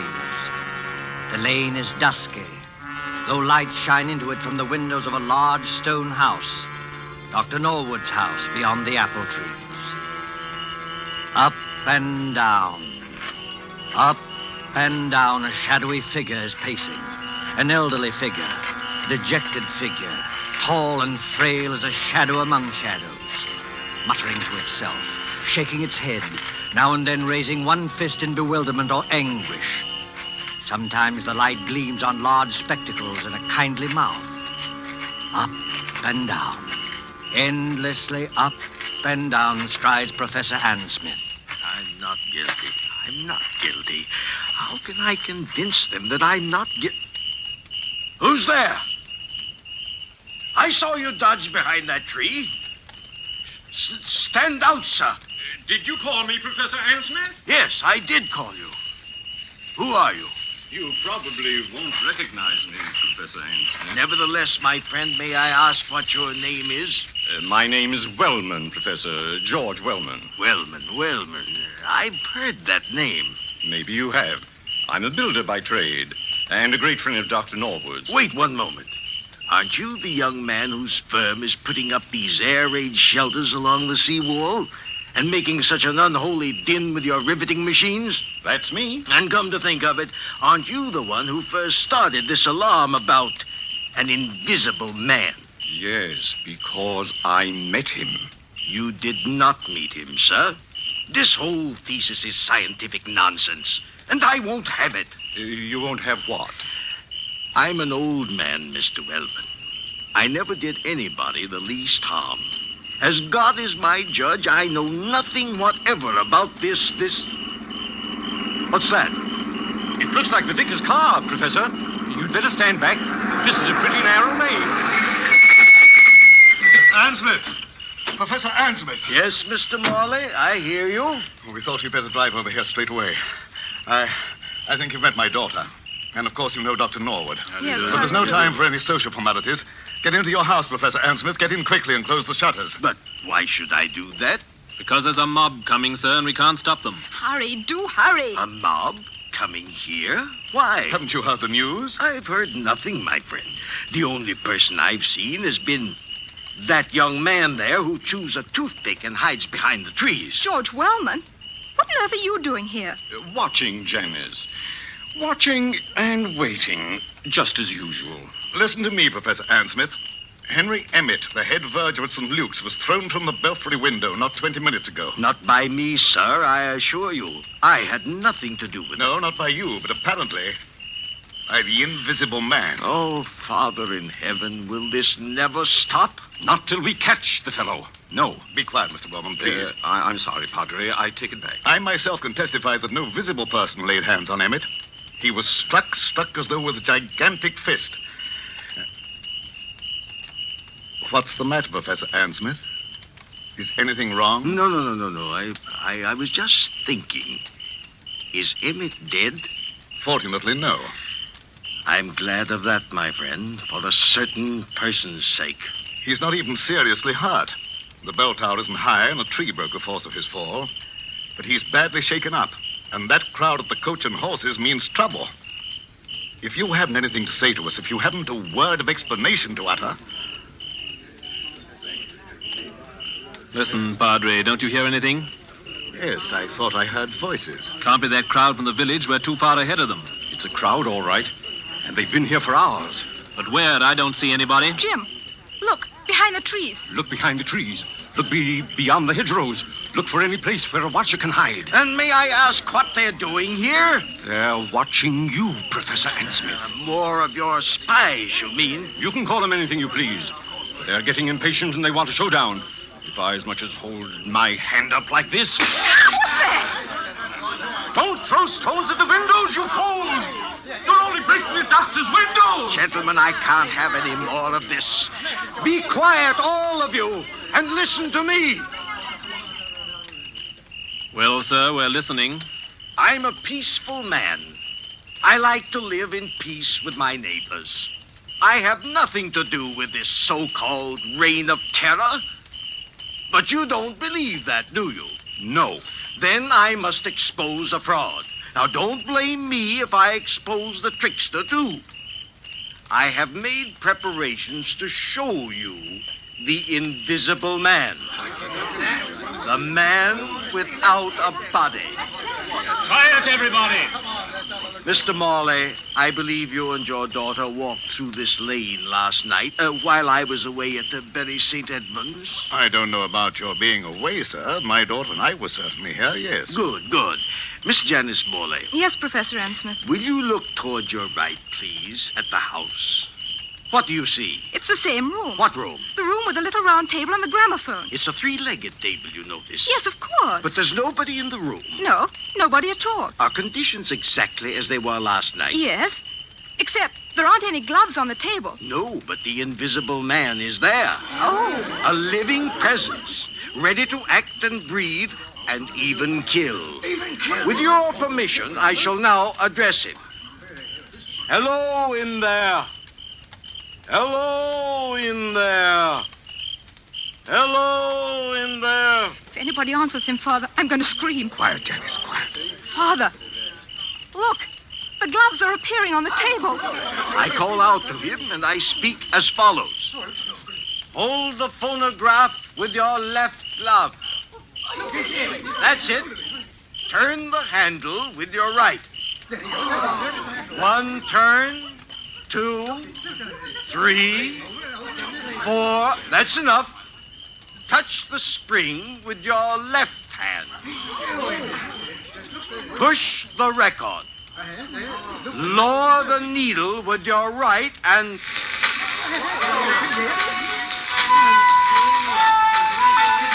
Ladies and gentlemen, the invisible man. Don't throw him off! Hold, you fools! Don't you see? On the contrary, let them throw all they like.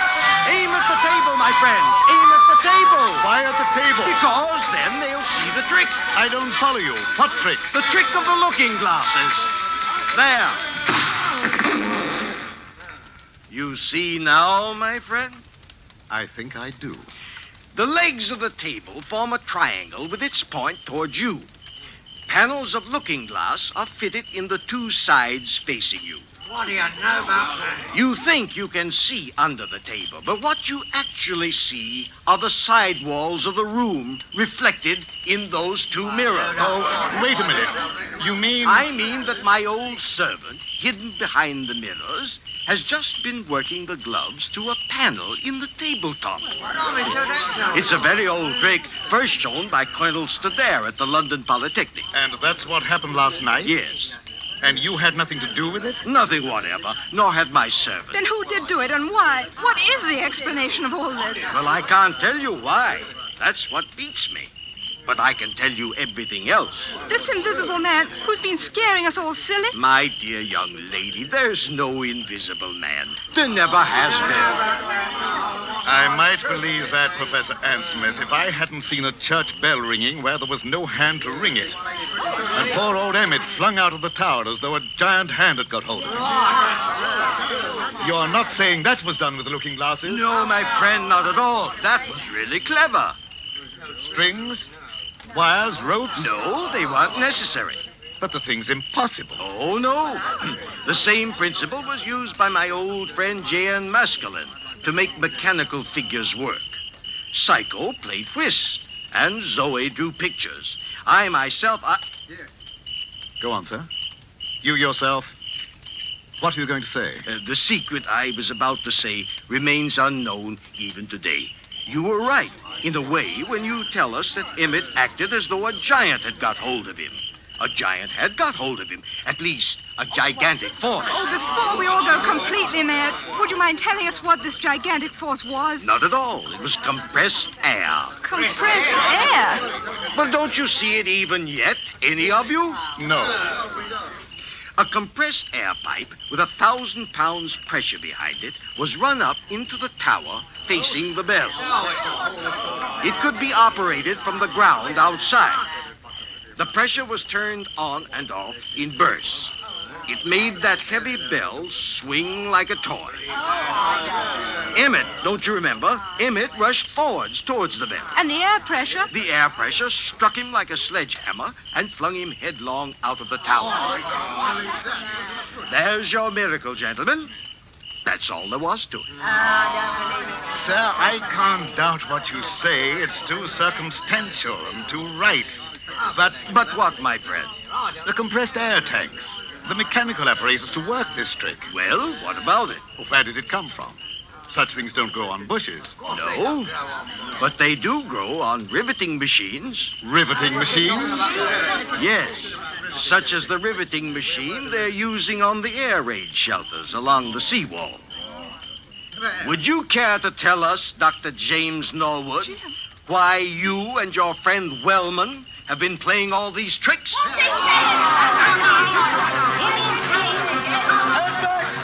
All of you. Jim Norwood, is this true? Why, of course it's true, Mr. Morley. Don't be so gullible. Jim and George Wellman doing all this? I don't believe it. Take a look at their faces, young lady. Did you ever see a guiltier-looking pair? So we look guilty, do we? Frankly, you do. We played the whole game and convinced the village there was an invisible man. Is that it? Yes. You worked the glove trick in your own house. And Wellman worked the air trick with his own equipment. Everything else was nothing but a pack of lies and a lot of atmosphere. Playing conjurers and making a blasted hash of it. Is that all, Professor Ann Smith? Well, remember, you brought this on yourselves. I didn't want to expose you. No, Professor. I bet you didn't. Easy, George. Take it easy. Jim, is this true? Before you start pitching into me, Janice, let me have my word first. Do you remember what I said to you at the church tonight? At the church? Yes, I asked you to remember something, even if you didn't understand it. All right. Can you remember what it was? Oh, Jim, please. You're only trying to evade this. Oh, I'm so confused now, I don't remember anything. All I can think of is this horrible business and what's behind it. Father can't believe his ears, and I'm not much better. We've practically idolized you. All we want you to do is answer a straight question. Jim, are these accusations true? Yes, they are true. Doubtless he had a good reason, Janice. Doubtless he had a good reason. Yes, we had a good reason. The very best reason in the world. You had a good reason for scaring people half to death and trying to kill poor old Henry Emmett? We didn't mean any harm against Emmett. That was an accident. But you dare to defend yourselves now? Yes, just that. Before we go home, Father, shall we apologize to Professor Ann Smith? I hope he'll try to think better of English hospitality. Good, Janice, good. I hope he will, too. You hope he will. Listen, Janice, before you act on any belief, you have to be absolutely sure in your own mind. George and I had to prove something, and now I'm glad to say we have proved it. Oh, I can't stand this any longer. If you have anything to say, go on and say it straight out.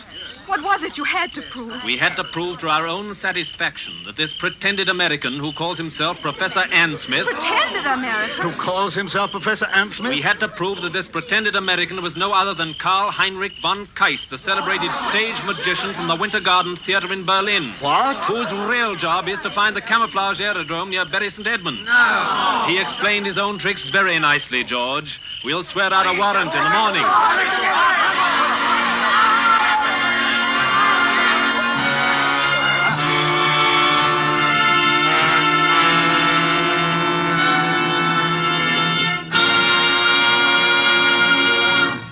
And so closes The Man Without a Body, starring John Sutton and George Zuko. Tonight's tale of suspense.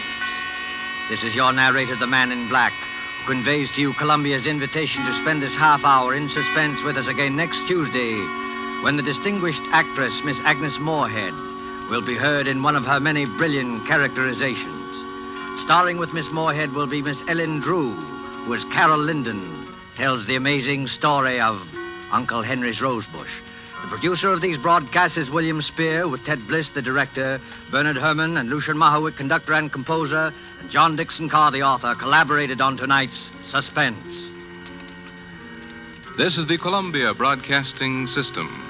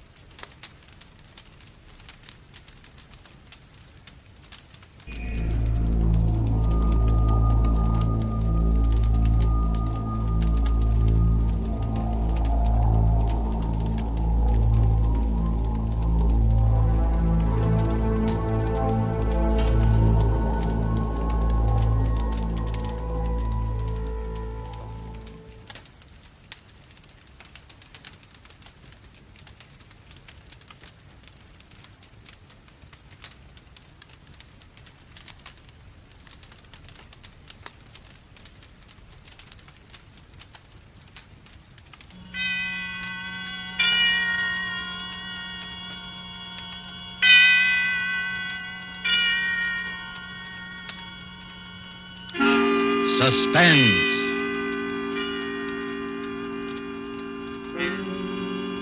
This is the Man in Black, here again to introduce Columbia's program, Suspense. Our starring Hollywood cast of characters reads as follows for tonight.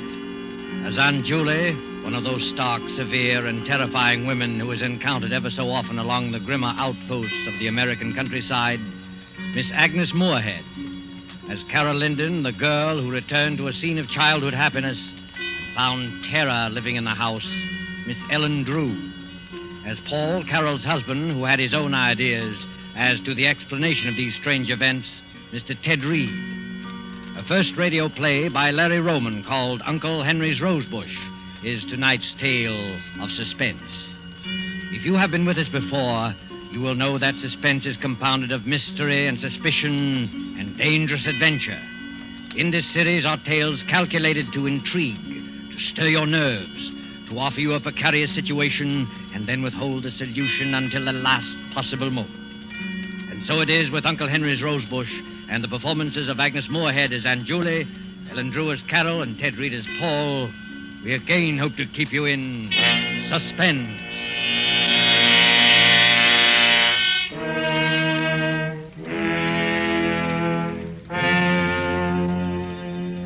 I shall tell you the story exactly as it happened. There's no use pretending. I'll never forget, and I know I'll not awake and find it all a dream. It's real, and for the rest of my life, I shall know it's real.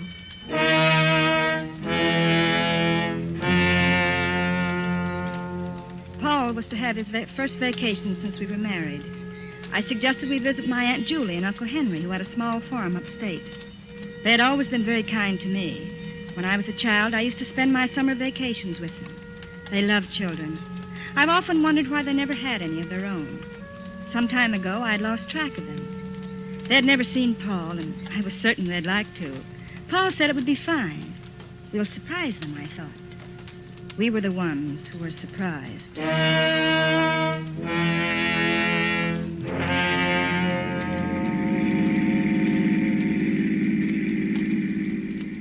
Just a few more miles, Paul. I remember this road.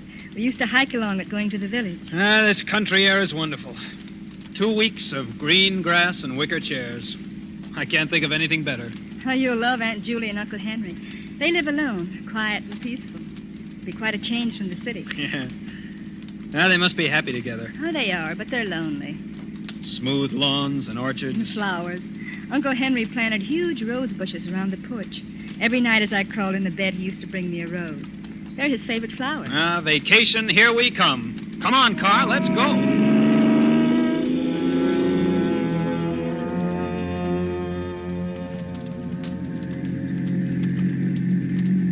Just around the bend. Here we go.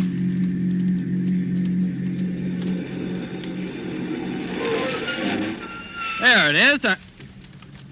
Carol, look. Why, Paul. Are you sure this is the place? Yes, but all the weeds and the broken shutters. Looks as though it's been neglected for months. I don't understand. Yeah, perhaps it's deserted. But it can't be. It's their home. Well, come on. Let's go up and see.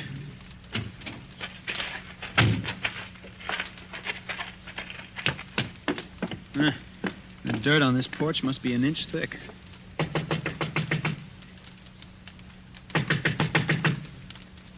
No answer. Nobody here. Look, Paul, over there at the end of the porch. The rose bush. Uncle Henry's rose bush. Why, it's trimmed and neat. It's the only thing that seems to be taken care of. Well, then somebody must be here. Maybe they can tell us what happened to Aunt Julie and Uncle Henry. Knock again. Someone's coming. Well? We're looking for a Mr. and Mrs. Connors. They used to live... Why, Aunt Julie! I didn't recognize you. Well, it's me, Aunt Julie. It's Carol. I wasn't expecting you. Paul's vacation. We thought we'd spend it here. Well, you've been asking for us for years. This is Paul, my husband. Carol's told me so much Why about did you come? What? I said, why did you come? Well, aren't you glad to see us? Well, Aunt Julie, something's happened. Nothing's happened. Oh, but it did. Tell me, Aunt Julie, we'll help. Well, of course we will. You shouldn't have come. Well, Carol, if she doesn't want us, let's go. No, Paul. This isn't like you, Aunt Julie. Something dreadful's happened, I know. Go, Carol. Please go. Listen, if it's money, Aunt Julie, well, we haven't got too much, but you're welcome to I it. tell you, nothing's wrong. Oh, but there must be. This house... You're her husband. I'm asking you to take her and go away. Oh, Come on, Carol. We're not wanted. Let's go. we're going to stay. Well, there you are. She's your niece, and you know how stubborn she can be. We're going to stay. Where's Uncle Henry?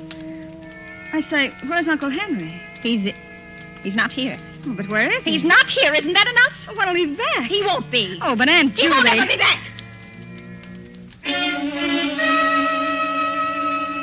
I stood there bewildered. Aunt Julie had run out of the room. Oh, perhaps she was crying. I don't know. I just knew that Uncle Henry was gone.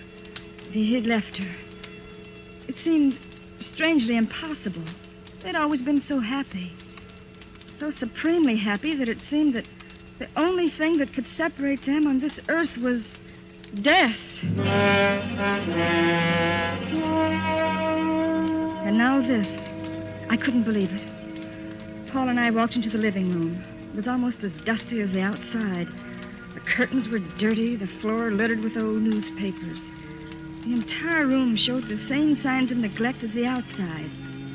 And when I recalled how neat Aunt Julie had always been with her housework, a feeling of apprehension crawled up my back. Frankly, I was frightfully worried, and I could tell by the look on Paul's face that he was worried, too. I don't like it, Paul. There's something strange here. Yeah. I never saw a house in such a mess. It's not just the house. It's more than that. Something much more. I'm sure of it. Well, really, Carol, it's none of our business, don't you? Well, perhaps not, but you don't know Aunt Julie like I do. She'd never ask for help, no matter how much she needed it. I'm just not trying, Paul. I suppose you're right. They've always been so kind to me. I've got to help them. But how can we, Carol? Why, we don't even know what's wrong. They were always so happy together. Somehow I can't believe they've broken up. Something else has happened. Something terrible. And I'm going to stay until I find out what. Well, in that case, we better find a place to sleep. All the bedrooms are upstairs. Come on. Right. Well, look at the dust on the banister. I bet this place hasn't been cleaned in a month. Paul, Huh? did you see the way she looks? Yeah. Gee, her face seems completely wrinkled with worry. No wonder I didn't recognize her. She seems much older and frightened. Well, do you think she's ill? I don't know. I wish I did. Wow, look at that hall. Gloomy and dirty. Where do these doors go to? That one's to Aunt Julie's room, and this one's Uncle Henry's. The one across the way is the spare. I guess that's ours. Well, let's go in.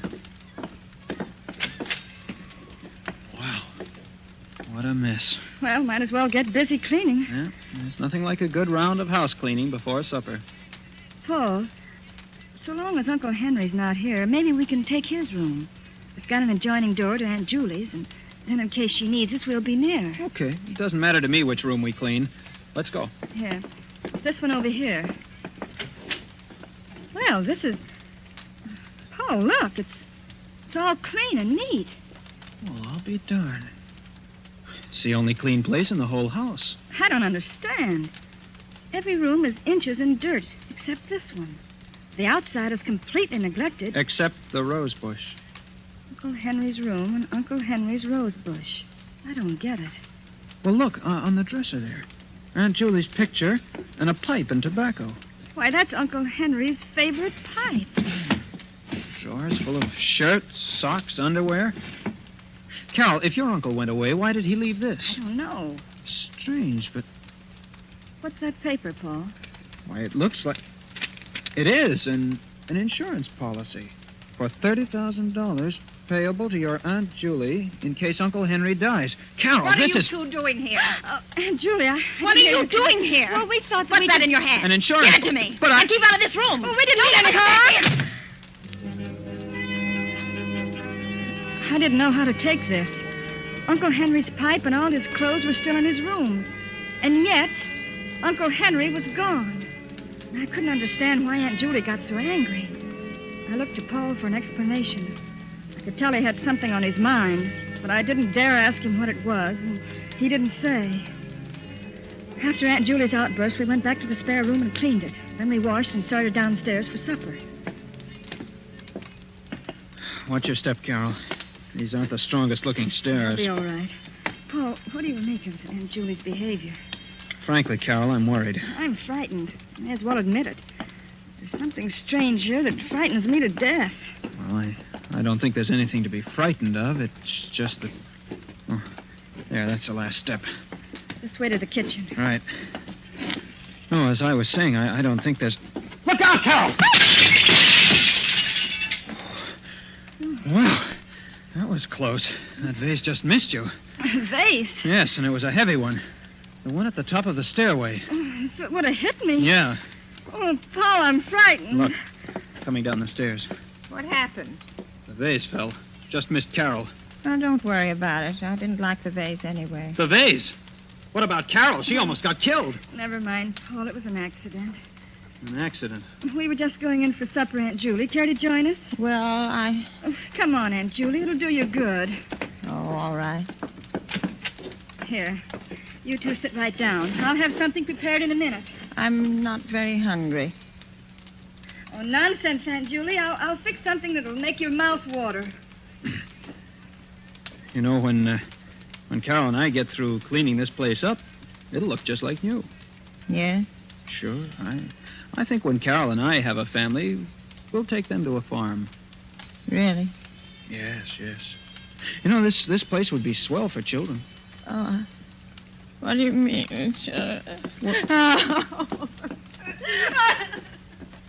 What did I say? What's the matter? Oh, what's the matter with Aunt Julie?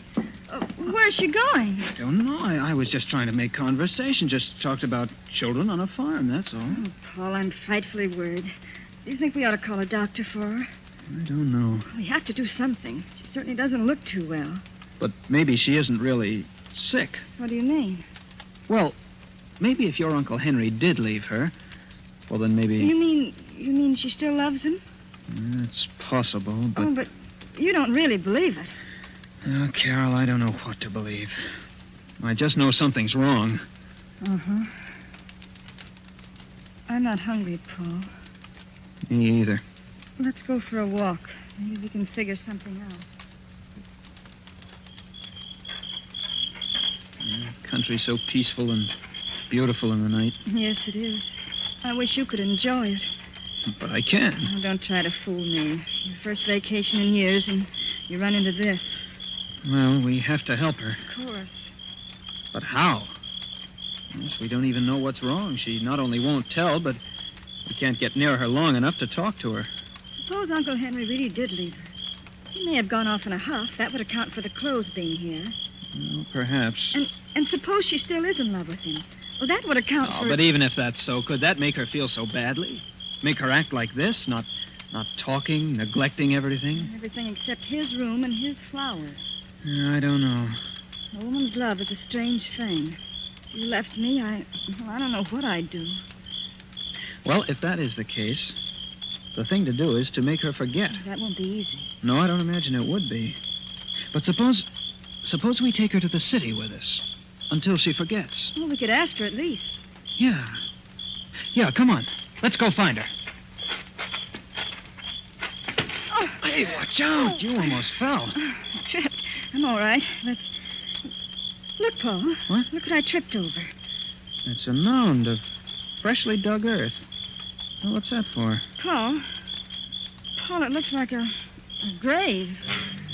Oh, don't be silly. Why, it's just a... Forget it. Come on, let's find Aunt Julie. Paul, that... Forget it. Say, what's that building over there? That's the barn. There used to be a swell old cow there with a bell around her neck and chickens and ducks and all sorts of pets. Yeah, this must have been a happy place. It was. But now... Paul, standing by the barn, it's Aunt Julie. Come on, let's ask her now. Aunt Julie, what you doing? Following me? How could you? Well, it was a nuisance. Oh, Aunt Julie. Oh. A cat. With its neck wrung. This was the first indication of Aunt Julie's ruthlessness. It seemed so unlike the Aunt Julie that I knew. She was always kind. But there was no mistaking the anger in her eyes as she stood there in the dim moonlight, the strangled cat in her hands. She killed it, she said, because it was a nuisance. If she could do that, what else was she capable of doing?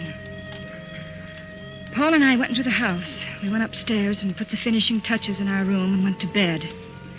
I couldn't sleep. As I watched the moon make its slow, solitary way across the heaven, I kept thinking, Paul and I are also a nuisance. Paul and I are also a nuisance. Toward midnight, I became drowsy and was just beginning to fall off to sleep when I heard footsteps in the hall. Paul. What? Paul, wake up. What is that? Shh. I hear footsteps in the hall. Footsteps? I don't hear anything. There. Hear it? Yeah. Must be Aunt Julie. Oh, what would she be doing up this time of night? I don't know, but who else could it be? Well, I'll go see. I'm coming with you. Now, quiet. Don't put on the light. I can't see. Oh, yes. Now I can. It is Aunt Julie. She's walking down the hall. I think she's coming this way. Oh, quiet. Shh. I think she's... What's she got in her hand? Looks like a scissors. Scissors? Yes. What would she be doing with... Carol, she's coming this way. Get back in bed, quick. What? Get in bed. All right, now, quiet.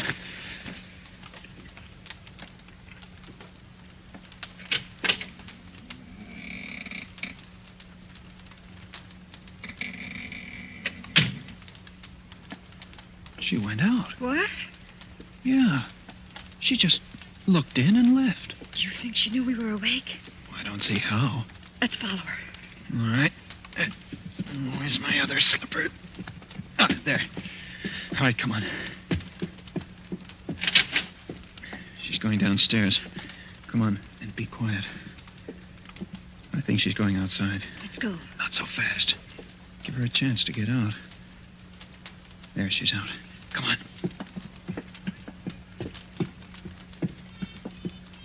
Look, Paul. She's cutting a bunch of roses off the bush. She's taking them around to the back of the house. Come on. Here. Now get down behind this bush. Look! Paul! She's going over to that mound and placing the roses on it. Paul! Shh! But, Paul, It looks like... Quiet, Carol. She's kneeling beside it. Now she's getting up. Coming back. Get down.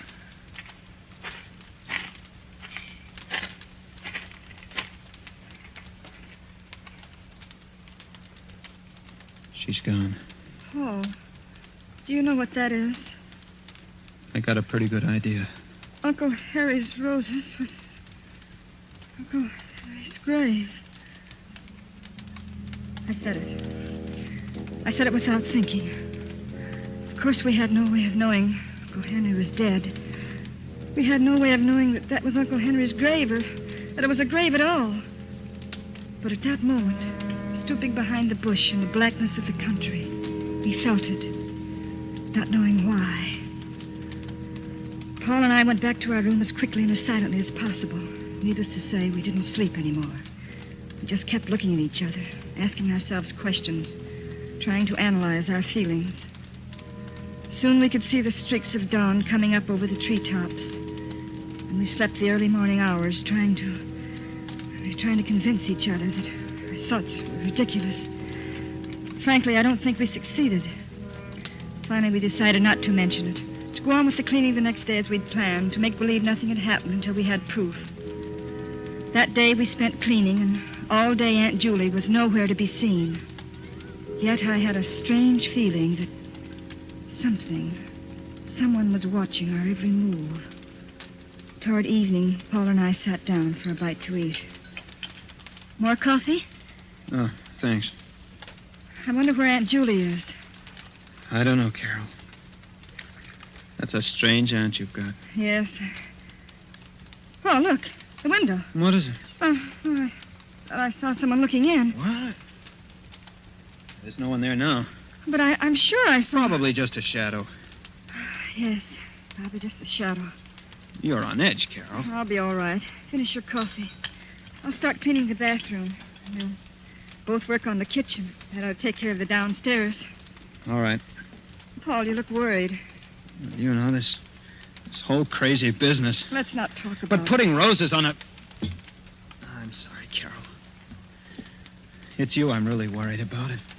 If something should happen to you, I'll never forgive myself. Nothing will happen. I'll finish your coffee. I'll start cleaning the bathroom. Okay, Carol. I won't be long. Mm-hmm. Well, isn't too bad. There's the sink. Some hot water. There, that's it. A wash rag around the sink bowl.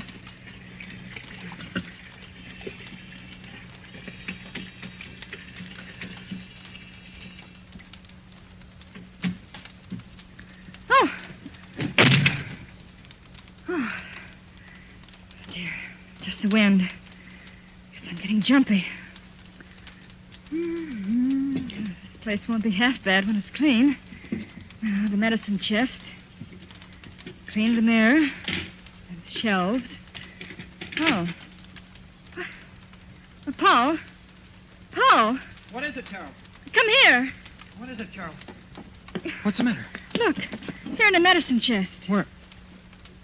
It's a hypodermic needle. What would a hypodermic needle be doing here? Well, it's not likely to be here for nothing. Look, alongside of it. A bottle of... What's it say? I can't read it. It's awful-looking stuff. Open the bottle. All right. That cork's in tight. There. Oh, nauseating. Stuff like that would kill a person. Paul, it's not a joke. I'm sorry, Carol. Do you really think Aunt Julie... I don't know. Oh, it can't be, Paul. It can't be. Maybe not, but we better find out. And quickly, Carol. There's one more thing to do. I'm going to see if that's really Uncle Henry's grave. I'm going to dig it up. Oh, Paul, you can't. Don't you see? I have to. If it is, we're in danger. Of course. I'm still not sure that falling vase was an accident. We have to find out about this business once and for all. Well, I'm coming with you. We walked out toward the back of the house. And through my mind flashed the succession of events. The neglected house, Aunt Julie's insistence that we leave, the roses, the grave, the insurance policy, and now the hypodermic needle and that infernal oil. All the evidence pointed to but one conclusion. I couldn't believe it, and yet there it was, motive and method. And now we were going outside to dig up the last remaining evidence. Well, this is it, Carol. Sure you want to watch? I won't stay in this house alone. And look at the beautiful roses around it. Hurry up, Paul. Let's get it over with. Okay. Here goes. I never thought I'd turn into a grave digger. This dirt isn't packed tight. Easy to dig. It's getting dark. Yeah. Oh, I think I'll run in and get a lantern. I'll be right back, Carol. All right. Every one of those lengthening shadows looked like a ghost. It gets dark quickly in the country. I was afraid, but I knew Paul would be back in a minute. I picked up the shovel and began to dig. Oh, there. That's better. I'm not so nervous. I'm working. Is that you behind me, Paul? Bring the lantern closer. Gee, it's so dark. Paul, I... Uncle Henry! What are you doing? What are you doing? What are you doing to my grave? Put it back. Put it back. Oh, my flowers, my beautiful flowers, my lovely roses. You've hurt them. You've hurt my roses, and I won't let you. I won't. Keep away. Keep away, Uncle I won't Henry. let you hurt my roses. My sweet, delicate roses. Take your hands away. Take them. You broke them. You killed them. Stop it. Stop it, Henry. I'm going to kill her Stop just it. as she did my roses. Stop it. Take your hands away. Kill her. Henry. Kill her. Henry. Oh, forgive me, Henry. I didn't mean. Are you all right, Carol? Yes. Oh, Yes, I think so. what happened? What? Uncle Henry? Aunt Julie saved my life, Paul. But we thought she... Oh, can you ever forgive us, Aunt Julie? You didn't know. Then You he didn't wasn't know. dead at all? No. No, he wasn't. Oh, I don't understand. He was living in his room all the time, Carol. I was taking care of him. When you two insisted on staying here, I kept him out of sight. Oh, I didn't want to kill him, but I had to. He would have killed Carol. Aunt Julie. Oh, if you only had left when I asked you to. But perhaps it's better this way. He never got that violent before. I could always take care of him. The hypodermic needle and the sedative calmed him when he got a little wild, but then when I saw him strangle the cat, I knew he was getting completely out of hand. Yes, it's better this way. He's better off dead. Poor Uncle Henry. The grave and the roses were a whim of his. A whim. And look, he fell right in his own grave.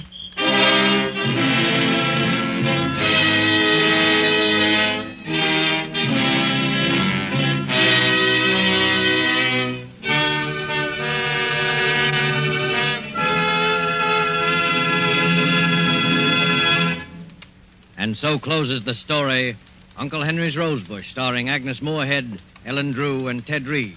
Tonight's tale of suspense. This is your narrator, the Man in Black, who conveys to you Columbia's invitation to spend this half hour in suspense with us again next week, same time, when we will present another flowery bouquet of suspicion and terror and a homicidal maniac at large. Only this time, the roses will be white. The story will be The White Rose Murders by Cornell Woolrich. The tale of a killer who trademarked his crimes by leaving a white rose on the victim. Our star will be Maureen O'Hara. The producer of these broadcasts is William Spear, with Ted Bliss, the director, Bernard Herrmann and Lucian Mahowick, conductor and composer, and Larry Roman, the author, collaborated on tonight's Suspense.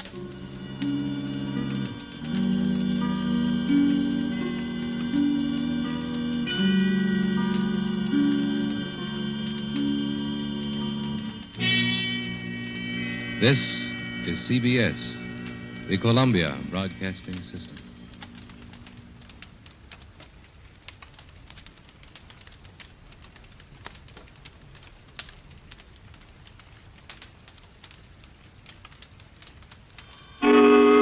Suspense.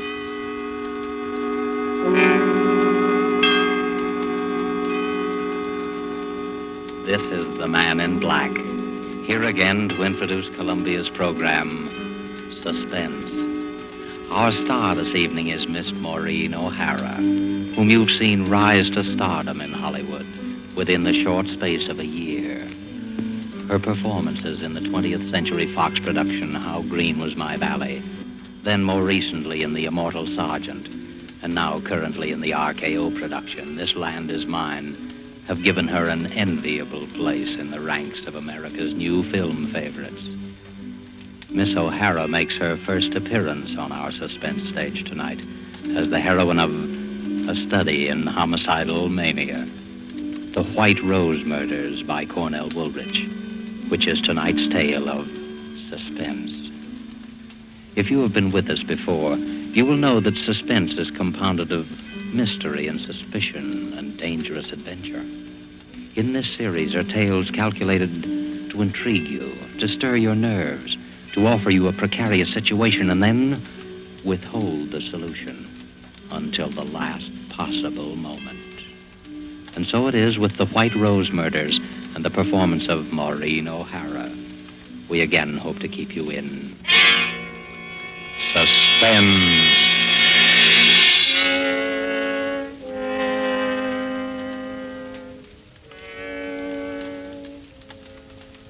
He stood there waiting. He knew that presently they would come out of the second-rate dance hall, out into the dimly lit street. He listened a while and smiled as the orchestra played that tune inside. And then they came out, the two girls, and still he waited, close enough to hear what they were saying. Well, I'll see you at the office tomorrow, Sally. Ooh, I don't know how I'll get up. It's after 1 o'clock. 6 hours sleep. Oh, I'll be dead tomorrow. Me too. Oh, gosh. I gotta have at least 8 hours or I'm no good at all. I wish I had someone to walk me to the bus. It's 4 long blocks. I'll walk you down, Sally. Oh, don't bother. We go in different directions. It's no trouble. Really, I don't mind. Really, it's not necessary.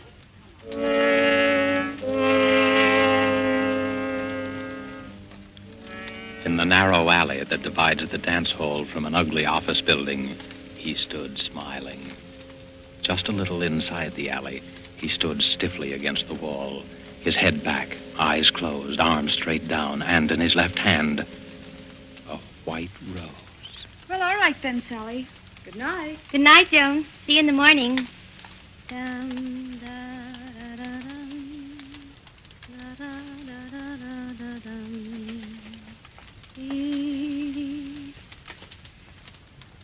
Oh, I hope I don't have to wait long for the bus. Who are you? Keep away. Keep away from me. Let me go. Let me go.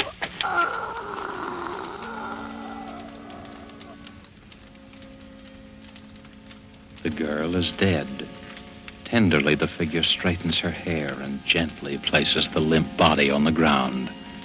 Then he opens her clenched fist, and carefully, so that the thorns will not bruise her flesh, he places in her hand the white rosebud.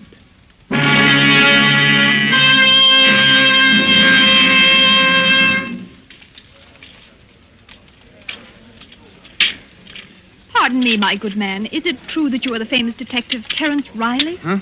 Oh, Jenny, I didn't see you come in. Well, now that I'm here, how about offering to buy a cup of coffee for the girl you're going to marry? If you can ever get up enough nerve to ask her. Oh, it's no use, Jenny. I guess we better call it quits. I'm just a dick on the homicide squad, and that's all I'll ever be. And I'm a rich debutante. We don't belong together. Oh, you've been reading too many of those romantic stories, Terry. What is it this time? What's wrong? Yeah, they call him the White Rose Killer. He's got to be caught. There's a general demotion coming on if he isn't, and that's all I need to get back into uniform. Oh, don't worry, darling.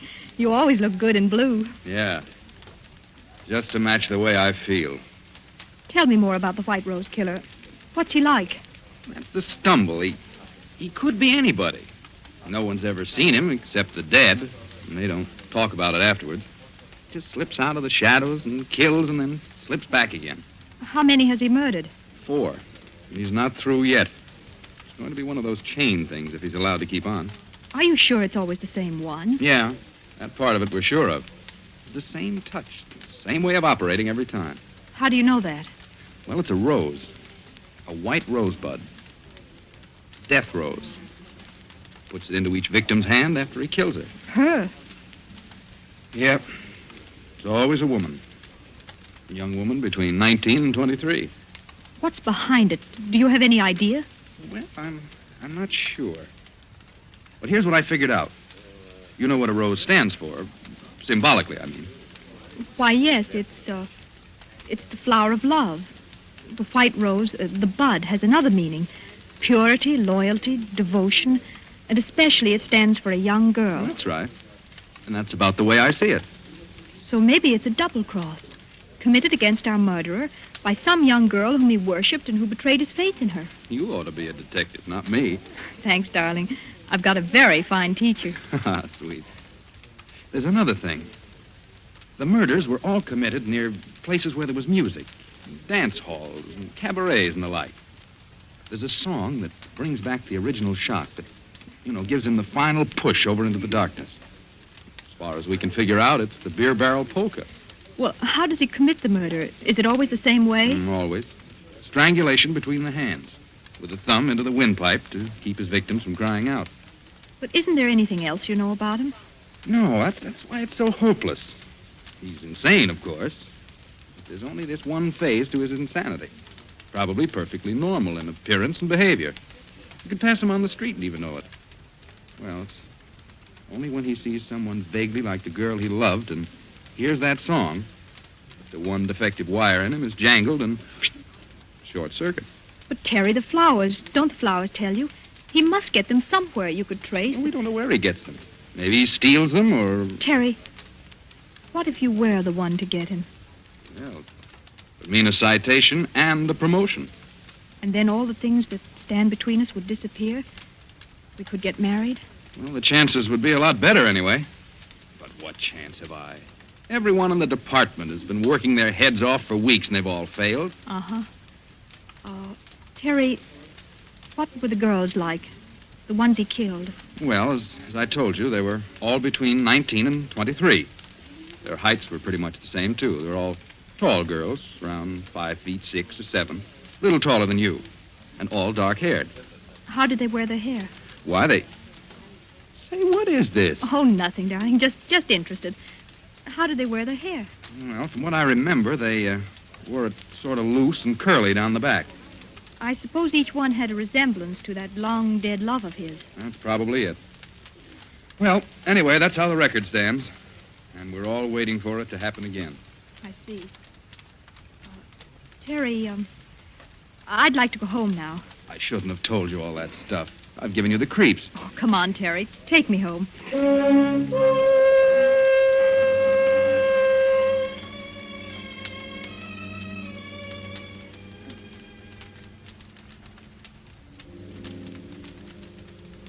Later, Jenny stands by the window in her room, looking out, thinking.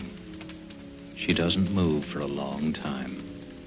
Then suddenly, quickly, she goes to her closet and begins to rummage through her many pairs of shoes.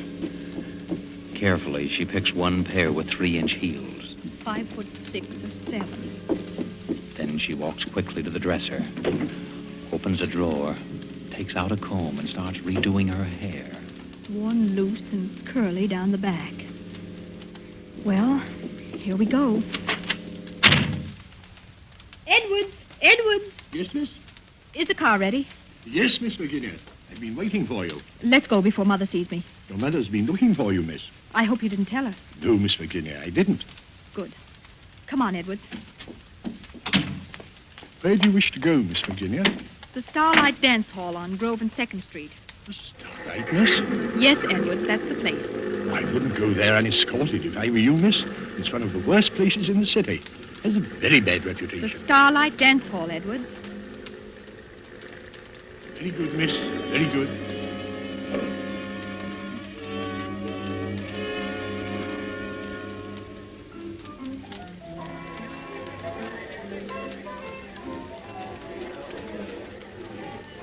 Jenny walks slowly around the low-lighted dance hall, trying to make herself conspicuous. A tall figure leaning against a pillar watches her intently as he idly smokes a cigarette. He doesn't seem to belong there. His clothes don't have the nattiness of a dance lover. Jenny pauses not far from him. Deliberately, he throws his cigarette on the floor, steps on it, and slowly walks over to her.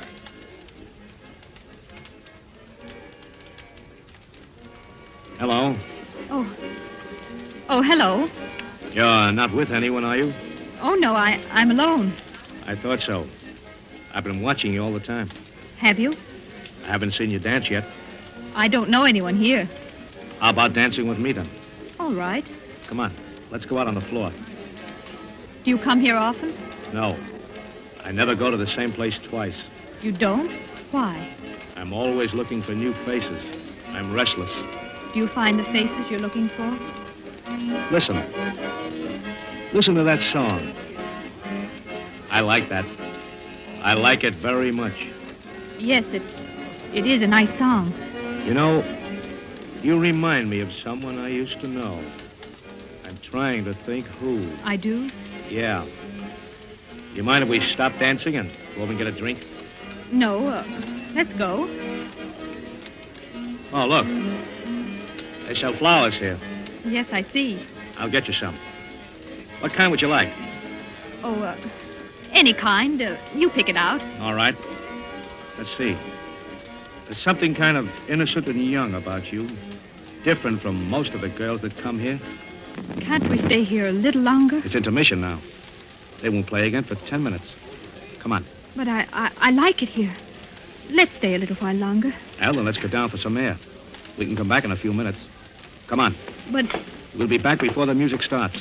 Oh, you're hurting my arm. Am I? I'm sorry.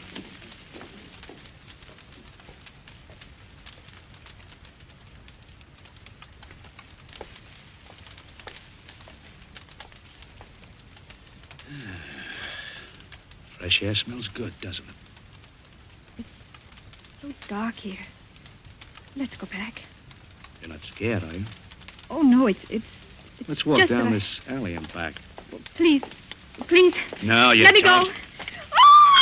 Thanks. That's a lovely necklace, beautiful. Why, you're just a cheap Shut up. thief. All you wanted was my necklace. So long, beautiful. Look out. What's the matter? Behind you, look. Holy... She's dead. A girl. Murdered. With a white rosebud in her hand.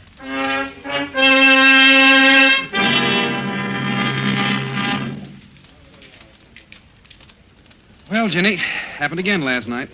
Just like the other times. The girl strangled in an alley and a white rose in her hand. Any news of the killer? No. He might just as well float through the air for all the trace he leaves. He must have bought the flower upstairs in the dance hall. He must have been there earlier, bought it, and saved it No, until... there was only one rose sold up there all night. And to a man who had a different girl with him. We had the flower girl at... How did you know that they sold flowers there? I didn't tell you. Well, I must have read it somewhere. You couldn't have.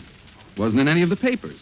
No details were given, just the statement that an unidentified body was found. Well, I just imagined that they'd sell flowers in a place like that. Well, I'm glad you don't go near those dance halls. Why, with this nut running around Oh, loose... don't bother about that. We'd better catch this killer. And fast. Where do you get this we stuff? To hear you talk, you'd think that you were on the case, too. Wouldn't you think so? To hear me talk?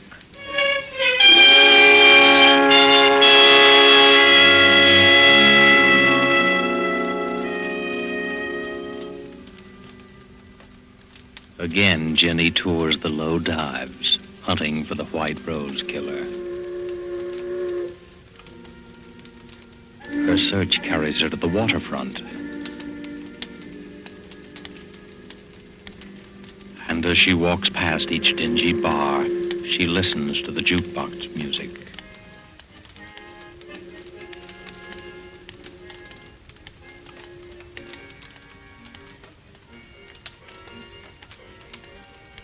A little after midnight, she passes a dirty windowed saloon.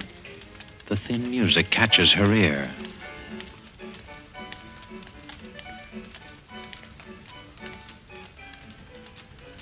She pauses and listens, her eyes alive for some sign, some indication of the person she's looking for.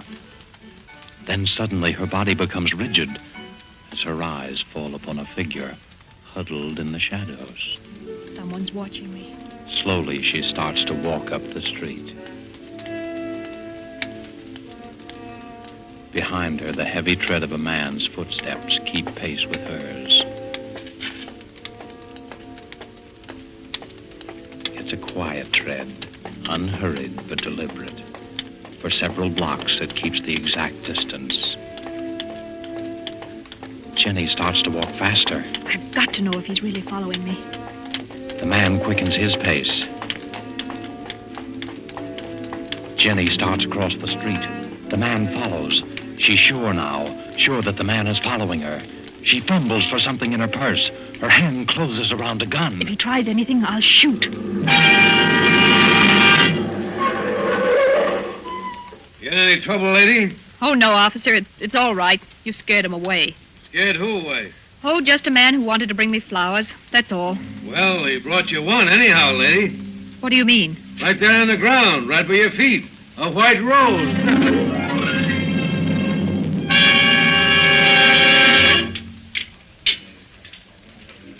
Coffee, Mabel. Sure, coming right up. Here you are. Terry. Terry. Hello, Jenny. Sit down. Thank you. Say, what's the matter with you? Look, darling, read the gossip column in this paper.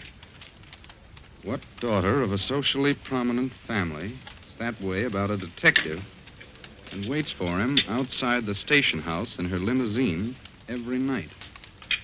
Private chauffeur and all. But Mama says no. That's not so funny. Oh, they held a big family war council over me just now. Indian powwow, feathered headdress and everything. They did, huh? Well, what'd they decide? Oh, I was asked to give my word that I wouldn't see you anymore. I refused, of course, so I'm to be exiled.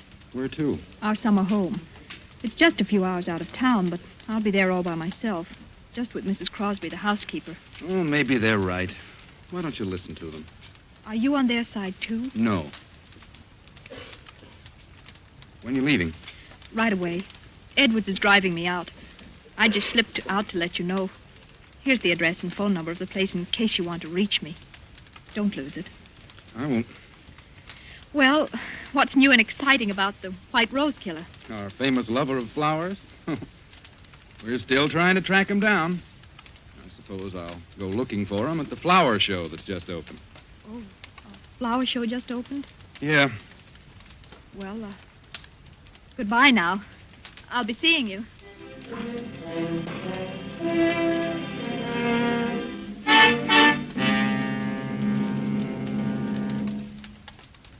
What floor is the flower show, please? 3rd floor, miss. 3, please.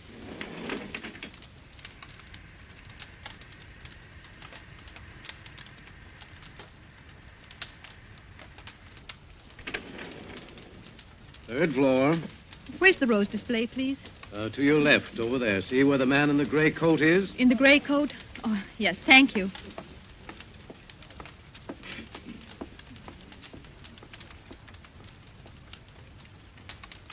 They are lovely, aren't they? Oh, you startled me. I'm sorry. I was just admiring the roses. Oh, yes, the nicest flowers here. I just can't keep my eyes off them. Yes, you can feel that way about some flowers. Now, that's the way I feel about white roses. Have you been here long? I really don't know. I suppose so. You see, I've come here every day since the show opened.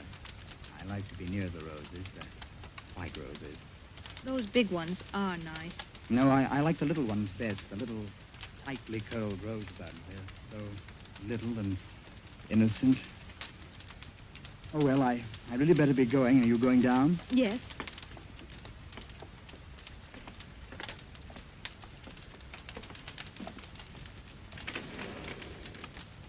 Down, please. Here, miss, I took a rose for you. Thank you. It's lovely.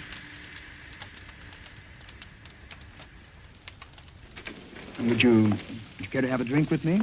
Why, yes, thank you. I know of a little place a block or two down there. They have nice music. We'll go there. All right, whatever you say.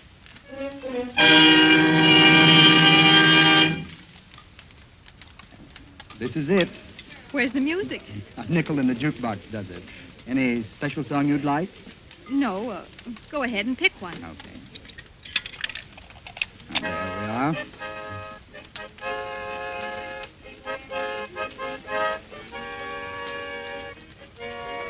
Oh, that's my favorite song. Reminds me of a girl I used to know. Excuse me, I want to powder my nose. I'll be right back. Do you mind? No, of course not.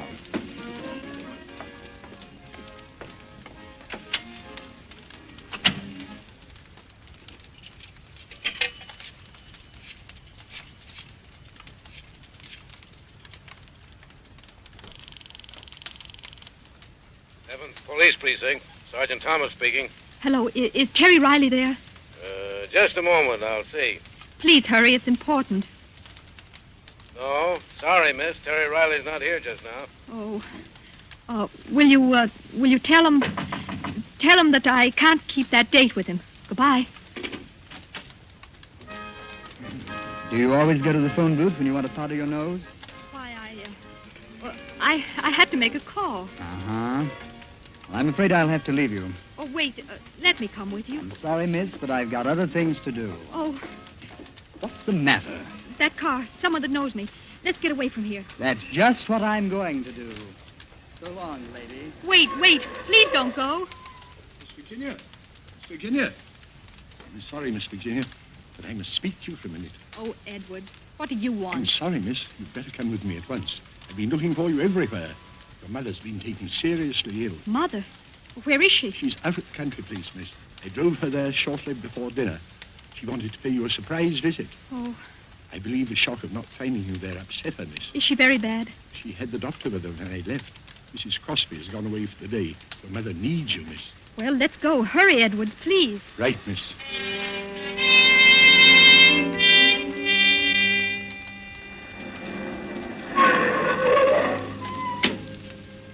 Where is Mother, Edward? In her room, miss. You'd better hurry. Mother? Mother? It's Ginny. Is the doctor in there with you? Mother? Why, there's no one here. The room's empty. The bed hasn't been touched.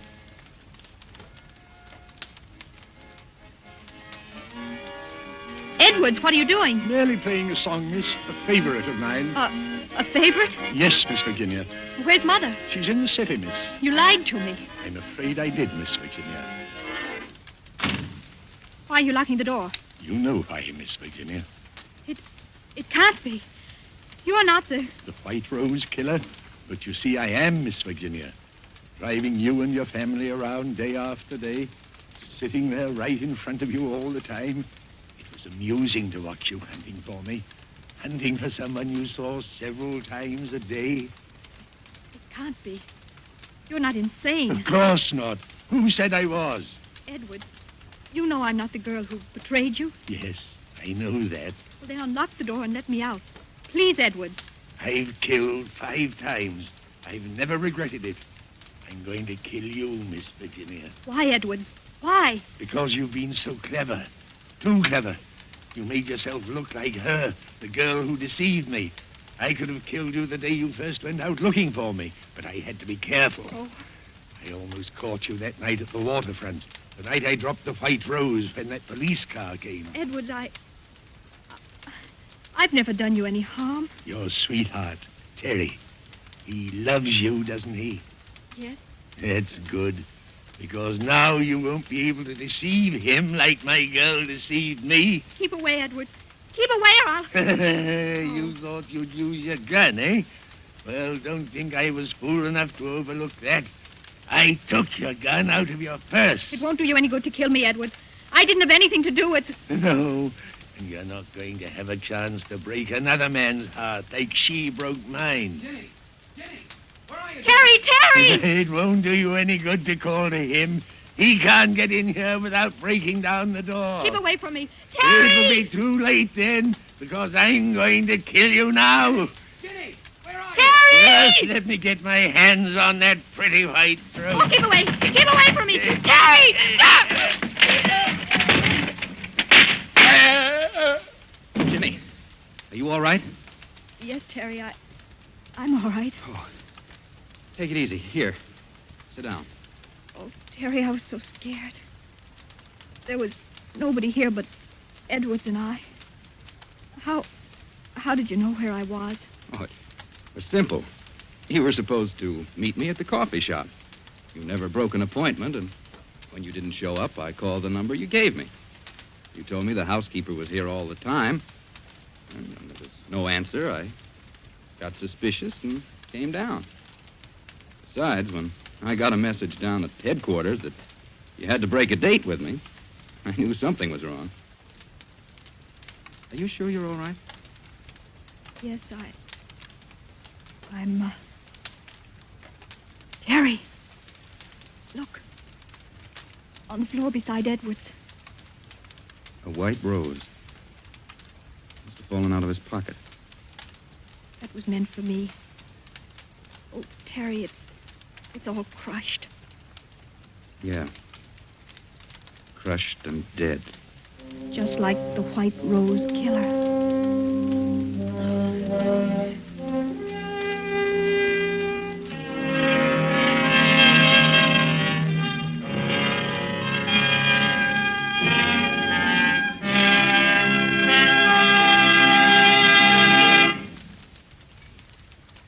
And so closes The White Rose Murders, starring Maureen O'Hara. Tonight's tale of suspense. This is your narrator, the Man in Black, who, speaking for Columbia, hopes you have enjoyed Miss O'Hara's performance and our play.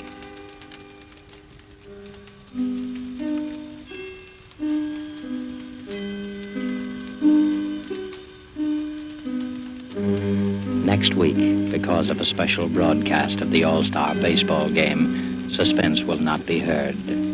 But again the following week, we will be back with another play on this series and more of your Hollywood favorites.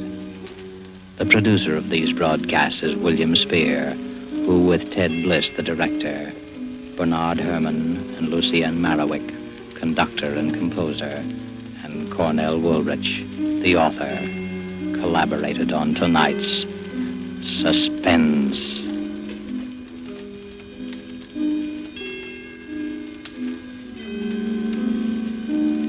This is CBS, the Columbia Broadcasting System.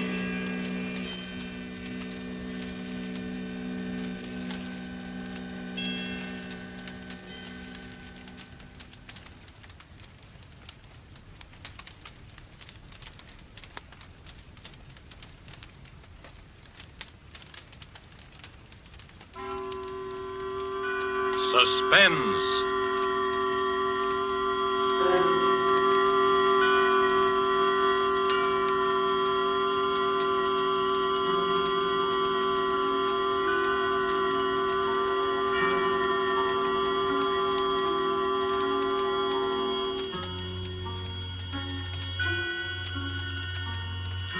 This is the Man in Black, here again to introduce Columbia's program, Suspense. Heading our Star Hollywood cast tonight is Mr. Warren William, and with him is Mr. Eric Blore. No fewer than 9 times have these two gentlemen appeared together in screen thrillers based on the adventures of one of the most celebrated characters of modern crime fiction. This familiar character will speak to you now for the first time on the air, as with the story called Murder Goes for a Swim, and the performances of Warren William as Michael Lanyard and Eric Blore as Jameson. We again hope to keep you in suspense.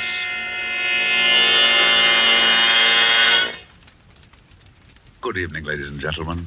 Allow me to introduce myself. Nowadays, meeting me on the street, you'd most likely recognize me as Michael Lanyard, an author of sorts. But if you'll not be too free with the information, because I've been at some pains to allow bygones to be bygones, I was once known rather well by quite a different name. And there are still times when I find myself obliged, or should I say forced, to return to that character, to resort to the somewhat questionable talents of the lone wolf. As a matter of fact, my presence here this evening is prompted by an uncontrollable desire to reminisce a little. Hey, Jameson? Oh, quite right, Mr. Lanyard. And if you'll pardon a gentleman for saying so, sir, playing nip and tuck with the police, meeting lovely ladies, you pilfering an occasional gem, I living, so to speak, from hand to pocket. Ha ha! Those were the days, sir.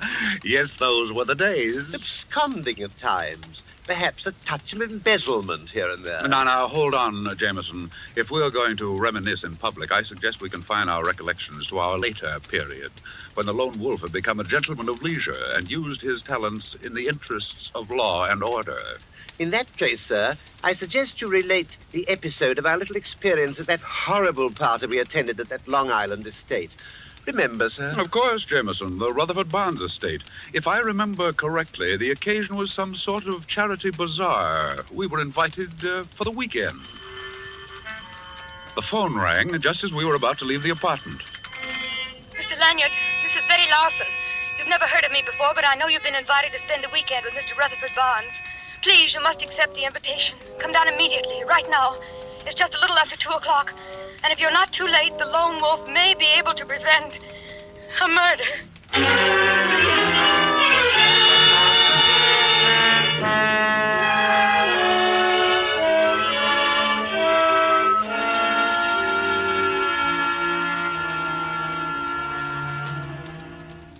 Jameson and I arrived at the Barnes estate a bare 2 hours after we'd received the mysterious telephone message. I was introduced to all kinds of people. First, the famous gossip columnist, Ralph Clinton. Well, Mr. Lanyard, this is indeed a surprise, and I might say a pleasant addition to our little gathering. Something always happens when you're lone wolfing around. Oh, I know, you've reformed, but a fellow can hope for a little excitement, can't he? See you later, old man. Then I met a very, very beautiful young lady. Oh, Mr. Lanyard, we haven't met yet. I'm Cynthia Waring. I've read all your stories and admired the ingenious way you solve those baffling mysteries. I think you're wonderful, really. And, of course, there was our host himself, Mr. Rutherford Barnes, who had recently announced his engagement to Miss Waring. I believe you've met just about everyone, Lanyard. That is, everyone except Bill Hodges. He's the firebrand of our little congregation. He's probably wandering around walking off the effects of the last 10 cocktails. Just make yourself comfortable.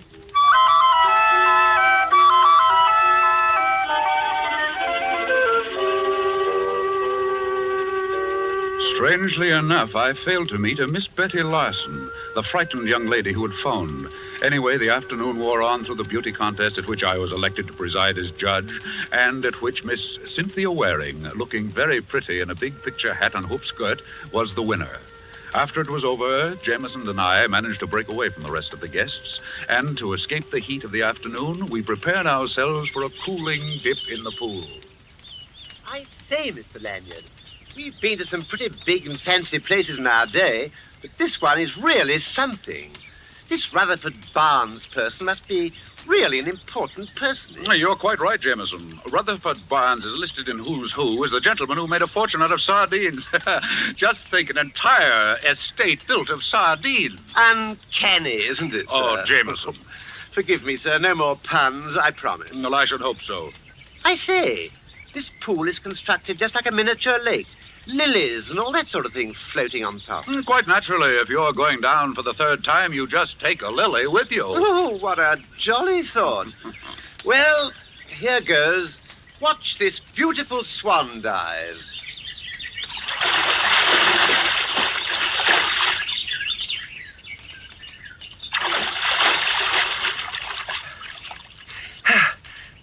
I say, this is most unusual. There's a sort of a mermaid lying on the bottom of the pool. And she's very pretty, sir. Last night it was a barmaid, today it's a mermaid. No, but really, sir. Well, I'm the judge in the beauty contest. I'd better go down and have a look.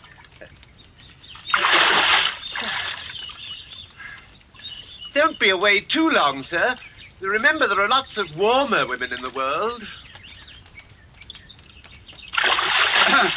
Jameson, quick. Here, give me a hand. Good heavens. It's a girl. Quick, here, lift her out of here. Hurry. I'm doing my best. I'll get up there and, here, now, let's put her down here. You hold her there, sir. Yes, Jameson, I'm afraid she's dead. Well, what do you make of it, sir? What, was it an accident? Well, I don't know. There's a pretty nasty bump on the side of her head. Well, perhaps she slipped and hit her head as she fell. Perhaps, but her bathing suit, not quite the style you'd put on to take a swim. Possibly she was in the beauty contest. Of course, that's it. The program listed 10 contestants, yet only 9 girls competed. Meaning what, Mr. Lanyard? Meaning, Jameson, that this poor kid was the 10th contestant. And if my hunch is correct, her name is Betty Larson. The girl with the telephone message? Precisely. And if her call was on the level, we did arrive too late, and she was murdered. Mr. Lanyard! Mr. Lanyard! It's Mr. Barnes and Miss Waring. Take off your robe and cover up the body, Jameson. Yes, sir. Well, Lanyard, we've been looking all over for you, haven't we, Cynthia, dear? Yes, of course. And I'm glad we found you, Mr. Lanyard.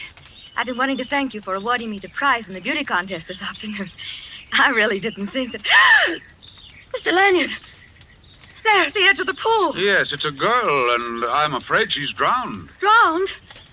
But... Oh, how horrible. Oh, but how did it happen? Who is she? I think she's Betty Larson. What do you think, Mr. Barnes? Here, look. Oh, good heavens. Yes. Yes, that is Betty Larson. Why, I had no idea. Then you do know the girl, Mr. Barnes. Why, yes. As a matter of fact, only recently I recommended her for a job. She's the local telephone operator. And the village beauty. Mr. Barnes and Miss Larson were childhood sweethearts. Mr. Barnes, tell me, do any of the other guests know this girl? Ralph Clinton, for instance. Could our famous columnist have possibly known Miss Larson? Well, if not in person, most certainly by telephone. You see, for the last few weeks, Miss Larson handled my personal calls. I see. Did she ever mention the fact that there might be a murder? Murder? Well, you see, I received a rather strange message. Now, look here, Lanyard. If you're insinuating that Miss Larson was murdered, you're all wrong. It's perfectly obvious. She slipped and fell into the deep end of the pool. She can't swim. We couldn't hear her cry for help over the noise of the party, so the poor girl drowned. As simple as that, eh? Why, of course. And I'd appreciate it if you'd be kind enough not to mention this accident to any of the other guests. There's no need to disrupt the entire weekend. I'll notify the sheriff and call the coroner, and they'll take care of everything. I think it might be a good idea, Mr. Lanyard, since you seem so certain that a murder's been committed, that you and your man remain on the premises. Our famous lone wolf may have a little explaining of his own to do. Come along, Cynthia.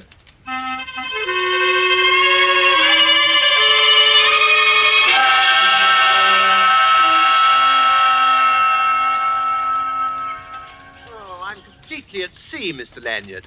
The sheriff seems to think the whole thing was an accident, that this Miss Betty Larson person dived into the pool and that's how she hit her head. I doubt that, Jameson. According to Barnes, the girl couldn't swim. Hey, buddy. Oh, I think we have company. Buddy. Yeah? If you see Mr. Barnes around, I want to see him. I think he's over at the other side of the house, getting things ready for the bazaar. Bazaar? They don't care how they celebrate a murder, do they? If I'm not mistaken, you're Mr. Bill Hodges, eh? Yeah. Betty Larson and I were going to get married. Everything was great until she starts going around with this society bunch. I got a few things to settle with that society crowd. Especially that keyhole peeper, Ralph Clinton. You seem quite positive, Hodges, that your girl was murdered. Well, what do you think it was, an accident? That girl could swim like a fish. Nothing could happen to her in the water. Yeah, but Barnes says she couldn't swim a stroke. I said she could swim like a fish. But Barnes says... Did you hear me, you little runt? Amazing how that girl could swim. Look here, Hodges, what makes you think Ralph Clinton had anything to do with this? Do you know you're practically accusing him of murder? Listen, Betty stood me up twice last week. I followed her in my car, and she met Clinton both times. He was going to put her in this contest, and she was a cinch to win. He promised it. Then look what happens to her. She's dead. Murdered, I tell you. Well, here comes Clinton now. Maybe you'd better tell him about it. Oh, there you are, Hodges. I understand you've been looking for me. Yeah, I have.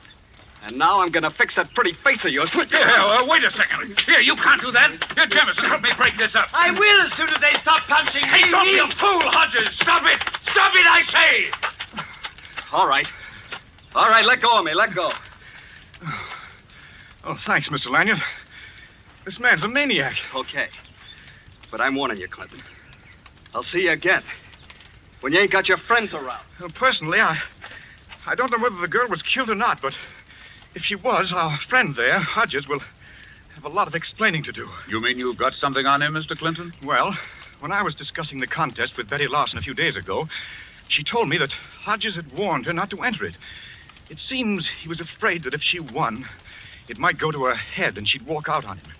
As a matter of fact, he told her to stay away from here. Well, there's going to be a coroner's inquest in the morning, and I suggest that you tell this to the sheriff as soon as he returns. Oh, why, tell that to the sheriff? Oh, no, I'd rather hate to do that. You see, Lanyard, someone in my position, I can't afford to get involved. After all, it's my business to report scandal and not get mixed up in it. But look here, you... Oh, I tell you what, give me a chance to think it over, and I'll see you at the treasure hunt tonight.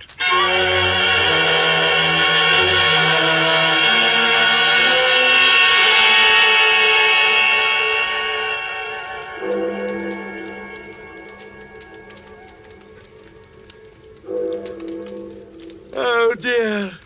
2 in the morning, Mr. Lanyard. What a ghastly hour to go tramping over the ground. Must we participate in this treasure hunt? Of course, it's all a part of the weekend. Come in. Well, it's the witching hour, Mr. Lanyard. Here's your envelope with the clues for the treasure hunt. You'd better hurry. Everybody's ahead of you. Thank you, Mr. Clinton. We'll catch up. Fine. This ought to be very interesting. Seeing the lone wolf stalking down his prey. You know very well, Clinton. Oh, sure. I forgot. You're not the lone wolf anymore. You're just nice, innocent Mr. Lanyard. Well, good hunting. See you later. Well, here you are, Jameson. This is our clue. Go ahead, read it. Under the oak and under the cover, where have met many a lover, light a match and look deep down, find your clue and win your crown. I say, isn't that lovely? Can you decipher it? Oh, of course, sir. It means, well, it means, well... Exactly, Jameson, the old well. That's where we'll find the next clue. Come on, let's get going.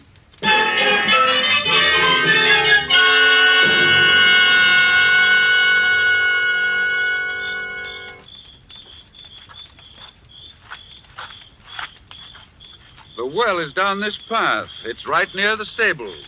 You mean when we get to the well, we find another clue? That's right, and at the end is when we reach the treasure. Oh, the treasure. I say, what is this treasure? Jameson, it's unimportant what the treasure is. It might be a bag of jelly beans. It all sounds very silly to me, sir. There's the well over there. And look here. It's got a wooden cover on it, exactly like it said on the poem. Well, what do we do now? Now, wait a minute. Oh, yes, under the cover. Light a match and look deep down. Here, I'll take this lid off and put it here. Now, you light a match, Jameson. Right, sir. Our second clue must be somewhere inside the well. Right-ho, just a moment. Ah, there's the clue we're looking for. A piece of paper pinned on the wall inside the well with a big pin. Oh, dash it all. Match went out. I'll light another one. Oh, Jameson, hold it. Hold it. The inside of this well smells like gasoline. Yes, it does. Yes, it does smell like it's full of... Get away, Jameson. Blow that match out.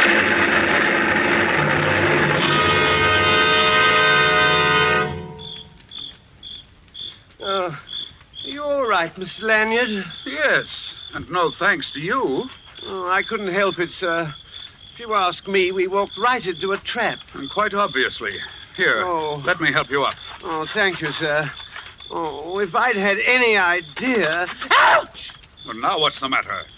Oh, I've been stabbed. Well, let me see. Oh, steady, Jameson. I'll pull it out. Oh, be careful, sir. Oh. Oh! There we are. And very interesting. What is it, sir? Oh, it's that big pin. You could have been hurt quite badly. Well, if you ask me... Come along, Jameson. We've got work to do.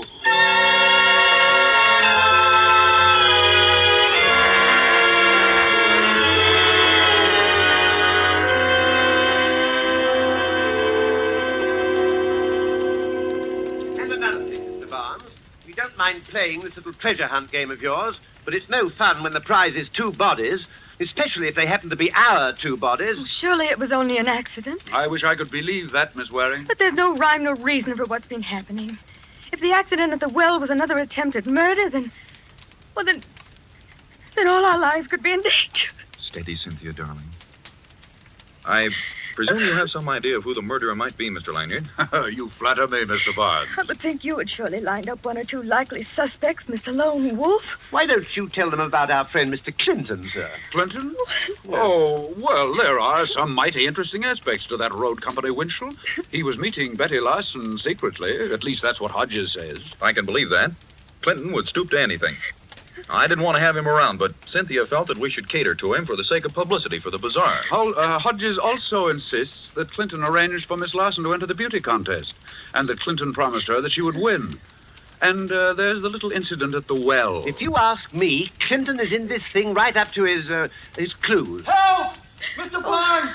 Somebody come out here, hurry! That sounds like Hodges. He's right out there at the side of the house. Well, come on. We can go through these French windows. In here, in the bushes, you better hurry. What is it, Hodges? What's wrong? I don't know. Don't ask me. I don't know anything about it. Great heavens, look at Clinton. Oh, I can't stand it. I can't stand it. What awful things are going on. No, I don't know how it happened. I was just coming down the path. There in the bushes, he was lying right He's there. done for, all right, Mr. Lanyard. Shot. Murdered. Murdered? You did this, Hodges. You said you'd get even with Clinton. Now you've done I tell you, I don't know anything about it. I was just walking down along the path. I don't know anything about It's it. all right, Hodges. You'll have an opportunity to prove your innocence. Don't you have some theory about all this, Mr. Lyon? And There, Miss Waring. I think I can promise you at least that there won't be any more murders.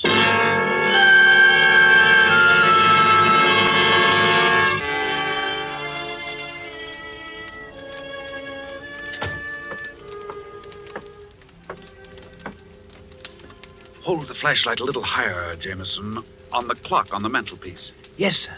Just as you say, sir. But aren't we taking a bit of a risk, Mr. Lanyard? Leaving the estate without checking with the sheriff? Shh, quiet, Jameson. If I don't find what I'm looking for here in Clinton's apartment, I'm afraid we'll have a lot of explaining to do. I'd just as soon we didn't go back. There's been 2 murders already, and they say things come in 3s. How interesting.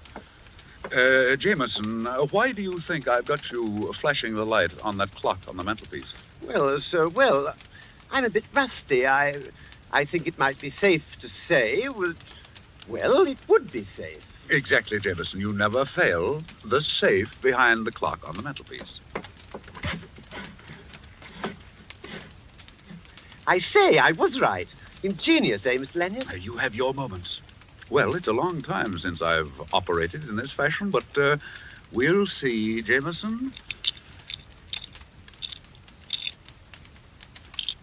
If you don't mind, sir, this is like old times. I do mind, Jameson, but unfortunately, certain situations are born of necessity. Then allow me to compliment you, sir. You haven't lost the old touch. No, I'm not so sure. There we are.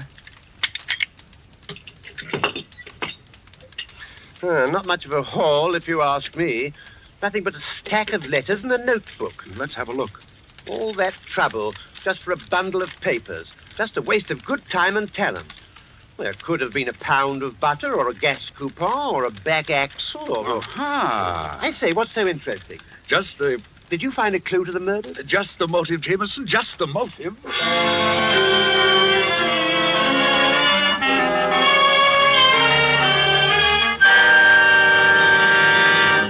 Look here, you can't keep me here, Sheriff. All I did was find Clinton. You can't hang a guy for that. Keep your shirt on, Hodges. Nobody moves out of this room till Lanyard shows up. If he doesn't come in 5 minutes, I'm going to put out a call and have him pulled in. Seems to me that Mr. Lanyard has admitted his guilt by disappearing. Well, whatever the case may be, I think you should allow me to go. After all, this is my house, and I do have guests. They might think it rather strange if their host isn't around. Look, Mr. Barnes, party or no party, there's been a couple of murders committed around this joint, And everybody in this room is under suspicion. Really, Sheriff? If you're going to keep us here and allow Mr. Lanyard to stay... Good evening, Sheriff. Jameson, say good evening to the sheriff. He's been very patient, I hope. Good evening, sir. Constable. Sheriff. All right, you two. You'd better make it good. Running away from the scene of the crime won't sit so well in court. Please accept my apologies, Sheriff. Well, now that you're here, Mr. Lanyard, perhaps we can clear up this nasty mess. Yes, I presume you've been spending your time checking up on the murders, Mr. Lanyard. That's right. And I've uncovered a few details which I'm sure will prove most interesting, Miss Waring. You're wasting time, Lanyard. Somebody in this room has been running around committing murders. And I'm going to find out who it is or die trying. Who said that? Oh, if it's all the same to you, Sheriff, I think I'll join the other guests. Now, isn't that thoughtful of you? Get away from that door before you tempt me to bring the murder score up to 3. Do as he says, Jameson. After all, you don't want to miss all the fun. In just a minute, you're going to have the pleasure of meeting the murderer. Yes, that's just what I'm afraid of, sir. All right, Lanyard. Let's have it. Very well, Sheriff. First, allow me to review events from the beginning. Just as Jameson and I were leaving for Mr. Barnes's residence, we received a rather unusual telephone message. It was Betty Larson. That was about 2 p.m., wouldn't you say, Jameson? 5 minutes after 2, to be exact, sir. Thank you. We arrived at Mr. Barnes's estate by 3:30. At 5, Jameson and I went for a swim in the pool. It was then we found Miss Larson. At what time did the coroner examine her, Sheriff? Around 7 in the evening. But what difference does it make? The poor girl had been dead for 10 hours. All the difference in the world, my dear fellow. Simple arithmetic will show you that it was impossible for Miss Larson to call me at 2 o'clock. At 2 o'clock, she'd already been dead for 5 hours. Hodges, you did it. You paid someone to make that call. You're crazy. I had nothing to do with it. Pipe down, Hodges. Go on, Lanyard. Sheriff, what do you think was used to murder Miss Larson? Well, Could this have been the weapon? The pin, the one I fell on when the well exploded. Yes, Jameson. Let me paint a rather gruesome picture for you, Sheriff. Miss Larson is called down to the edge of the swimming pool. Someone who poses as a friend suggests that she try on a hat. In trying it on, our murderer, pretending to assist, neatly jabs Miss Larson and thrusts the pin through the base of her brain. Oh, how horrible. Could I examine the pin, please? Why, of course, Mr. Barnes. Why, it's a hat pin. Well, Cynthia, it's the one you had in the large hat you wore in that beauty contest. Cynthia, it was you. All right, stand back, all of you. Look here, sister, you can't get away with this. Shut up! And listen, all of you. I assure you I know how to handle this gun, and I'm not afraid to use it. Cynthia, Stand back, Hodges. I don't get you, Cynthia. What earthly reason would you have for killing Betty? She wanted to be your friend. That's a laugh. Listen, little boy blue. A telephone operator sometimes hears too much for her own good. How do you think she got all those fine furs? From some boyfriend? No, she was too daffy about you, so she decided to try her hand at blackmail. Blackmail? That's right. Only she pushed me just a bit too far. Why, Get back, all of you! You, prune face! Who? Who, me? I don't mean your brother. Open the door. Go on, open it! Yes, ma'am. Now stand back, all of you. Ha. Very amusing picture. That's right, Mr. Lanyard. Step forward just a little. I'd like to thank you for spoiling a most delightful weekend. Here's a little something to remember me by.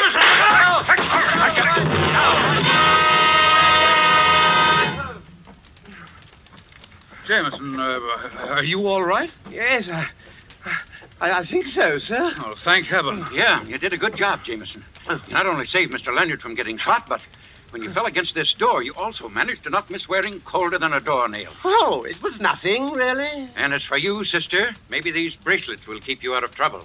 Because when you come to, you're going to find yourself booked for murder. Double murder, Sheriff. Dig the bullet out of the wall over there, and you'll find it will match the one found in Clinton's body. Well, what do you know? Come on, Hodges, give me a hand. Okay, Sheriff. I can't believe it. Why, Cynthia and I had so many plans together. It's hard to believe that she could be responsible for those horrible murders. I'm afraid she was. Mr. Barnes, this is Mr. Clinton's notebook.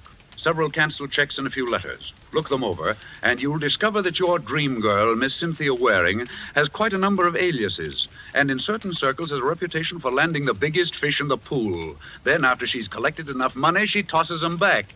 You were her next victim, Mr. Barnes. And as for the unfortunate Mr. Clinton, Being a newspaperman and gossip columnist, he ferreted out her little scheme and, in turn, was blackmailing Miss Waring.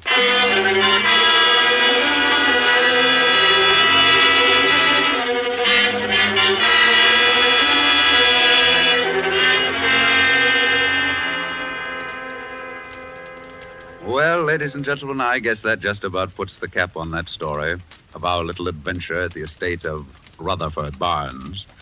Miss Cynthia Waring was a very shrewd and fast-thinking young lady.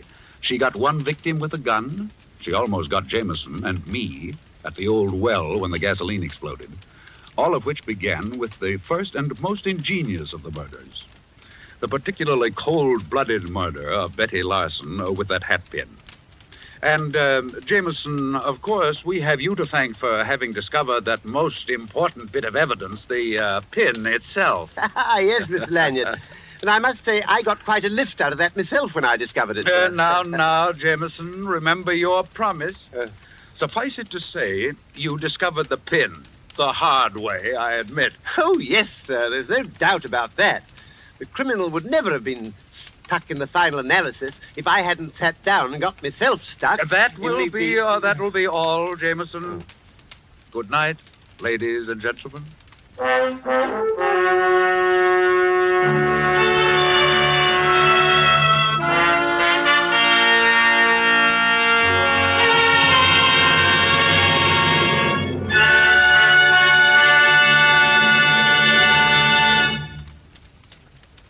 And so closes Murder Goes for a Swim, starring Warren William with Eric Blore. The first appearance of the Lone Wolf on the air, and tonight's tale of suspense.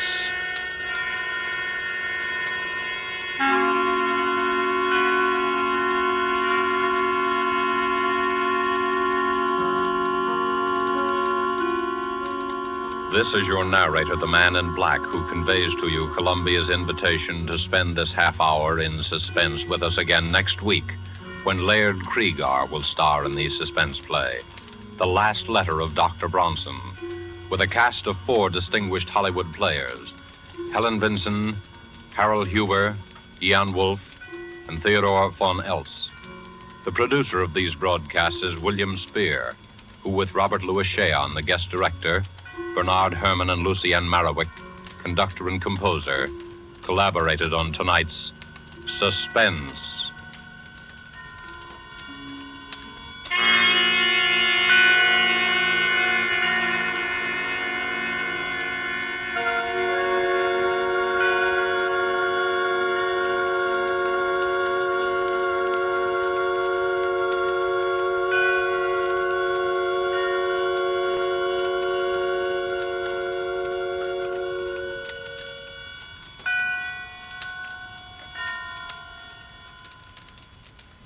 This is CBS, the Columbia Broadcasting System.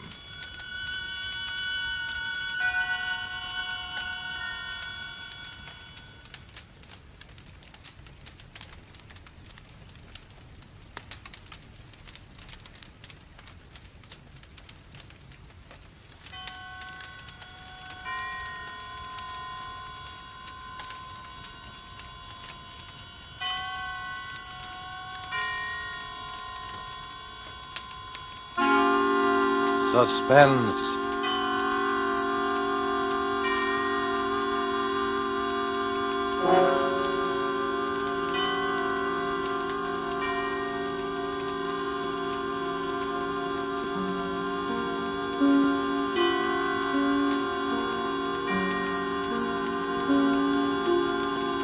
This is the Man in Black, here again to introduce Columbia's program, Suspense. Heading our starring Hollywood cast tonight is Mr. Laird Cregar, who will be seen shortly in the 20th Century Fox production of one of the great suspense stories of all time, The Lodger. Tonight, Mr. Cregar appears as a cynical gentleman who made an unusual bet with death. With Mr. Cregar as a cast of the screen's most distinguished and characteristic players, Miss Helen Vinson, Mr. Walter Kingsford, Mr. George Couloris, Mr. Harold Huber, and Mr. Ian Wolfe, here to bring us the suspense play called The Last Letter of Dr. Bronson. And so with the performance of Laird Creegar as he writes for us this last letter of Dr. Bronson, and with the performances of, in the order of their appearance, Walter Kingsford, Ian Wolfe, Harold Huber, Helen Vinson, and George Coloris, we again hope to keep you in suspense.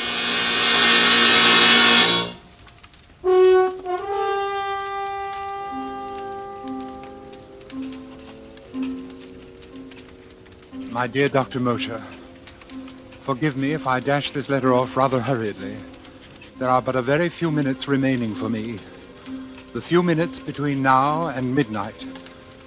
You have always protested my fascination with the subject of death. It irked you to hear me discuss the latest electrocution or hanging. I remember your sarcasm the day you found me staring down from the top of the Empire State Building, speculating on the thoughts of a man about to leap from that pinnacle.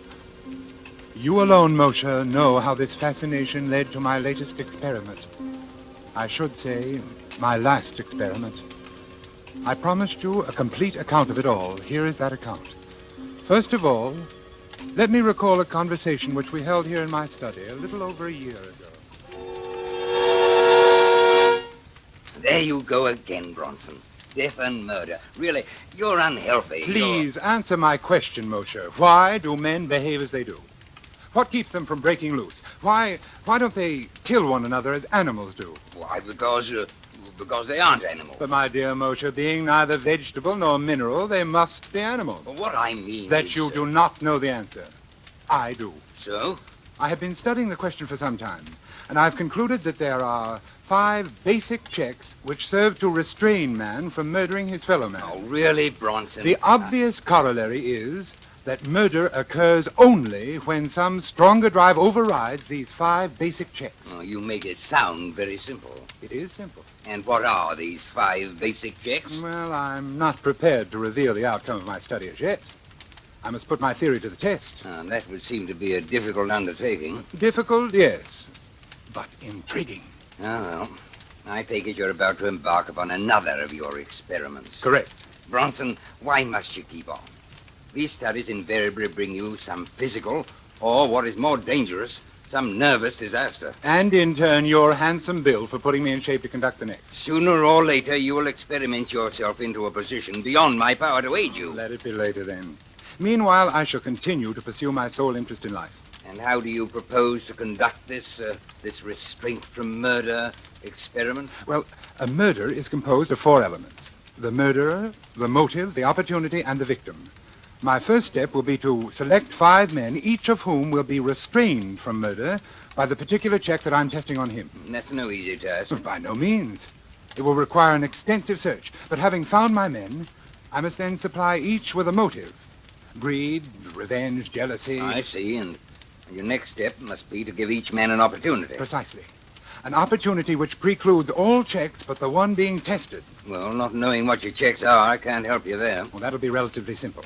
And finally, I must supply an intended victim. And you'll ask this victim to face 5 men, each standing to profit handsomely by murdering him? Correct. His only chance of survival being the correctness of your theory of checks in all 5 instances? Yes. And do you imagine you will discover a man with such utter confidence in your reckoning? There is one such man. Who? Myself. Bronson, this is folly. No, Moshe. I never hesitate to risk high stakes on a sure thing, not even my life. Now, look here, Bronson. You're a doctor yourself. You told me to speak to you like a Dutch uncle. Now, as your physician, I haven't advise... consulted my physician. But you will take precautions, provide yourself for emergencies. I tell you, there's no danger. Oh, well. Well, when will you begin your experiment? Well, I suppose in about... Well, why wait? Why don't we begin right now? Moshe, I invite you to kill me. What? There's a revolver right here in my desk, and I want you to take this revolver... Oh, you're joking, Bronson. What possible motive could I have for murdering you? Motive? Why, we're known to be associated rather closely in our work. You'll come naturally into my entire practice. I'll put that in writing. Why, it's preposterous. Why won't you kill me then, Moshe? Why, there are dozens of reasons. In the first place, I'd go to the electric chair for it. Thank you, Dr. Moshe. You've given me an admirable illustration of the first and most obvious of the 5 checks in my theory. Man refrains from murdering his fellow being because he himself will be killed by law.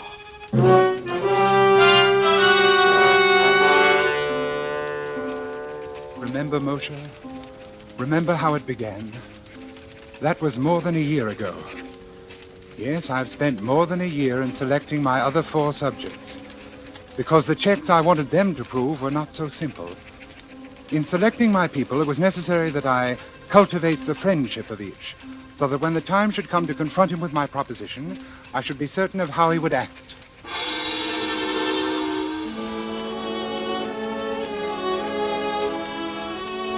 The first of my 4 potential murders was a clerk named Totten.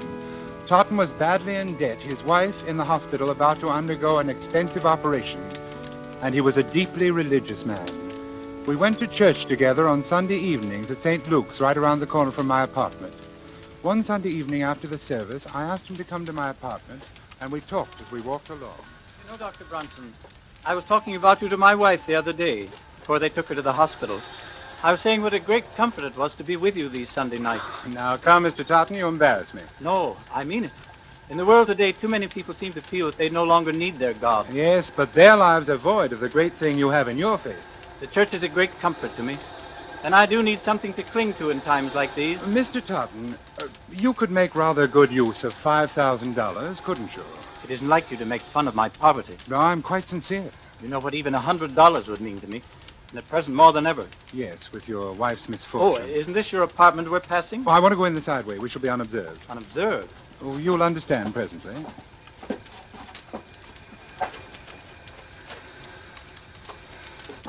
Please, come into my study. Now, here we are. And now if you'll take this chair opposite my desk.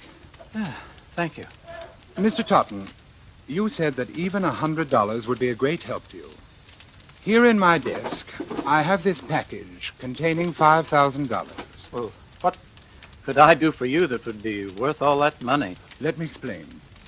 My doctor called on me yesterday, and he told me, well, to be quite frank with you, Mr. Totten, he said that I was slowly going mad. Oh, no, that couldn't be. I'm quite all right at present, but it's only a matter of time, and I'd rather not have to face it.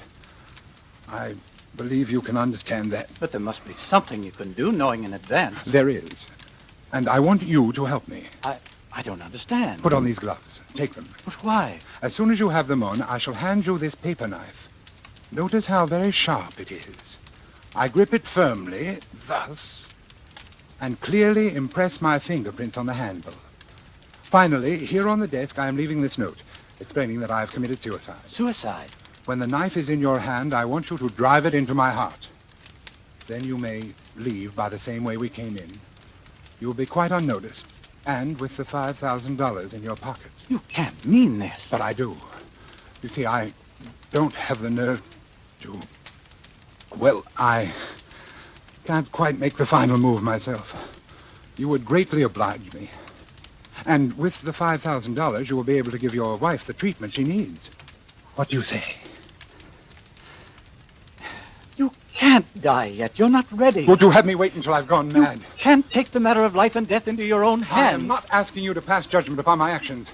Whether I wish to live or die is my own concern, and my mind is resolved. Is that clear? I'm sorry for you. I'm merely asking you to do something for which I will pay you very well. You will, of course, be killing me. But if you could realize what life would be like for me otherwise... I'm very sorry, but I can't oblige you. If it's the law you fear... No, it's not that. You seem to have arranged that perfectly. Then what is it? I'm an honest Christian, and I thought you were, Dr. Bronson. If you don't understand why I can't do this monstrous thing, I suggest you look up the 6th commandment. Good night.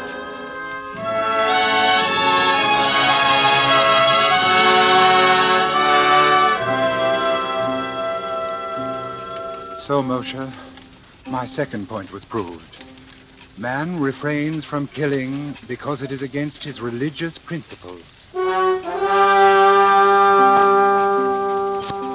The hands of the clock now read 15 minutes to midnight. 1/4 of an hour in which to complete this report. My third proposition called for an entirely different sort of man. In fact, the very reverse of Totten. A man who believed neither in heaven nor hell, and also a man of little intelligence. It required careful search. For a number of nights, I frequented the rougher districts of the city. At first, I had no luck. Then one night, I came upon my man very unexpectedly. I was walking along one of the darker streets. There was no one in view.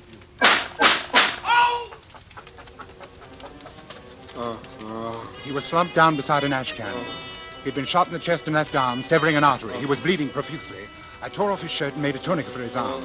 Oddly, no one came into the alley to investigate. Never mind me. Get away. Was this a gang shooting? What do you think? I think you're going to the hospital. No. They'll blab to the cops. Come on, I'll help you to your feet. I ain't going. You'll die, man, if you're not treated quickly. I ain't going, I tell you. No cops gonna... No cops. They ain't gonna...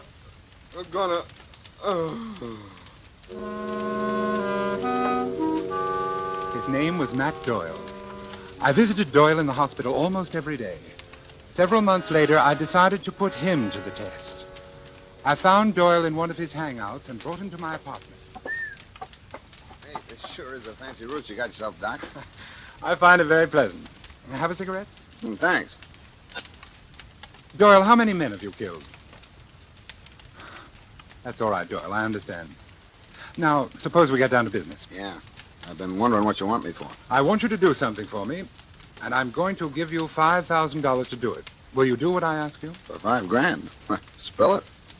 I want you to put on these gloves so there won't be any fingerprints. Then I'm going to hand you this knife, and you're going to kill me with it. Huh? I've arranged everything so it will appear to be suicide. You nuts? Not yet, but I will be before very long. That's why I want to die. All you have to do is stab me and slip out with this $5,000. Is this on the level? Absolutely. This wad of dough is mine if I kill you? That's right. And nobody will know I done it? No one. These gloves is kind of big for me. That's all right. They'll do. Yeah. Yeah, want me to put on the other one? It's safer. Yeah, I guess it is. Gee. What is it? I was just thinking. $5,000. Oh, the boss is going to pay me more next. I never got... skip it. I want you to understand exactly what you're doing, Doyle. Without any justifiable cause, merely for the sake of money, you are going to murder me. You understand that? Yeah. You've been hired to do this before? Yeah. I suppose it don't hurt to talk about it now that you're But you've never killed a friend, have you? Yeah, I have. Anyway, they was my pals till they got in the boss's way, but when the bosses say slip it to a Matt, then they was just another job to me. But there's a little difference in this case, Doyle. I saved your life. Yeah. I don't know. What? I don't know. Nope, I can't do it. But I thought you said that Yeah, you... take these gloves. Afraid of the law? No. What's the matter, then? Is it because I'm your friend? That's more than that. I can't bump you off, even if you want it. It would be an act of true friendship. I ain't so sure. When a cat has fits, you put it out of its misery, don't you? That's what I want. Oblivion. Peace. Sorry, Doc, I ain't the guy. It's like you said. You saved my life, so that's that. I'm sorry. I wish you could help me. Oh, me too, but not that. Now, if you got some other punk you want took care of... There's no one. Thanks just the same. Oh, don't mention it.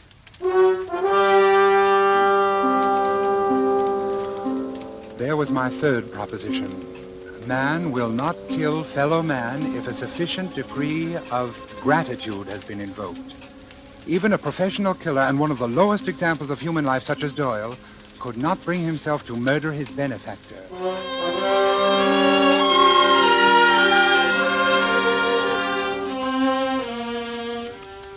My next subject was altogether different in temperament. With Judith Ainsley, I used a special technique. I first encountered Judith Ainsley when I operated on Barrett Sheffield, the actor.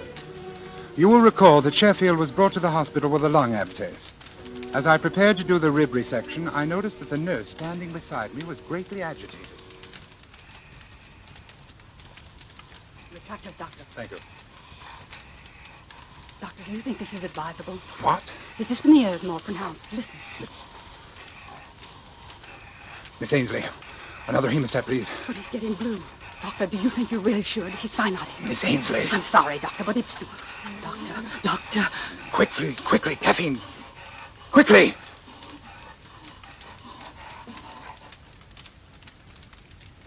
Stethoscope. Here it is.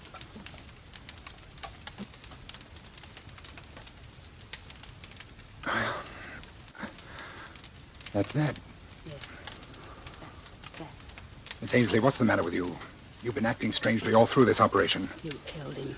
You killed him. You shouldn't have gone ahead. You know that. I warned you. I shall see to it, Miss Ainsley, that you are never assigned to one of my cases again. What's the matter with you, anyway? Have you never seen a pulmonary before? Or does it upset you to see a handsome actor like Barrett Sheffield die? Yes, it did. Oh? Yes. We were going to be married next week.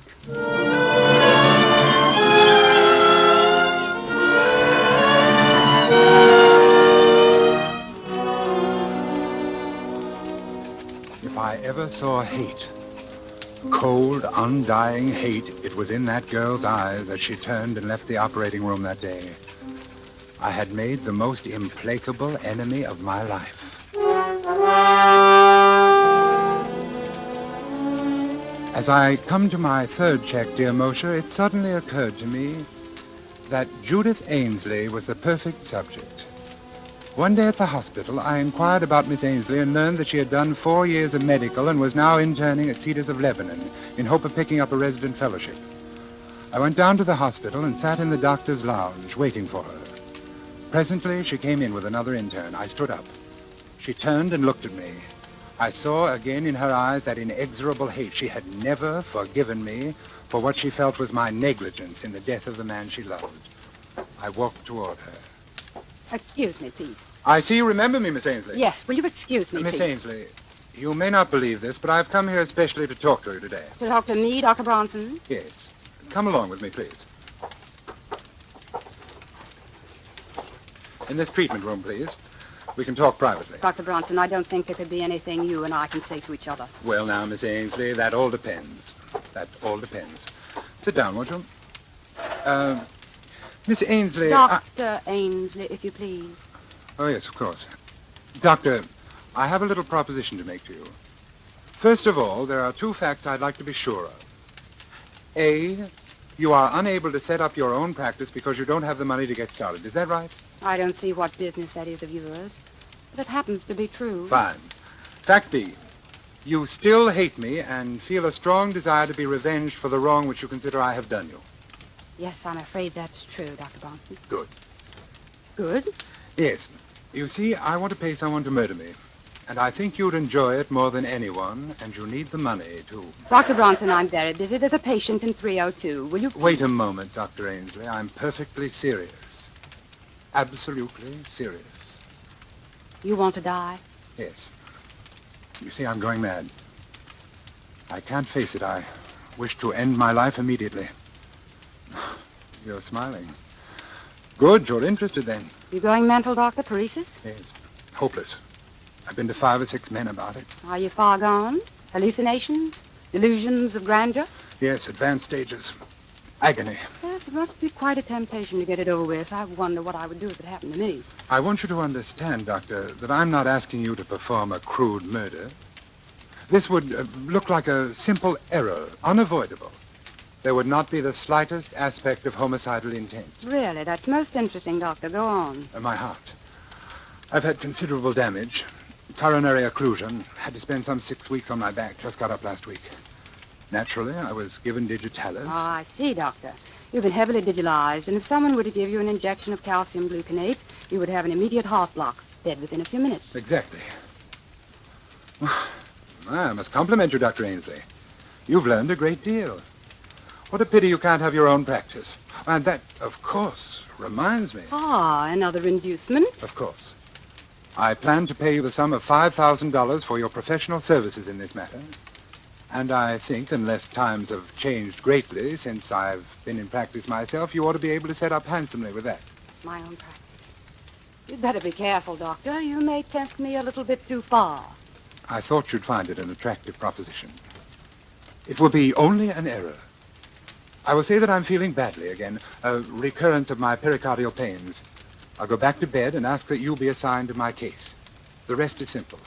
No one would ever expect you to know that I had been digitalized. Still, if I were on my toes, I would naturally go over your case history before giving medication of any kind. Well, yes, I suppose that's true. Professional people might think you had been a little lax. Might not have the highest regard for a new doctor who launched her career with such an unprofessional incident. Just a slight stain on your reputation for just a short while. You're very clever, Doctor. You knew that would do it, didn't you? I want to thank you. You've done me a great service. You mean you'll do it? You've reminded me that nothing, no money, revenge, nothing, can be worth the slightest suspicion in a doctor's career. I've worked too hard. I've waited too long for my practice. When I get it, it won't be soiled by any single act of carelessness. They'll never say that I lost any patient because of an error in judgment. You see, I once knew a doctor who did.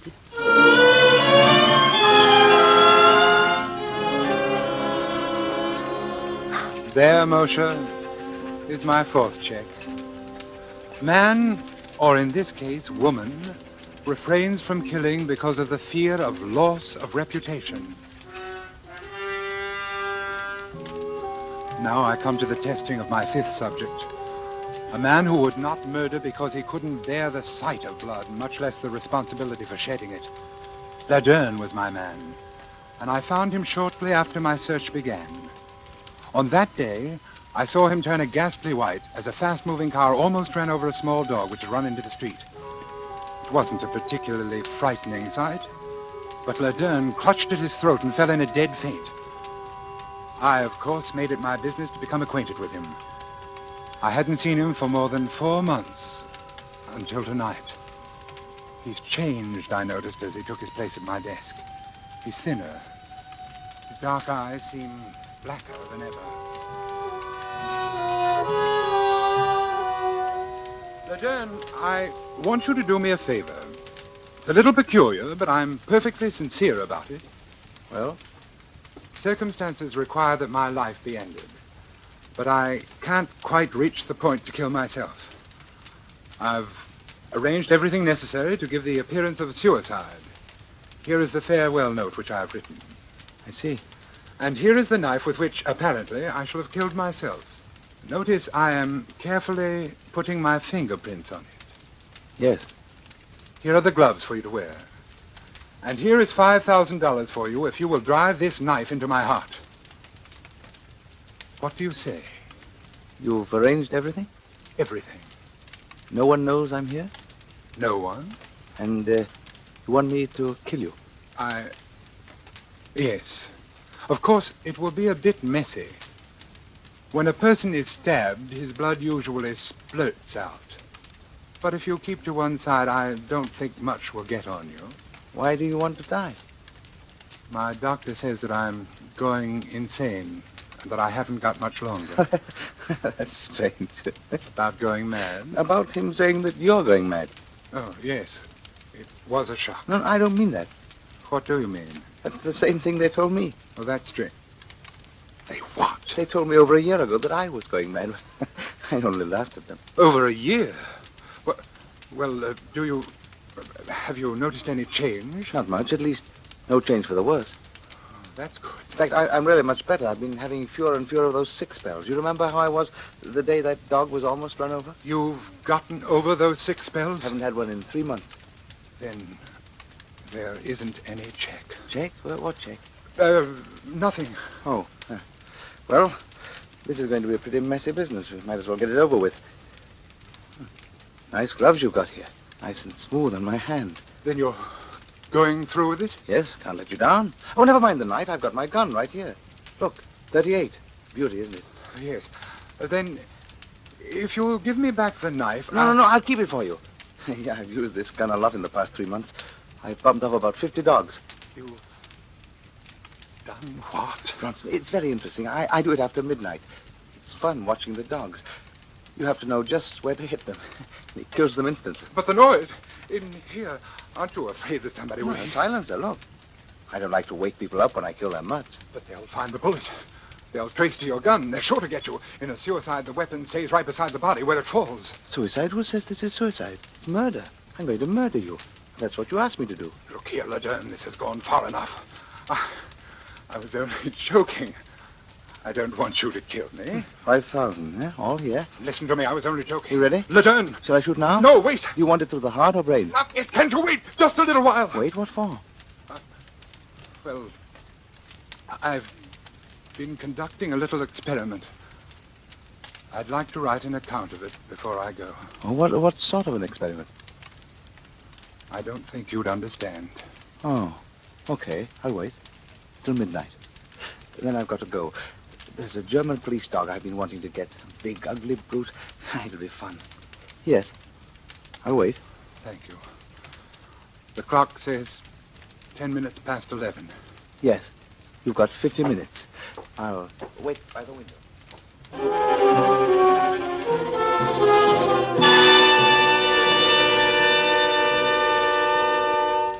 And so, Moshe, my experiment has ended. As you predicted, I have finally placed myself in a position beyond your power to aid. Strange, isn't it? But the one thing I didn't count on was the choosing of a subject who would not respond to my checks, who in fact had no checks at all, for insanity knows no restraint. Bronson, midnight. Oh, yes, Laderne, I'm hurrying. He is still at the window, and he is sure to shoot me. There is nothing I can do to say or stop him. I know that. I'm beginning to understand exactly what is going on in his twisted mind. I wonder why. Now I shall sign my name for the last time and lay down my pen. Then I shall look up and say, all right, Laderne. All right, Laderne.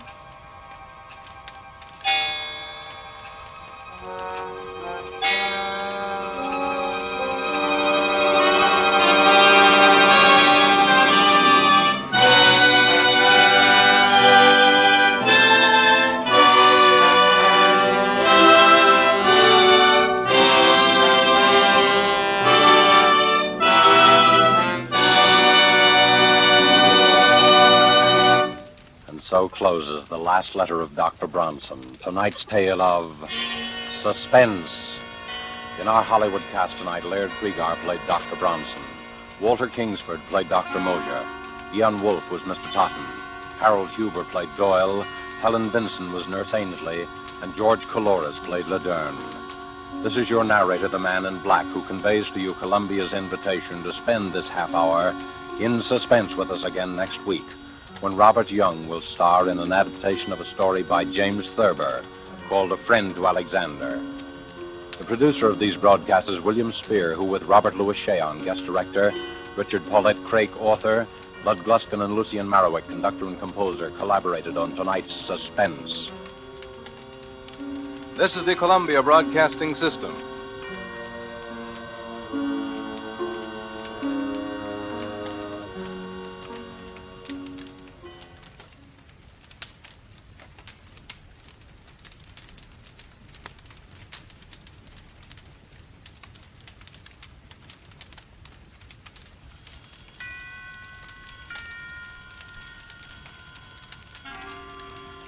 Suspense.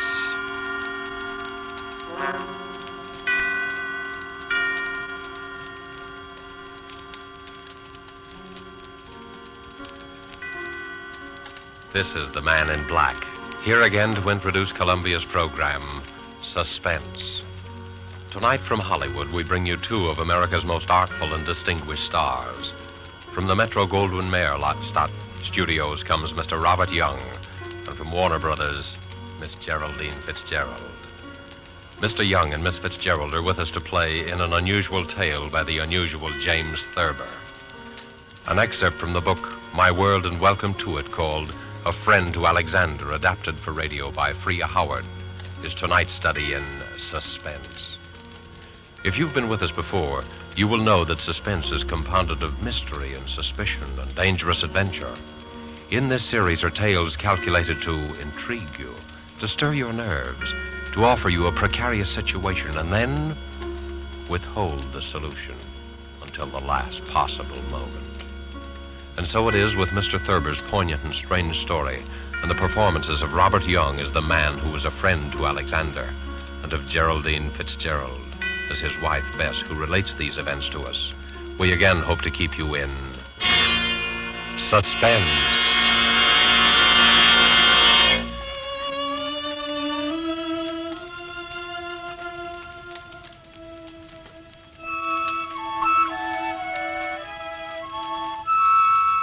Harry was a laughing, happy-go-lucky fellow before he began to have those dreams.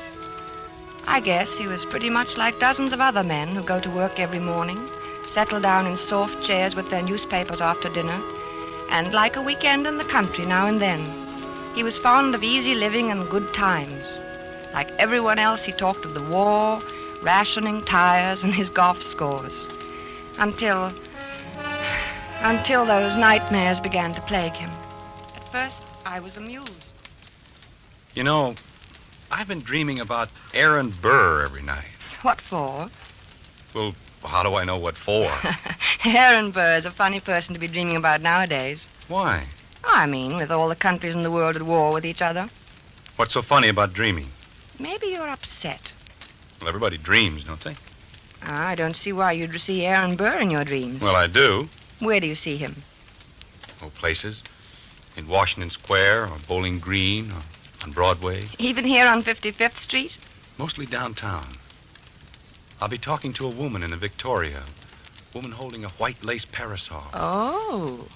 And suddenly there will be Aaron Burr, bowing and smiling and smelling like a carnation, telling us stories about France and getting off his insults. Who is the woman in the Victoria? What? The woman. Who is she? Well, how do I know? You know about people in dreams, don't you? They're nobody at all. Or everybody. Ah, but you see Aaron Burr plainly enough, though. I mean, he isn't anybody or nobody. Or everybody. All right. You have me there, but I don't know who the woman is. Are you sure? What's more, I don't care. Maybe it's Madame Jumel or Mittens Willett or a girl I knew in high school. Who's Mittens Willett? She was a famous New York actress in her day, 50 years ago or so. She's buried in an old cemetery on 2nd Avenue. I've seen the tombstone. That's very sad. Why is it? Oh, I mean, she probably died young. Almost all women did in those days. He's a vile, cynical cad. I was standing and talking to Alexander Hamilton when Burr stepped up and slapped him in the face. When I looked at Hamilton, who do you suppose it was? I don't know. Who? My brother, Walter, one I've told you about. The one who was killed by that drunk in the cemetery. Harry, I never could get that story straight. I've told you about it a dozen times. This drunk came up to him when his back was turned and... What was he doing in the cemetery? That's not the point. He was killed. That's what's important. And I loved him very much. I don't understand what... What's the use of telling you every time I mention it? You start asking the same questions. I understand now, dear. When you looked at Hamilton, he was your brother Walter. Yes. Harry, maybe we ought to go to the country for more weekends. Weekends? Yes. I'm going to bed.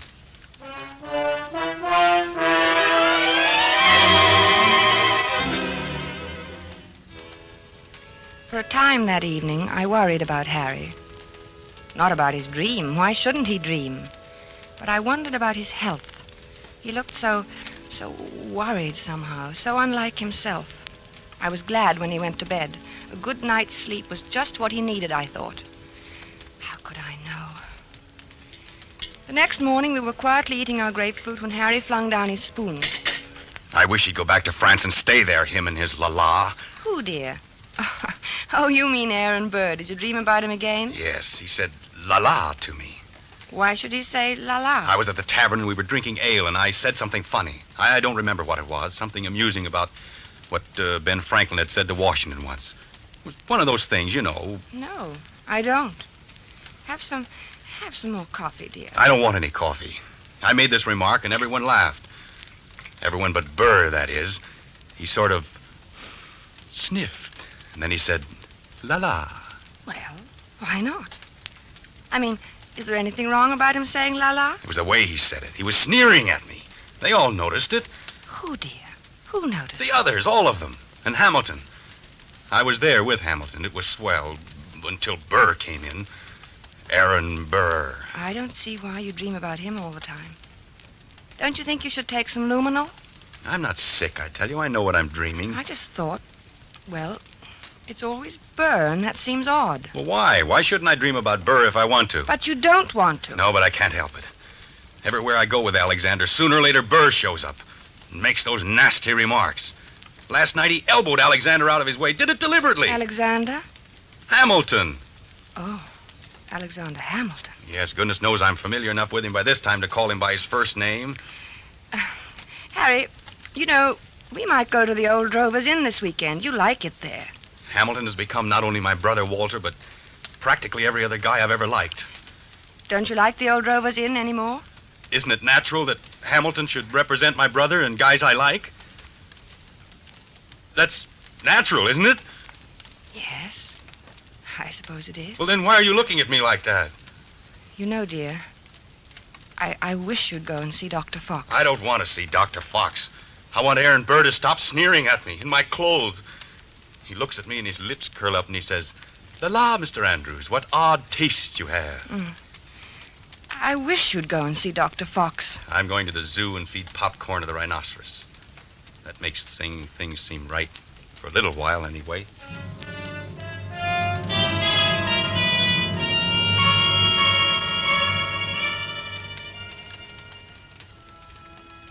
I thought he'd forgotten all about that ancient pistol duel, because for 2 days after that, he lost his haggard, tired look and actually seemed cheerful. But one night, about 5 a.m, he came into my room in pajamas and bare feet, his hair disheveled and his eyes wild. He got him. He got him. The rotter got him. Alexander fired in the air and smiled at him, just like Walter must have smiled. Like Walter? Oh, yes, dear. Your brother Walter, who was killed in a cemetery. This was at Weehawken in New Jersey. What? Your brother? No, Hamilton and Burr. The duel. Hamilton had a white ruff around his neck. Burr was in black tights, French clothes. Alexander lifted his pistol and fired in the air and then smiled at Burr. And then that fiend from hell took deliberate aim. He took so long. He meant to take his time about it. I saw him grin. And then he pointed his pistol at Alexander and fired. He killed him in cold blood, the foul scum! Oh, darling. Don't, darling. Here, dear. Take some of these pills. I don't want any. Oh, take it. You'll feel better. I don't want any, I tell you. Here, darling. Swallow. Please, swallow. All right. There. That's better. Cad. A rotten, sneaking cad. He grinned just as he fired, and Alexander clutched himself at the stomach, then shook his head and tried to walk forward. Then he fell, with his mouth open as though he wanted to say something. And Burr stood there, grinning.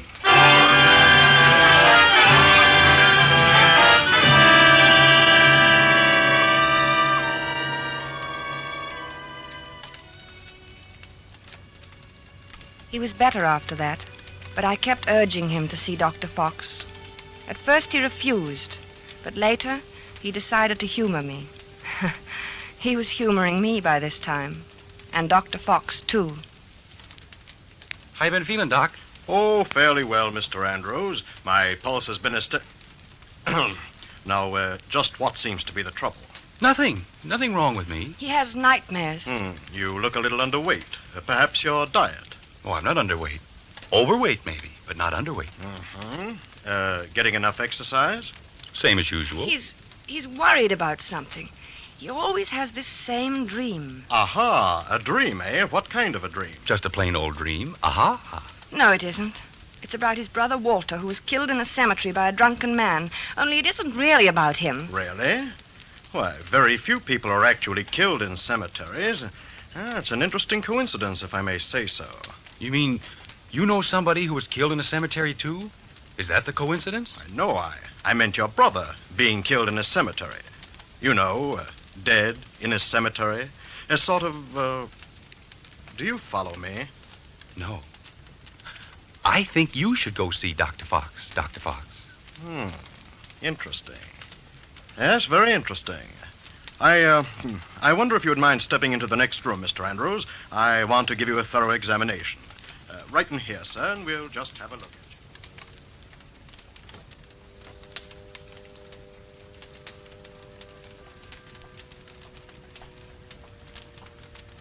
Well, I hope you're satisfied. You heard what he said. There's nothing the matter with me at all. I'm glad your heart is so fine. He said so, you know. He said your heart is fine. Sure, it's fine. My heart's fine. Everything's fine. And you know what I was thinking? No, what? I was just thinking that now that Alexander Hamilton is dead, why, you won't see any more of Aaron Burr. Yeah. Yeah, I guess you're right.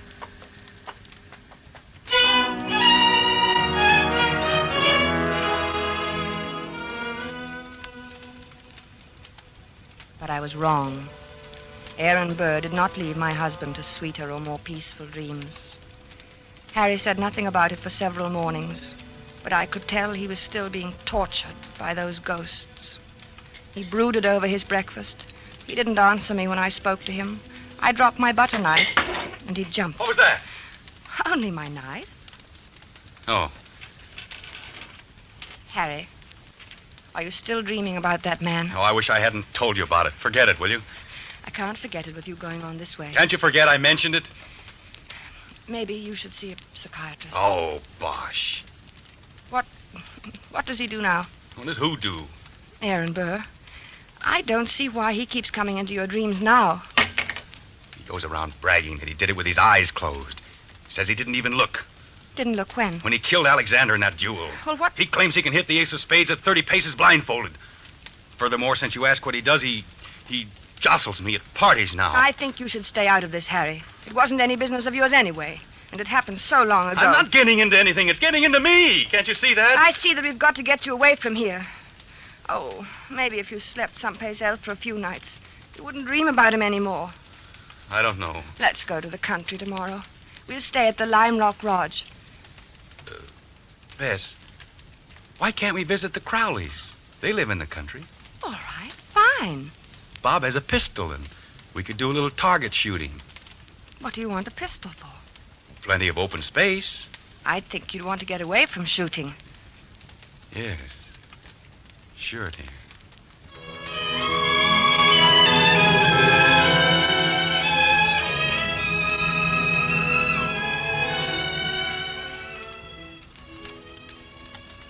The vacation seemed a success at first. When we arrived at the Crowley's house in the cab, I thought I'd left my suitcase at the railroad station. Harry laughed his old normal laugh for the first time in many days as he found the bag and handed it to me. And then he leaned over and kissed me. Good old Connecticut. Oh, Harry, this is wonderful. Oh, we'll have a grand time there. Yes, dear. Hello, Miss. Hi, Harry. Here they come. Good old Bob. Remind me to tell him that rabbit joke. Hello, Madison. I'll take your bags, Mr. Andrews. Thank you, Madison. Good to see you. Thank you, sir. Hello there. Fizz, what a wonderful Well, day. Bob, how's the old country squire? Oh, fine. How have you been? Never better. Boy, it's good to be here. Hello, Alice. Well, you too. I'm so glad you've come. Gets kind of dull here in the hinterland. Oh, I'm glad, too. Say, wait till you get one of our extra special cold martinis into you. You'll feel ship-shape. Still know how to mix them, huh? Better never. Get lots of practice these long country winters.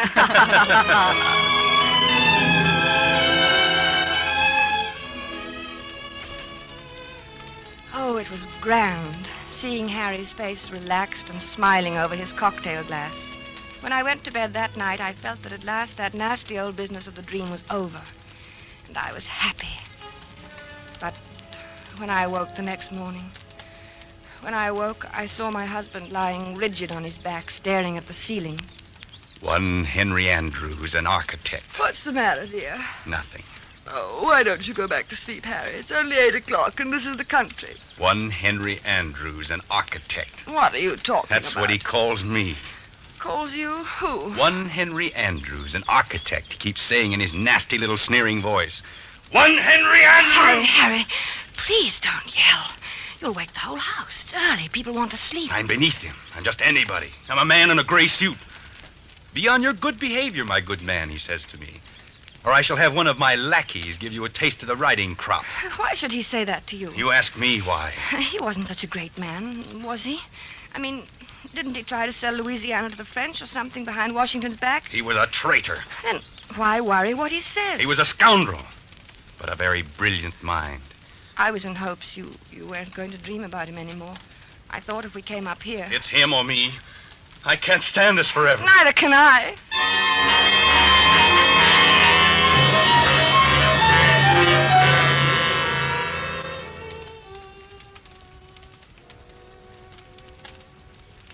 As I had expected, Harry spent most of the afternoon with Bob shooting at targets. At first they just aimed at the paper squares. It all seemed to be good-natured and in fun. After a while, Harry stood with his back to the dead tree trunk on which the targets were nailed. Then he walked 30 paces ahead in a stiff-legged manner, and his face was set in stern lines. His revolver was at arm's length above his head when he turned suddenly and fired. Bob dropped to the ground, scared. Hey, what's the big idea, Harry? But Harry didn't answer. He started to walk back to that dead tree trunk again. Then, with his back to the target, he began marking off the 30 paces. Bob called to him. I think they kept their arms hanging straight down. I don't think they stuck them up in the air. But my husband continued to count off. At the 30th step, he lowered his arm, wheeled about suddenly, and fired from his hip. Hey there, watch out! 2 of the shots missed the tree, but the last one hit it. Like a mechanical man or someone in a trance, Harry began to walk back to the tree again without a word, his lips tight, his eyes bright, his breathing coming fast. And look, it's my turn! But Harry about-faced and stalked on. This time when he fired, his eyes were closed. Poor Bob didn't know what to make of this strange behavior. Hey, good heavens, man, give me that gun, will you? Without a protest, Harry let him have it. For the first time, he spoke. I need a lot more practice, I guess. Well, not with me standing around. Come on, let's get back to the house and shake up a drink. Gee, I've got the jumps. I need a lot more practice.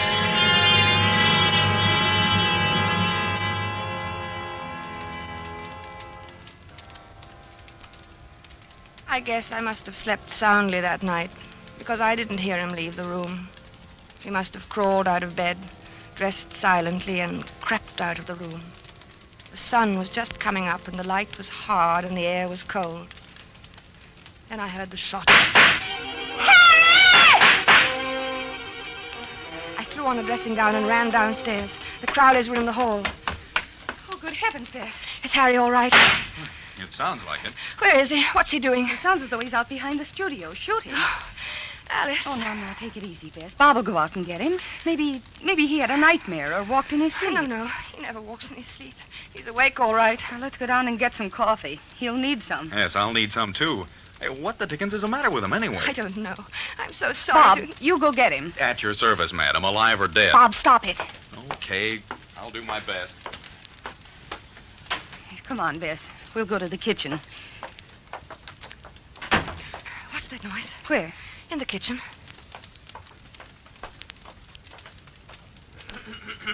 Oh, it's you, Madison. Yes, ma'am. Well, you're shaking. I was just wondering, ma'am. No, it's all right, Madison. You go on back to bed. Clothita was scared, ma'am, and I thought... Well, you tell Clothita that it's all right. Mr. Andrews is shooting a little. He couldn't sleep. Yes, ma'am. Yes.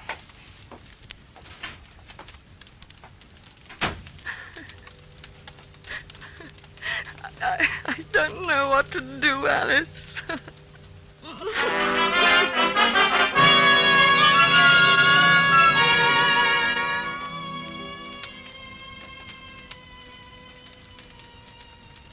I guess the Crowleys were relieved when the cab came to drive us to the station early that day. Their maid had threatened to leave. The neighbors were complaining about the early morning disturbance, and their own nerves were ragged. Boy, I'll need a drink after that. Yes, and make mine a stiff one. Gee, I'm sure glad he's gone. Well, it was either he or Clothita. You can't afford to lose a good cook these days. Say, what do you think's the matter with him? I don't know. It's what Clothita would call the shoots, I guess. You know, he said a funny thing when I went out and got him this morning. Well, let's have it. I could stand a funny thing. I asked him what the deuce he was doing out there in that freezing air with only his pants and shirt and shoes on, and you know what he said? What? I'll get him one of these nights. That's just what he said.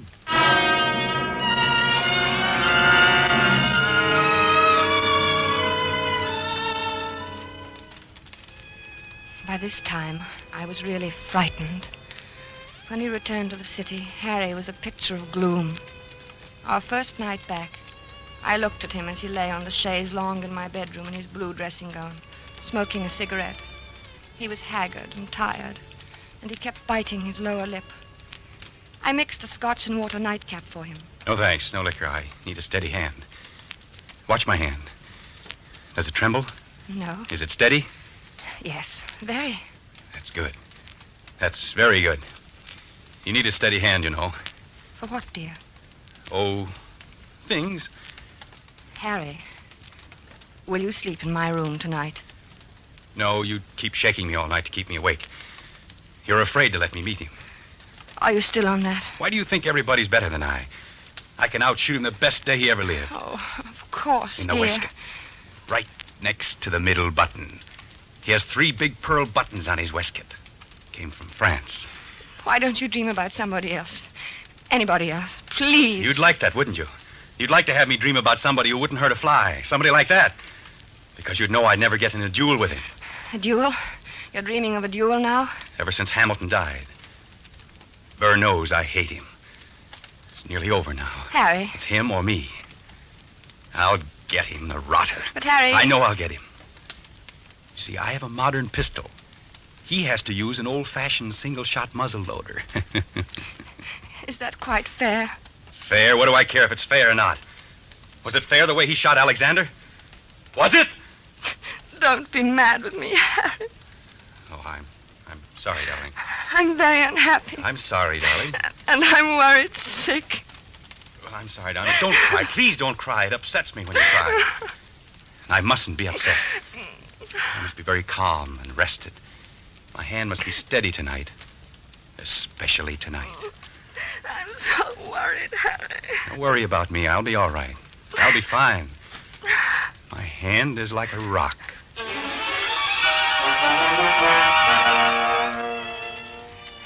Later, when I kissed him goodnight, I knew it was really goodbye. He didn't say anything, and neither did I. It's just that he seemed so far away, in another world. And each moment I felt that he was becoming more and more remote. Something told me he wasn't coming back.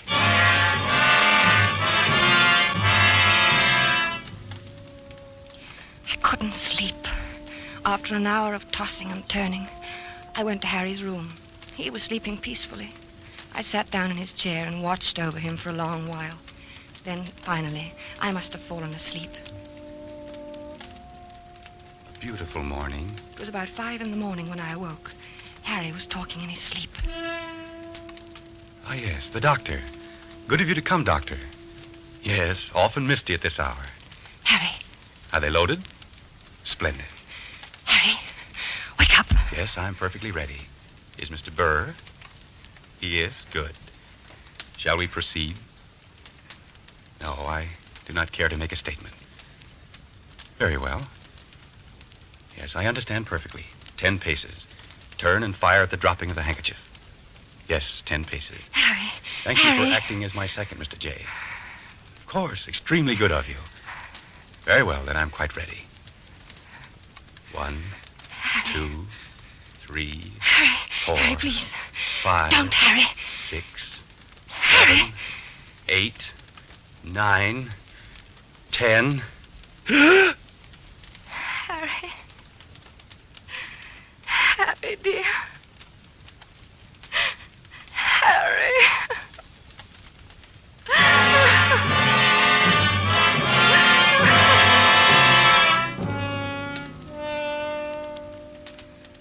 Dr. Fox was puzzled when he examined Harry the next morning. Extraordinary. His heart was as sound as $1 when I saw him the other day. He seemed to be fine, Dr. Fox. I can't understand it. What? Why his heart stopped as if he'd been shot.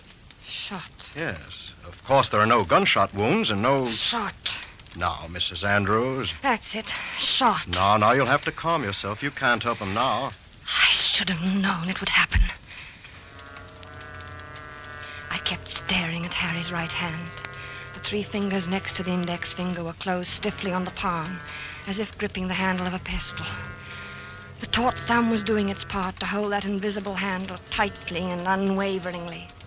But it was the index finger which held my eye the longest. I looked carefully to make sure I was right. Yes, Yes, it was so. That index finger was curved inward slightly, as if it were about to press the trigger of a pistol. So there had been a duel after all. Perhaps there was no gunshot wound, but Harry had been shot as surely as he was dead. Dr. Fox saw me staring and spoke to me. What are you looking at, Mrs. Andrews? Harry never even fired a shot. Aaron Burr killed him the way he killed Hamilton. Well, what are you talking about? Aaron Burr shot him through the heart. I knew he would. Yes, but there's no evidence. I knew he would. Then Dr. Fox put an arm around me. He looked at me gently and a bit frightened, the way I used to look at Harry when he told me about his dreams. He led me to his assistant and whispered something. He thought I didn't hear him, but I did. She's crazy. Stark, raving crazy. I let the assistant take me away. Maybe he thought I was crazy, too. But now I knew. Aaron Burr got Harry, just as he had killed Hamilton in that old quarrel long ago. I knew he would! I knew he would!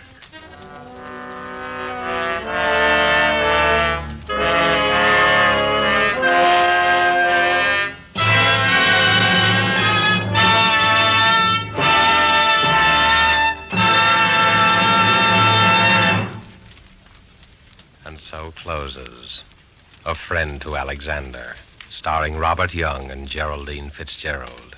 The James Thurber story, which was tonight's tale of suspense.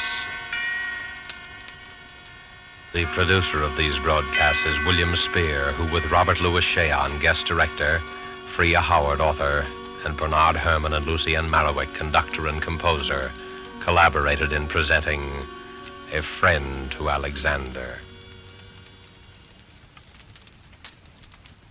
Now CBS is pleased to announce that beginning August 17th at 10 to 10:30 Eastern Wartime, Mr. Robert Young, whom you've heard as star of tonight's Suspense, will begin a brand new CBS series entitled Passport for Hunter.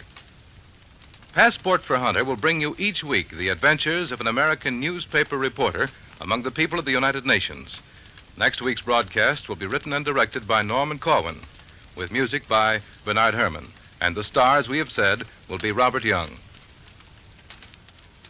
This is your narrator, the Man in Black, inviting you to be with us next week at this same time when, with Miss Agnes Moorehead and with a repeat performance by popular request of the play called Sorry, Wrong Number, we again hope to keep you in suspense. This is CBS, the Columbia Broadcasting System.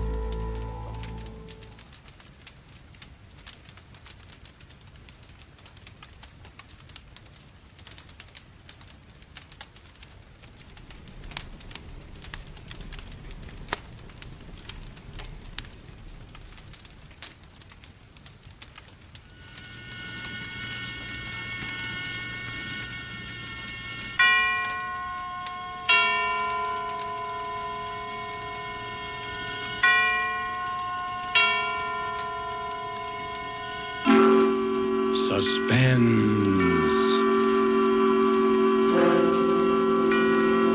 This is the Man in Black, here again to introduce Columbia's program, Suspense.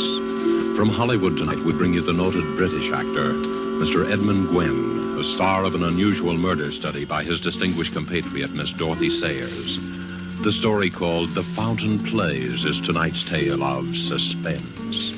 Currently appearing in the Metro-Goldwyn-Mayer Technicolor production, Lassie Come Home, following such successes as foreign correspondent from the stage plays The Wookiee and The Three Sisters, it is Mr. Gwen's particular pleasure to embody on the stage and the screen the eternal middle-class Englishman, the common man of Britain, and proud of it. The character Mr. Gwen portrays in our play tonight, Mr. Archibald Spiller, conservative John Bull that he may be, has lately had a bit of luck. Mr. Spiller lives on a little country estate with a cook and a manservant, and in the garden, yes, a fountain. Of all these little luxuries, it is the fountain which pleases him the most. An interesting sort of hobby for such a man. A fountain, perhaps more interesting than even Mr. Spiller himself realized at the beginning of that memorable evening. These events were really quite unusual, and with their publication, and with the performance of Mr. Edmund Gwen as Archie Spiller, we again hope to keep you in suspense. The Fountain plays.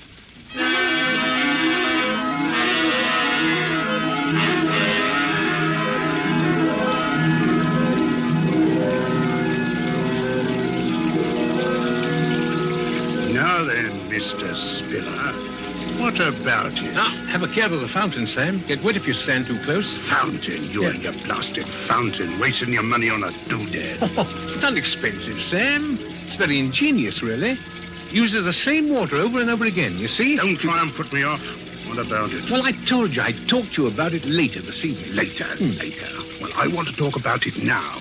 I want a straight answer to my question, I've given Mr. you an Spiller. answer. You've given me nothing but bluff and bluster. Do I get it or don't I? That's what I want to know. And if I don't... Please. My guests are arriving. I'll talk to you tonight. You'd better talk straight, too. It'll be your last chance, my lad. Hello there, everybody. You're just in time for a cocktail. Come in. Master said we'd find you here, Daddy. I hope we're not interrupting. Certainly not. You know Mr. Gooch, don't you, my dear? Of course. And this is my neighbor, Mrs. Digby, Mr. Gooch. How do you do, Mr. Goose? And Ronald Proudfoot, my daughter's fiancé. How do you do, sir? How do you do? Do help yourselves, everybody. You'll find all the fixings right there on the stone settee. Betty, you play hostess, will you, dear? All right, Dad. I'll take mine neat. I was just showing Mr. Gooch the wonders of my little fountain. Oh, Daddy, you do make such a fuss over that fountain. Oh, well, even so, I always say that there's nothing quite like a bit of ornamental water to set a place off. Sort of like the Versailles Gardens, what? Oh, it's really lovely, Mr. Spiller. And so secluded with the rhododendrons and the lilac hedge all around. Ah, you like that, eh? Oh, you know, I was thinking of cutting out some of these lilacs. Oh, I wouldn't. Well, to make a vista, so to speak. You can't even see it from the house with these bushes on all four sides. Well, now, perhaps that might add something. But if you like the lilacs, Mrs. Digby, the lilacs shall stay. Oh, Mr. Spiller. I'm no authority, I'm sure. Well, if you want an authority, I'd say it's a mess.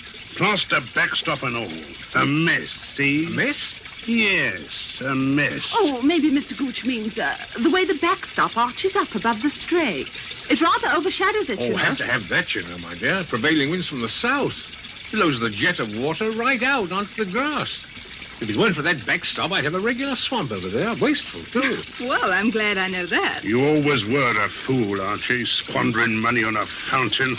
Oh, no, indeed. It uses the same water over and over again. Like the ones in Trafalgar Square, you know. It's most ingenious, really. Why, isn't that a wonderful idea? Well, I have to be careful, of course, even so. I turn it off every night to save leakage and waste and so on. Same old Spiller. A proper miser, if ever there was one. Oh, I say now, Mr. Spiller, sir. Yeah? The dinner is served. What? Oh, thank you, Master, thank you. Well, what do you say? Everybody ready for a bit of dinner, hey? We go in then, shall we? Come on, let's go in there. I got it. You can get some... Why, Mr. Spiller, your modest little fountain. When you're past the bushes, by all at once, you can scarcely hear it at all. Yes, quite impossible to hear it from the house. Can't hear it at all.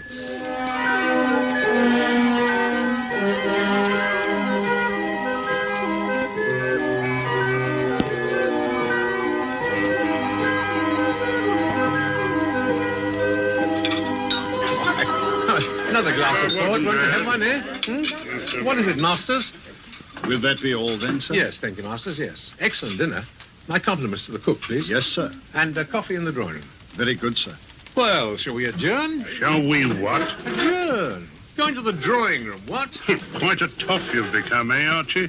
Big change from the old days. Adjourned to the drawing room. Yeah. Yes, yeah. Well, we'll all have a spot of coffee now, eh? Coffee? Is that the best you've got to offer? Oh, no, by no means. Have anything you like, old man. That's better. What would you think, Mr. Spiller, about a rubber or two of bridge? Oh, excellent suggestion. Splendid. Good thing I don't play, eh, Archie? I see I'm counted out before we start. Oh, Mr. Gooch, I'm so sorry. Do take my place. I'm really very tired. No thanks. We didn't play bridge where I come from, and neither did Archie. Although I see he picked it up quick enough once he got... Well, it's never too late to learn, you know. I got better ways than that to spend my time when I visit an old pal. Where's that fella Masters? Was there something you wished, sir? Take the whiskey and soda down by that fountain. Whiskey and moonlight and jolly old fountain. That's the proper way to spend an evening, eh, my lad? Quite, sir. Mind you bring the full decanter. One drink's only a starter for a chap like yours, truly. Very good, sir. While I'm at it, better take a few of these here Coronas. Only the best for your old pals, eh, Archie? Yes.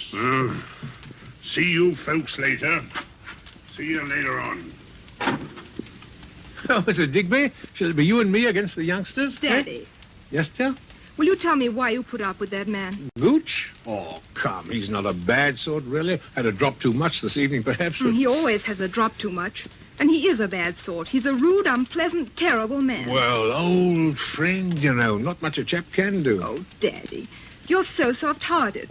But if you can't do anything, I can. Now, please, dear, please, he'll be gone in a day or two. High time. What does he mean talking to you that way in your own home? Shall we cut for deal? Yes. Shall I, Well, I don't care. Bouchant put me off. This is the last time that man is going to come into this house.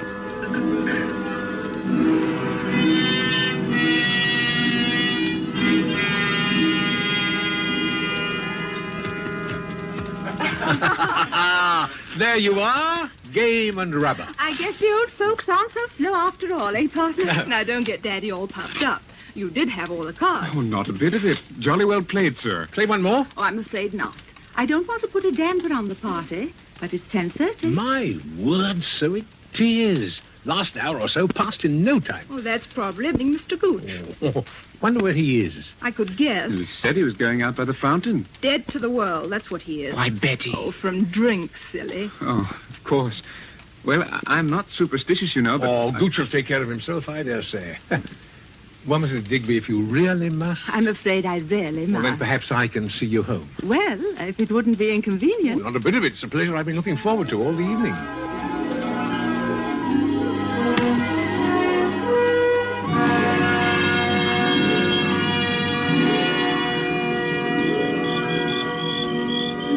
Well, here we are. Yes. It's been such a lovely evening, Mr. Spiller. Yeah, you know, I've been thinking...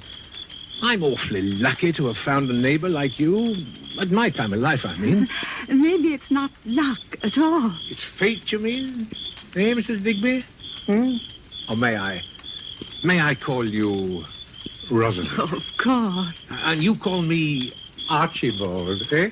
Silly name, but it's the only one I've got there. All right. You know, it was true what I said tonight, that the place will be needing a new hostess soon. With Betty getting married, you mean? You must be very happy for her. Oh, I am. But what I mean that, well, we're both alone in the world now, and Yes? Rosalind, there's something I want to talk to you about soon. I can't just now. There are arrangements I have to make, but I do want to talk to you really seriously. Well, I'll always be here, you know. But it's late now. Yes, it is. Well, good night, Rosalind. It has been a lovely evening. Good night, Archibald.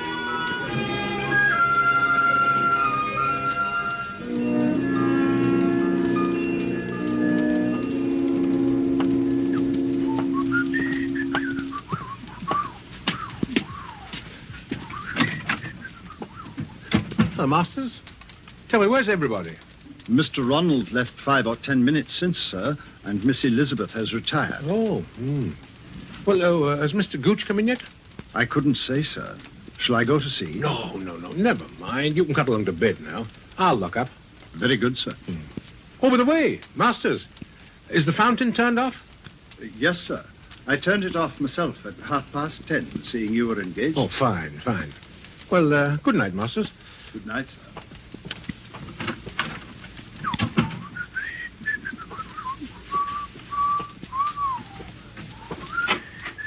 Oh, hello there. Just coming out to look for you, Gooch. Hello. You have a nice evening? A nice evening. Not as nice an evening as you had with the obliging little widow, eh? No, that's enough of that now, Sam. Oh, it is it? That's enough, is it? That's a good one. Do you think I am, talking to me like that? One of your ruddy servants? Well, I'm not. I'm the boss here. Get that into your head. I'm the boss, and you know it. All right. But buzz off to bed now like a good fellow. It's getting late, and I'm tired. Oh, no, you don't. Think I'm drunk, don't you?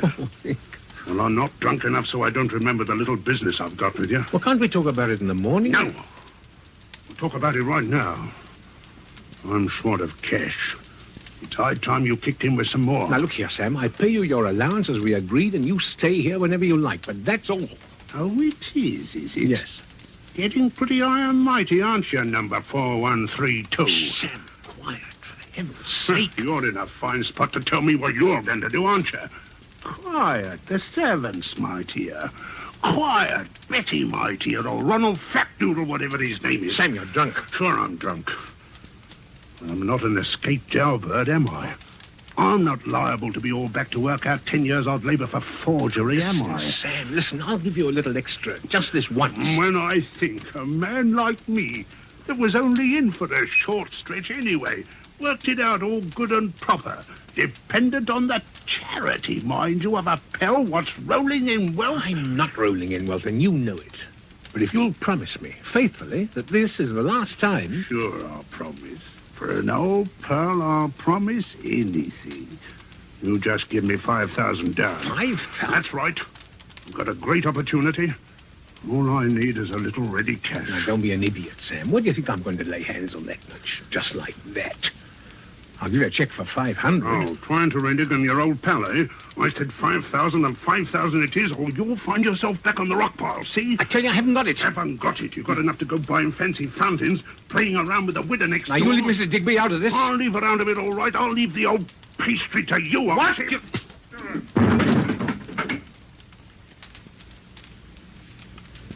I told you that was enough of that, and I meant it. Now, pull yourself together and go to bed. Go on.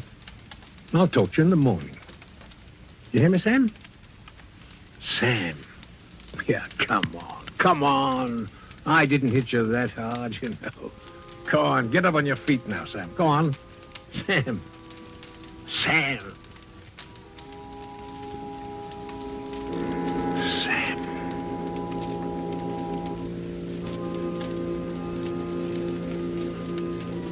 Hit his head on the corner of the table. Phew. No blood. No, there it is, just over the temple. Soft. Spongy. Mr. Gooch's fall had made quite a racket, too. Somebody must have heard it. They'll be calling out in a moment. Footsteps coming down to find out what's the matter. Have to think fast. What was that? Oh, just the old clock. Nobody on this side of the house anyway. Nobody could have heard. Steady now and face the facts. He's dead. Murdered. Oh, it didn't feel like murder, but the police won't care about that. First off, they'll take fingerprints, and then... If I could make him suspect somebody else, confuse him. An alibi. Yes, that's what's needed. An alibi. Make it seem he was alive when he was already dead. Yes. Yes, how do they do it in the stories? To dress up like the dead man and impersonate him. No, you imitate him speaking over the phone, or... No, you make a gramophone record of his voice, or you forge a letter. Oh, no, forgery. No, I don't want to get mixed up in that old game again. No. Oh, wait a minute, though. The time. The time. Earlier, not later. Say 10:30, while everyone was playing bridge. If he could have died sometime before that. But how to prove it? What happened at 10:30? 10:30. Think. The fountain. The fountain. Yes, the fountain. Mr. Spiller went out to the French windows to the garden, then turned on the fountain, then down the garden path. Stopped and called a name. A name. Sam! Gooch! Doing... Oh, careful with the flashlight. They can't hear the fountain from the house, but they can see that. Ah, there's the whiskey, still half full. Pour most of it out, so that it will look as though we had even more to drink.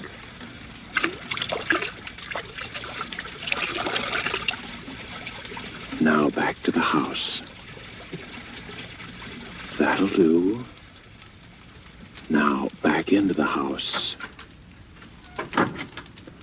Looked for him and didn't find him. It was dark. The moon had gone down. But from now on, quiet. Quiet as he is lying over there. The wheelchair in the hall closet. The wheelchair used to be Mrs. Spiller's. Remember how she... No, not time to think of that now. Just left him into it. Who'd have ever thought old Sam was so heavy? Now out the other door, but quietly this time. Down the back path. Carefully. Feel like running. Feel as though every window in the house were thronged with white, staring faces, watching. The manufacture of an alibi. Here we are. Now to lift him up again. There. Laying down on the edge of it. One hand in the water. The bruise on his head right up against the stone corner of the basin. There.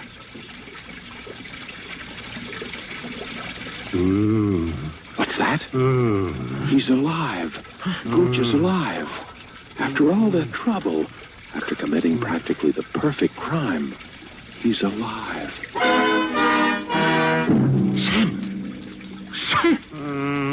What?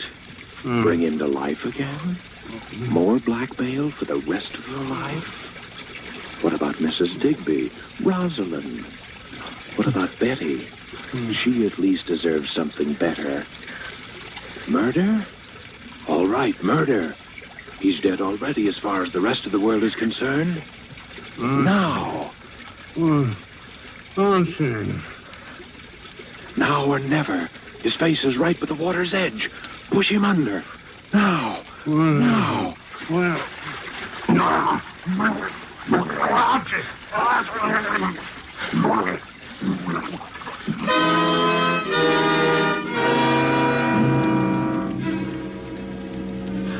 And so it's done. Remorse? Why remorse? Does the mouse feel remorse that the cat is killed? Does the prisoner feel remorse when he leaves his prison? No. No, it's done, and well done. Nothing left but the finishing touches now. Take back the wheelchair. Let the fountain run another hour, and then to bed. And when the police come in the morning, the perfect crime. Remorse? Nonsense. Congratulations would be more like it. Yes, congratulations, Mr. Spiller.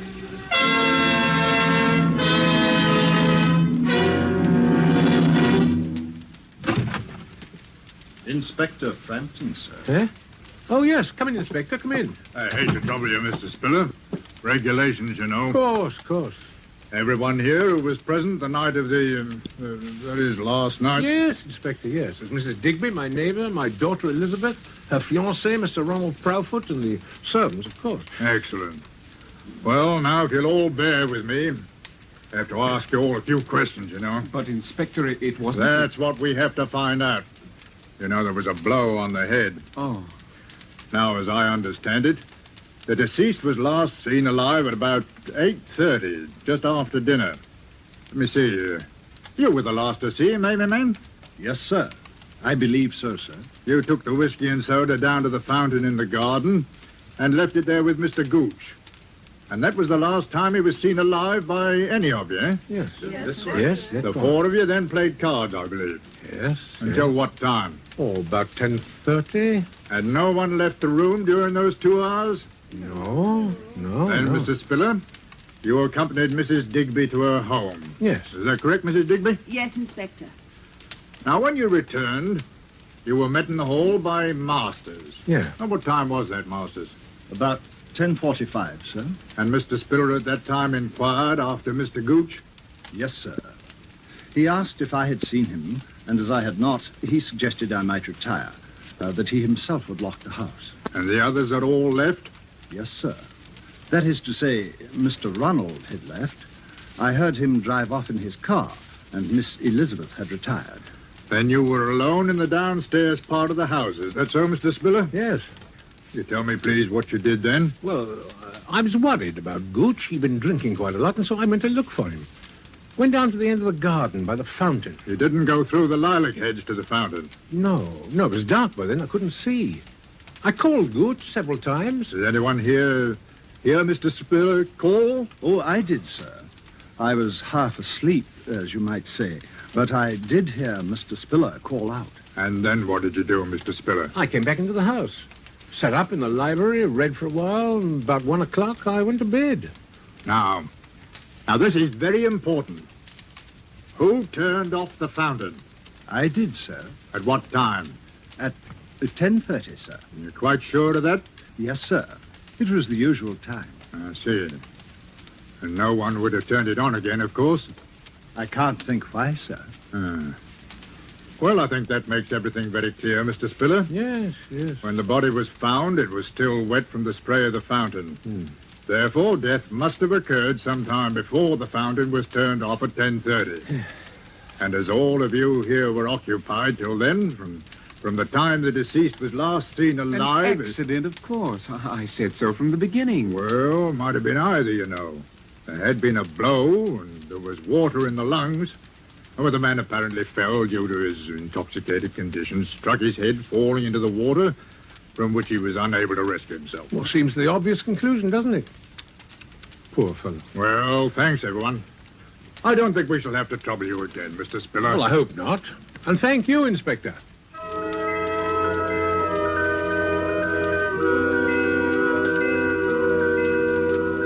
It is the verdict of the coroner, Township of Alton, County of Hampshire, that in the case of the deceased Samuel Gooch, death was due solely to accidental causes.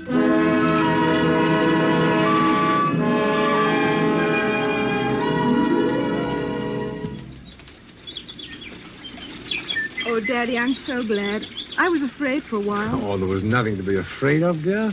Poor old Gooch just lost his footing and fell, that's all. I know. I was afraid of him. Of him? I know it was silly, but he was so strange. I thought he had some sort of hold over you. Oh, nonsense. Darling, just an old friend. And I'm a sentimental old fool. You're an old dear. But I've got to run now. What, off with Ronald? Uh-huh. Daddy, are you going to be awfully lonely when I've gone? Oh, you know I'll miss you.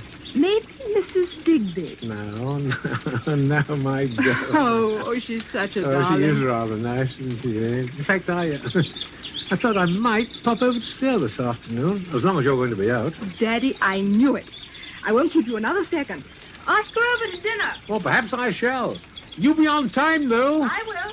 Bye. Bye.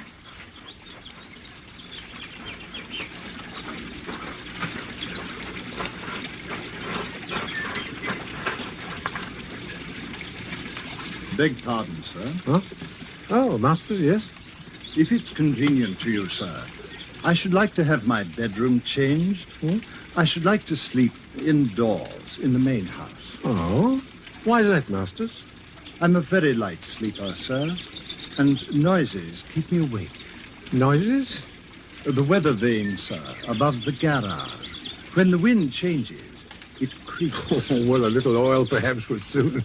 I hardly think that would do, sir. Because when the wind changes, there are other noises. They can be most disturbing, sir. What? Other noises? The fountain, sir. Fountain? Yes, sir. Ordinarily, I'm quite unable to hear it, any more than you can in the main house, sir. But when the wind is from the west, the plaster backstop acts quite like a sounding board in the direction of my room, sir. In fact, I can hear not only the fountain itself, but I can hear even the faintest noises in the grove around it quite clearly. I see. Quite, sir. For instance, on the night Mr. Gooch sustained his unfortunate accident, the wind changed a little after 11. The weather vane awakened me, and then I heard the fountain. I seem to hear other noises, too, if I may say so, sir. You heard? Yes, sir. I might add that after hearing the police inspector's observations, I took the precaution of pressing your dinner jacket. The sleeve seemed quite wet, sir. Yes. I think, sir, all things taken into consideration, you might find it worth your while to retain me permanently in your service at, shall we say, double my present wage for now. Huh? Oh, yes, of course. I'm very much obliged to you, sir. Is there anything else, sir? No, nothing else. I'm going to sit here by the fountain. Very ingenious. The fountain? Yes. Most ingenious, my fountain. Costs so little to run because it uses the same water over and over again.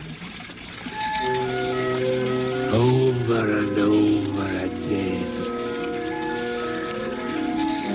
Over and over again.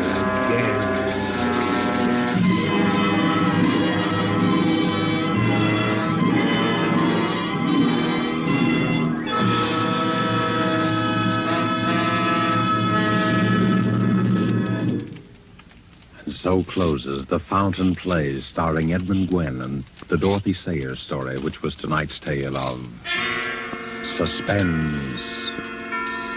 The producer of these broadcasts is William Spear, who, with Ted Bliss, director, Bernard Herrmann and Lucien Marowik, conductor and composer, and Robert L. Richards, the radio author, collaborated on tonight's Suspense.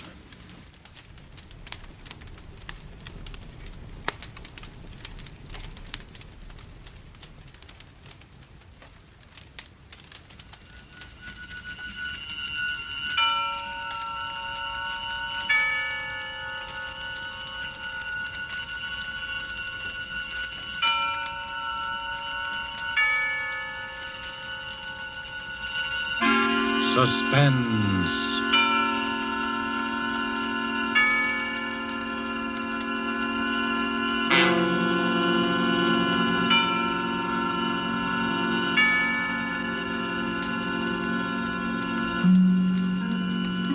This is the Man in Black, here again to introduce Columbia's program, Suspense.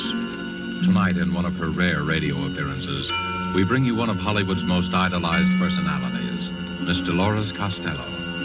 With such noteworthy and distinguished players as Mr. Martin Koslick, Mr. George Zuko, and Mr. Ian Wolfe, Miss Costello appears in A Story of Today, played against the background of the new order in Europe.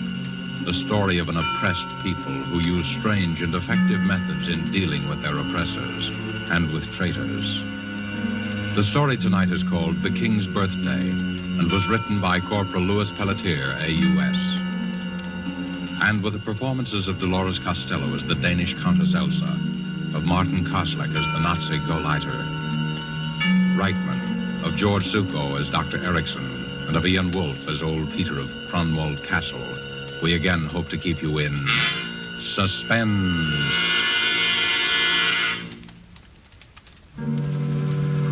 They come to the castle almost every day now, the Gestapo, trying to question me. But it seems I'm very stupid. Somehow, I don't give the right answer. Perhaps it's my advanced age. When they question me about the night of the King's birthday, I get confused. I ramble on in the fashion of old people. Gentlemen, Cronwald Castle is 300 years old. For all those years, Cronwald has been a symbol of Danish liberty. Gentlemen, the sea waves beat against the rocks of Cronwald. The sea is deep. The sea knows everything. Ask her. Stop babbling nonsense, you old fool. Answer my question. Did you know about those notes? But of course, Herr Lieutenant. Everybody in the district knows about them. The note said Count Victor would kill himself on the night of the King's birthday. Did you see the notes? Oh, no, Herr Lieutenant. But the note said that Count Victor would kill himself because of his great shame. That I do know. And the note said the exact time, 12 midnight. So you know the exact time? Yes, I'm fond of clocks, you see. My father had a clock that told the time with a bird jumping out. The bird whistled, like this. Stop that insane chirping. Yes, Herr Lieutenant. I'll take care of you later. Perhaps I'll have something that will improve your memory. Stay there till I call you. Yes, Herr Lieutenant. There's nothing the matter with my memory. I could tell them a thing or two if I wanted. I could tell them how it all happened. It began 2 days before the King's birthday. That was the day the new Nazi Gauleiter, Herr Reichmann, came to the castle to see the Countess Elsa. I was told to show him to the library. It was cold and grey, and the sea was pounding on the rocks, very angry, like it always is in November. The new Gauleiter sat by the fireplace and warmed his hands and called for a glass of brandy. And bring some soda, too, please. Yes, Herr Reichmann. How soon did your mistress say she would see me? In a few minutes, Herr Reichmann. You told her it was most urgent. Yes, I told her. She'll be with you soon. I doubt it. Most women's idea of soon is the best part of an hour. In my country, we train our women to... The brandy, Herr Reichmann. Oh, thank you. Yes, in Germany we... Courvoisier. Where did you get brandy like this? Count Victor can get many things that are forbidden to his countrymen, Herr Reichmann. Count Victor's cellar is well stocked. Is it really? Yes, we have meat at the castle. Nobody in Denmark has meat, only Cronwald Castle. You're lucky. So they say. Shall I leave the brandy, sir? Yes, but you stay here a minute. Tell me, what's your name? Peter, sir. Ah, yes, Peter. You have been at Cronwald since you were a child. 63 years. Am I correct? Why, yes. How did you know? It's my business to know a lot of things, Peter. You don't approve of Count Victor, do you? It's not my place, sir, to... 3 days ago in the marketplace, you were heard to make an indiscreet remark concerning Count Victor's collaboration with Berlin. I think a word very close to traitor was used. Was it, sir? What do you think? I think, Herr Reichmann, the fire is in need of some more wood. If you'll excuse me, I'll get some. Do, by all means. And Peter. Yes, sir? Tell your mistress that I do not intend to spend all afternoon here. My business is urgent and You may tell the Countess yourself, sir. Herr Reichmann. Countess Elsa, excuse me, I was just saying... That's quite all right, Herr Reichmann. Sit down, please. Thank you. Peter told me your business was urgent. I hope I haven't kept you. No, not at all. My business is urgent. But as a new Gauleiter of this district, I might combine social pleasure with business ends. Oh, that's very kind of you. I had hoped that my wife, Frau Reichmann... Oh, of course. You must ask her to call sometime. Yes, I will. Although I've never had the pleasure of meeting Count Victor, it would be a great honor if we may call as soon as he returns from Berlin. Certainly, Herr Reichmann. Thank you. And this urgent business? Yes, we come to that. Do you mind if I smoke? Not at all. A good cigar always makes unpleasant things easier to tell. It sounds almost as if you had rehearsed that line on the way to the castle, Herr Reichmann. I did. And since it was ineffective, I'll be blunt, Countess. I'd prefer it. 3 days ago, Countess, to be exact, on the day I arrived at Kronwald to begin my duties as Gauleiter of this district, I found this note on my desk. Read it, please. Count Victor of Grunwald will kill himself on the night of the king's birthday. That note was on my desk in the morning. At noon, I found this one. Read it, please. Count Victor of Grunwald will repudiate his Nazi collaborators. He will choose the night of the king's birthday for his death. I thought at first it was some crank, but the notes kept coming. Then I heard that everybody in the district believed what the note said. In every house and shop and farm, they are saying that Count Victor is going to kill himself. You'll see why I said my business was urgent. Yes, I see. It's not that I have the slightest fear for the Count's safety, but the writer of these notes must be found and treated with severest penalties. You have no fear for my husband's safety? Of course not. Certainly no anonymous letter writer could force the Count to take his own life. I wonder. What do you mean? You wish me to be frank with you? Naturally. You know that my husband is hated by the whole countryside? What of it? People here are too stupid to know what's good for them. Perhaps. But the writer of these notes seems to be a little less than stupid. You think so? If you knew Danish history, Herr Reichmann, you might agree. For hundreds of years, the night of the king's birthday has been a special occasion at Grunwald. On that night, the castle renews its pledge of loyalty to the king and to Denmark's freedom. A very theatrical gesture. Quite. But if anyone wished to remind Count Victor... If someone wished to remind the Count that he had chosen our glorious Führer for his leader... Yes. The night of the king's birthday would be, shall we say, the psychologically correct time to do it. You reason well, Countess. I know my countrymen. Evidently. I can see how these notes would inflame their imagination. If Count Victor were to take his own life as a public repudiation of his present political bonds, the whole country would be stirred to its depths. I see. You seem to view the possibility of your husband's death rather calmly, Countess. Like you, Herr Reichmann, I have no fear for his safety. I am only presenting the political possibilities. Quite so. And since you grasp the full significance of the notes, you understand that I must take certain liberties in order to track down the writer. Liberties? Yes. I shall ask your permission to talk with Dr. Eriksson. Oh, Dr. Eriksson? Well, I'm told he lives here at the castle. Yes, but... I should like to talk with Dr. Eriksson. As you wish. Peter will show you to the doctor's study. However, I assure you... My time is short, Countess. I understand that Dr. Eriksson is one of your country's able psychiatrists. I understand that Dr. Eriksson is an authority on mass suggestion. His help should be invaluable.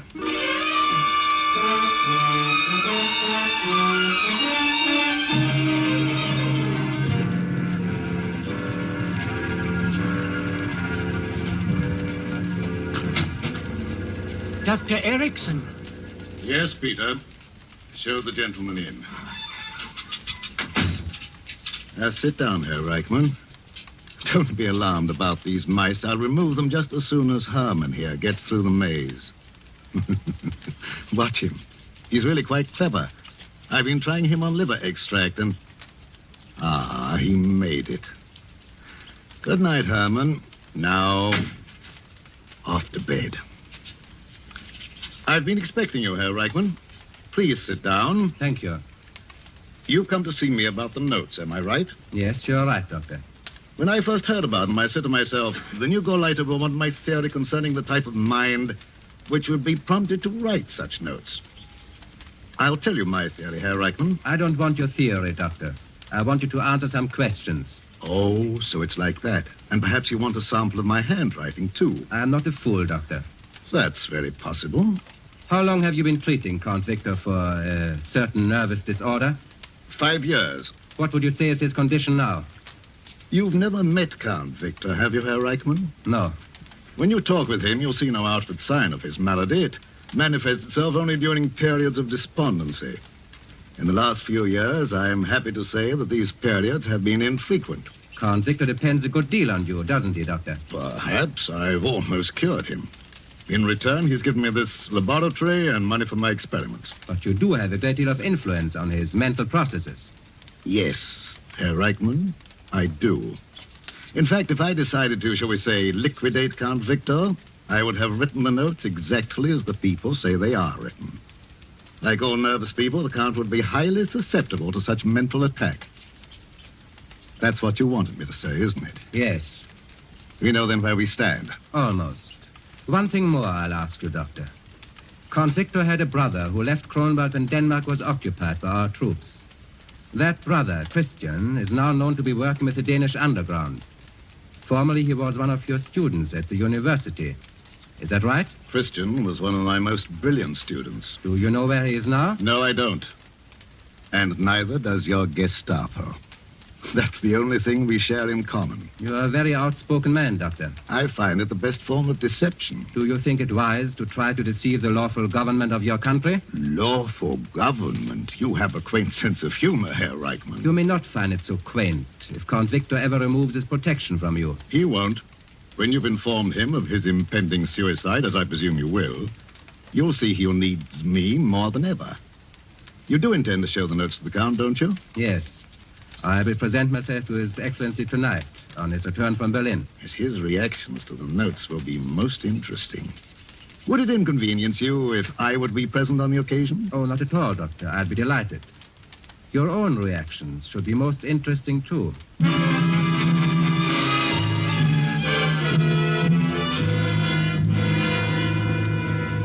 Dad? That's what the people think, eh? They think they can kill me with words? They can't do that to me, can they, Doctor? Easy, Victor, easy. Look at this childish note. Count Victor will kill himself on the night of the King's birthday. Because of his great shame here, I'll great shame them, all right. They'll see that... Doctor, a little of the brandy, please. Yes, of course, Count Victor. Now, you mustn't upset yourself. Who's upset? The whole thing is completely nonsensical, completely. Of course it is. Ask Herr Reichman. His police have practically caught the writer of the notes, haven't they, Herr Reichman? Practically, Doctor. You have nothing to worry about, Count Victor. You see? Doctor, tonight, if I need a sedative... Certainly, Count Victor. I'll show them. I'll give them a dinner here on the night of the King's birthday. Everyone will hear about it. They'll see who's afraid. I'll give a dinner. Herr Reichman, will you be my guest at dinner? With pleasure, Count Victor. I'll light up this whole castle like a Christmas tree. And Elsa, you'll wear that gown you wore at the palace and your jewels. You understand? You'll wear all your jewels. Yes, Victor. Kill me with words, eh? If it's words they're after, I'll give them words. Herr Reichman, I'll make a statement to your newspapers the night of the King's birthday. I'll stuff words down the people's throat. Yes. And there's someone in particular who'll read what I have to say. My brother, Christian. I want him especially to read it. Herr Reichman, have you ever seen my brother? No, Count Victor. His picture was in that empty frame up there next to mine. I destroyed his picture. Victor, you're getting excited. Dr. Erickson. Yes, you're right, Elsa. Sometimes the strain of my work is too much. Dr. Erickson, you'll talk to me for a while before I go to bed, won't you? Of course. Talk to you, Count Victor? Yes, the doctor has a way of calming my nerves. It's slightly hypnotic, isn't that it, Doctor? You might call it that, Count Victor. Count Victor, I'd strongly advise... No, it's the only thing that helps me. I just go quietly to sleep while the doctor talks. But, Count Victor... Good night, Herr Reichman. I'll expect you here for dinner on the night of the King's birthday. Of course, Count Victor. Elsa? Yes, Victor. They can't hurt me with words, can they? No, Victor. They can't hurt me if I don't listen, can they? If I shut my ears, I'll be all right. That's it. Shut my ears. I won't listen. I won't listen. I won't listen. I won't listen. I won't listen.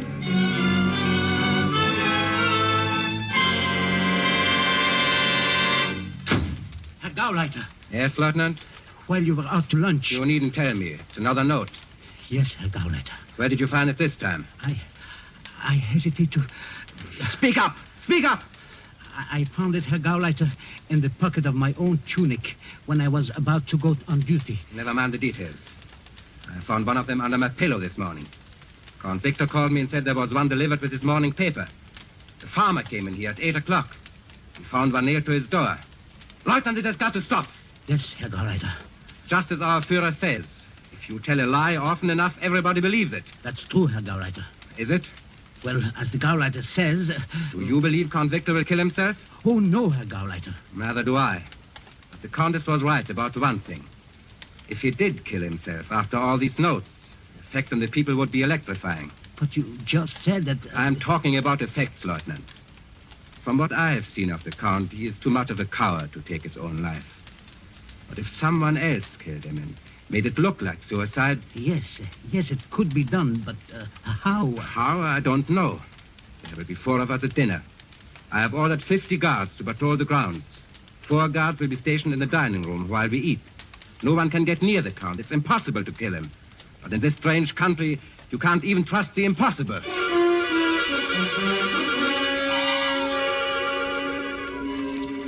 They say the castle is guarded tonight. 50 soldiers. They say the Count locked himself in his room all day writing a message to the people, they say. They say the Gauleiter has 5 Gestapo men at the castle besides the soldiers. 1 Gestapo man is watching the food for poison.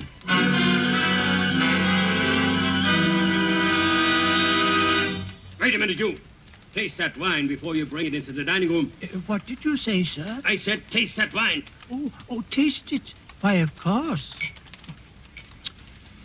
Ah, it's very good, sir. Did you doubt its quality? Don't be insolent. All right. You may take it in. Thank you, sir. And if there's any left after they're through... Oh, I'll take care of you, sir.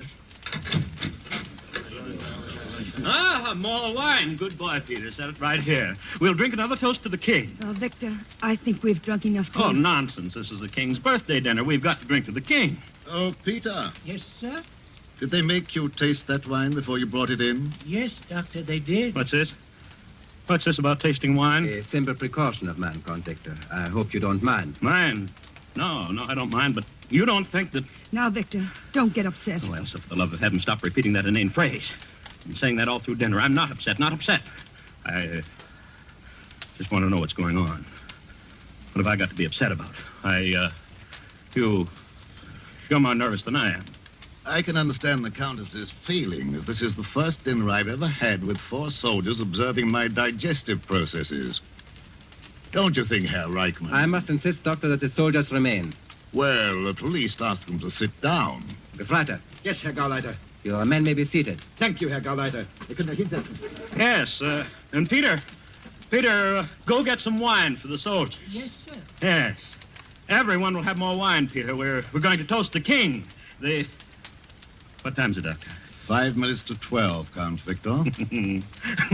And I'm still alive. Peter, it's 5 minutes to 12, and I'm still alive. Go get the wine, Peter. Yes, sir. You know, Peter tells me everything they say down at the village. The people say I have 5 minutes to live. So, Peter tells you the village gossip? Oh, yes. He knows everything. It was Peter who discovered most of the notes and brought them to me. He brought you the notes? Oh, yes, and the last one said that Now, what did it say? Victor, can't we talk about something else? Why? Ask the doctor. He and I discussed it for hours. Well, the doctor told me about some sect over in the West Indies that disposes of an enemy by simply writing the victim's name on a piece of paper and sending it to him. Same sort of nonsense is being tried on me. Isn't that your theory, Doctor? Well, Dr. Erickson, in view of the Count's nervous condition, don't you Herr think... Gauleiter, my private life is my own affair. When you work for the Reich, Count Victor, you have no private life. I repeat, Dr. Erickson, in view of the Count's nervous disorder... As the Count's personal physician, I prescribe my own remedies. To know the truth about occult practices is the best way to guard against them. Surely you don't think that... In Haiti, Herr Reichmann, I saw a man die after receiving a note with his name on it.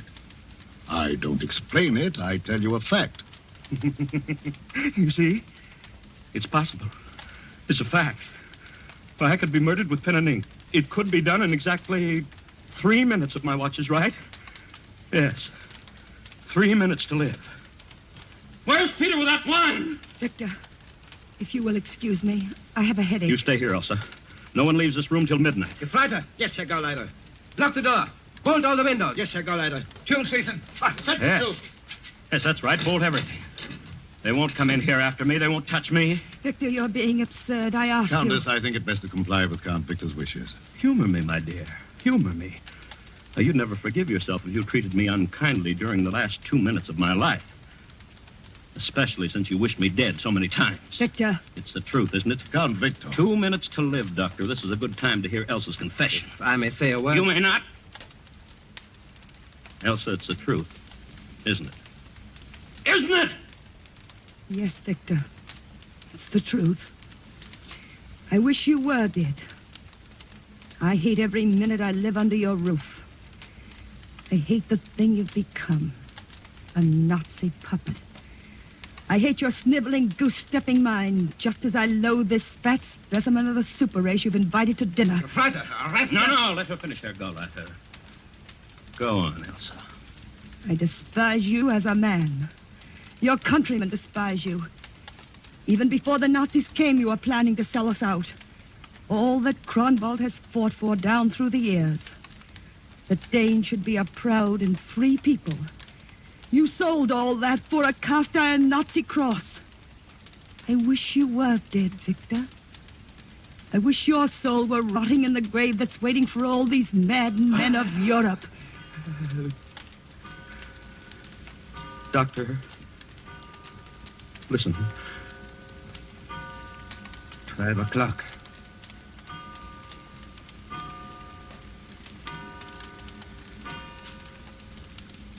May God grant wisdom to our king and freedom to our people.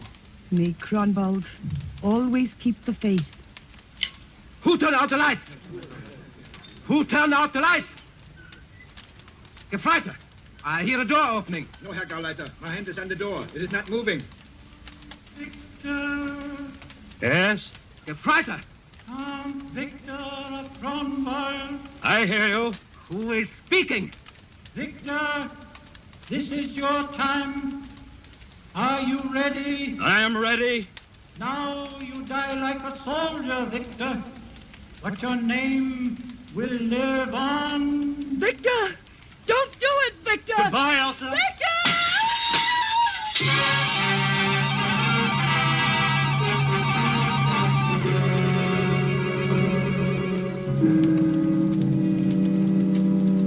Have they found the body? They say the body was washed out to sea. But yesterday on the rocks they found the Count's wristwatch and a handkerchief with the initial V on it. They'll never find the body. Say what you will. Count Victor was a brave man to take his own life. Yes, he showed those Nazis a Dane could die for honor. You know what the Nazis say? They say someone forced the Count to kill himself. How could you force a That's man? what the Nazis say. And listen, they've arrested old Peter. They're trying to make old Peter talk. Peter won't talk, but if he did, I bet he could tell them a thing or two.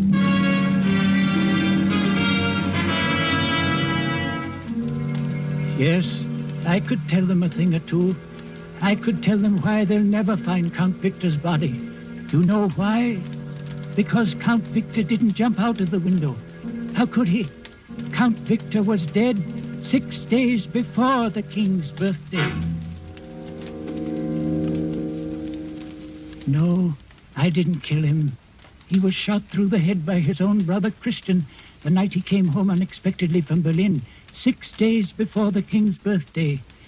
Yes, I worked with the underground, and so did the Countess and Dr. Erickson. That's why Christian came here to see us. When the Count returned unexpectedly, Christian decided to try to reason with him. They quarreled and, well, Christian eliminated the slimiest traitor Denmark has ever known. It was then that Dr. Erickson got the idea for the notes. Christian, we've got to try it. This new Gauleiter has never seen Count Victor. You'll pose as the Count and we'll stage your suicide.